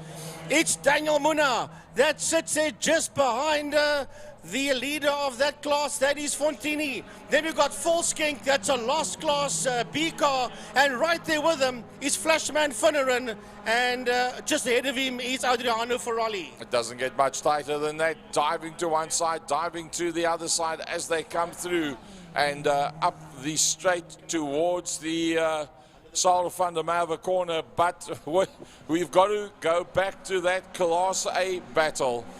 Well, it's busy self-destructing, as a matter of fact, because all of a sudden at the back, well, we will have... Frankie, sorry, very dangerous. A marshal standing between the car and the oncoming traffic.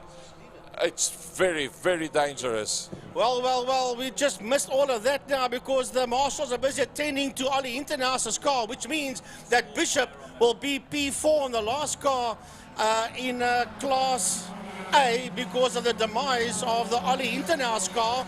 But here come the Class B cars. Here come the Class B cars.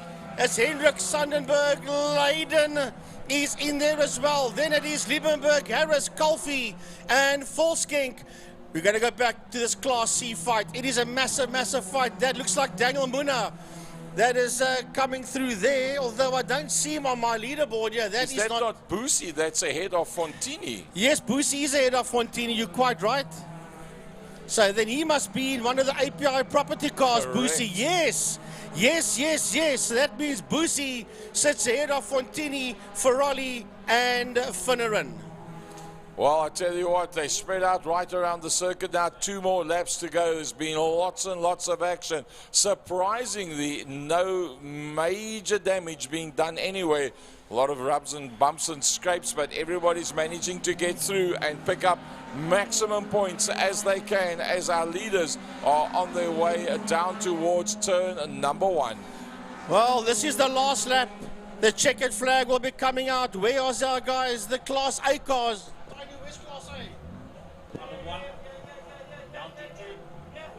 On the way down towards turn number 2, it is Geldnys that leads out, starting to get through the back markers now. He's done a brilliant job in the GNA car. He's broken away. I must say, Williams is backed up the verbal with a very good showing out on circuit today. Well, there they go, making their way through Damstep. He's your overall leader, Skalk Geldnys, nearly 3.5 seconds ahead of Shane Williams in second, followed there by Cup, who's 0.2 of a second behind him. Bishop is nearly, well, just over 3.5 seconds behind Cup, as and that is the only. Oh, there's a massive pile-up going into Castrol Corner. The cars are back on track again, but they were all over the place there in Castrol. So, heading out of Pertamina Fostron for the last time. It's not these two, but it's a car that's ahead of them. And that is going to be your winner towards a checkered flag. Skalk Geldnys comes home in P1. Williams and Cup having a fight for second and third. And it's going to go to Williams just ahead of Cup, followed across the line by Tate Bishop. He'll be the 4th and last car across the line in Class A. Class B, working their way out, Zaki Hendricks from Zach Leiden coming through. Then Donnie Sandenberg Sr. in the 77 car. That's the first 3 towards the line in Class B. Here comes Zach Leiden. Behind him is Razik Harris, as the cars just filter through. Then Volskink, then Kulfi, then Liebenberg, and the Class C cars. Dario Boosie comes home in P1. Adriano Ferrari finishes in second, and 3rd and 4th in that class will be Mark Fontini and Flashman Finneran. If you think Dario Boosie, how little he's raced in the last couple of years, you've got to give him driver of race number 2, coming out tops in front of the likes of Fontini, Ferrari, Finneran, Muna, Walton, all of them, and he beat out on them. And I mean, it's not like he's raced a lot recently. I say that young man is my driver for race number 2. Yeah, your 2020 Volkswagen Polo Cup champ. And his brother is working in the Netherlands. I hope it's only working there, that he does come back someday, that we can see him compete again in Class A, because we need people like him back. We need Oompie Swart back. We even need people like Janu van der Westhuizen back. It will just add, together with what you got, it'll just add to the ambiance of Class A. That's my word for the day. Jeez. Yes, I'm a clever one today. And it is quite a big one. Well, yeah, I must say the GTI Challenge, API Property Group GTI Challenge has been utterly, utterly amazing today. But there are some people that would have liked to have been on the track, but they find themselves in the commentary box watching racing as a race entrant, as a marshal scarer. And he scared the living daylights out of them. Not only the marshals, us as well. Oh, and he got his pilot's license as well. He doesn't know it yet, but all 4 wheels was off the ground. He doubles as a husband, he triples as a father, and he quadruples as a race driver. And otherwise, an arm co-fabricator as well, Jordan says. Yeah. Co-fabricator. Is that the same guy that took the steps out for the clock of the course back in the days? It will be that one. I suppose by now people have worked out we're talking about Trappies van Tonder. Hell yeah, Trappies, he's disappeared, he's gone, he's hiding. Trappies, never mind, the world on YouTube just heard that. Trappies, come up here. Jokes aside now, we're all making jokes. That, but it was a scary one. Exactly what happened out there. Yes, Frankie, Gary, thank you so much. I qualified 11th. Turn 1, I was lying 5th. You know, I'm a stocker driver. And as we move into turn 1, turn 2, my report says, my racing incident says, I took turn 1. When I left turn 1, there was somebody behind me. I don't know who it was, must be a ghost. I went airborne with a Boeing 747. So you actually saw 35,000 feet. And all the spectators and that. And then afterwards, when it landed, my petrol cable snapped. So instinct told me, I saw 5 marshals, I just saw orange, and they didn't start jumping. And there's nothing that you can do. Nothing, so... You're a passenger. Well, at 180 kilometers an hour, you're coming upon them kind of quickly. Very quick. What speed do you think you were doing, more or less? About 50 kilometers per hour. But, so instinct told me, I said, I can't go over these guys. I could have made it if they weren't standing there. So when I hit the barrier, they all jumped over. They should have jumped just 2 seconds before that over. I would have made it. But that's racing. It was a racing incident with Griffin Wintle. Yes. It's a racing incident. He lost it on the corner 2, on the gravel. And when he came back, he just hit me on the side. But as I say, no grudge, we buddies. And racing goes on. And I just want to tell you, my car's now with James King. I was just going to ask you. No, it's there now. I've taken it there now. They must fix it for the next race. Thank you so much. Lovely stuff. That is the spirit of Trappies, and who also is a man that says that's the spirit of Cape Al drivers as well. But go out there and never say die. But I think there's a good point is James has raced his second race. Will he get it done for race number 2? No. You mean? Oh, you mean next round? For November. For November. Yes. For November. Are we talking about James Spinner King? Yeah, that one. James Spinner, race 1 King. DNF, race 2. DNF, race 2. Well, good reference there. Look, the most important thing is, Trappies, I'm so glad that you're fine. All of us got a heck of a scare because, I mean, imagine seeing the marshals and they're not moving and you know what could happen and you've got no control of what's going to happen. Lucky they got out the way and everybody is fine. A car we can fix and everybody is okay. That's the most important thing. You're going to be a bit anal tomorrow, that I can promise you, but otherwise you'll be fine. Well, I must say there was a massive amount of contact in the GTI Challenge, API Property GTI Challenge race, but with so many top competitors, and there's so many guys in each class, Frankie, that have got the skills to win any race that they go out in their class, and no, nobody's going to back out, definitely. Well, not. That's a contact between Hintenhuis and Bishop. leaving Hinton now stranded, and Tate continued, but he dropped all the way down to the back of Class A. And we didn't know what happened initially to Dexter Bruce. There is a replay of him having a situation in turn 1 in Blockcoin. And that is what dropped him far down the leaderboard of Class B. But I tell you what, it's tough out there. It's not easy. Clubman's GTI Challenge, and now Formula Libra as well. Not easy. Tough, tough, tough. API Property GTI Challenge doing their piece to keep all the body repairs companies going in Cape Town. So they're just loading up the stricken polo there of Ollie Hintenhouse in turn 1 Blockcoin. And then we will move on with the program for the day.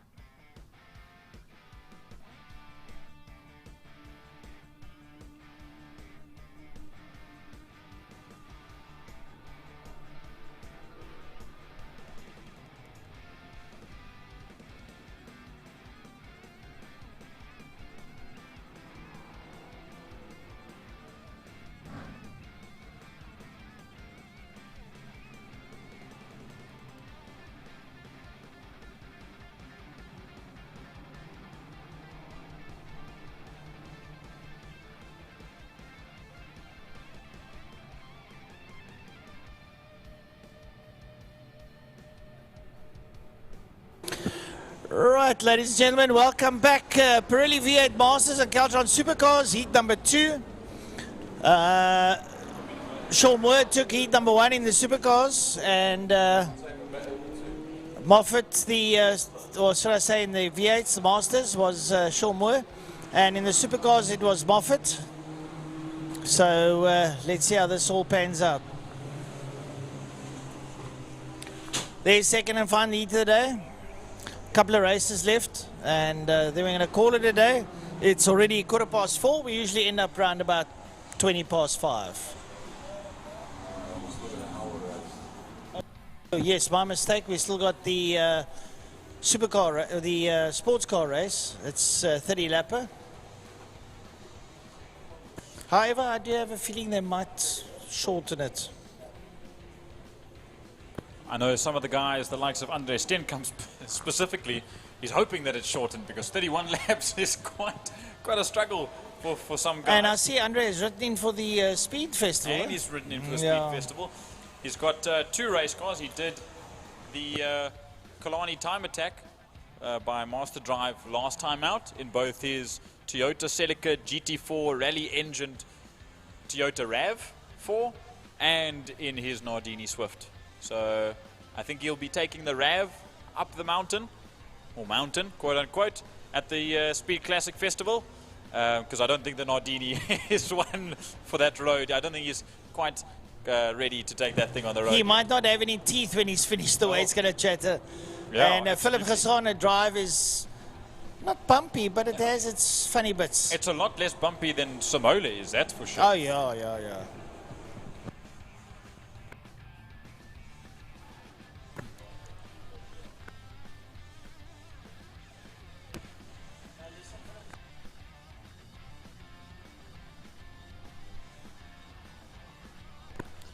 Race number 2 is about to get underway. The roar of the V8s will begin. 6 V8 Masters, APVs running away now as the lights go out with the Caltron Supercars just behind.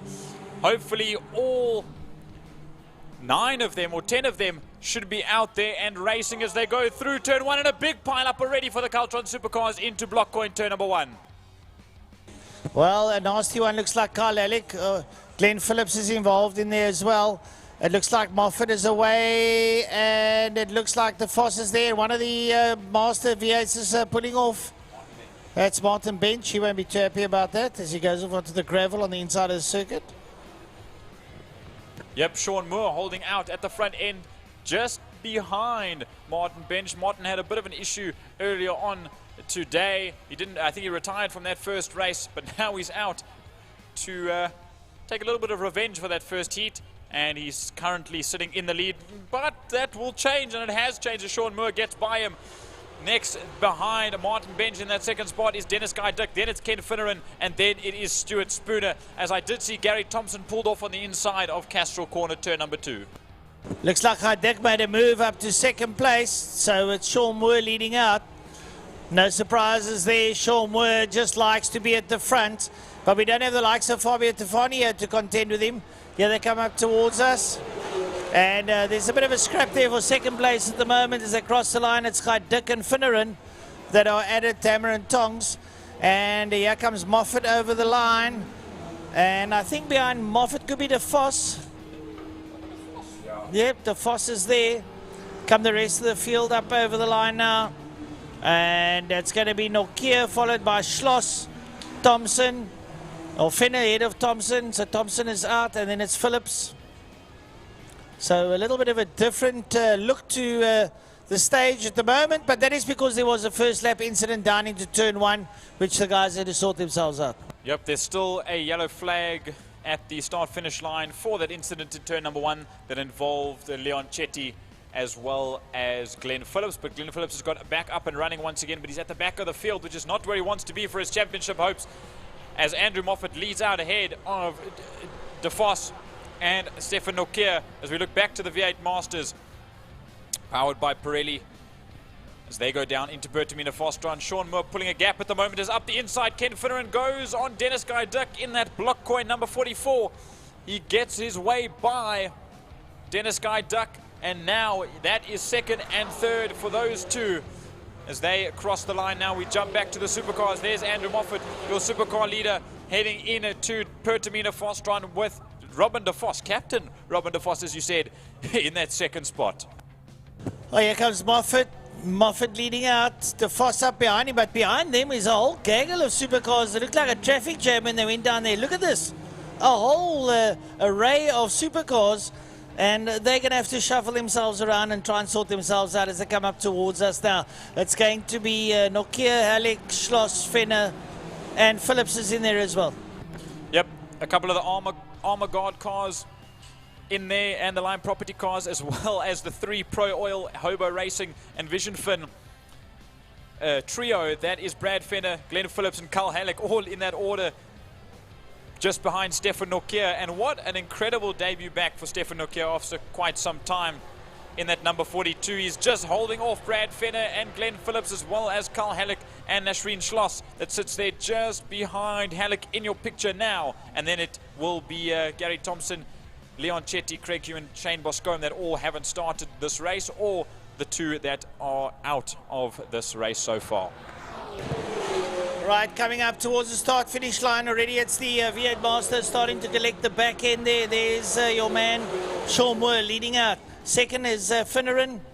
And then bench. Oh, Finneran spins out. And that's done all his chances put to pay. And it looks like he's stuck on the curb. Absolutely cuts all his chances, and its rear tires are just in the sand, enough to beach the car. And that will be another yellow flag into turn number 1, as he is just off the pavement, the runoff, as Andrew Moffat and the supercar guys now come around. Here come the Pro Oil. He's waving just to maybe get a little bit of a push, just to get over the lip and out of the sand. One Marshall will just check the tires and see if he can get pushed, but these supercars got to be careful. You will get out of the car, as here comes 3. It's Brad Fenner, Glenn Phillips and Stefan Nokia heading into Blockcoin, as the Marshall and Ken Finneran run out of the way. Red flag. Right, folks, so we've got a red flag situation. That car there of Finneran standing in a very, very precarious position there on the outside of Blockcoin corner turn number 1. The majority of the cars on circuit, and it is beached, so a very unsafe situation.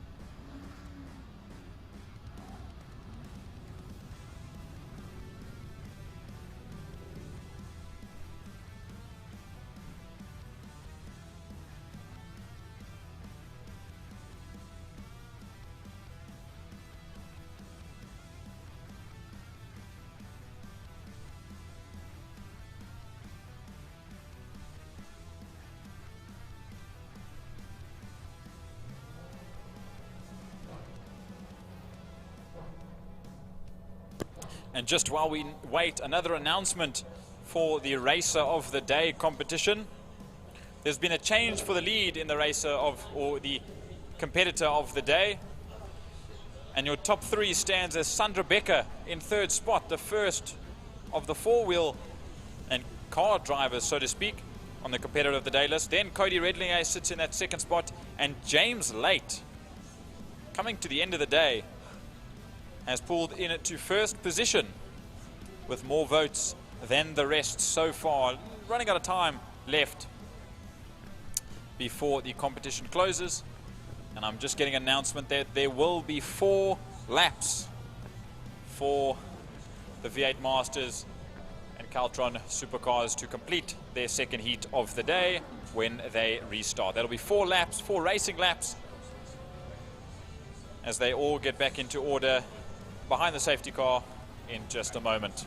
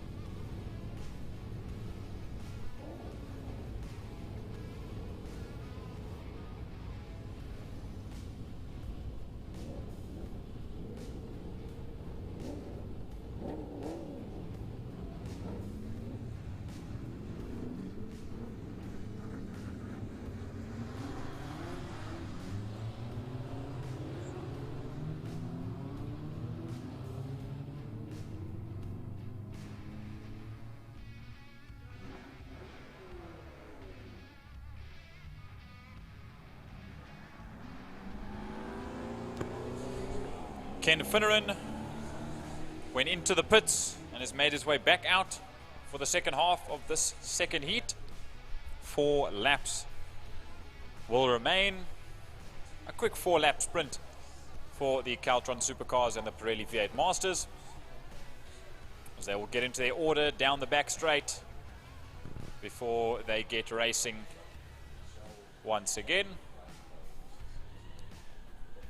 The wind is picking up, still nice and sunny outside as we just cross 4:30 in the afternoon. And we'll see if we can close this Pirelli V8 Masters and Caltron Supercars heat number 2 off cleanly before the end of the day.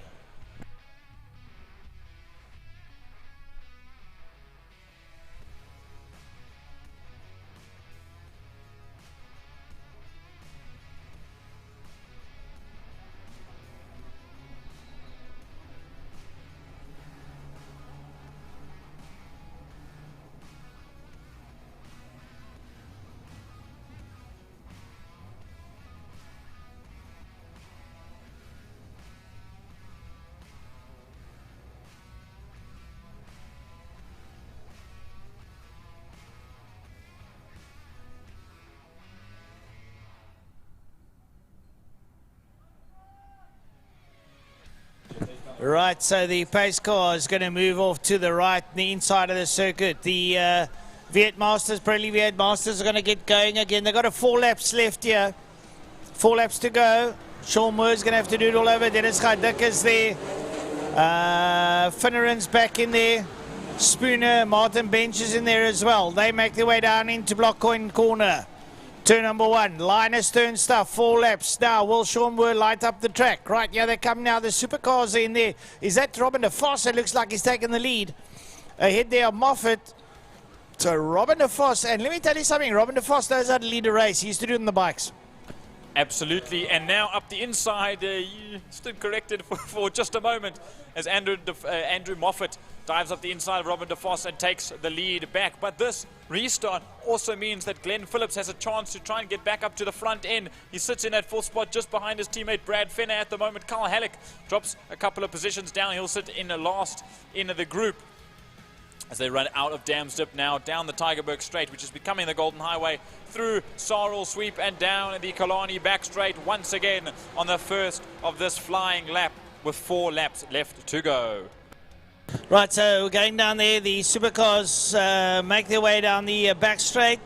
Andrew Moffat, well, putting paid to my slight conversation, but having a look at that now, down they go, and Moffat leads out the Fosses there. Phillips looking up on the inside of Fenner to go up to 3. They're side by side as they come out of there. Fenner looking to have the upper hand as he comes through. He's not afraid to rub shoulders with Glenn Phillips. And Fenner's got the upper hand, but Glenn Phillips around the outside as he might come through. And behind them, it's going to be Nokia and Schloss. That's outside, way outside for Ken Finner, and once again, going a bit farming. Martin Bench just nudged him out and sent him off to the dirt and into that open parking spot. Almost like a Trappies Fantonda early on in Clubman's. But he saved it and got back on the track ahead of the Caltron Supercars, as now it's still Andrew Moffat from DeVos, from Fenner, from Phillips. Then it will be Stefan Nokia and Ashwin Schloss, with Carl Haddock still at the back end of the supercar field. Do you not think that Brad Fenner has got a point to prove with Robin DeVos? I think there's a little bit of a thing going there. That's why they're sitting close, and he's not letting Glenn Phillips through. So, yeah, I think there's a little bit of a scuffle going down there. Absolutely. At this point in time, it's anything to play for in both the Pirelli V8 Masters and the Caltron Supercars. As now, look, Martin Bench runs it very wide up the corner outside of Pertamina Fostron. Sean Moore comes towards us now, and he'll make his way by. Then Dennis Gaiduck sits there in 2nd spot. Stuart Spooner has managed to get past Martin Bench for that 3rd place overall. And now Ken Finneran comes by the commentary box that also has a little bit of catching up to do after getting sent off farming the lap before. He was, he caused the red flag, not that he did it purposefully, he just was a bit overzealous. Here's Andrew Moffat. Glenn Phillips is there, still Fenner is past there. Fenner's past DeVos. Someone's car sounding a little bit worse for where it came past. Robin DeVos. So he's got a bit of a mechanical issue. Remember, these cars are very long in the tooth. Frankie, I think they're, what, 20 years old? 1997. 97. There we go, almost 40 years old. Down towards Castro Corner they go. Andrew Moffat still leading out as Robin DeVos had some sort of misfire or something coming across the line to start another lap. And he slowed right down behind the 2 Pro Oil Boys and Hobo Racing cars of Brad Fenner and Glenn Phillips, as they try and catch up to Andrew Moffat. We look back to the supercars, however, with 2 laps to go. Sean Moore's coming up on 1 lap to go. This is the penultimate lap. And just behind him, it's still Dennis Gaiduck. Behind Dennis Gaiduck, it's Stuart Spooner, and then Martin Bench. And then Ken Finneran a little ways away still in that 5th spot. Well, having a look there now as the V8 Masters came up over the line. Let's have a look at the supercars diving down there into Pertamina Fastron. And Phillips on the inside of his teammate. He slips up on the inside, and Phillips goes back to 2nd. Catching Moffat, I don't think it's possible at the moment in time, but who might just say, I had a conversation earlier and someone proved me wrong. So Glenn Phillips ahead there of that man, Brad Fenner. So Fenner sits there with him. And a little bit further back is Nokia and Schloss and Talik. We say it every time as anything can happen in motorsport, and they go side by side to Schloss and Stefan Nokia. As we'll look back to them in just a second, we'll skip past, but there I believe that might just be Robin DeVos that's pulled off to the side of the circuit as his name drops down the field. But we look back to this top or front end of V8 Masters, that's 2nd, 3rd and 4th. They're all fighting out for 1st in class, which will be 1st in a V8 Silver. But we look to the front end of the field, we look for Sean Moore that rounds the final corner under the City of Cape Town Bridge. He will come. Francois, bring him home. Sean Moore will make it 2 out of 2. The man from Ziegler Logistics brings it over. And he takes it there. Dennis Guy Dick comes through behind him. Stuart Spooner, Martin Bench there as well. And a little bit further back is Ken Finneran, who was a little bit overzealous early on, but managed to bring it home. The supercars are making their way down into Perdimeter fast run at the moment. Moffat leading out, Phillips closing dramatically towards the closing stages. Late braking there, ahead of Brad Fenner. Fenner will find his foot in the podium today. He's had an awesome day's racing and kept it all together. But the man in the supercars is this man, Andrew Moffat. He's been campaigning these cars probably since the beginning of time. And Moffat doing extremely well there. Just ahead of Glenn Phillips from Prowell. And then it's going to be Brad Fenner. Now look at this battle to the line still. It's and now it might be side by side. Who will come across the line first? Stefan Norkier beats Nashreen Sloss across the line right at the checkered after 4 sprint laps. With the sole Carl Halleck left, the last Pro Oil in Hobo racing car to come across the line, still needing to get to the final corner. I just want to add that Carl's just stopping at the spa quickly for a cool drink. He'll come down now. Yeah, he's still got some time to go. By the time, a bag of ice he can still collect, and by the time he crosses the line, it's all going to be melted. As he rounds the final corner, but a brilliant race, a brilliant second half of that second heat for the V8 Masters and the Caltron Supercars. Here comes Carl Halleck to the line. He made it somehow.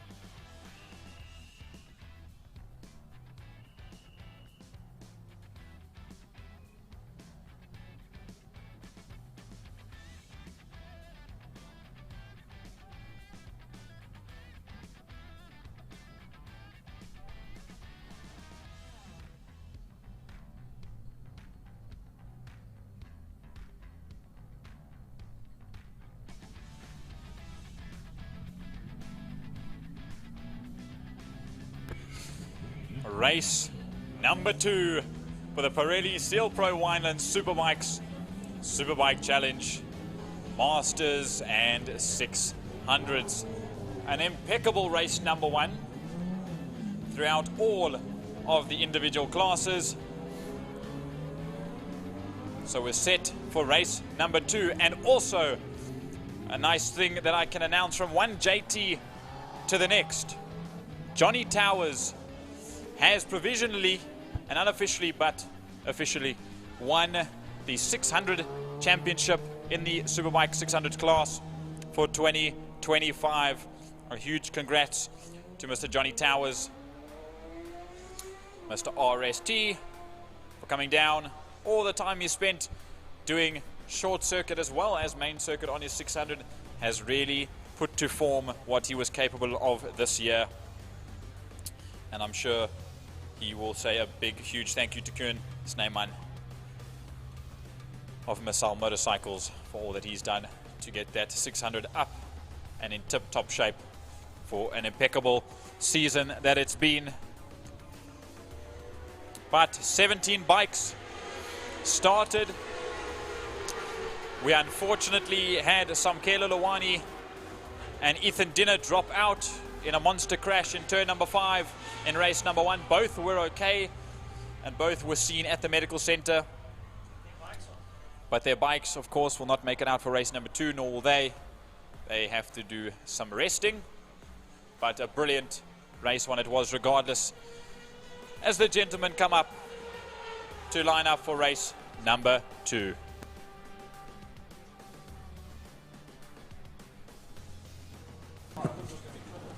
Right, so the Superbikes make their way up towards the grid proper. It's a static start, as we know. The powers that be are down there. Eden Haynes on the 82 BMW 1000 RR. Damien Purificati on the 88 bike also in there.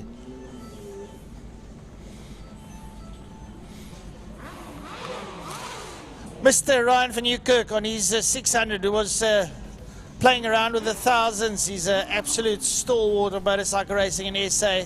Great motard rider.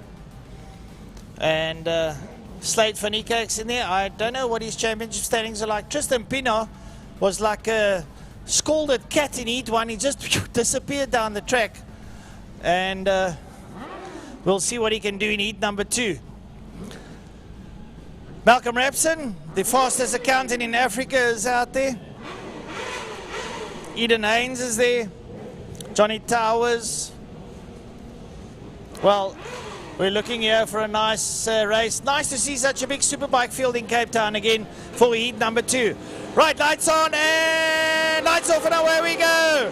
Damien Purificati's got a good start. Will Tristan Pienaar get a? Purificati is like a scalded cat. Damien Purificati makes his way into Block Coin Corner, and I tell you what, this man can pedal a bike, so they're going to have to try and reel him in. And looks like Slade and Tristan are up there as well. And Slade up on the inside. Johnny Towers sticks his nose in there as well. Oh, no, that's not. That's Ryan van Nieuwkerk. Van Nieuwkerk goes in there, so he's up into P3 now as they make their way through Dams. Now down through Dams they go. All in a big long train of superbikes and sports bikes heading out of Dams Dip. Down the Tygerberg Straight they go. Down into Sarel Sweep, the fastest corner, around Killarney, and down the Killarney back straight they go. At the highest of speeds, some upwards towards 270 kilometers an hour before they jump on the brakes, as you can see them doing right now, and down into that very tight, very banked right-hander of Pertamina Foster, and that's Ryan van Nieuwkerk right on the tail of Slade van Niekerk, getting up onto his rear wheel as they exit now. All coming out of the City of Cape Town Bridge, they come down towards the Block Coin Corner, turn number 1, and it's Pienaar from Purificati, from Van Nieuwkerk, Tonking, Towers, Rapson, Talyard, Haynes, and Sana Boertes. Then it's Frost, De Toy, Orense, and Sean Mackerel that end out the field.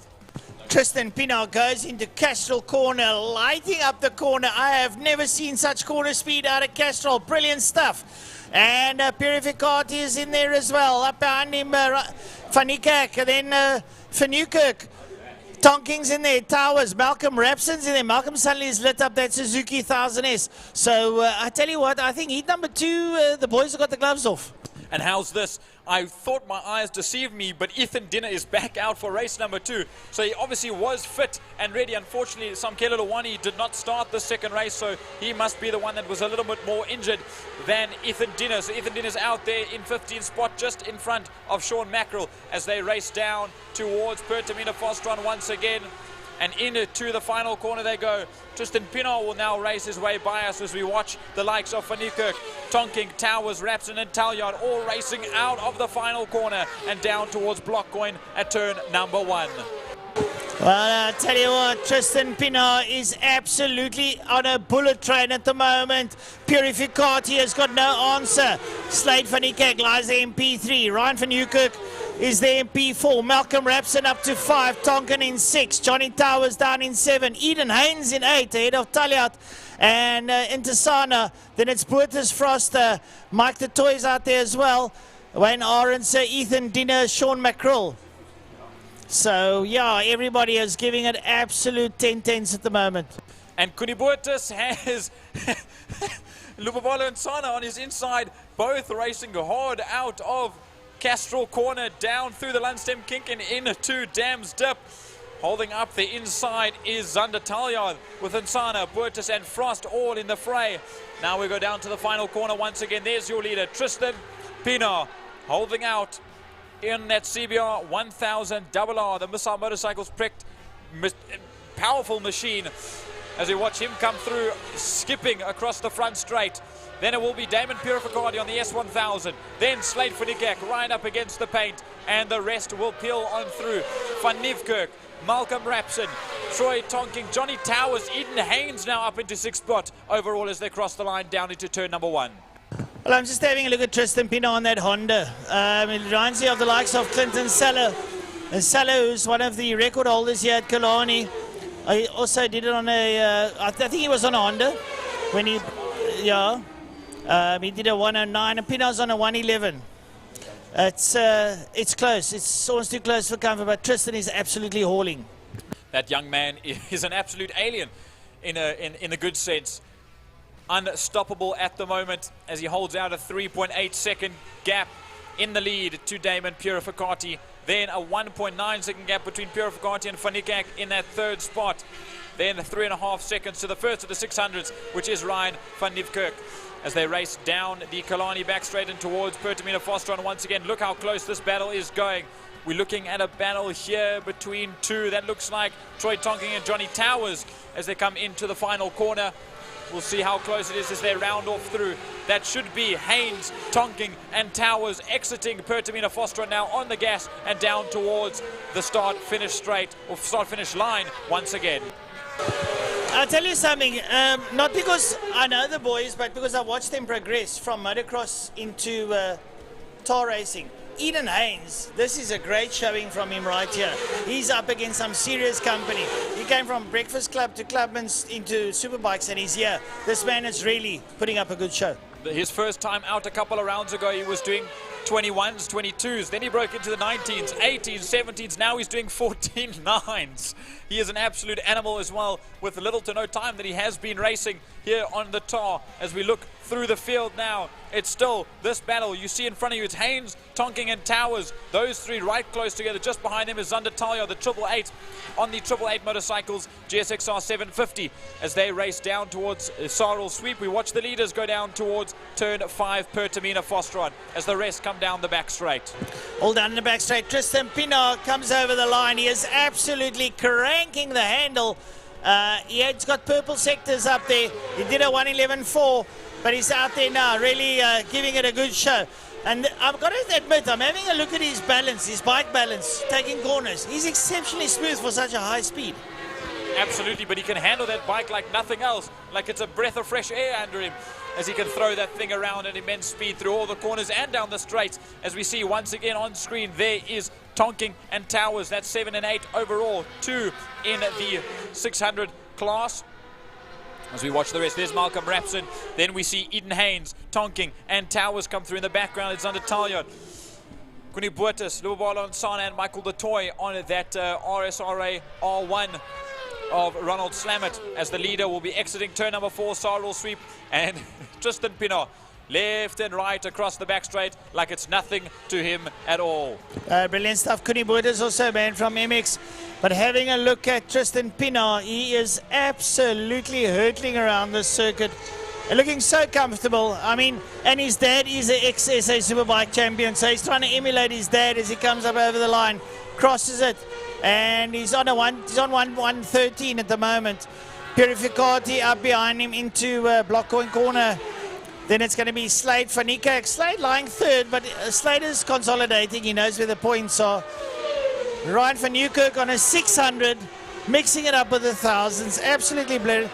Malcolm Rapson, he's a master. He leads out the Masters by a country mile. Eden Haynes is in there putting up a good show.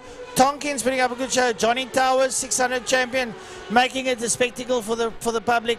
It's really nice to watch as they make their way into Castrol Corner. Absolutely. We watch the rest of the field come down towards turn number 1. Here is a bit of a battle that's coming through. This is Lubabalo Nsana, Michael Detoy and Daniel Frost on that cotton candy coloured pink and blue ZX. As they come through block coin corner now and exit down the Joubert Straight. We'll catch the rest of the field and the leader as he comes into Pertamina Fostron now. There will be 2 laps to go when Tristan Pienaar crosses the line on his CBR. Just behind him, Damon Purificati, 6.2 seconds is now the gap between first and second place on the track at the moment. As you said, no need to consolidate. He's got points in the bag, does Slade van Niekerk. As here comes Ryan van Niekerk, here comes Damien Purificati. There is Slade van Niekerk. Just off camera now, I think someone's found their mojo. The likes of Michael Detoy. He blitzed Lubabalo Nsana into Castrol. Absolutely a nightmare move. Yep, and there we see 6, 7, 8. That's Haynes, Tonking, and Towers. It's an R6 versus 600 CBR and an S1000 BMW. So a bunch of different brands all fighting against each other as they exit block coin corner now.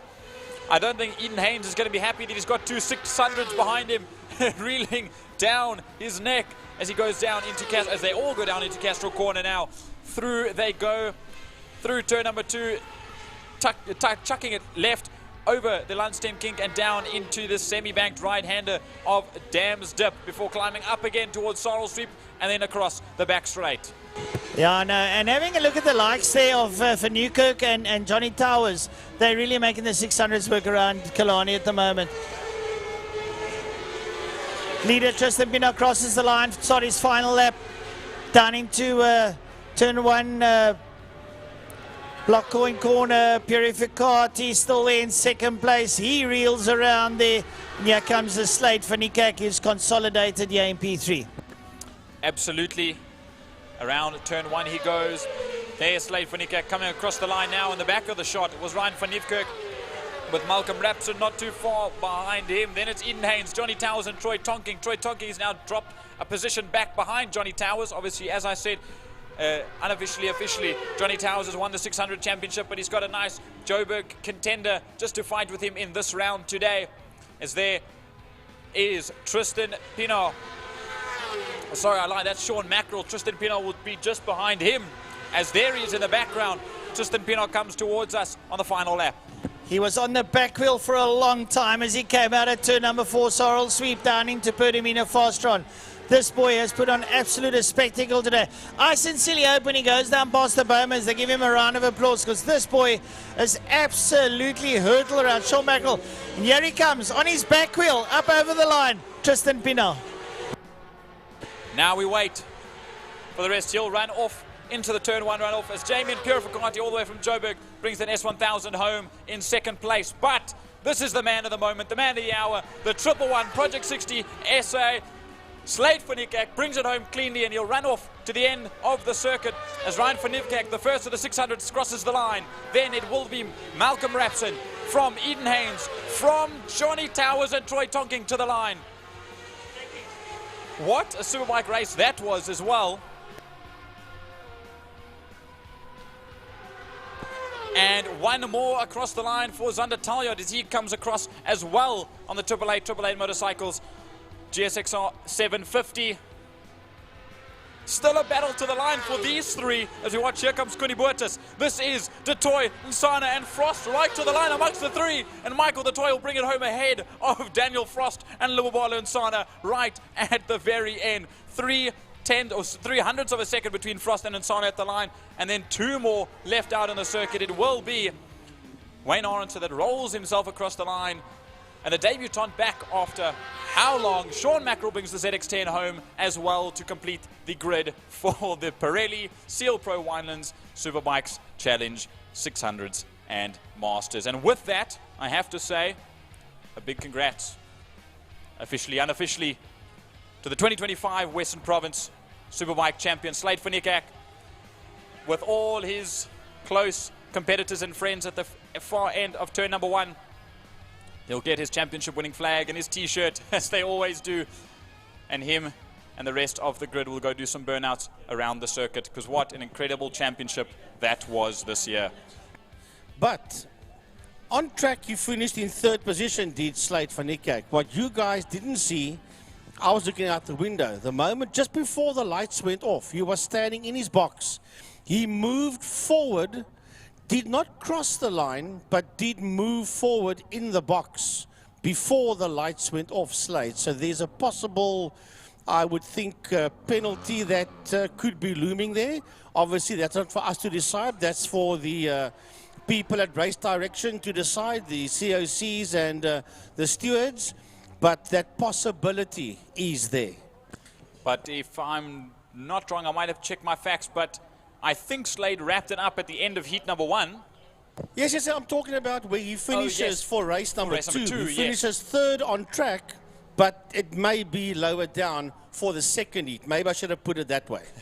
But still an incredible race for all the Pirelli Seal Pro Winelands Superbikes, Superbike Challenge Masters and 600s. It's always a spectacle watching Superbikes and all these crazy riders make their way around us. There's the smoke show out in turn number 1 for Slade van Niekerk, as he brings that ZX10 home as Western Province 2025 Superbike champion. And what a championship to win. What a championship to win. Western Province 1000cc Superbike champion. It don't get much better than that, does it? Yep, Koen Snyman won it last year. Slade van Niekerk wins it this year. There you see the shirt and the flag and pumping his arms. There'll be claps around the circuit for him.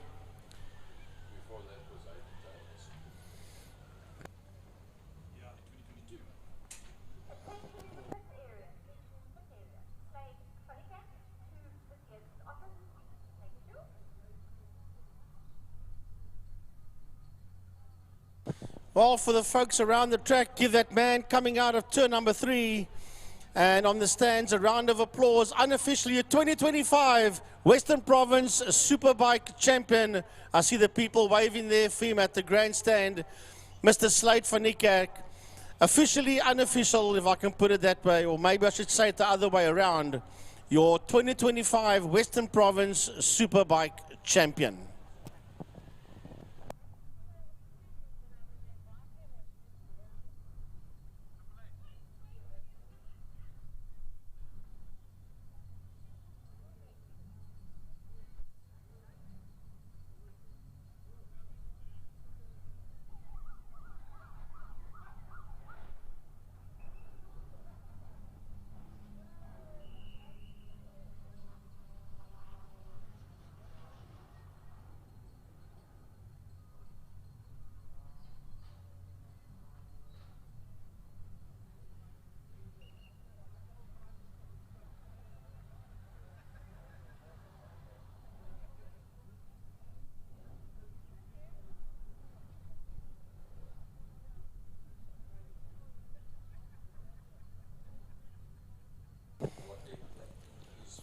Right, we now move on to the second last race of the day, which is the Thermofires Clubman's Regional Saloons. And then directly after that is the Le Hubert Sports and GT's Endurance Race. Initially they said 31 laps, but we're going to try and get confirmation if it's going to be that or less, because there's only about 14 or 15 cars that entered in any case, so we'll have to get confirmation from the powers that be downstairs. as to how many laps that will be. But that will come up after the Thermofires Clubman Saloon Car Race.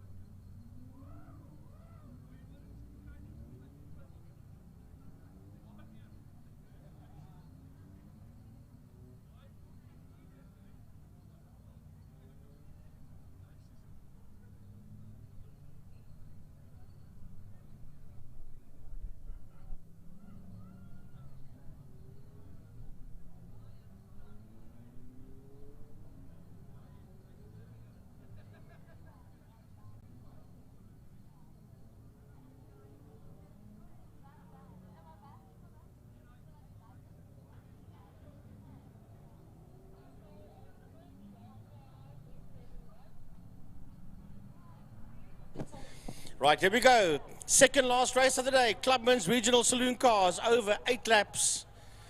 MP Pretorius, there you see him on screen, our friend from Namibia, from Windhoek, from Tony Rust Raceway, just on the outskirts of Windhoek.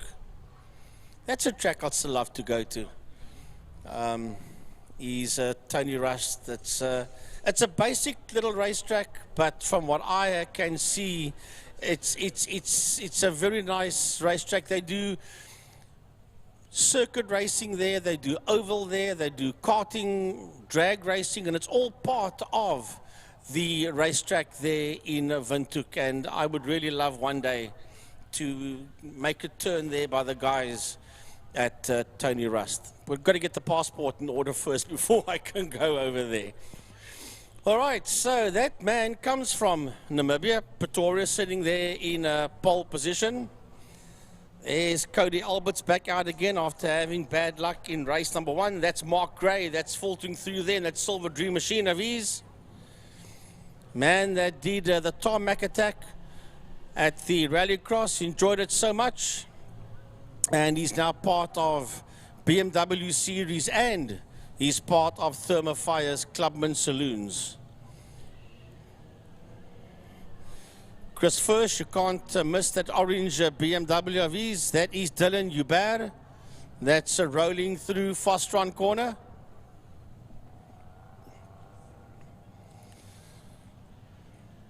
Dylan sits P5 and 4th in Class C on track, or for the grid, I should say. So MP will lead them to the line. He's got Barcy Berger there on his outside, but they will roll through. Remember that this is a rolling start.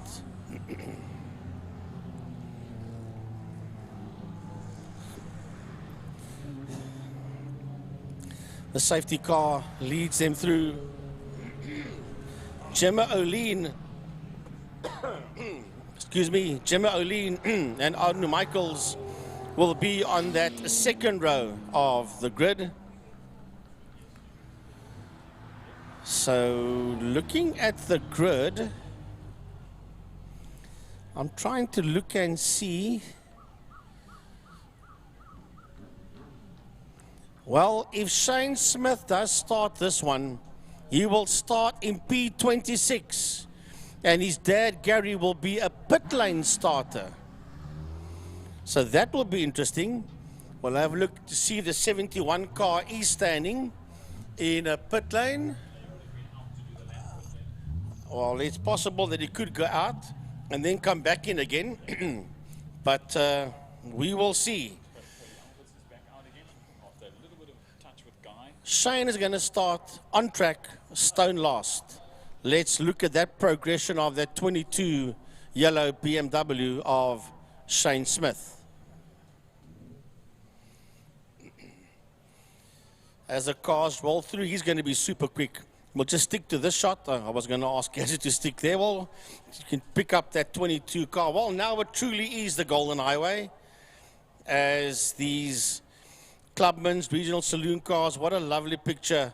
Seeing them all come up the Tygerberg Straight, out of Damps, up the hill towards Sarl Sweep.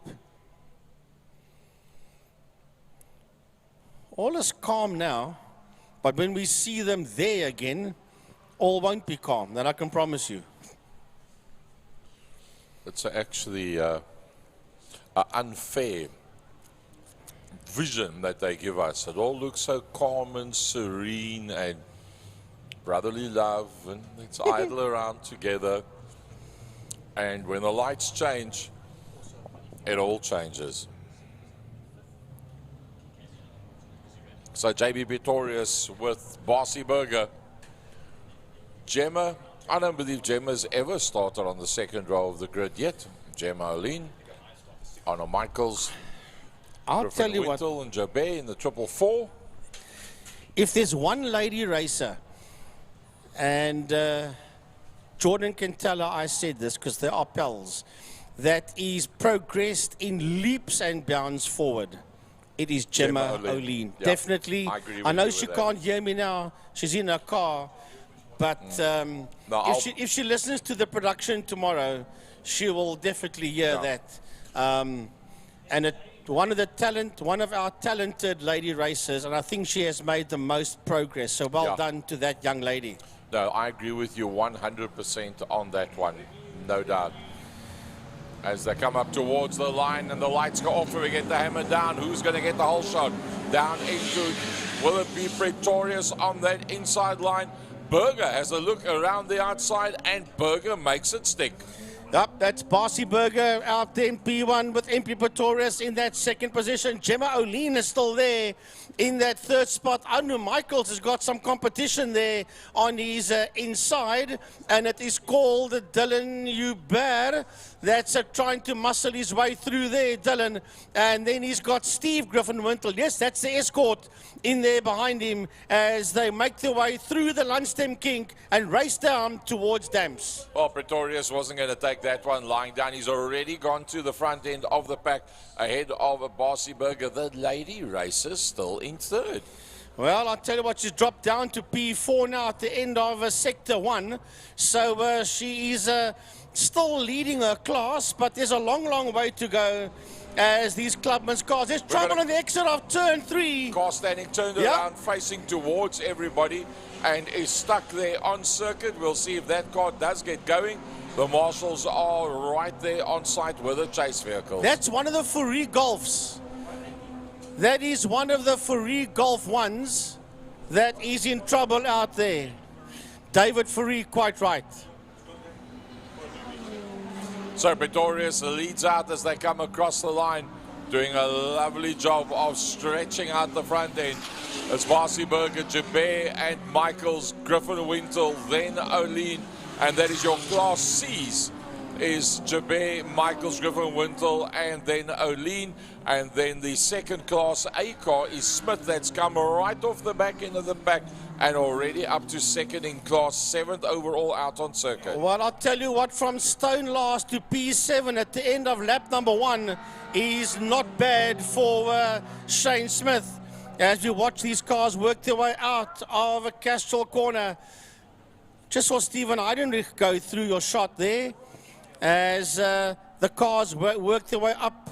There's a massive accident. That is a huge accident. And he took out a car. He bounced off the tire wall and smacked into a car that was on his left-hand side. That is a big one. The red flag has been called for, and the race has been stopped. Dylan Jabé on the center of the circuit. Oh, the Golden Highway turns into a black Saturday, unfortunately. So 3 cars involved with that one.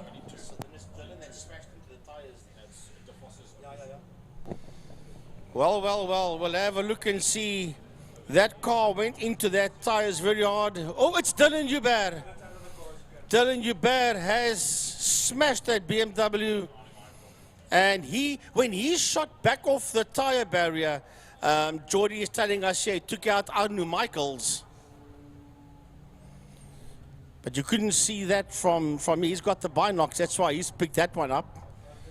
I just missed that one, but from what you guys could see, was that the classic magnet? And what I say by that is you touch your wheels outside of turn number 3 and it sends you straight into the inside wall. I think that is, turn 3 is one of the most trickiest circuits at turns at Killarney, if not on many racetracks in the country. You've got to be very, very spot on. Lap after lap, 4 wheels or two wheels if you work your way through dams. But what happens there is you climb the curbstone holds you. You eventually too hard on the curbstone, then you go up onto the top of the curbstone, then your outside wheels slide over the curbstone. What happens is when you try and then recover at that point, if the front wheels does climb back over the curbstone from left to right and the back doesn't, that is where you see the car starting to rotate. It's happened many times before. We've seen a lot of cars go in there. Remember the Alfa GTV6? Ewald Weiland, not that long ago. That Steve Becker. Steve Becker in the Passat. Put it away. There's there a replay. Very heavy. Yes, nobody behind him. It is exactly as the three of us. And as he bounced back, he took out Michaels' BMW. How everybody else misses, heaven alone knows. Everybody will find their own way around on the sand. Yes, see, right towards the outside, breaks away, hammers it in, bounces back. Next car coming through, nowhere to go. Climbs the right front over the left back, parks it right in front of the main grandstand. Everybody else just scatters. But I must say, congrats to the marshals, because with this, we were still busy talking about it. Only 2-3 cars that had gone past, and our radio man, Tiny Milbrandt, immediately shouted, "Full course red." So it was reacted to literally immediately at that point. There was only 3-4 cars that had gone past by the time the red flag had already come out. Yeah. Well, we did see that Dylan is out the car. I presume that Arno Michaels is out of his car as well. But that is a very second-hand looking BMW. And for the umpteenth time, Damstip has claimed a victim. You've got to be spot on perfect when you work your way through turn 3.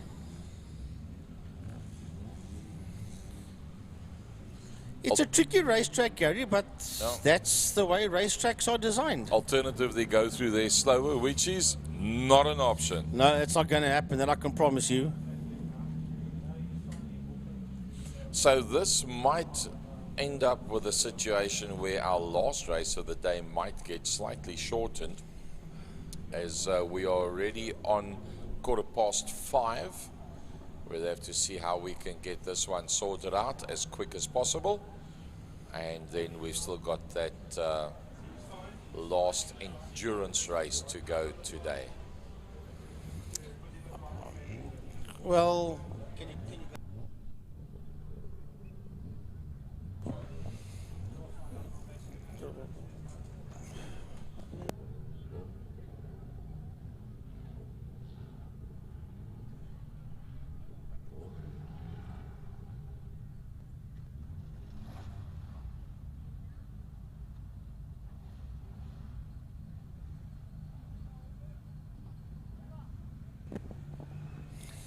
well, his body parts lying. You can't see too much of the camera shot that we got here. I'm sure our production crew can maybe just shift the camera. They're actually trying to see if they can go off the preset and drop it down for us. The IMUSAT crew can do that, and all the marshal's office have got the ability to override the cameras and do that. Unfortunately, we cannot do it from upstairs here. DTN, Helderberg, Nissan, Bucky, Stealth Bucky doing the necessary duty. and bringing the necessary materials around to be able to sort out the track surface. And that man you see walking with a black racing suit, that's Mr. Paul Lehman. He was up in the commentary box with us early on. He is the Chief Marshal, and he's been around Killarney for something like 40 years. And it doesn't get much more senior from a position point of view than our Chief Marshal, Mr. Paul Lehman.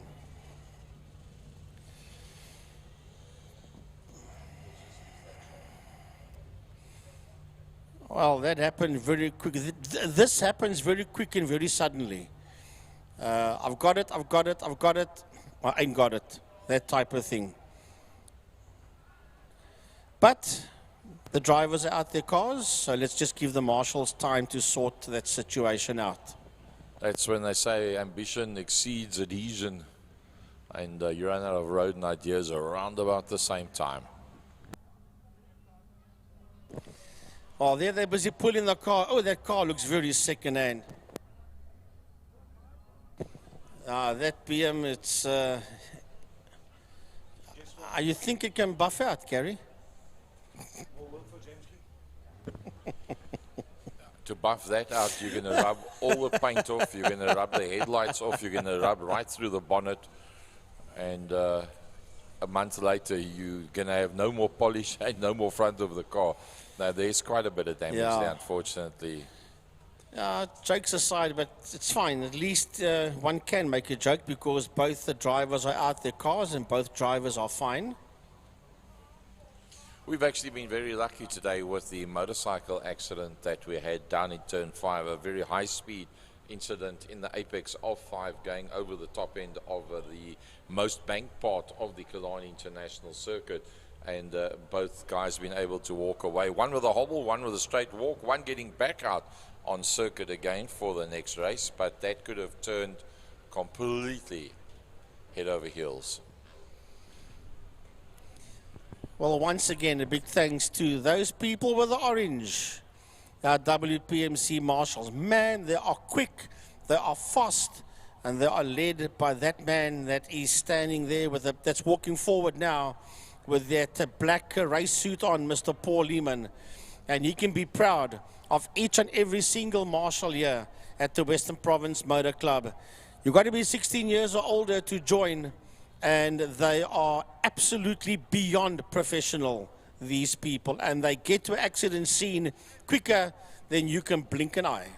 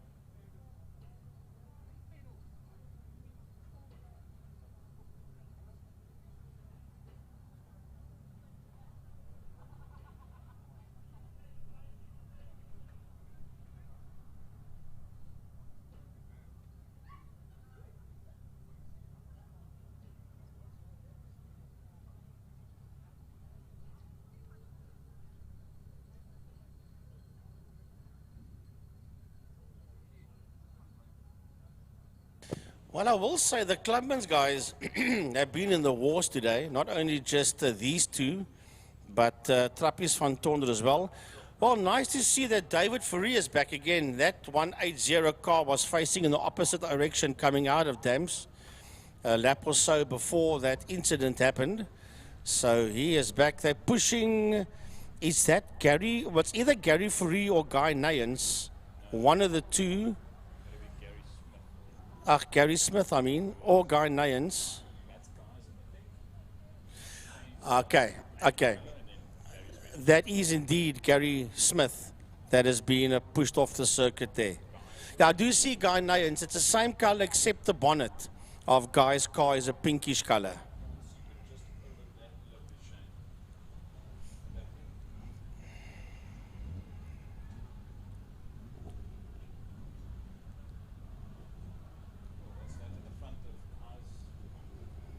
I see.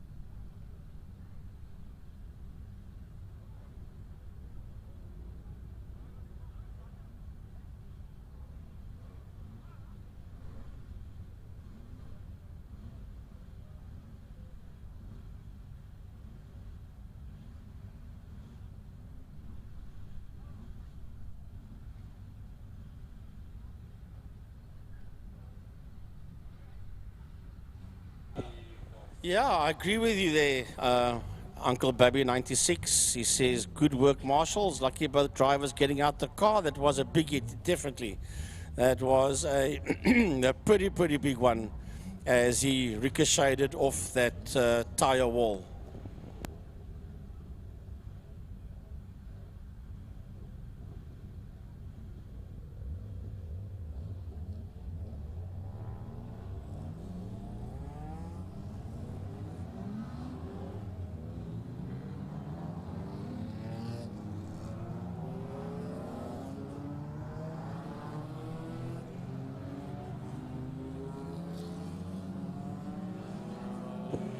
Oh well, here we go. There's still 6 laps left in this Clubman's race.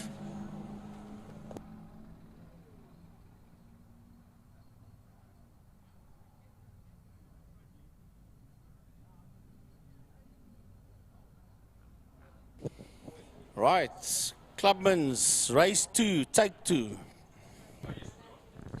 Well, there's still all of 6 laps to go on the board. I didn't see anybody marshal with a board showing a reduction in laps either. Yeah, I thought, well, they did 4. So it says 6 on the board. Well, that's kind of limiting the last race of the day time-wise. Yeah, 6 on the sign, and they've updated it here on our system to say 6 laps. I think the Thursday evening, if it is going to be this coming Thursday meeting, is going to be rather interesting with the Clubmans to assess all the damage. Yeah, let's hope that Jess Huggett gets his car sorted out. Drop in compression on cylinder number 1. Had a disastrous year for Jess Huggett, throwing money at the motor, trying to get it sorted out by the right people, and just went on him again and again and again. Just got it sorted out, had one of his best meetings in years, winning out overall Clubmans at the last event. And yeah, just when he thought it was all good, goes out, does a warm-up lap, puts his foot down at the end of the warm-up lap, and it turns to a 3-cylinder. Yeah. Barcyberg on the outside of MP Pretorius. He's Barcy. And then Gemma O'Lean. What can this lady do? Can she win Class C? Can she get a top 3? It's going to be difficult with Pretorius and Barcy Berger. Nice to see Barcy back in again. He's in Class B. Right, the cars filter through the 5A kink towards us. Lights in pit lane are on. Gary, you want to take them off the line? The lights go off now. And you can hear the sound of those roaring engines as they work their way down towards turn number 1. Who is going to be able to get the whole shot? Will it be Pretorius on the inside? Will it be Berger? Is Berger going to go around the outside for a second time? Berger looks like he might just have it. But then again, having said that, looks like everybody has got through turn number 1. And it is once again, although Berger looked like he had it, it's Pretorius that hits turn 2 at the front. Yeah, Barcy Berger is going to have to settle for that second spot for now, but he's not going to hang around there too long. I see Griffin Wiltel, that is Steve. Yeah, that's the escort that is there in that third spot as they make their way through the Lundstem kink and into Damstep.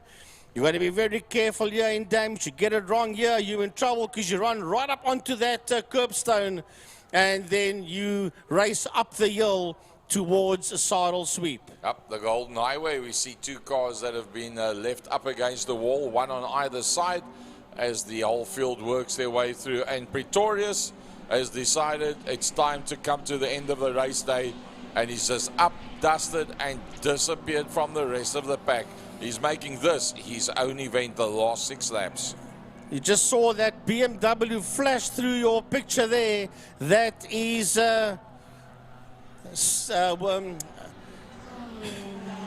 Smith that's coming through there.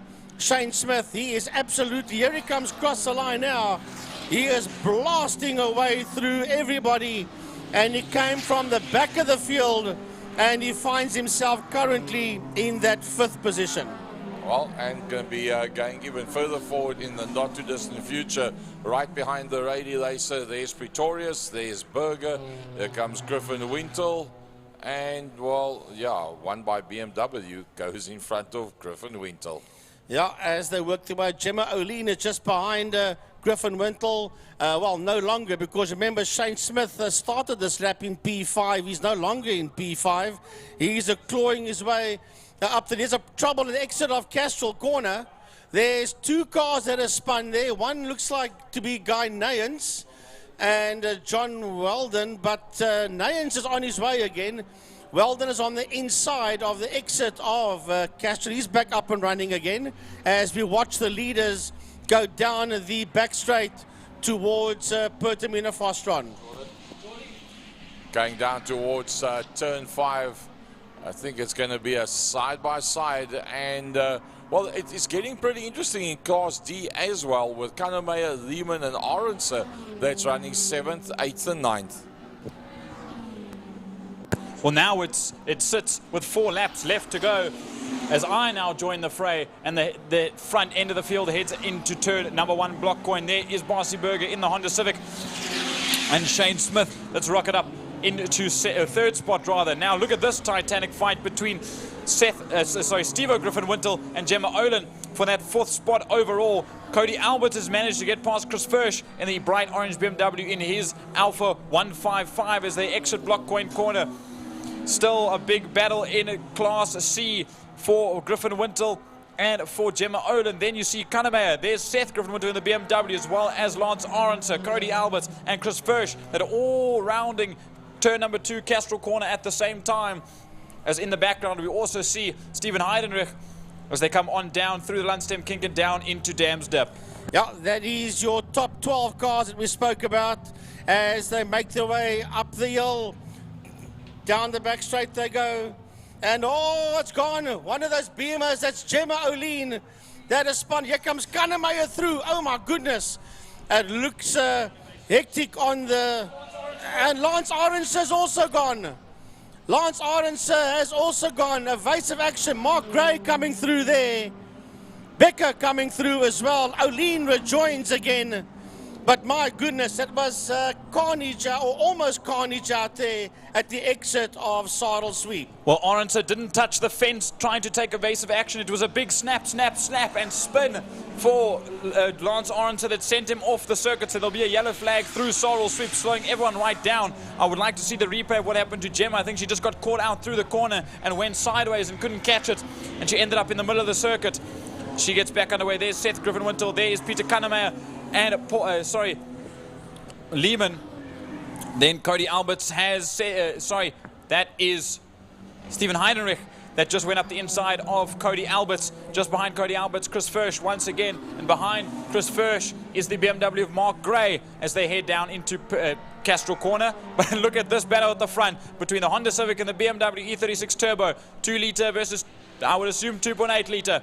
As they go down towards Pertamina Fostron once again. MP Pretorius will round this corner and come to start the penultimate lap. Well, I'll tell you what, it's not going to be long before Berger and Smith, yeah, they've chopped and changed. That is now Shane Smith that's taken that position away there from Barcy Berger.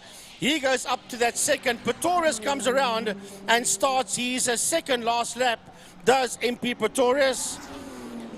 Shane Smith is now ahead there of Barcy Berger. Only about 3/10, but that's going to get further and further away as he has just moved up into that second position ahead of Berger.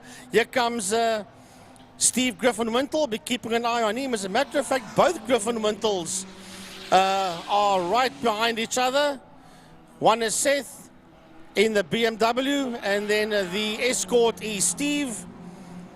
And then where's Paul Lehman? He's behind Kannemeyer. Here comes Kannemeyer. Then Lehman right in there behind him. Then we've got Cody Alberts, Chris Fursch, Stephen Heidenreich sits there in P10, followed there by Mark Gray and Guy Nayans. Yep, so Guy just trying to make up a little bit of ground. Behind Nance is Sandra Becker, the current highest lady out there on the field. As they come on through, still up the inside, trying to hold off Guy Nance is Mark Gray in that Silver Dream Racer E46 with Sandra Becker just behind. Behind them is then Gemma O'Lean, who managed to just collect herself after that spin. As we wait for MP Pretorius to come across the line now and start the final lap. Right, he is now racing down towards turn 1. He's going to put a lap on one of those back markers. They just hold the line, let him come through. Smith is in second spot, and he is the quickest man out there with a 121.641.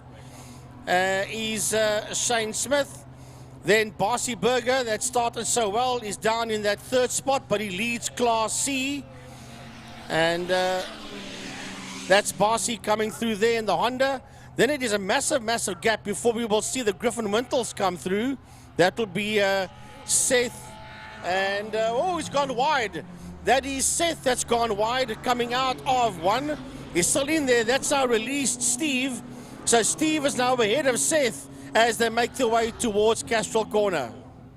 MP Pretorius comes out of turn number 4 as Seth Griffin-Wintle had a snap in turn 1 just ahead of his dad, and it lost him a little bit of ground, but he stayed upright. As here comes Kannemeyer. There is Bernard Lehman, Cody Alberts, and then Chris Fursch as we wait for the leader to come across the line. There he is, and a bonnet up. That's a bonnet over right in front of the leader. And the leader's hit. MP Pretorius has been hit by a strange car that's pulled into the pits with a bonnet up. And that's a wild end to this race. Shane Smith comes around the outside of MP Pretorius, stricken in the middle of the circuit. And Shane Smith will win out ahead of Barcy Berger at the line. I'm absolutely dumbstruck. Well, yes, it is checkered flag. Well, can you believe this in a month of Sundays? One of the Golf Swans' bonnet popped open, tried to move out the way, didn't look in the rear view mirror, I presume, and just cluttered into the race leader. Man, what a way to end the clubman's afternoon. And what a terrible way to end MP Pretorius' day. He had nowhere else to go. I think he wanted to snap right, but he was hoping that John Weldon, that I see it is in that Martini Golf, he thought John was going to go to the right, and John pulled over to the left across the track, and MP had nowhere else to go, as the rest of the field will now slowly come across the line. Kannemeyer comes through. Lehman comes through. Here comes Cody Alberts, Chris Firth, yeah, Firth, I'll get it right. Stephen Eidenrich, Mark Gray, they're all coming to their positions. I think they're going to call this one. More than 77% of the race has been because done. it was the flag. So that, I presume then, Gary, will mean if 77% is done and they go one lap back, then that means that Pretorius will win the race. But that's just a guess. But, however, the finish flag was out before the red flag came out. And Shane Smith still crossed the line. The first car that was going to come across the line would have been MP Pretorius. MP Pretorius. Pretorius coming up through the bus stop was involved in that incident, which then created Smith Berger coming across the line. But by the time they got across the line, I think the red flag had already come out because he was slightly ahead of them. So it's probably touch and go, the red flag coming out before or after Smith came across the line. Either way, that's why we commentators and not stewards, let's leave that to the powers they've got their books that they go to, and they'll figure that one out. Yeah, Daniel Kent, what just happened? Yeah, I agree with you, buddy. Daniel, you know what happened? That just happened. Clubman's happened. So how does this saying go? So that just happened. Yeah. Well, I tell you what, there's been lots of entertainment and excitement and some expensive incidents during the course of today. But I still say it was being a very lucky day. Massive motorbike tangle down in 5, and both riders walk away. Gary, you see, 6 laps, checkered flag, 77%. They just took it off. They're taken on lap 5. Here's the replay. Right, Watch this. I watched it real time. But you see, John Weldon looks like he's going to the right. Then he cuts right over to the left. Pit lane.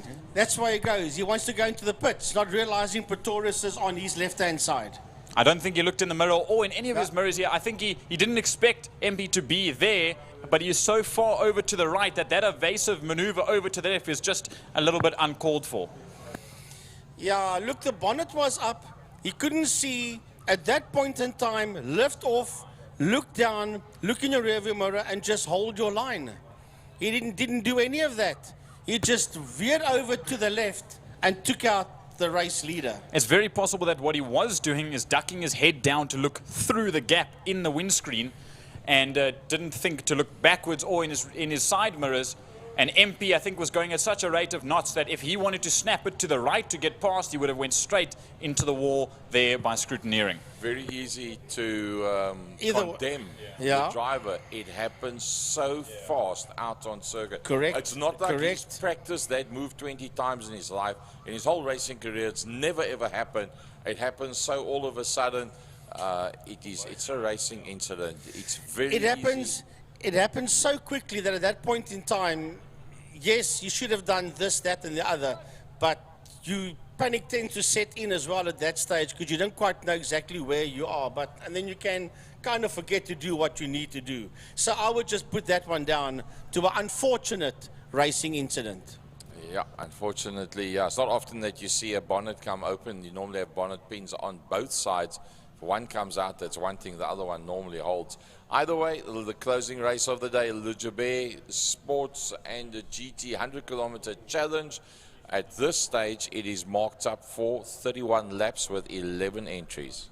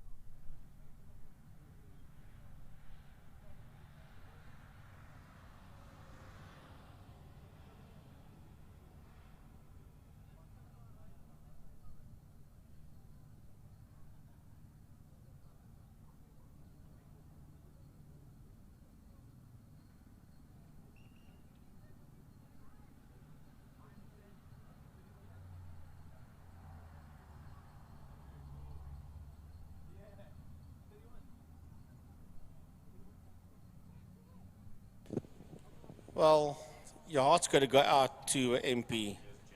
As we said, even though the necessary should have been done, it is an unfortunate incident. And you know what, I don't only just feel sorry for MP, I feel sorry for John as well, because none of what happened was supposed to happen. But this is motorsport. She can be a lovely, lovely mistress, but Jordan, she can be a very, very cruel mistress as well.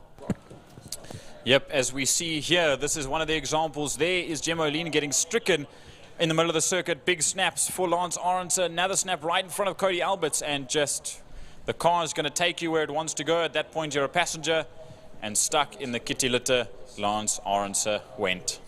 So definitely a difficult mistress today was Clubman's Saloon Racing for everybody. Just a bit of maybe getting on the gas and the rear wheel spin. And Gemma went around not being able to get that car started and running, or getting it into gear to get it away, as everyone came right behind her at speed.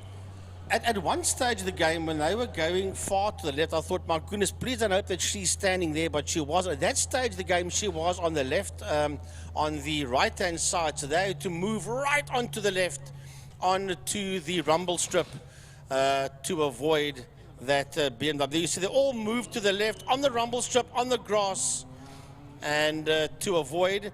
And then by climbing on the grass, that's what turned Lance Aronson around, and he also became a victim of circumstances. And exactly sort of in the same situation that happened to Dylan Joubert. It seems that the curbs and the dirt around this circuit, if you get two wheels, even one wheel on the dirt in turn 3 or in turn 4, or any of the corners for that matter, there will be a point, if you get too far over, you will just be a passenger.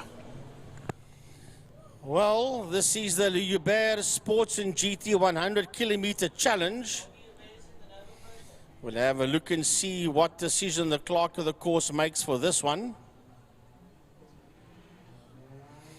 And we got Wayne Hoffman's son up with us in the commentary box, and he qualified the 27 car in P6 with a 119.163.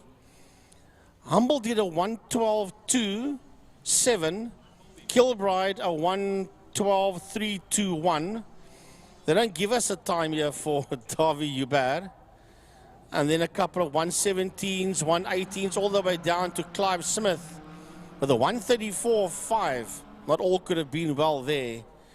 Thijs Volskenk on a 124.277. That is the father of Wayland Volskenk. That also raced tarmac attack at the Rallycross with that. Was it Subaru, I think he had? It's a four-wheel drive Audi Quattro. That's quite right. That's what he had.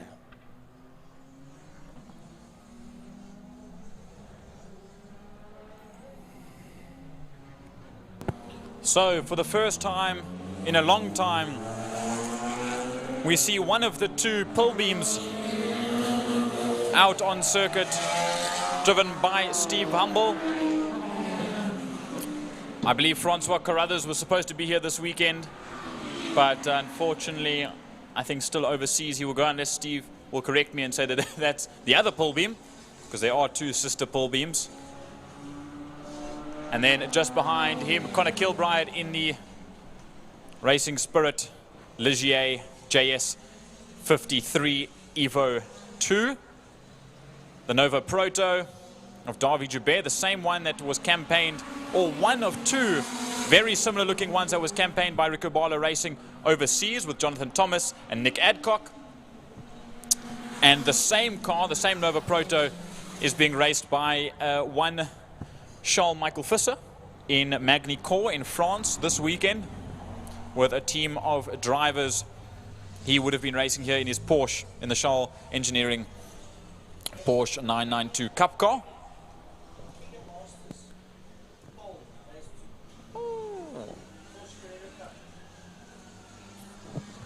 Well, Keegan Masters doing the Porsche Cup in Europe.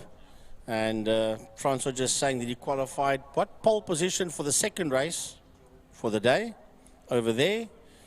So if you go sit down and do a bit of homework I think you'll come up with a list of drivers and riders that is campaigning in Europe, Asia, and in the United States. Oh,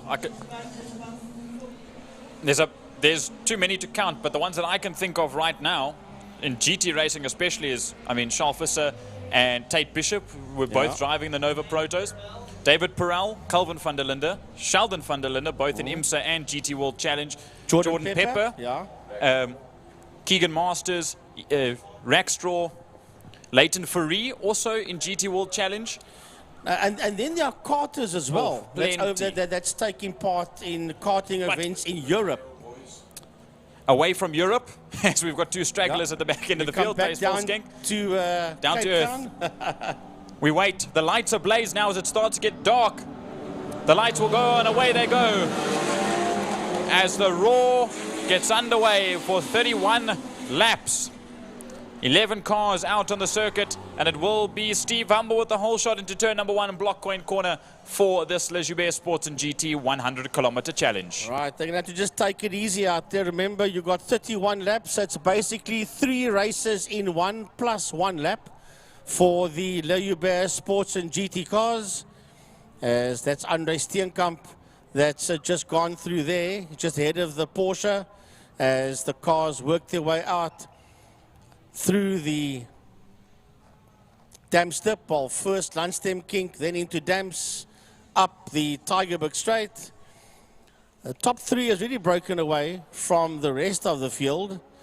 That will be like Humble, Kilbride, and Joubert in no particular order now, but they are the 3 drivers that have broken away as they make their way down the back Killarney Straight towards Pertamina Fostron. And Steve Humble is actually leading them out at this stage of the game in that pull beam. And I'll tell you what, that's got a serious burst of speed, that pull beam, as they cross the line to complete the opening lap. So it's Humble, Joubert, and Kilbride that are sitting first, second, and third so far. Yep, and then we look a little bit further back. It is Valen Forskenk in one of the 3 Porsches that holds out currently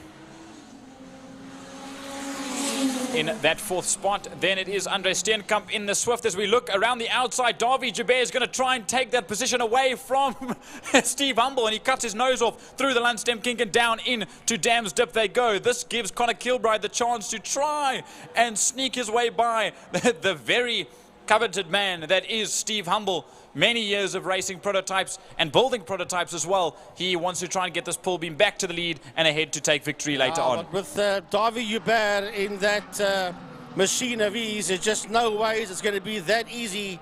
Kilbride still sitting there behind Francis Carruthers as they make their way out of Pertamina Fostron. Oh, and that Nova is walking around underneath that driver as he exits Fostron corner. There's a lot of ponies underneath the shell of that motor car as Joubert, Humble, and Kilbride make their way into turn number 1, block coin. Then there's a massive, massive gap before we see the rest of them coming through to us. And that will be Valen Forskenk, Andre Steenkamp, Wayne Hoffman, and Jean Stander. Then we see 2 more come across the line. Simeon Panev in this in 350Z, and then Eric Salomon in the Alf that make their way across the line, the Alf S06, as they make their way down into turn number 1, block coin corner, just fighting between themselves at the moment. Taste Volskink comes across the line now, and then I know still circulating is Clive Smith in the Porsche 924 1.8 litre, the GTP Tribute rather, as he rounds the backside of the circuit. But there goes Joubert, Humble, and Kilbride. And Davy Joubert's lead is going to get bigger and bigger and bigger. That's second and third that is working their way out of Fostron. That is Humble and Kilbride. Now, here comes Davy across the line. A 111.223. Let's see if he can get that thing in the 110s or maybe even quicker as he works his way out of block coin with Steve Humble and Connor Kilbride in second and third positions. There they go, exiting block coin corner now. and I do see that Clive Smith has pulled in, and that isn't the 924 GTP Tribute like I thought it was. But looking back, there is the 997.1 GT3 of Valen Volsking. Just behind him is the VW Nardini Swift of Andre Steenkamp.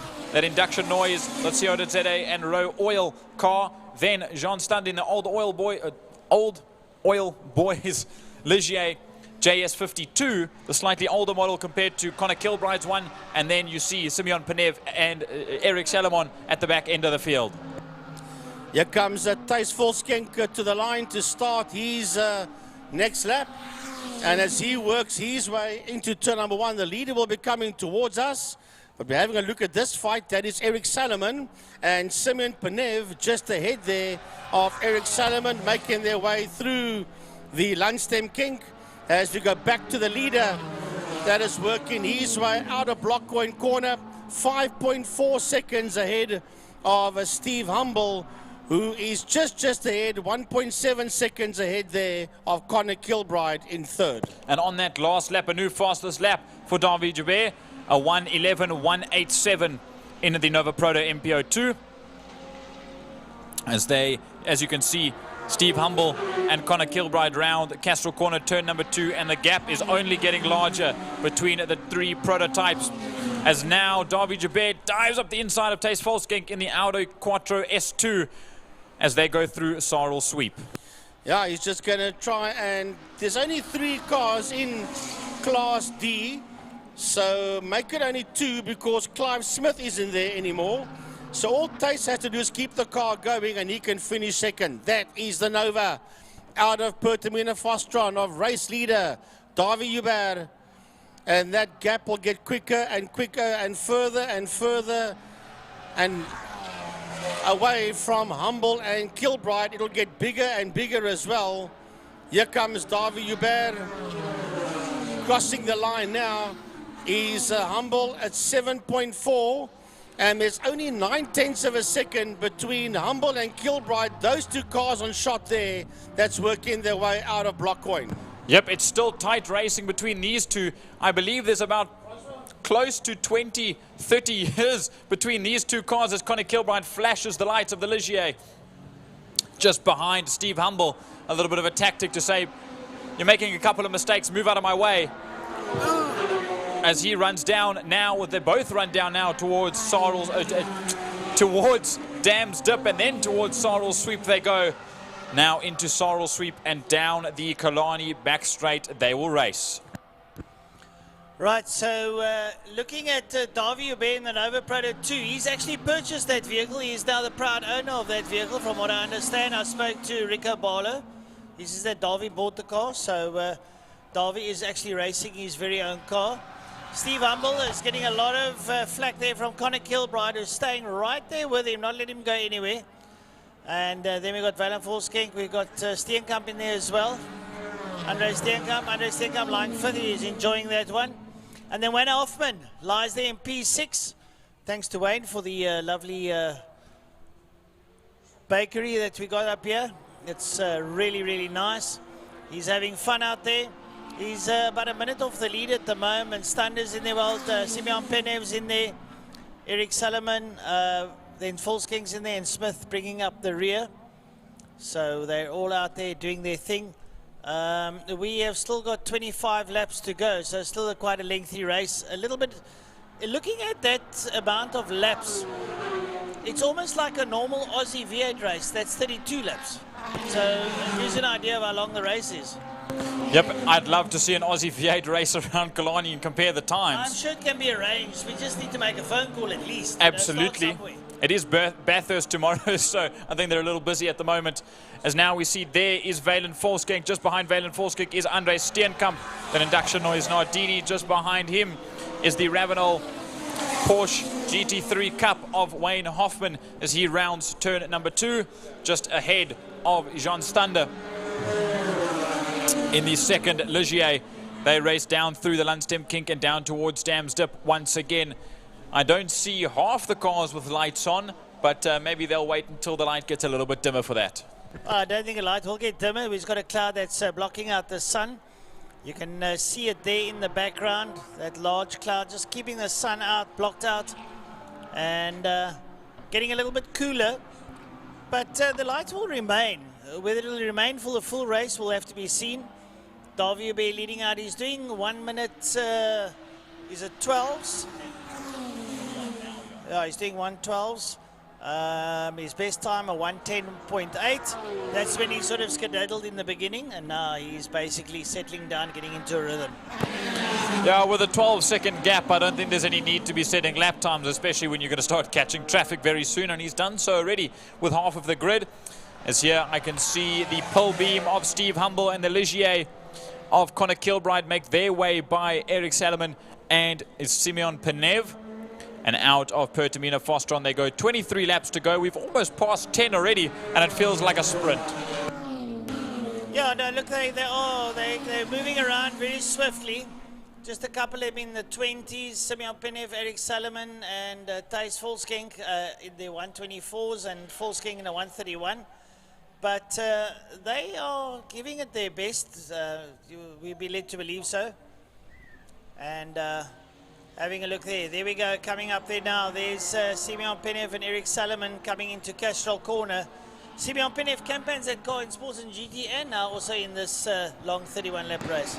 Yep, the only 350Z on the schedule.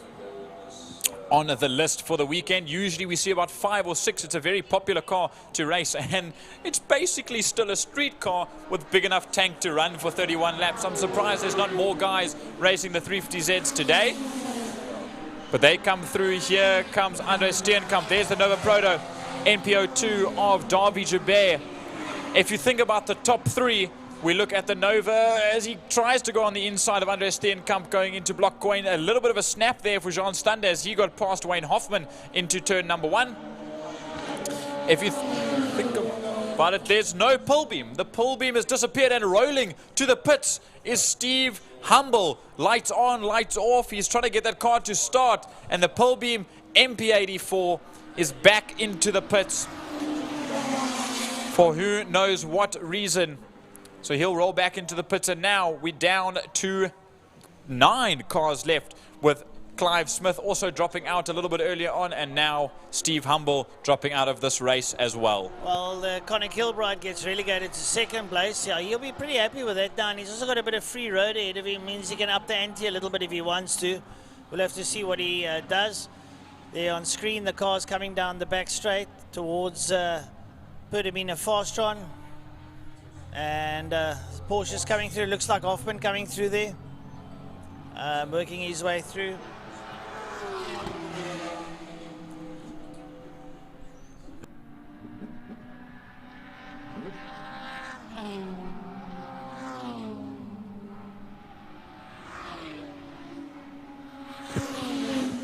We watch. There's that Nardini once again of Andre Steenkamp just behind Jean Stander.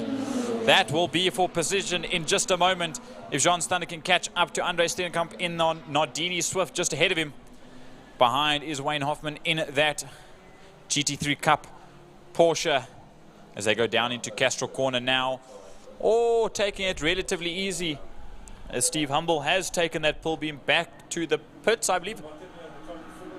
They're fiddling with something at the bottom of pit lane, so it's possible that he will go back out once again in just a moment.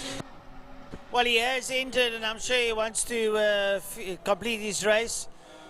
Still Davy Joubert leading out. He's got an astronomical lead of just under 20 seconds over Conor Kilbride. Valant Volskink's in 3rd. Andre Steenkamp up to 4. John Stander is in 5. Wayne Hoffman followed by Eric Salomon. And then Simeon Penev and Thijs Volskink. But someone on the move is Valant. And yeah, it's Valant up to now into P3. There we see Wayne Hoffman, as we've got 3 quote-unquote open-top prototypes, so to speak. It's Conor Kilbride just going to lap Wayne Hoffman now in the Porsche down into turn number 1. The Ligier just being incredible under the foot of Conor Kilbride. Conor had that big accident in that E46 BMW of his a couple of rounds ago in Sports and GT. And then that was on a Friday, I believe, and he was out with an arm injury for a little while. Came back, got the Ligier, and has now been performing at an incredible rate with the JS P3 Evo 2 as he sits behind two other open tops. The older spec Ligier JS 52 of Jean Stander, the old Oil Boys car.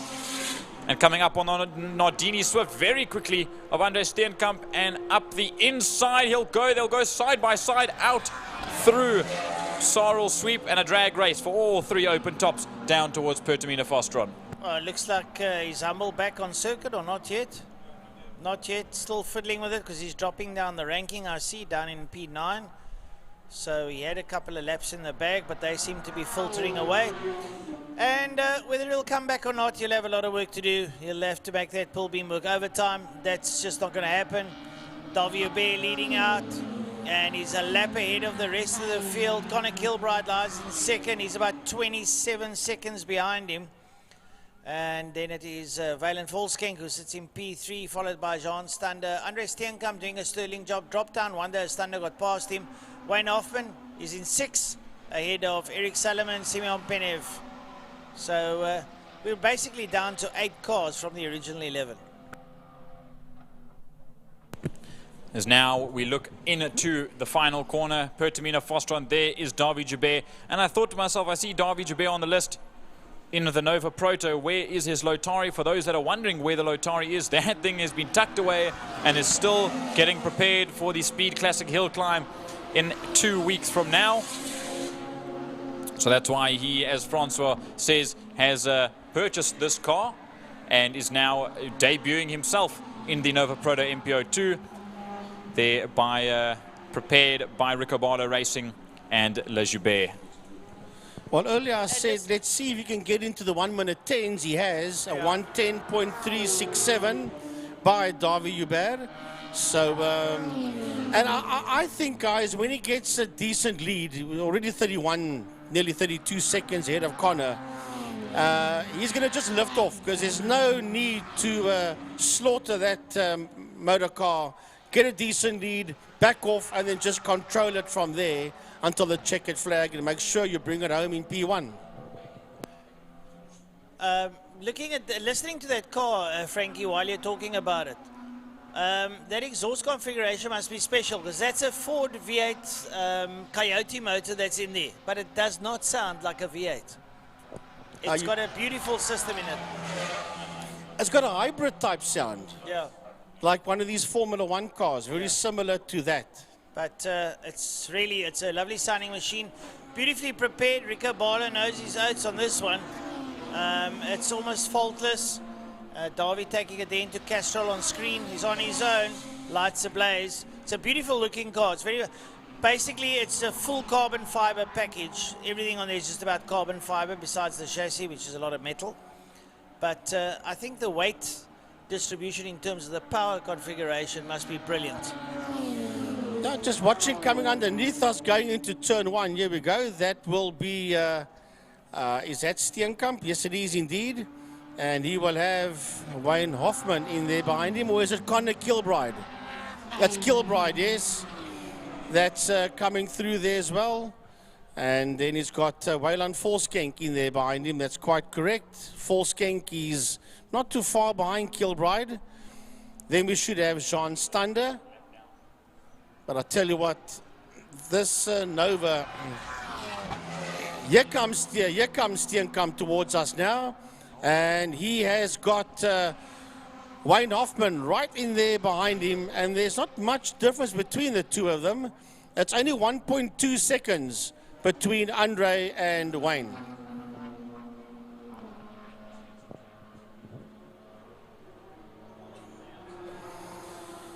So as they work their way around, that is Connor Kilbride making his way out of Pertamina Fostron. He's in that second spot, but my goodness, it's a lonely second position for Connor Kilbride that crosses the line now. And we're going to say goodbye to Francois because he is going to do the prize giving. So he's going to wend his way to the hall, and Geordie and myself and Gaza who's actually relaxing on his chair here. Doing the cameras, we will take you to the end of this Enduro. 16 more laps to go, including the one that they're on. Well, make that 15 because the leader is making his way into turn number 1, into Block Coin. As well, we're down to what? 8 cars of the 11 that started. There's your race leader heading into Castro Corner.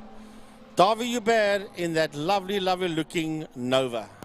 Unfortunate numbers, obviously, but numbers aren't everything, as the 31 laps is still up for points, of course. He's going to catch Steenkamp and Hoffman now.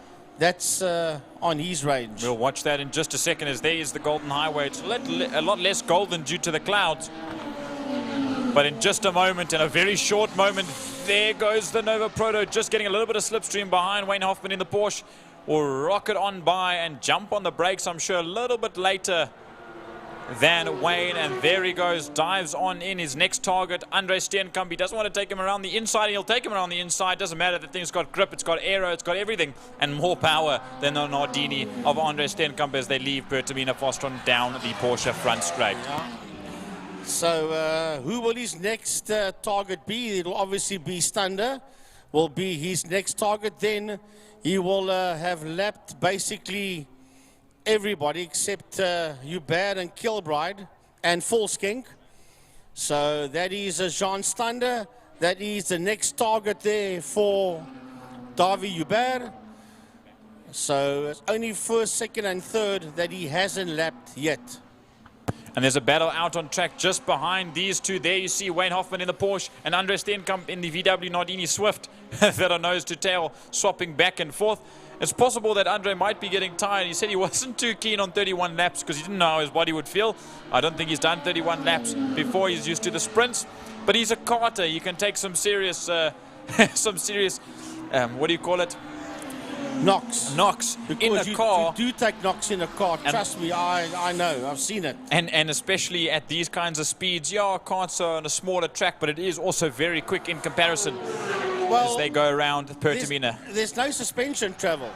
You are literally 2 inches off the tarmac, and it's hard. You get thumped around in a karting seat. The drivers that do karting, they actually wear rib protectors as well, because you can actually break a rib in racing a kart. You can get knocked around so much in a car. That's why they wear rib protectors. Yep, and if you don't get your ribs cracked, at least you'll get them bruised, which happens a lot. I mean, I've had it happen to me before doing just karting in public with friends. You rush around in those karts so fast that your body's getting thrown around, and a similar thing happens in these kinds of open top prototypes if you aren't strapped in real tight and snug. So hopefully all these guys are nice and comfortable with 13.5 laps left to go. Right, Stander goes through. Here comes Hoffman, and behind him is Steenkamp. That's the cars that's busy making their way up the Tigerberg Straight. And the last one of that lot there is Wayne Hoffman coming through. Just behind him there, we've got Andre Steenkamp. Ahead of both of them is Jean Stander.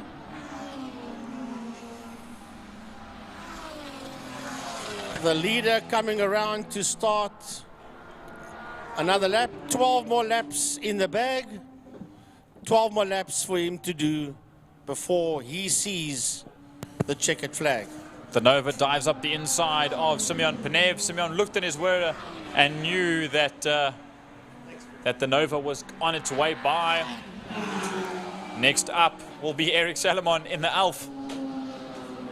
Then he'll have to get on by as they race through Landstem Kink. If Gary can just stick with that Eric Salomon car for a moment. There it goes. So that is a Lotus 23B replica that was designed by Eric, Louis, and Fred.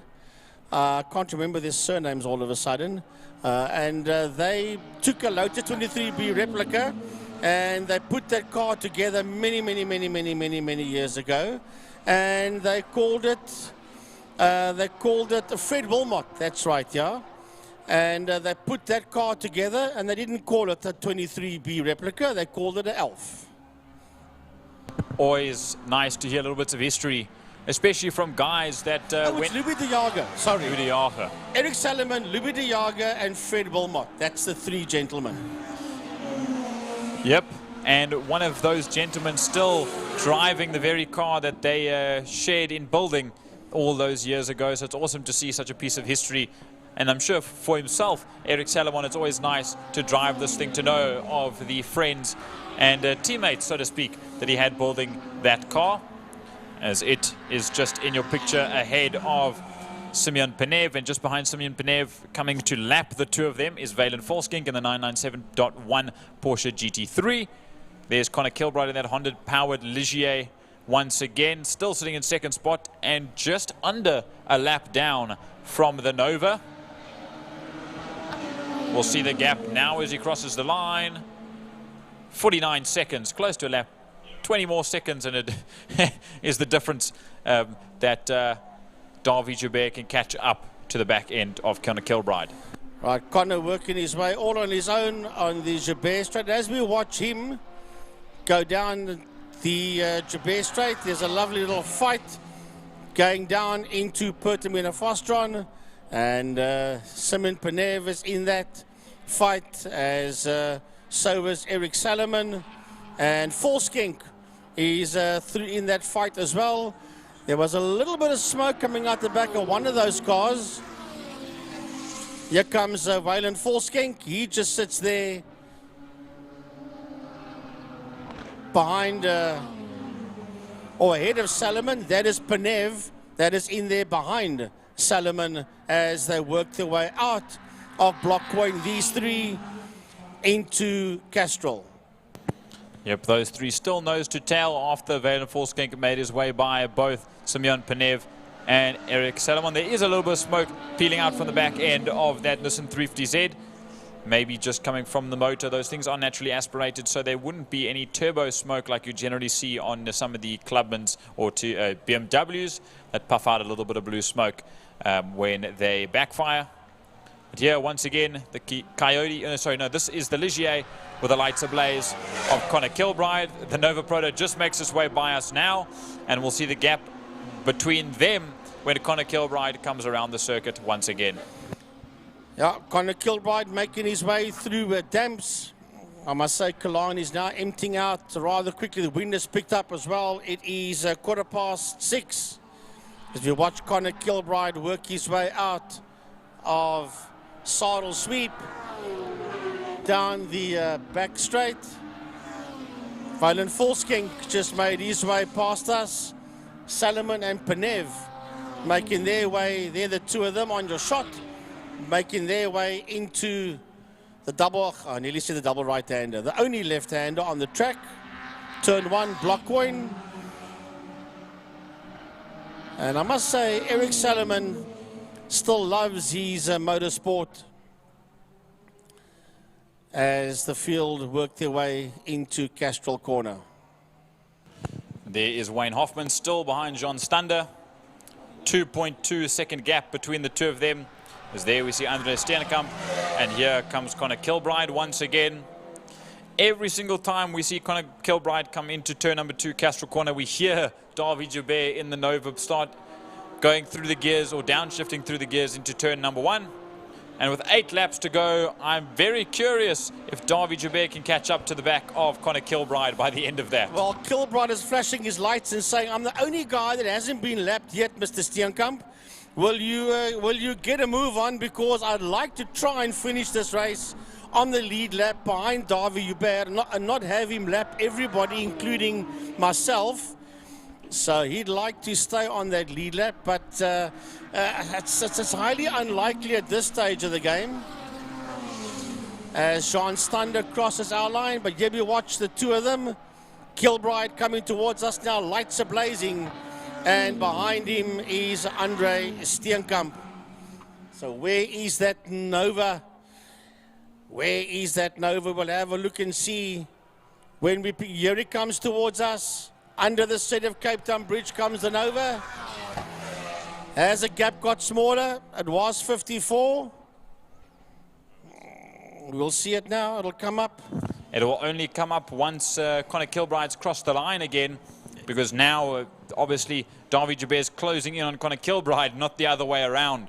So with that being said, 7 laps to go, well, more like 6.5 for the leader, Davy Jabez. As we've said, he's lapped everyone up until 2nd place, which is the only one he hasn't lapped. So I believe Connor Kilbride's more on a escape mission than a mission of anything else. Yeah, so let's see when he does cross the line. It was 54 seconds. And crossing the line now is 3rd place man, Valen Volskenk. He has been lapped. So we wait for... Here comes Connor across the line now. The man that's in a 2nd position, 57.993. It's got bigger, but that could be because of traffic. And he has got Jean Stander in that little fight with him. Remember, everybody's all over the place. Eric Salomon, Wayne Hoffman also coming through there as well. There comes Wayne as the field goes through. And Simeon Panev also in that little pack that's making its way out of Castrol. Well, if you look now to positions 4 and 5, Jean Stander, him being in Class D in the Ligier, and Wayne Hoffman in Class C in the Porsche. There's 4/10 difference between the two of them, so that's one of the only battles out on track, right, or the only battle out on track, nose to tail between the two of them. As Wayne gets past on the inside of Eric Salomon in the Elf. Just behind Eric Salomon is still Simeon Panev. We might see him come into picture. There he is, just at the back of that group. But as well at the back of that group, what is this? That's the Nova just behind them. And we'll see as Connor Kilbride crosses the line what the gap will be now. Right. That is Andre Steenkamp that is making his way out of Pertamina Fostron. And here comes that Nova. Here comes the Nova as he broke. I'm just trying to look around, Gary. Jordan saw just before I did a 109.8. So he has broken the 1 minute 10s. He's doing high 9s around here. He's your leader, Davy Hubert. Some more traffic to make his way by. Just now turning into mobile chicanes for Davy Hubert at the minute. Just a little bit better than driving around on an empty track, so to speak. Jean Stander still has Wayne Hoffman not that far behind, and still could be a fight for position come the end of this race. It was 1.2 seconds when I saw Connor Kilbride cross the line last lap. It now should be closing up by quite a considerable bit. If you think that Davy Hubert is doing a 109 or average 111s, Connor Kilbride doing 114s, it might be very soon. And with 5 laps to go, we'll see what Connor has in gap between himself and Davy Hubert. And it's 1.3 or 1 minute and 3 seconds, 0.1. That is the difference between them two now.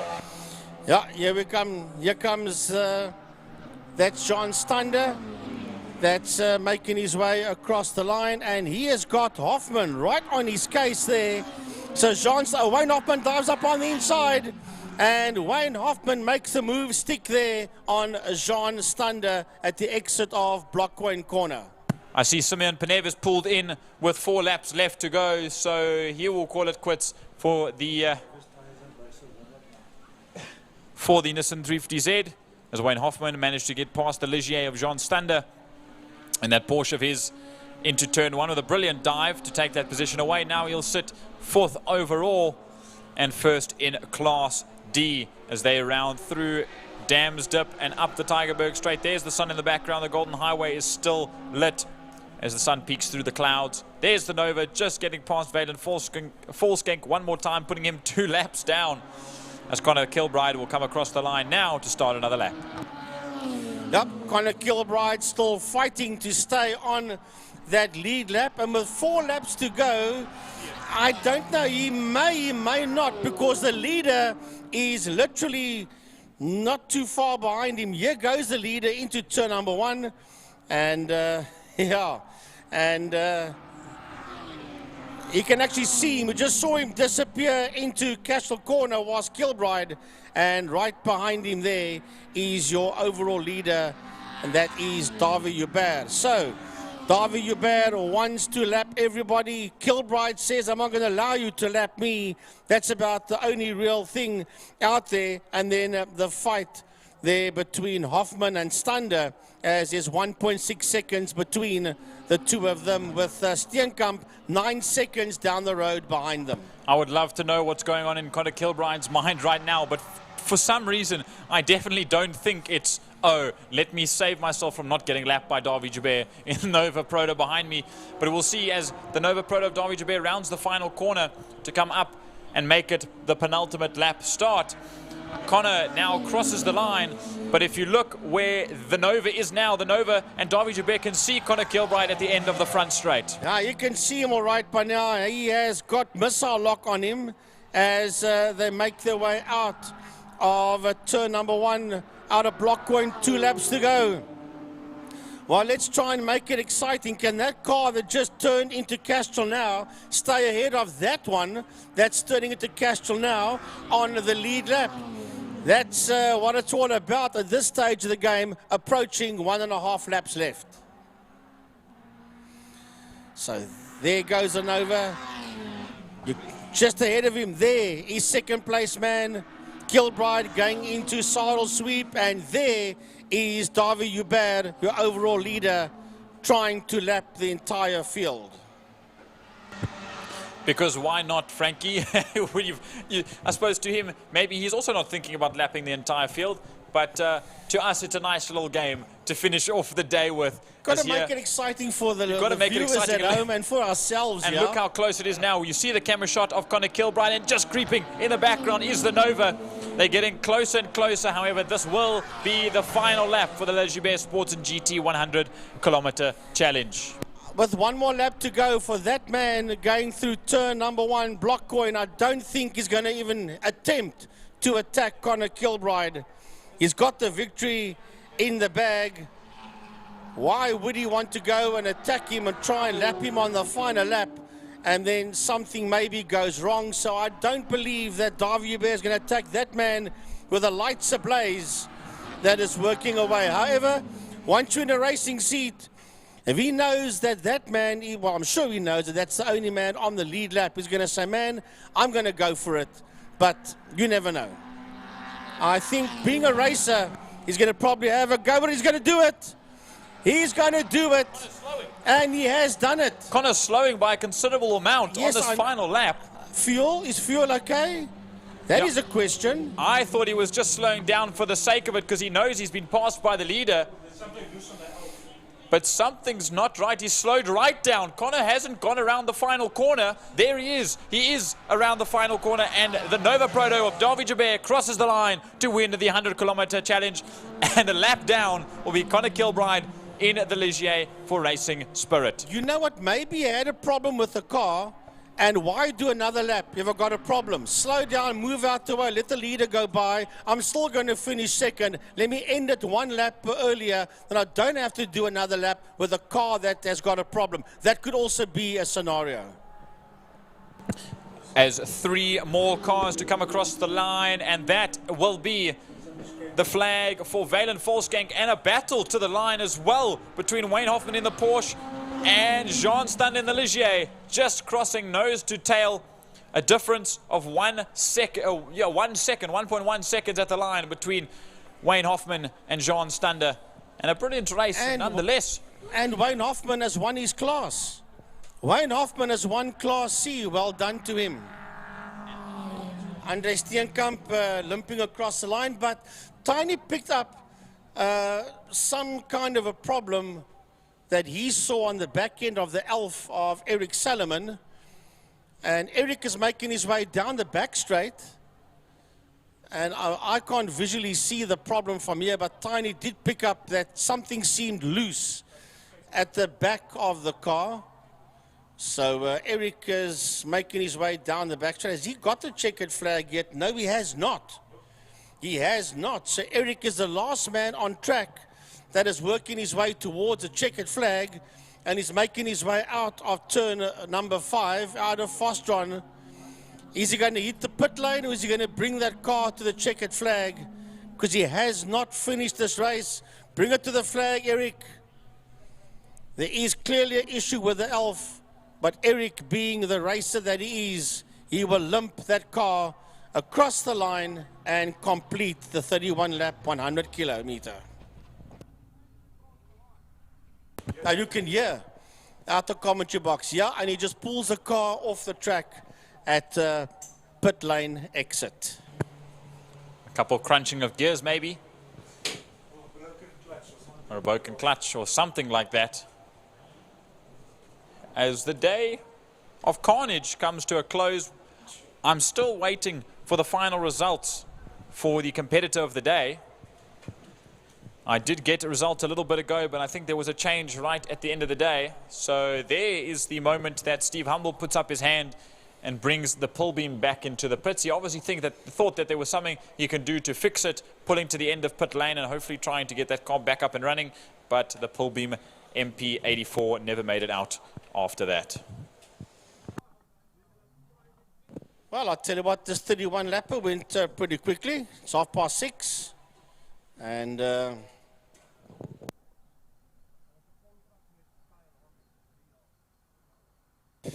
all right, folks, so we're going to end this production off. And from our side to the people around the track, drive home safely. The people here, the guys at home, I hope you enjoyed the production. A big thanks to IMUSAT. And a big thanks to all our sponsors. Look after yourself, everybody. Good night. God bless. Goodbye. Well, I've been told to wait for these results for the people that want to know, or the people that are left watching, as the day does come to a close.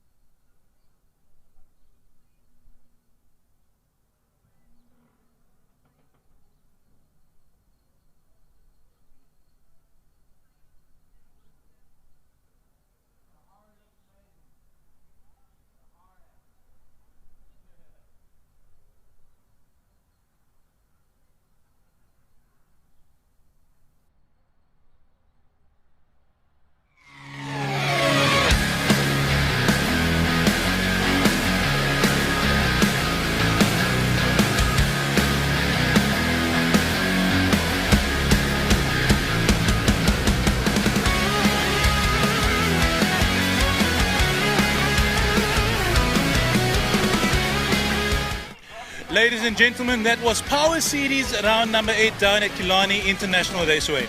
It was an absolutely jam-packed day with lots of action, lots of good racing and change in championship points, which makes this kind of racing something we love to see. We hope you enjoyed the live stream.